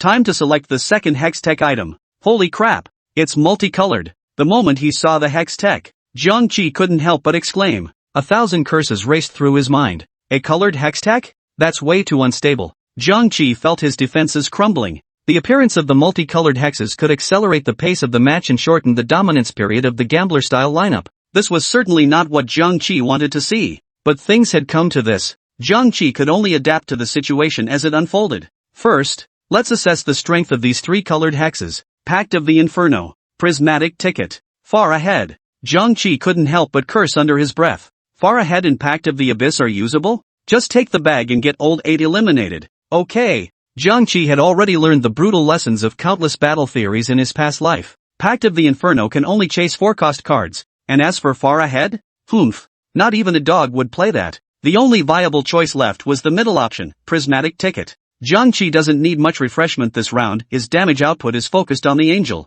So, Prismatic Ticket doesn't offer much enhancement, while the Prismatic Ticket could quickly chase down a 3-star EZ. However, this season's refresh rate for golden tickets has dropped by 5%, meaning the Yi golden ticket probability has dropped from 50% to 45%. Don't underestimate that 5% difference. Sometimes a 45% refresh rate on golden tickets can cure someone's low blood pressure. This only deepened Jiang Qi's hesitation. Fortunately, each hextech has one refresh opportunity. Jiang Qi decisively refreshed Pact of the Inferno and leading the pack. After refreshing the first hextech slot, Investment appeared. Investment grants 26 gold. At the start of each round, if you possess over 50 gold, every additional 10 gold grants 1 permanent refresh. Maximum 80 gold grants 3 free refreshes. Refreshing the Far Ahead slot yielded Sacred Relic. Sacred Relic of Light. Unlock an armory and select one of 5 unique weapons of light. Seems decent, but like the Prismatic Pass, this hextech upgrade doesn't significantly boost Jiang Qi's combat effectiveness. In the end, Jiang Qi still chose to invest. What Jiang Qi needed most now was economy. With economy, he could level up. Only by leveling up could he gather 10 paper spirits. After selecting the investment, a pile of glittering gold coins appeared on Jiang Qi's board. Jiang Qi guided the little hero to the coins and picked them up. At this moment, Jiang Qi's coin count reached a staggering 98. Without hesitation, Jiang Qi activated the level up feature. After over a dozen purchases of experience points, Jiang Qi successfully reached level 6. A Zoe card then appeared in the card pool. Without hesitation, he purchased it. At the same time, a 4-cost card, Syndra, also appeared in the card pool. After a moment's consideration, Jiang Qi acquired Syndra and deployed her to form the 2 mages synergy with Zoe. Syndra's power this season was undeniably T0 tier. Her infinitely scaling abilities meant she could never be weak. That was precisely why Jiang Qi chose to field her. Plus, Jiang Qi was absolutely smitten by Syndra's visuals. You might call this season trash, but you can't say the art style is lacking. Especially Katarina, she could easily be crowned the most beautiful 5-cost champion. Meanwhile, Mu Anrun's team was analyzing the current situation. Paper Spirit? I recall Zhu Nan mentioning this summoner synergy before. Apparently it can reach 4 stars and ascend to godhood. Mu Anrun frowned slightly and murmured softly, Zhu Nan? He's ancient history now. Old Li took a sip from his teacup, his voice echoing with a lingering melancholy. His expression was inscrutable. Mu Anrun asked in confusion, why didn't he take the prismatic ticket? Zhu Nan told me it's an SSS plus tier hextech item? True. The prismatic ticket is indeed very practical, and players have given it excellent reviews. But is it truly suitable for Jiang Qi? Old Man Li's expression remained unchanged, as if he just casually tossed out the question. Then why is Jiang Qi hesitating to make a decision? Old Man Li's eyes grew deep as he replied, there's no such thing as the best. Only what suits him is the best. Mu Anrun fell silent. Mu Anrun pondered. Mu Anrun's cheeks flushed.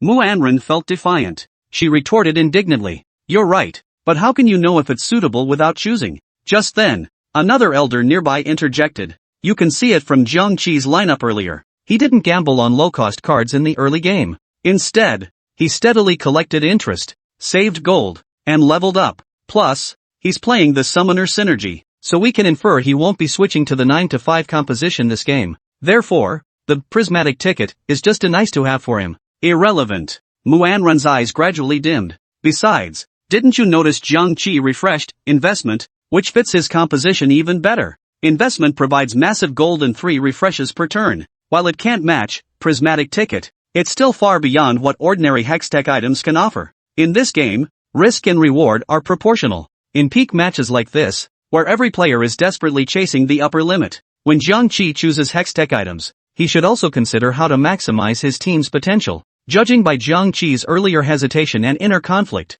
I personally feel he's highly unlikely to pick prismatic ticket. We're not players, so we can't know their thought processes, but since it's his choice, all we can do is give him our full support. The elder's analysis was spot on. He hit the nail on the head. Mu Anrun giggled. Mu Anrun didn't giggle. So, every choice Jiang Qi makes is the result of careful thought and deliberation, right? Jiang Qi secured investment. The moment the hextech dust settled, the crowd gasped in unison. Investment is great. Not only does it provide a huge amount of gold, but it also grants 3 free refreshes per turn. If he'd picked investment in phase 5 or 6, the audience below would have torn him apart. But now it's only phase 3. What's there to fear? Exactly. If luck's against you, you eat chicken. But Jiang Qi's rhythm is still solid. Meanwhile, players from other nations had also completed their selections. Jiang Qi jumped onto their boards. He began analyzing each lineup one by one. Susan chose Prismatic Ticket, while Akizawa selected Trickster's Forge. Its effect, all equipped or received items are reforged into random artifact equipment, excluding Golden Shovel Crown and emblems. Players gain 220 health per artifact equipment they currently wield. Kim Soo-jun chose Cheer, while Brian selected Pandora's Gear. Chapter 90, 7 Paper Spirits. After reviewing the hex tech and team compositions outside, Jiang Qi had a clear plan for the upcoming rhythm. Truthfully, this season's high-risk gamble compositions weren't numerous. At most, Bard could be considered one. Most teams were chasing high-cost cards, with nearly all endgame compositions transitioning to Celestial Dragon or Sage 9-5. The Fighter Marksman Cassidon and Mountain Sea Oracle Lilia compositions were both quite strong, though they didn't quite qualify as gambler builds. The second Hextech pick phase had now concluded across all matchmaking pools. Jiang Qi felt he was quite fortunate. His investment provided 3 refreshes per turn, plus a significant gold bonus, allowing him to level up quickly and snag 5-cost cards. Some might ask, why would a Paper Spirit player need 5-cost cards? Well, let me ask you this, if you don't get them, what happens when your opponent's 3-star theirs? Answer me. Look at my eyes. 5-cost cards are absolutely essential. Even 10 Paper Spirit cards aren't completely unbeatable. Face a Sage Sun Wukong or a full mana Lo, and even the strongest deck will crumble. And that full mana Lissandra and Udyr? Jiang Qi doesn't even want to talk about it. Brian got lucky. Pandora's Gear dropped a light armor plate. Plate of Light grants 50 armor and magic resistance, plus 250 health. When enemies target the wearer, each attack grants 15 armor/magic resistance and restores 1.5% of maximum health per second. In Gold Shovel, light frontline items, light damage items. Among light frontline items, the Light Sunfire Cape, Light Twilight Cape, and Light Plate Armor are all highly favored by players. Compared to light frontline items, the status of light damage items is somewhat awkward. Apart from the relatively strong Light Electrode and Light Justice, most others are rarely recommended. That's not to say light damage items aren't powerful. Take Dragon Master Lee Sin, for example. Equip him with Light's Blazing Blade and Leden's Echo, and that kick unleashes insane burst damage. It would clear the screen in a second, delivering a visually stunning effect. As for the other champions, their team composition strengths are currently hard to gauge. Take Susan's Celestial General build. If she lands on Yorick, her team's power spikes dramatically. Celestial Guardian Death God Yorick activates at the start, teleports right in front of your backline, swiftly slashes them down with 2 swings, then returns unscathed to his original position. Once considered one of the most toxic builds in the meta. But right now, Susan is obsessed with playing the sniper-style Malphite and hasn't chosen to level up or search for Yorick. Jiang Qi certainly wouldn't remind her. As for Akatsuki, he rolled a 6 on his first round dice and is currently on a losing streak. How his luck plays out later remains unknown. If he gets lucky and manages to farm successfully, he could pose a threat to Jiang Qi. If that kid somehow rolled 4 lucky star class changes and summoned the legendary money tree, even someone as strong as him would be screwed. As for Kim Soo-jun, his team's strength was so weak even a dog would look down on it. This one truly poses no threat and can be safely ignored. 3 teams remain: Night Shadow,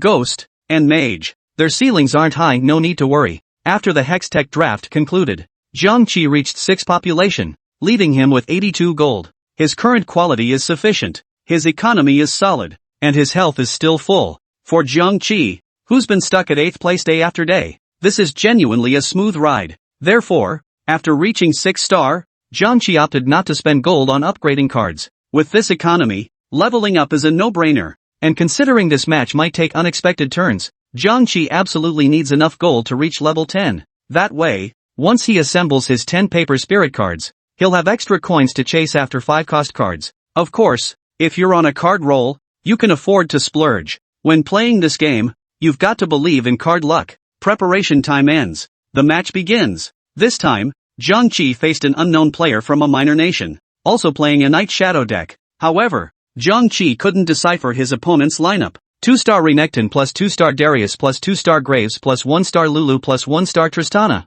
Lulu even equipped a Blade of the Ruined King.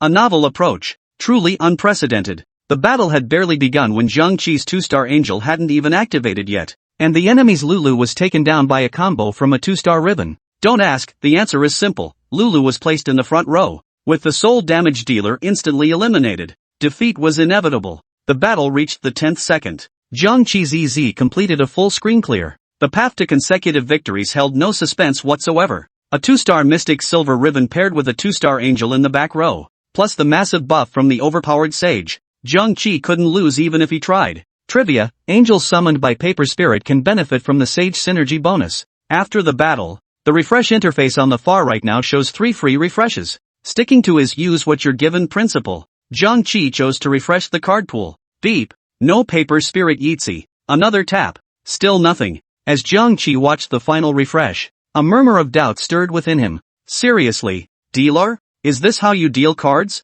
One last time, I'm giving you one chance. Okay. Refresh. A majestic figure appeared at the far right of the Yeetzy shop. The Paper Cut Spirit. A 4-cost card, Galio. S11's 4-cost cards were almost all overpowered. Like Galio, Kaisa, Lilia, Ash, Syndra, Kaisa, Annie. Each one could single-handedly turn the tide of battle. Galio is the Alasun of the Lucky Star season. You might not play him, but you'll definitely pick him. Using him as a frontline tank to absorb damage is undoubtedly an excellent choice. Moreover, once Galio reaches 3 stars, he grants all allies a massive white shield. Imagine this: your damage dealers have finally whittled down the enemy's core champions to low health, only for Galio to unleash his ultimate. And then, that shield? Thicker than the wrinkles on my grandma's face. It'll make your blood pressure skyrocket on the spot. Jiang Qi swapped out Amumu for Galio, successfully completing the 6 Paper Spirit composition. Since Amumu's Paper Spirit emblem was swapped out, only 6 Paper Spirit champions remained on the field.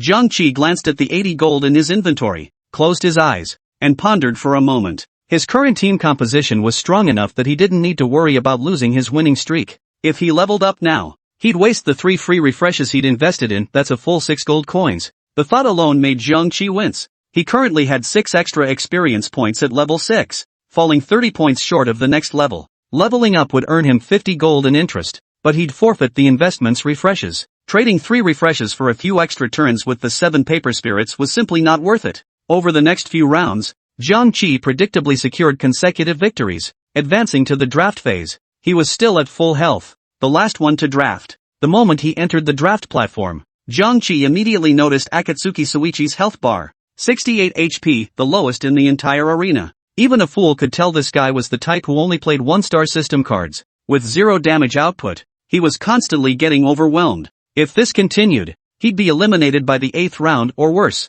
not even make it to the harvest phase. What's more, this season's harvest synergy was tricky. If you chose to harvest early, the stacks on your right wouldn't increase. Instead, they'd partially deduct from your current base. That's why Lucky Star was so frustrating. And this season, Lucky Star has been nerfed multiple times. By the end, it's practically unplayable. The draft begins, and sure enough, Akatsuki Fujisawa moves first. The draft picks include Kaisa and Galio. Kaisa hasn't been nerfed yet, and like Kaisa, she's an incredibly powerful damage dealer. Galio goes without saying. This guy is a jack of all trades who fits into any lineup. His tankiness is top tier. There's no reason not to pick him. In the end, Jiang Qi managed to snag a chainmail with Kiana attached through some scavenging during this draft. Honestly, Jiang Qi was pretty excited. After the draft, the loot subscription would likely give him a shovel. The first round gave an artifact. The second round gave gold. So this round should be the shovel. The Paper Spirit class change requires chainmail. With 2 transformations already completed, he only needed to synthesize the third. The rest would involve leveling up and searching for the Blade Mistress. The draft phase ended, and Jiang Qi was teleported back to his own board. Before long, a chubby golden dragon arrived, delivering the loot subscription reward, a shovel. Jiang Qi picked up the shovel, promptly sold Kiana, and then synthesized the shovel into the 3rd Paper Spirit emblem. His gold now reached 96. Jiang Qi used 3 refreshes again. His luck was mediocre, yielding only 1 Zoe. After acquiring it, Jiang Qi's paper-cut spirit pieces on the board were now just short of Sivir to complete the full 2-star lineup, excluding those with class changes. As they would later be replaced by other high-cost pieces, synthesizing them would yield fewer gold coins upon resale, making it unprofitable to upgrade them to 2 stars. Jiang Qi continued purchasing experience points until his gold reached 81. He now needed just 18 more experience points to reach level 7. Just one more turn. After a dozen seconds of preparation, the battle resumed. This time, Jiang Qi faced off against Susan.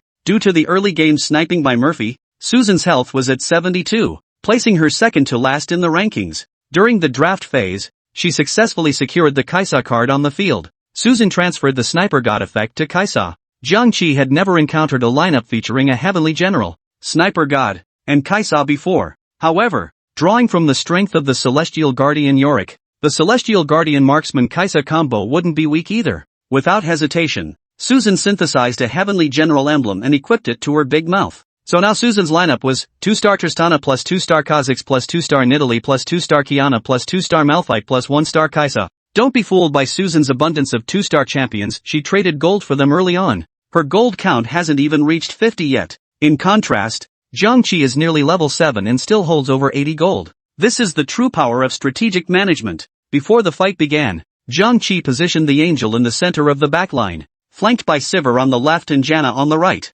This formation was designed to prevent the enemy from targeting the backline. As the battle commenced, Jiang Qi's paper spirit began to shine. Sivir unleashed her ability, sending spinning blades that dealt significant damage to Susan's backline. Commentator. Susan was quick-witted too, preemptively adjusting Kha'Zix's positioning to lock onto Jiang Qi's Sivir. A flash of purple energy erupted, and Jiang Qi's 1-star Sivir collapsed instantly. Nice awareness, you actually know how to match up. Jiang Qi couldn't help but praise sincerely. Susan positioned Kha'Zix in the safest spot while activating the 6 Heavenly General synergy. With the massive boost from the synergy, the damage Kha'Zix dealt was absolutely devastating. Moreover, her skill mechanics allowed her to bypass the frontline and directly target the enemy's damage dealers. That was the true source of her terror. The match reached a fever pitch. Both sides traded blows, their health bars steadily depleting. Jiang Qi's paper spirit frontline had Galio absorbing massive damage. In the backline, Janna and Angel slowly chipped away at the enemy frontline with sustained AoE damage, while Susan's Kassadin sought opportunities under the Celestial Guardian to instantly eliminate key targets. Unchallenged, the 2-star Angel's flying blades became the scythe of death, reaping Susan's entire lineup. A dozen seconds later, on the large screen, Susan's last hero fell, and Jiang Qi's paper spirit stood triumphant on the victorious chessboard. Battle over. Jiang Qi emerged victorious. Lasers then began to emanate from Jiang Qi's tiny hero, streaking toward Susan's tiny hero. -8. Susan's tiny hero's health plummeted instantly. Though Susan's Kassadin dealt high damage, her activation was too slow. Combined with Jiang Qi's superior piece strength and artifact buffs, losing was only natural. Even with only 6 paper spirits and 2 sages, don't underestimate these minor synergies. Sometimes, players secure victory precisely because of the bonuses provided by these minor synergies. If he got another lifetime bronze, Jiang Qi couldn't even imagine how satisfying that would be. Lifetime bronze, for each bronze tier synergy possessed, allied units gain 5% damage increase and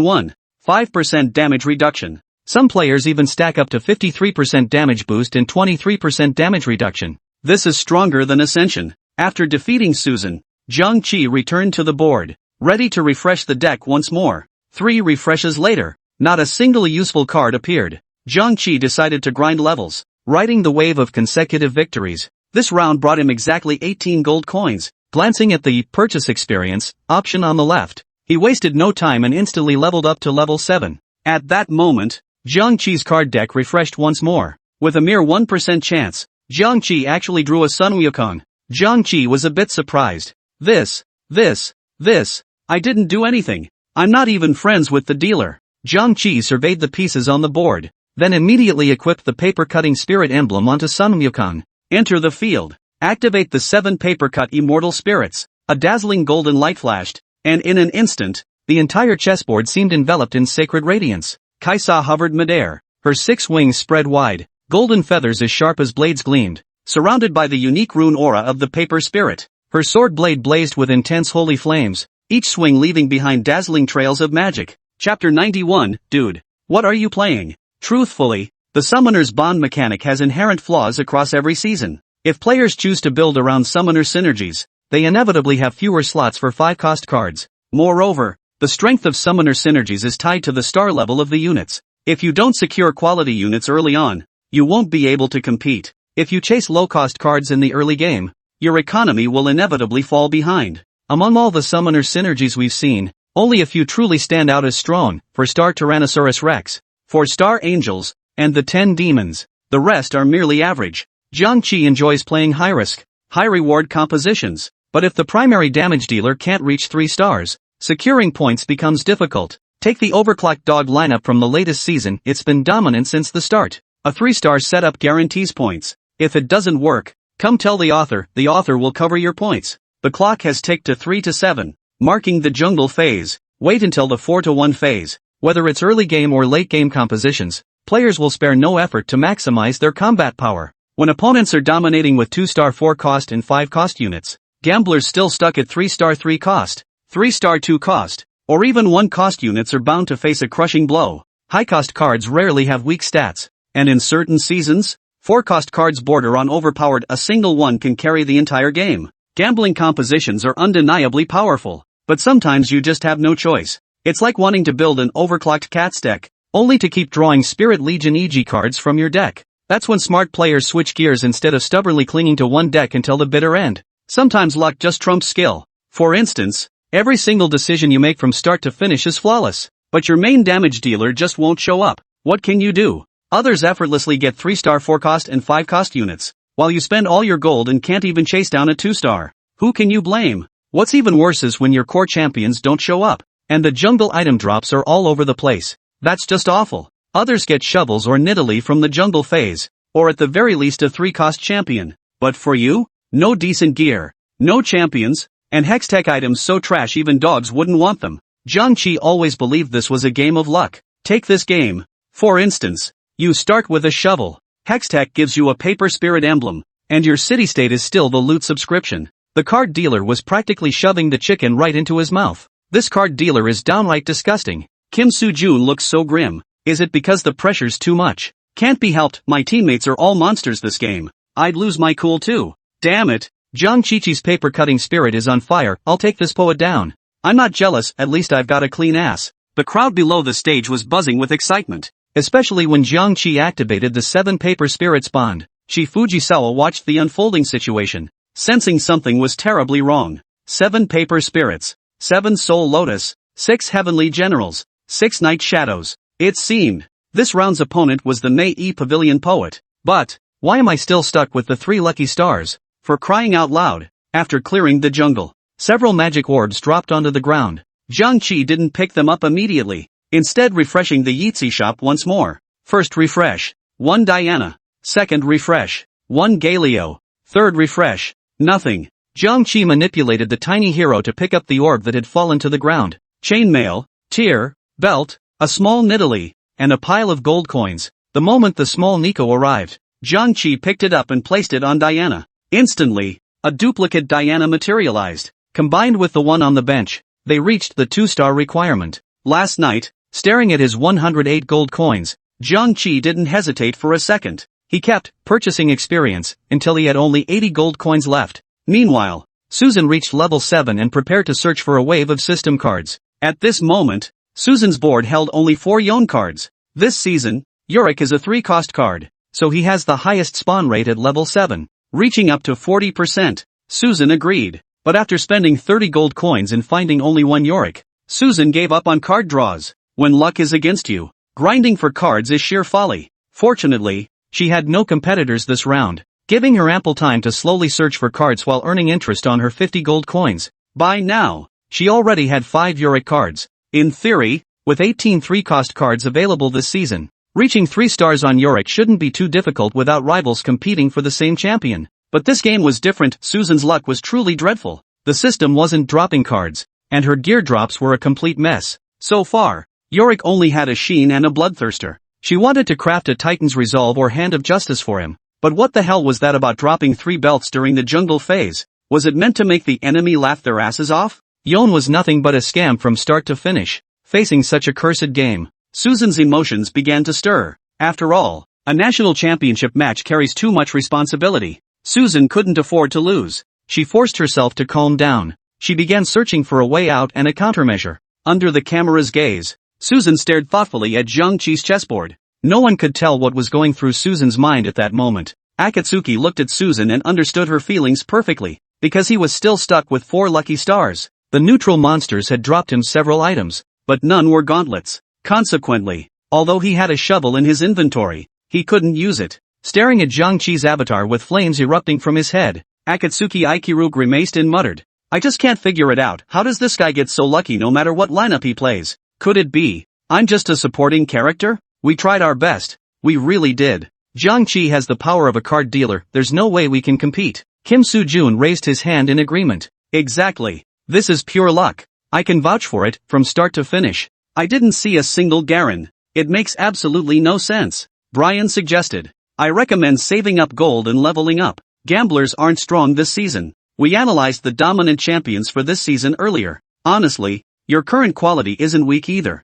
Even if we lose, we won't lose too much health. No need to waste too much gold on cheap cards. Our priority is to stabilize our health. Keep an eye on Jiang Qi's level. He's been on a winning streak early on and now has better gold than all of us. Jiang Qi felt a distinct chill creeping up his spine. Unaware of Susan and the others' discussion, his only thought was, should he just level up to 8 and go for Katarina? Staring at his health bar and the quality of his board composition, this bold thought surged through his mind. Jiang Qi rarely actively drafted cards in this game, relying almost entirely on the 3 free refreshes granted by his investment, because in his past life, he'd already learned the game's quirks. After winning a few games in a row, forget about playing a normal lineup, you might as well dream about it. People can never truly suppress their inner desires. Many players, seeing their core units nearing 3 stars, would inevitably go all in. The consequence of going all in is failing to achieve 3 stars while also collapsing their own economy. Jiang Qi wouldn't make that mistake. After careful consideration, Jiang Qi concluded that the optimal strategy now is to save up resources.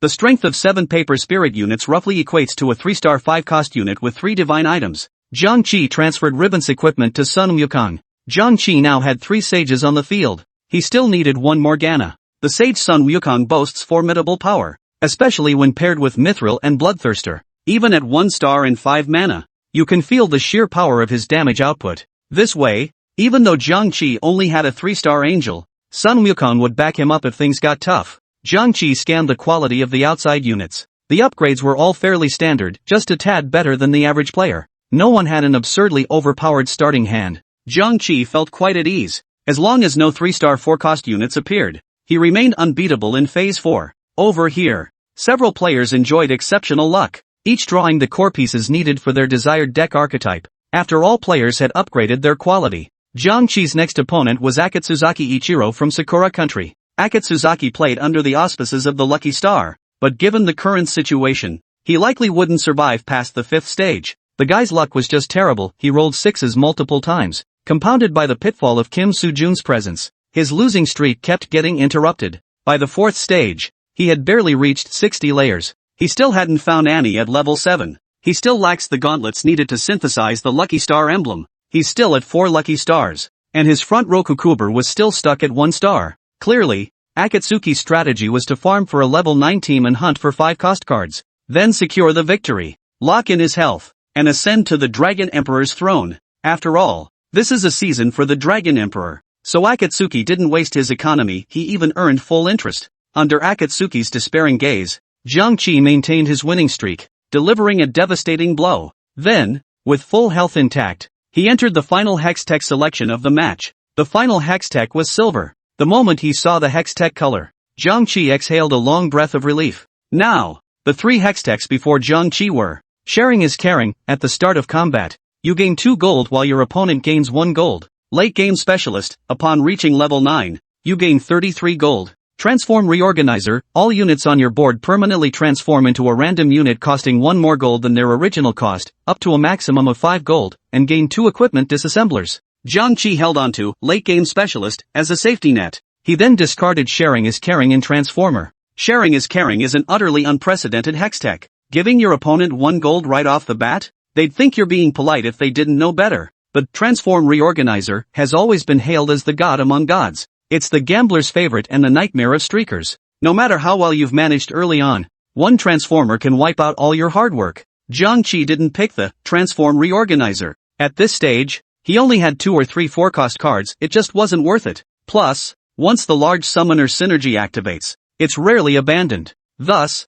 the Transform Reorganizer simply wasn't the right fit for Jiang Qi. Subsequently, sharing is caring transformed into Pandora's Gear. Transform Recombinator, changed into Placebo, gain 8 gold. Your units gain 1% attack speed. Placebo yields 8 gold. While Late Game Specialist provides 33 gold, the choice is obvious even with eyes closed. Jiang Qi now had to choose between the Placebo and Pandora's Gear Hextechs. The audience couldn't help but discuss the situation. He's definitely going for Pandora's Gear Silver Hextech. Plus it gives perfect unit gear. That's gotta be awesome. When I play Dota, Pandora's Gear is practically a must-have. But to everyone's surprise, Jiang Qi ultimately chose Late Game Specialist. That's right, Theoretically speaking, the silver Pandora gear is undeniably powerful, no one disputes that. But as the third Hextech item, it carries a fatal flaw. That flaw is its diminished necessity. If opponents are grinding through early losses to collect various scraps of gear, and you drop a Pandora's box right away, they'd feel like they're getting something for nothing. In short, Hextech selection often comes down to situational judgment. The value of Pandora's box in Phase 4 diminishes progressively over time. Players from all regions are locking in their final Hextech choices. Once all players had locked their Hextech choices, the usually composed Jiang Qi couldn't help but gasp in shock. This system's frustrating mechanics are just too blatant. Didn't I just get a chicken dinner in the last game? Not only was he denied gear this round, but his opponents were handed perfect starting items. The system was clearly trying to push him into last place. But the absolute worst luck goes to this guy. Akatsuki Kazuki lost over 20 consecutive games, barely hanging on with just a few HP left. Luckily, he ran into Kim Soo-jun and managed to snatch a win. Akatsuki Fujisawa is gambling. Since entering Phase 4, he's been chasing every single 4-cost card. Akatsuki Fujisawa is still drawing cards. Now he's chasing a 3-star 4-cost card. This kid's so cocky he's lost all sense of direction. When the system alerts him to a 3-star 4-cost card, nearly all players gathered around Akatsuki Fujisawa's virtual chessboard to watch. Gazing at the crowd of pro players watching, Akatsuki Ichiro boasted, "I suggest you all click in order. Take this round from me. Then do as you please." The previous match was a monster game, with many players chasing after 3-star 5-cost units. It's no wonder Akatsuki was so cocky. In a fast-paced match like this, transforming and rebuilding into a 3-star 4-cost unit basically guarantees victory. There's little suspense. This season's 4-cost cards were no joke. Jiang Qi had the highest health. He wasn't afraid of being outnumbered at all. With a 100-point health advantage alone, Jiang Qi could outlast the other players. Chapter 92, Ascension. Pretty lucky. Jiang Qi observed the 3-star Seraphine on Akatsuki's team and remarked indifferently. Despite Chitosa's early game losing streak, his economic deficit to Jiang Qi remained minimal. His decision to farm at level 4 was actually a last resort. With only 18 health points left, if he didn't harvest now, he'd be finished for real. Harvesting would inevitably boost his team composition. And luckily for the kid, he hit a card wave. In just one turn, over a dozen 4-cost cards appeared on the board. Even luckier, Chitosa's third Hextech card was a transformer. And so, he got a 3-star Silas. Jiang Qi frowned, confusion rising in his mind. Wait a minute, he hadn't seen him on the dealer's bed last night either. As the match progressed, Akatsuki Fujisawa began to gradually eliminate opponents. Some players with critically low health, seeing no hope left, and chose to surrender outright. When players realized they had no chance of winning, the National Fortune Peak tournament allowed them to surrender and exit the game. Conserving energy for the next match is a valid tactical choice. Of course, many national players chose to persevere to the end. After all, surrendering on the National Fortune Arena would inevitably tarnish their country's image if publicized. However, this particular match did not count as an official National Fortune Arena contest. With 3 players exiting the game, only 5 players remained on the field. The remaining players were Dragon Nation's Jiang Qi, health 88 HP, Brian of Glacier Nation, health 68 HP, Persia, Susan, health 56 HP, Kim Soo-jun of Korea, HP 32, Sakura Nation's Akafuji Satoru, HP 18. Jiang Qi currently holds an absolute lead in health points. If the game continues as scripted, Jiang Qi could easily secure second place solely on the strength of his health advantage. But Jiang Qi refuses to let the game end so abruptly. Thus, Jiang Qi embarked on an extreme strategic maneuver. At this moment, Jiang Qi still held over 100 gold coins and was at level 8. If he used these coins to level up to 10 in one go, Jiang Qi calculated in his mind that he would still be short 10 gold coins. He'd still need to earn a few more rounds of interest. As for Akizawa's 3-star Sarahs, Jiang Qi didn't give it a second thought. The sheer power of 10 paper spirit fairies placed them firmly in the T0 tier. Taking down a 3-star 4-cost champion felt like using a cannon to swat a mosquito to Jiang Qi. Meanwhile, Susan and the others were feeling a bit at a loss. This match was rigged from the start, designed solely to secure Jiang Qi the championship and draw the attention of the divine beings. But, what the hell is this about you, Akizawa Ichiro? Chasing a 3-star 4-cost unit? Don't we have any pride? And what if Jiang Qi can't beat Akatsuki? Then Akatsuki would end up taking first place in this match. That would completely undermine the original plan. So we absolutely must let Jiang Qi win this game on purpose. On the battlefield, Akatsuki's face twisted into a maniacal grin. It worked. It finally worked. 3-star Seraph. The dealer truly favors me after all. He. Now, it's my turn to strike. Since Akatsuki Fujisawa had just collected his cards, His first target in the round was Jiang Qi. Therefore, Jiang Qi would not face him again this round. The preparation phase ended, and the battle commenced. This round, Jiang Qi's opponent was Susan. Having spent heavily earlier, Susan's current economy was not in great shape. After barely reaching level 8, the left side economy bar lit up. Jiang Qi glanced at Susan's current lineup, 7 heavenly generals and 2 death gods. It's worth noting that Susan, leveraging her immense wealth, had forcibly acquired a 3-star Yorick. With a 3-star Yorick and the massive bonuses from the 7 heavenly generals, even Brian's 7-star Soul Lotus couldn't defeat her. And on Jiang Qi's side, still 7 paper-cut spirit beings. Facing 4 opponents on the field, he nearly became the weakest. Whether it was Susan's 7 heavenly generals or Brian's 7 Soul Lotus blossoms, the 3-star angels were getting absolutely pummeled.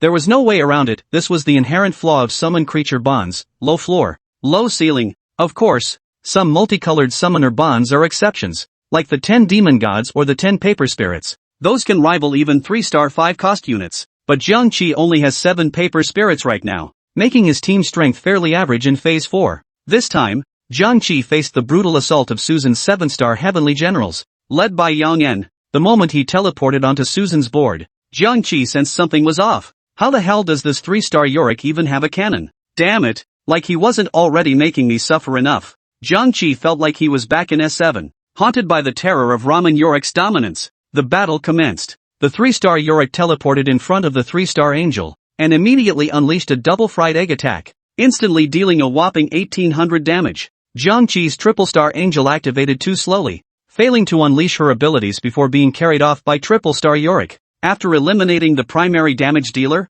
Yorick's blade relentlessly hacked at Janna. As his attack speed steadily increased, Yorick swiftly cleared the entire backline.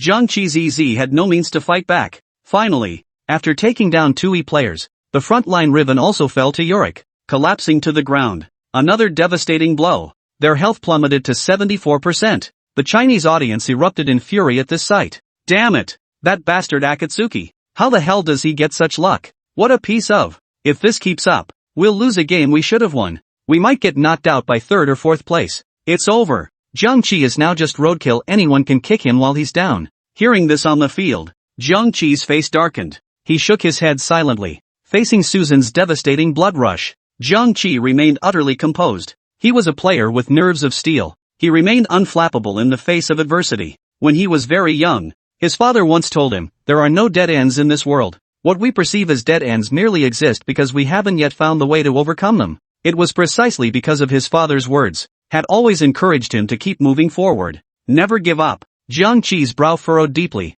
He pondered deeply. Perhaps, could he hold out for a few more rounds? Both losing streaks and winning streaks earned extra interest, but the real pain was the alternating wins and losses quietly solidifying his position. His health was still at 74. He could easily hold out until reaching level 10 and pulling out Katarina. What method could eliminate the unforgiving Akatsuki without any margin for error? That's what Jiang Qi is pondering right now. Paper Spirit? 3-star 5 cost? This is so hard to decide. Jiang Qi stood motionless on the virtual chessboard. Yet internally, an immense computational system was churning. He was calculating damage output, calculating how to strike down Akatsuki in one fell swoop. Only 2 outcomes truly leave a lasting impression: reaching the summit with full health, or reaching the summit with barely any health left. Jiang Qi relished tormenting his opponents, first offering them hope, then plunging them into despair until they utterly collapsed. So intensely focused and serious, he didn't even acknowledge Akatsuki Ichiro's taunts. At that moment, the arrogant Akatsuki Kazuki stood on Jiang Qi's chessboard. "Jiang Qi, look at this 3-star. 4 cost." Akatsuki Ichiro was about to speak when Jiang Qi raised his hand to cut him off.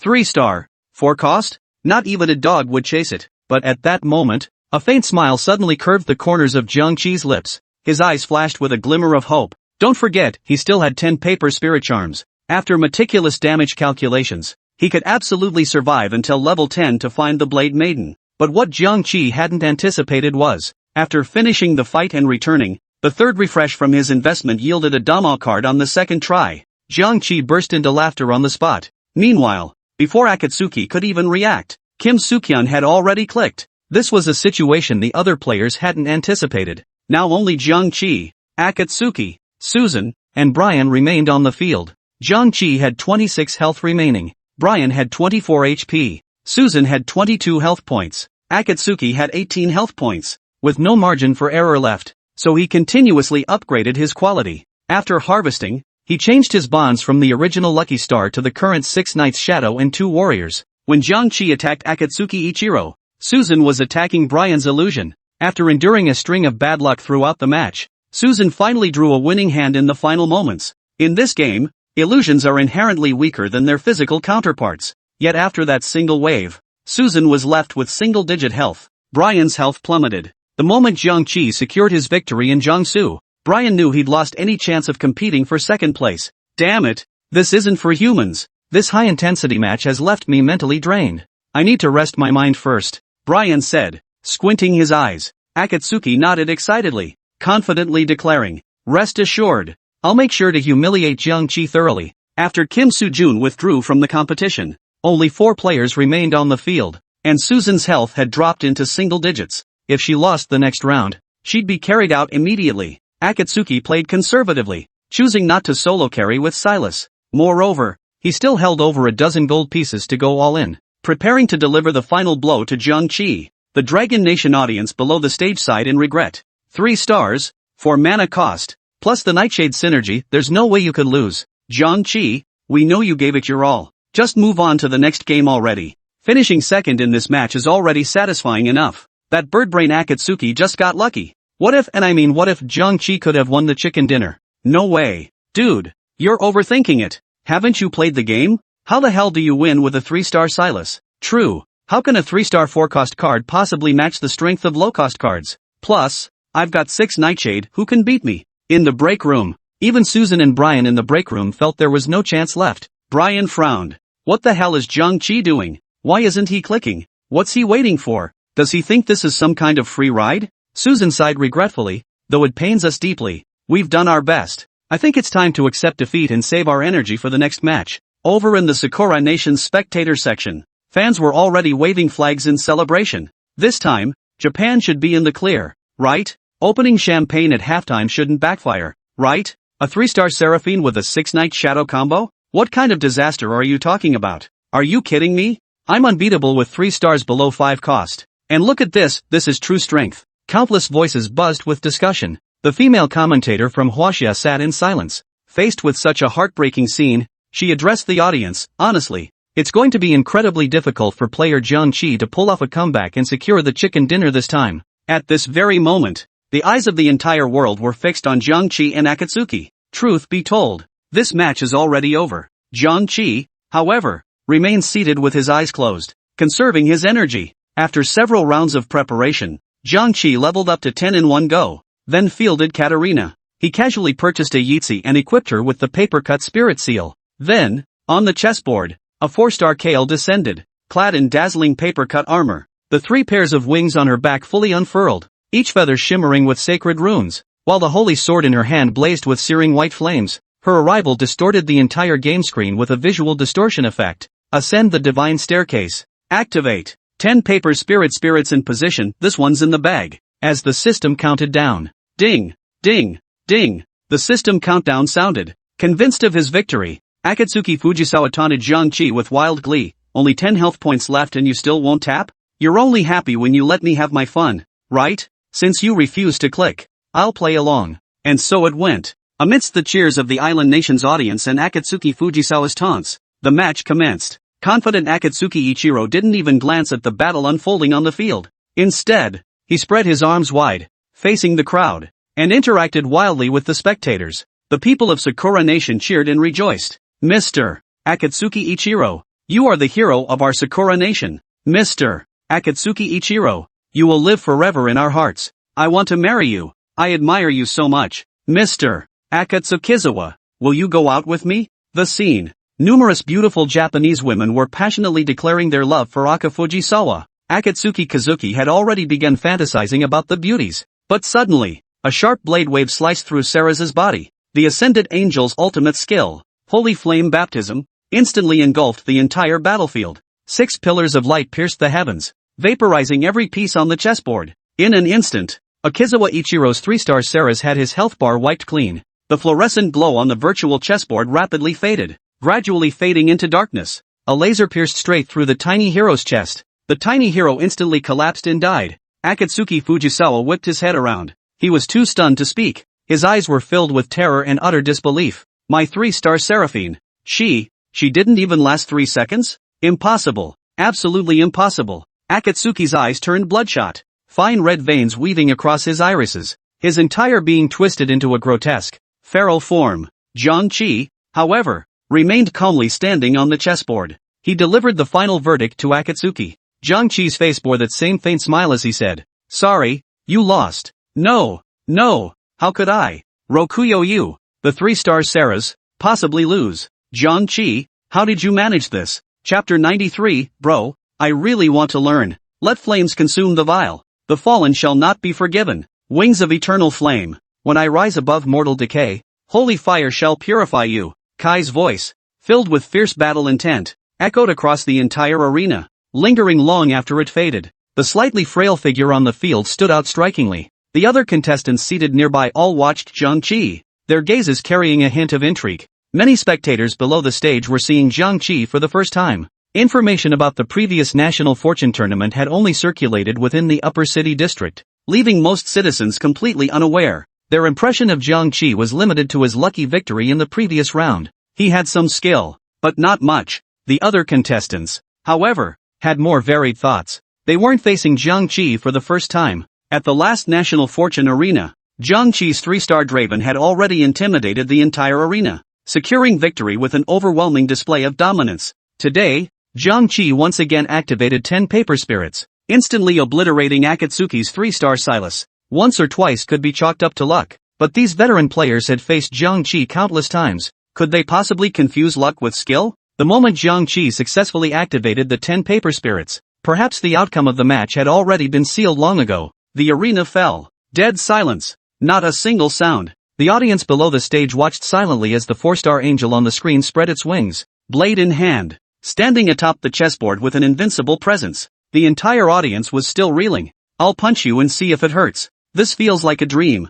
I don't know if it's a dream, but I do know you're about to get punched. Jiang Qi, I'll admit you're better looking than me for now. Meanwhile, Ornn immediately noticed Jiang Qi's bond. 10 paper-cutting spirits. That's the summoning bond capable of slaying gods. Right. You truly haven't disappointed us. Ornn's eyes and brows were tinged with a faint smile. The other technicians, however, stared at her with looks of shock and astonishment. 10 paper-cut fairies? Unheard of. Did you notice the damage Kel dealt when summoned by the paper spirit? Whoa. I caught a glimpse. It was 6,359. That damage output? Even a 3-star, 5-cost unit wouldn't surpass that. The group whispered and murmured among themselves. Grandpa, you don't seem surprised at all. Ornn shifted her position, settling into a more comfortable posture as she spoke softly. Of course. The elder seated at the center spoke aloud without lifting his head. Trust those who prove themselves, doubt those who fail to do so. Don't you find Jiang Qi's appearance a bit too coincidental? Ornn's handsome brows furrowed slightly,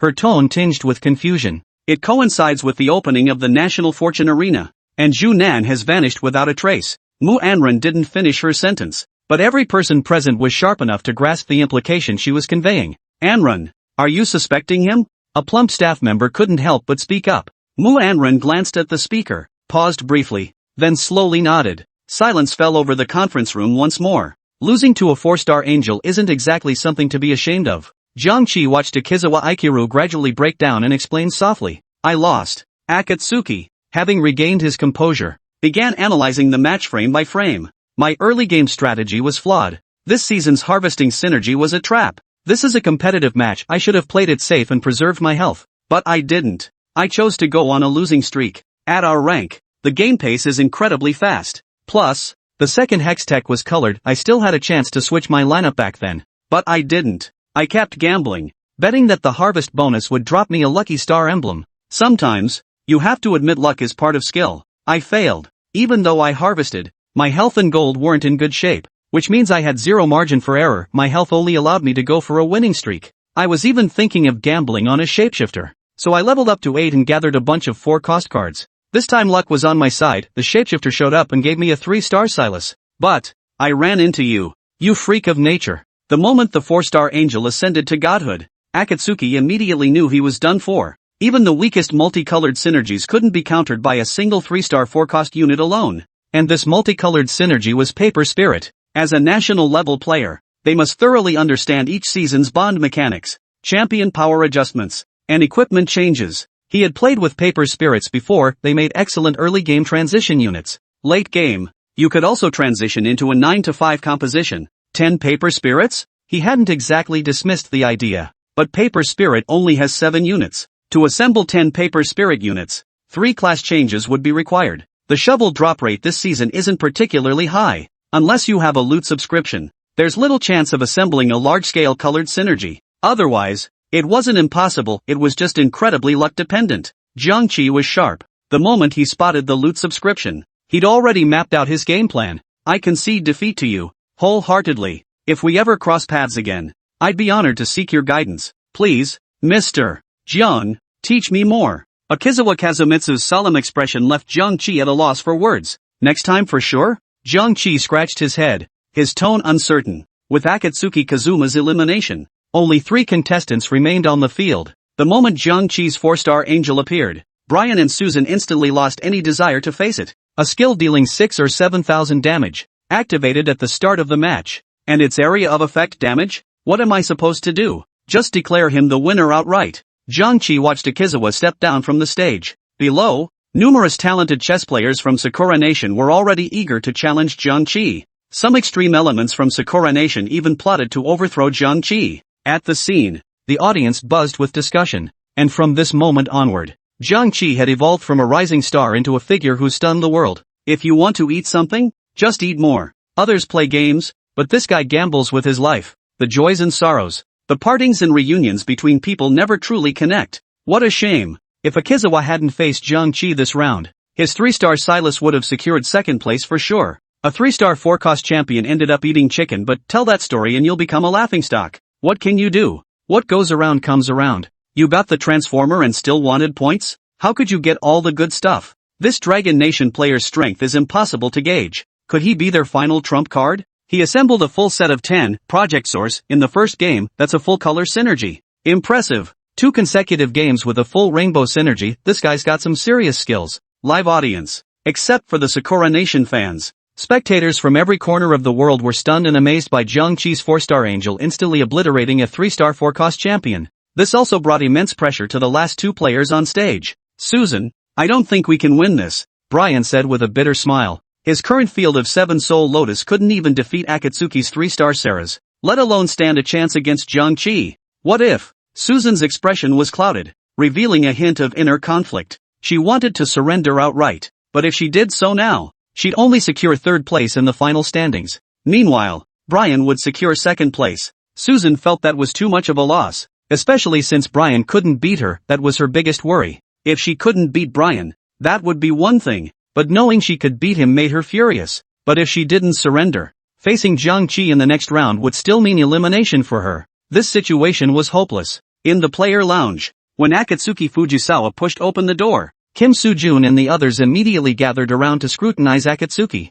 Oh my, isn't this our harvest brother? How come you got eliminated so fast? Don't you want to keep playing? We gave you a chance, but you blew it. Can't even get points with a 3-star Silas. It's summer already. And you're still playing like it's spring. Akatsuki Fujisawa instantly bristled at the remark. Firing back, Kim Soo-jun, have some dignity. You got knocked out in 5th place and you're mocking me for getting eliminated in 4th? You worthless trash aren't fit to speak to me. Aki Fujisawa's mind went blank. Blood rushed to his head, and he couldn't help but roar in anger. The next second, Kim Soo-jun couldn't smile anymore. The other 2 contestants sighed helplessly. You 2 stop arguing. I don't even want to break it up anymore. My glasses have been knocked off so many times trying to mediate. Akatsuki, don't get too worked up. You pulled a 3-star 4-cost champion. The National Fortune Arena will give you extra rewards. Bro, how did you know the 3rd Hextech would be a transformer? I really want to learn that trick. I'm a bit tired. After saying this, Akatsuki Aikiru sat down on the lounge sofa to rest. He was conserving his energy for the upcoming 3rd match. Everyone knew their place. No one dared disturb Akatsuki Fujisawa. The National Fortune Tournament awarded players corresponding rewards based on their rankings. Additionally, capturing any 3-star Yeetsi of any rank would grant extra bonuses. On the battlefield, Susan and Brian were still desperately holding on. Knowing victory was impossible, they still refused to concede. Soon, the match resumed. Unfortunately, Susan became the lucky one. When Jiang Qi summoned his 4-star Ascended Angel onto the battlefield, Susan felt her world shatter. A golden fissure suddenly split open above the battlefield. The 4-winged angel Kyle descended amidst holy flames, his wings unfurling to scatter countless feathers of light. She hovered in the corner of the board, surrounded by a divine aura, her sapphire blue skill ripples spreading like a tidal wave. Under the 10 paper cuts bond, the 4-star angel gained an oppressive presence akin to a 3-star 5-cost unit. When enemy frontline units fell, their death animations were consumed by holy flames, transforming into golden particles that merged into the angel's wings. Pure badassery. Moreover, the 4-star angel's skill activates instantly. This time, Susan truly experienced what it meant to be overwhelmed. Accompanied by dazzling effects, the 4-star angel descended like a celestial being onto the chessboard. Before Susan could react, countless golden beams plummeted like meteors, inflicting massive damage on her pieces. Meanwhile, the 4-winged seraph Kale hovered mid-air, her wings ablaze with golden fire. With wings fully spread, she unleashed 2 intersecting beams of holy light, enhanced by Force Scroll, covering most of the board. Enemies struck instantly had their armor and magic resistance melt away, their heads marked with shattered angelic runes. In the blink of an eye, his pieces were utterly annihilated. The entire turn lasted less than 3 seconds. What just happened? I turned my head for a second. And the battle ended? Is this what a 4-star angel looks like? That's way too cool. These effects. This power even a 3-star 5-cost unit can't compare.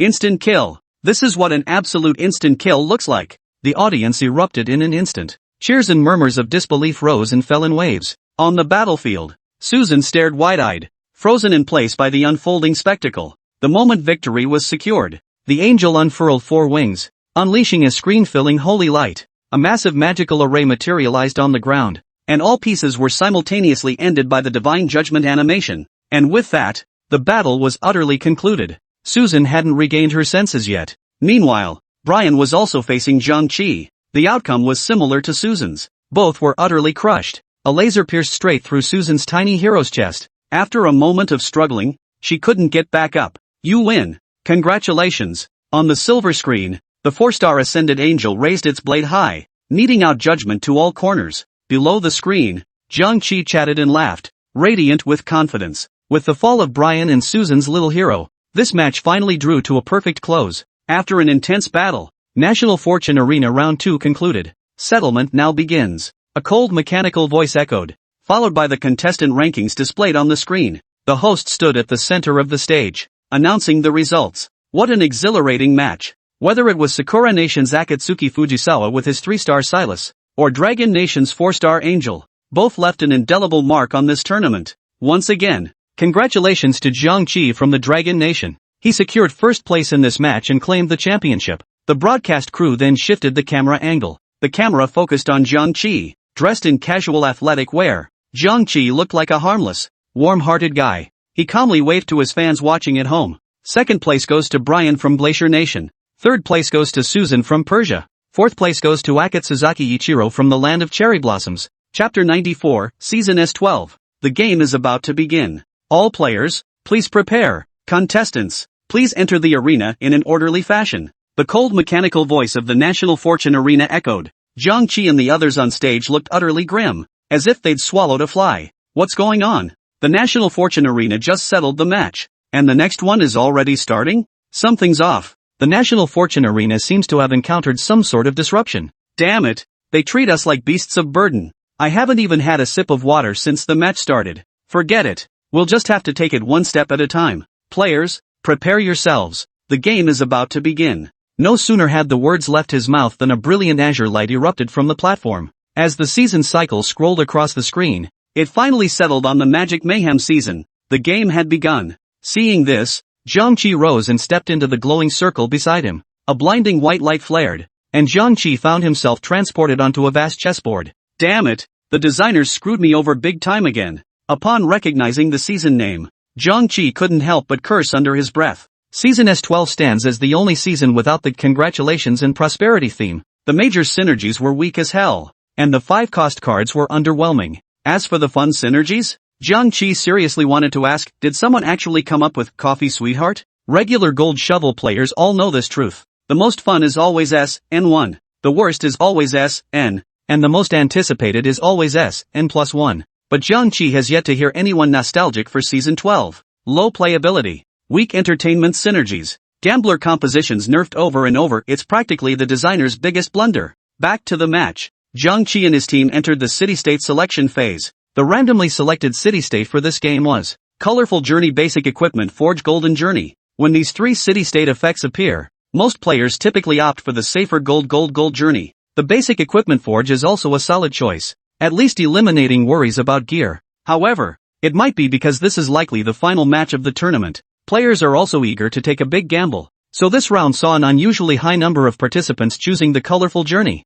Conversely, the gold journey was completely ignored. Jiang Qi also chose the colorful journey. After all, if you want to win the chicken dinner, you have to take a big gamble. The final lineup became an all-out colorful journey. Another triple color round, this one's gonna be wild. Monster Showdown. Winning in a triple color match is all about luck. It's the final match, players are probably going all out now. After all, the 3-color map is the easiest city-state to get 3 stars. As mentioned earlier, 3-star pieces grant extra rewards, so players choosing the 3-color board is understandable. However, in the 3-color city, risk and reward go hand in hand. Lucky players might secure 3 stars at the 3rd phase with 5 mana, while unlucky ones could be swept out in the 2nd phase. Such outcomes are commonplace. Just as Jiang Qi was deep in thought, a loud voice rang out, followed by a pink figure appearing on his board. Seraphine, make your entrance. S12 season Salfini possesses 2 synergies, Flower Fairy and Mage. Flower Fairies gain health and create a Flower Fairy Queen's Crown,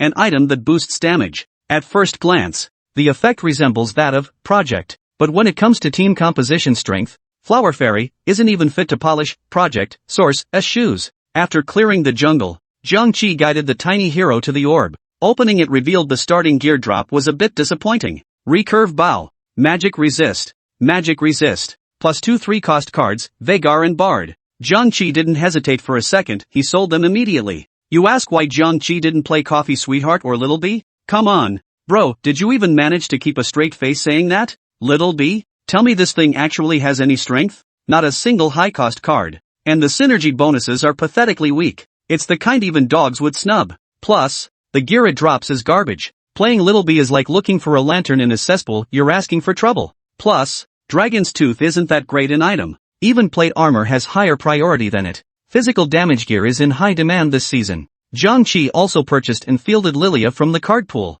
Salfini's damage isn't enough to solo stage 1 jungle monsters, she needs another E-unit to complement her. Both Salfini and Lilia belong to the Flower Fairy synergy. Jiang Qi chose to hold back. Undoubtedly with his own strategy in mind, he intended to use the Flower Fairy synergy for early game transition. After clearing the jungle, Jiang Qi picked up the orb and surveyed his current units. After the deck refreshed, 2 more Lilianas appeared, allowing him to immediately upgrade 1 to 2 stars. There was also a Tristana card available, which would perfectly complete the 3-Flower Fairy synergy. As for gold, he still had 9 left. If he could secure the first wave victory, he'd earn the interest from reaching 10 gold. Jiang Qi deployed his pieces. He didn't choose to craft items yet, he hadn't finalized his team composition, and crafting items now wouldn't be a wise move. Without the ability to craft desired items or acquire transition cards, Jiang Qi had no choice but to pursue a winning streak. The importance of health in the 3-color game was undeniable. Jiang Qi felt it wasn't too late to finalize his lineup after the first Hextech appeared. He could use Hextech items to find direction and breakthroughs. Generally speaking, it's rare for all 3 elements, Hextech, gear, and transition cards, to completely fail.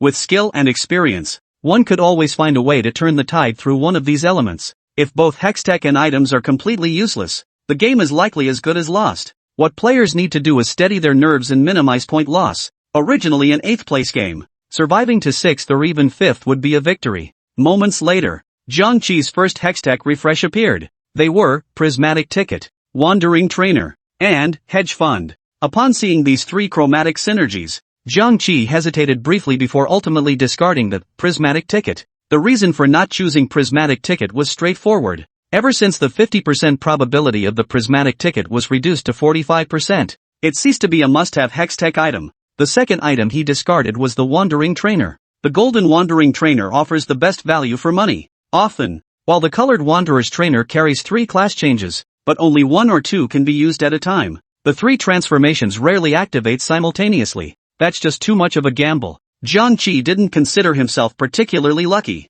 Moreover, in a sense, the Colored Wanderer Trainer isn't significantly different from the Golden one. when alternative hextech options are available. The colorful Wanderer trainer is definitely the one to remove. And since Jiang Qi's gear and transition cards weren't performing well this game, there was a high probability he'd have to start with consecutive losses. That's why Jiang Qi kept the hedge fund as a safety net. Starting with the hedge fund during a losing streak was a do-or-die choice. That's precisely why it's called burning the boats. Because the risk of losing streaks in a 3-color deck is extremely high, the slightest misjudgment of the situation could easily lead to an early exit. At this point, some readers might ask, didn't you assemble 3 flower fairies right from the start? How could you still lose consecutively? By comparison, Jiang Qi wants to point out that the flower fairy isn't particularly strong. At the very least, it stands no chance against the Dimension Sorcerer or the Demon Messenger. Now, Prismatic Ticket, refreshed to Demon Warrior's Crown. Wandering Trainer has refreshed to Ambition. If this were mid-S12, Jiang Qi would definitely grab Ambition to play the skateboard shoes. But now it's early S12, and the 5 Flower Fairies synergy isn't available yet. Jiang Qi must stick to the original plan. Take down the hedge fund and go on a losing streak. Then finalize the team composition based on Phase 2 jungle drops and the second Hextech item. And so, the dust has settled. After selecting his Hextech, Jiang Qi observed the Hextechs and compositions of the other players. This round, Susan chose Frost. Perhaps the jungle phase had dropped her a few 3-cost cards. She now had 5 Frost pieces, and her first Hextech choice was the Prismatic Ticket. Jiang Qi suddenly felt the pressure mounting. 5 Frost synergies meant early game dominance was practically guaranteed. Jiang Qi began to feel envious, glancing back at Brian. He was playing a Dimension Warlock composition this game. Dimension Warlock creates a portal. During combat, debris from other universes spews from the portal every second, aiding allies and disrupting enemies. Each star level of Dimension Mage pieces increases the portal's strength by 10%. At the start of combat, Dimension Warlock units gain a shield lasting 15 seconds. Same 5 population composition. 5 Dimension Sorcerer synergies, and a 2-star Cassidon in the front row wielding Archangel's Blade. Jiang Qi felt envy all over again. With a 2-star Cassidon in the lineup, Jiang Qi reckoned even Susan wouldn't stand a chance against Brian. This season has seen its share of gambler compositions, Cassidon being one of them. When Cassidon pairs with the high attack speed boost from the Mage Warrior, his damage output is almost on par with the Toxic Senna from the Lucky Star season. Jiang Qi glanced at Brian, a hint of surprise flashing in his eyes. Given the breakneck pace of the 3-color meta, few teams opted for gambler compositions. Most teams either built around 4-cost champions or 5-cost champions. Brian, however, chose Cassidon as his primary damage dealer, a truly unique approach. In contrast, Akatsuki's situation was rather dire. The gear he dropped during the jungle phase was a complete mess. His card pool was even worse than Jiang Qi's. As for his champions, he could barely scrape together 3 Little Bees. Little Bees, are they really that useless? Akatsuki muttered under his breath. Before participating in the National Fortune Tournament, all contestants were required to familiarize themselves with the units and synergies from every season. Akatsuki Kazuki was no exception. At the time, the organizer had mentioned that the Little Bee synergy wasn't particularly strong. Upon hearing this, Akatsuki felt deeply unconvinced. In his view, there were no weak synergies, only weak summoners. Therefore, Akito didn't believe it. He intended to personally prove the Little Bee synergy worthy of respect. Turning to Kim Soo-jun, he proved to be a kindred spirit to Akatsuki. He was playing with Coffee Sweetheart, and at that moment, his board held only 3 cards, Soraka, Rammus, and Bard. Coffee Sweetheart. The Coffee Sweethearts begin crafting a millefeuille cake using sugar. After the player's combat phase, they gain sugar based on the number of base items equipped. Coffee Sweets also gain attack damage and ability power, with each layer of cake increasing this bonus by 10%. After 7 layers, they switch to gaining sweets instead. Jiang Qi hadn't played with this synergy before, but he's heard that if you start with Rammus's exclusive Hextech item, it's still playable. If not, well, good luck. Tricolor compositions are especially prone to breeding monsters. The moment the first Hextech pick was made, Jiang Qi knew his winning streak was over. Jiang Qi was under immense pressure now. On top of that, he discovered his opponents weren't human at all. They started with major synergies, showing no mercy whatsoever. They really thought he was just some random player from Chido Sezawa. If he didn't manage his resources well, his health wouldn't last until Phase 5. So in this game, Jiang Qi needed to carefully strategize his gameplay. At this very moment, Jiang Qi's mind raced. He's pondering which lineup would be best. In a losing streak like this, the strategy must be spot on. Once the strategy goes wrong, it's basically game over. For example, if you're on a losing streak and play a 3-cost card lineup like Jinx and Ezreal, the moment you entertain that thought, you're basically doomed. The reason is simple. In S12, 3-cost champions are in a particularly awkward spot, especially during Phase 4. They can't beat 4-cost compositions that activate in Phase 4, nor can they overcome fully developed gambler builds. The only chance for a losing streak 3-cost lineup to score points is during Phase 3, if you get insanely lucky and pull all your main DPS and tanks as 3-cost units in one go. That's how you score points. Otherwise, you'll get swept in consecutive losses with no margin for error, end up in 7th or 8th place. Sometimes it's not the lineup that's wrong. It's the mindset that's off. If you're heading in the wrong direction, all your efforts will be in vain. This holds true in chess, and in life as well. For a 3-cost card lineup like Jinx, the right approach is to build momentum with consecutive wins, then rely on a forgiving late-game strategy to slowly reach 3 stars and scrape into the top 2 or 3. So in this game, since we're going with consecutive losses, the 3-cost card composition gets passed first. What remains are gambler builds, 4-cost cards, or the 9-to-5 composition. As for the gambler composition, unless card draws are exceptionally favorable, it's not worth considering. Gambling compositions only hold sway in standard matches. In 3-color games, the pace is fast, and the gambler's dominance window is drastically shortened. Going all in after a losing streak isn't a great choice either. After applying the process of elimination, there aren't many viable lineups left for Jiang Qi to play. Actually, the best lineup for locking down health during a losing streak is the Revival Flower Fairy team. A 1-star skateboard shoes paired with a 1-star Luo easily locks in health. However, in this early game phase, the synergies for 3 or 5 Flower Fairies aren't available yet. Therefore, the Flower Fairy system, which is the easiest to lock health with a losing streak transitioning to a winning streak, is definitely out of the question. The only viable options are Destiny Guns or Destiny Mages, but most Destiny units are high-cost cards.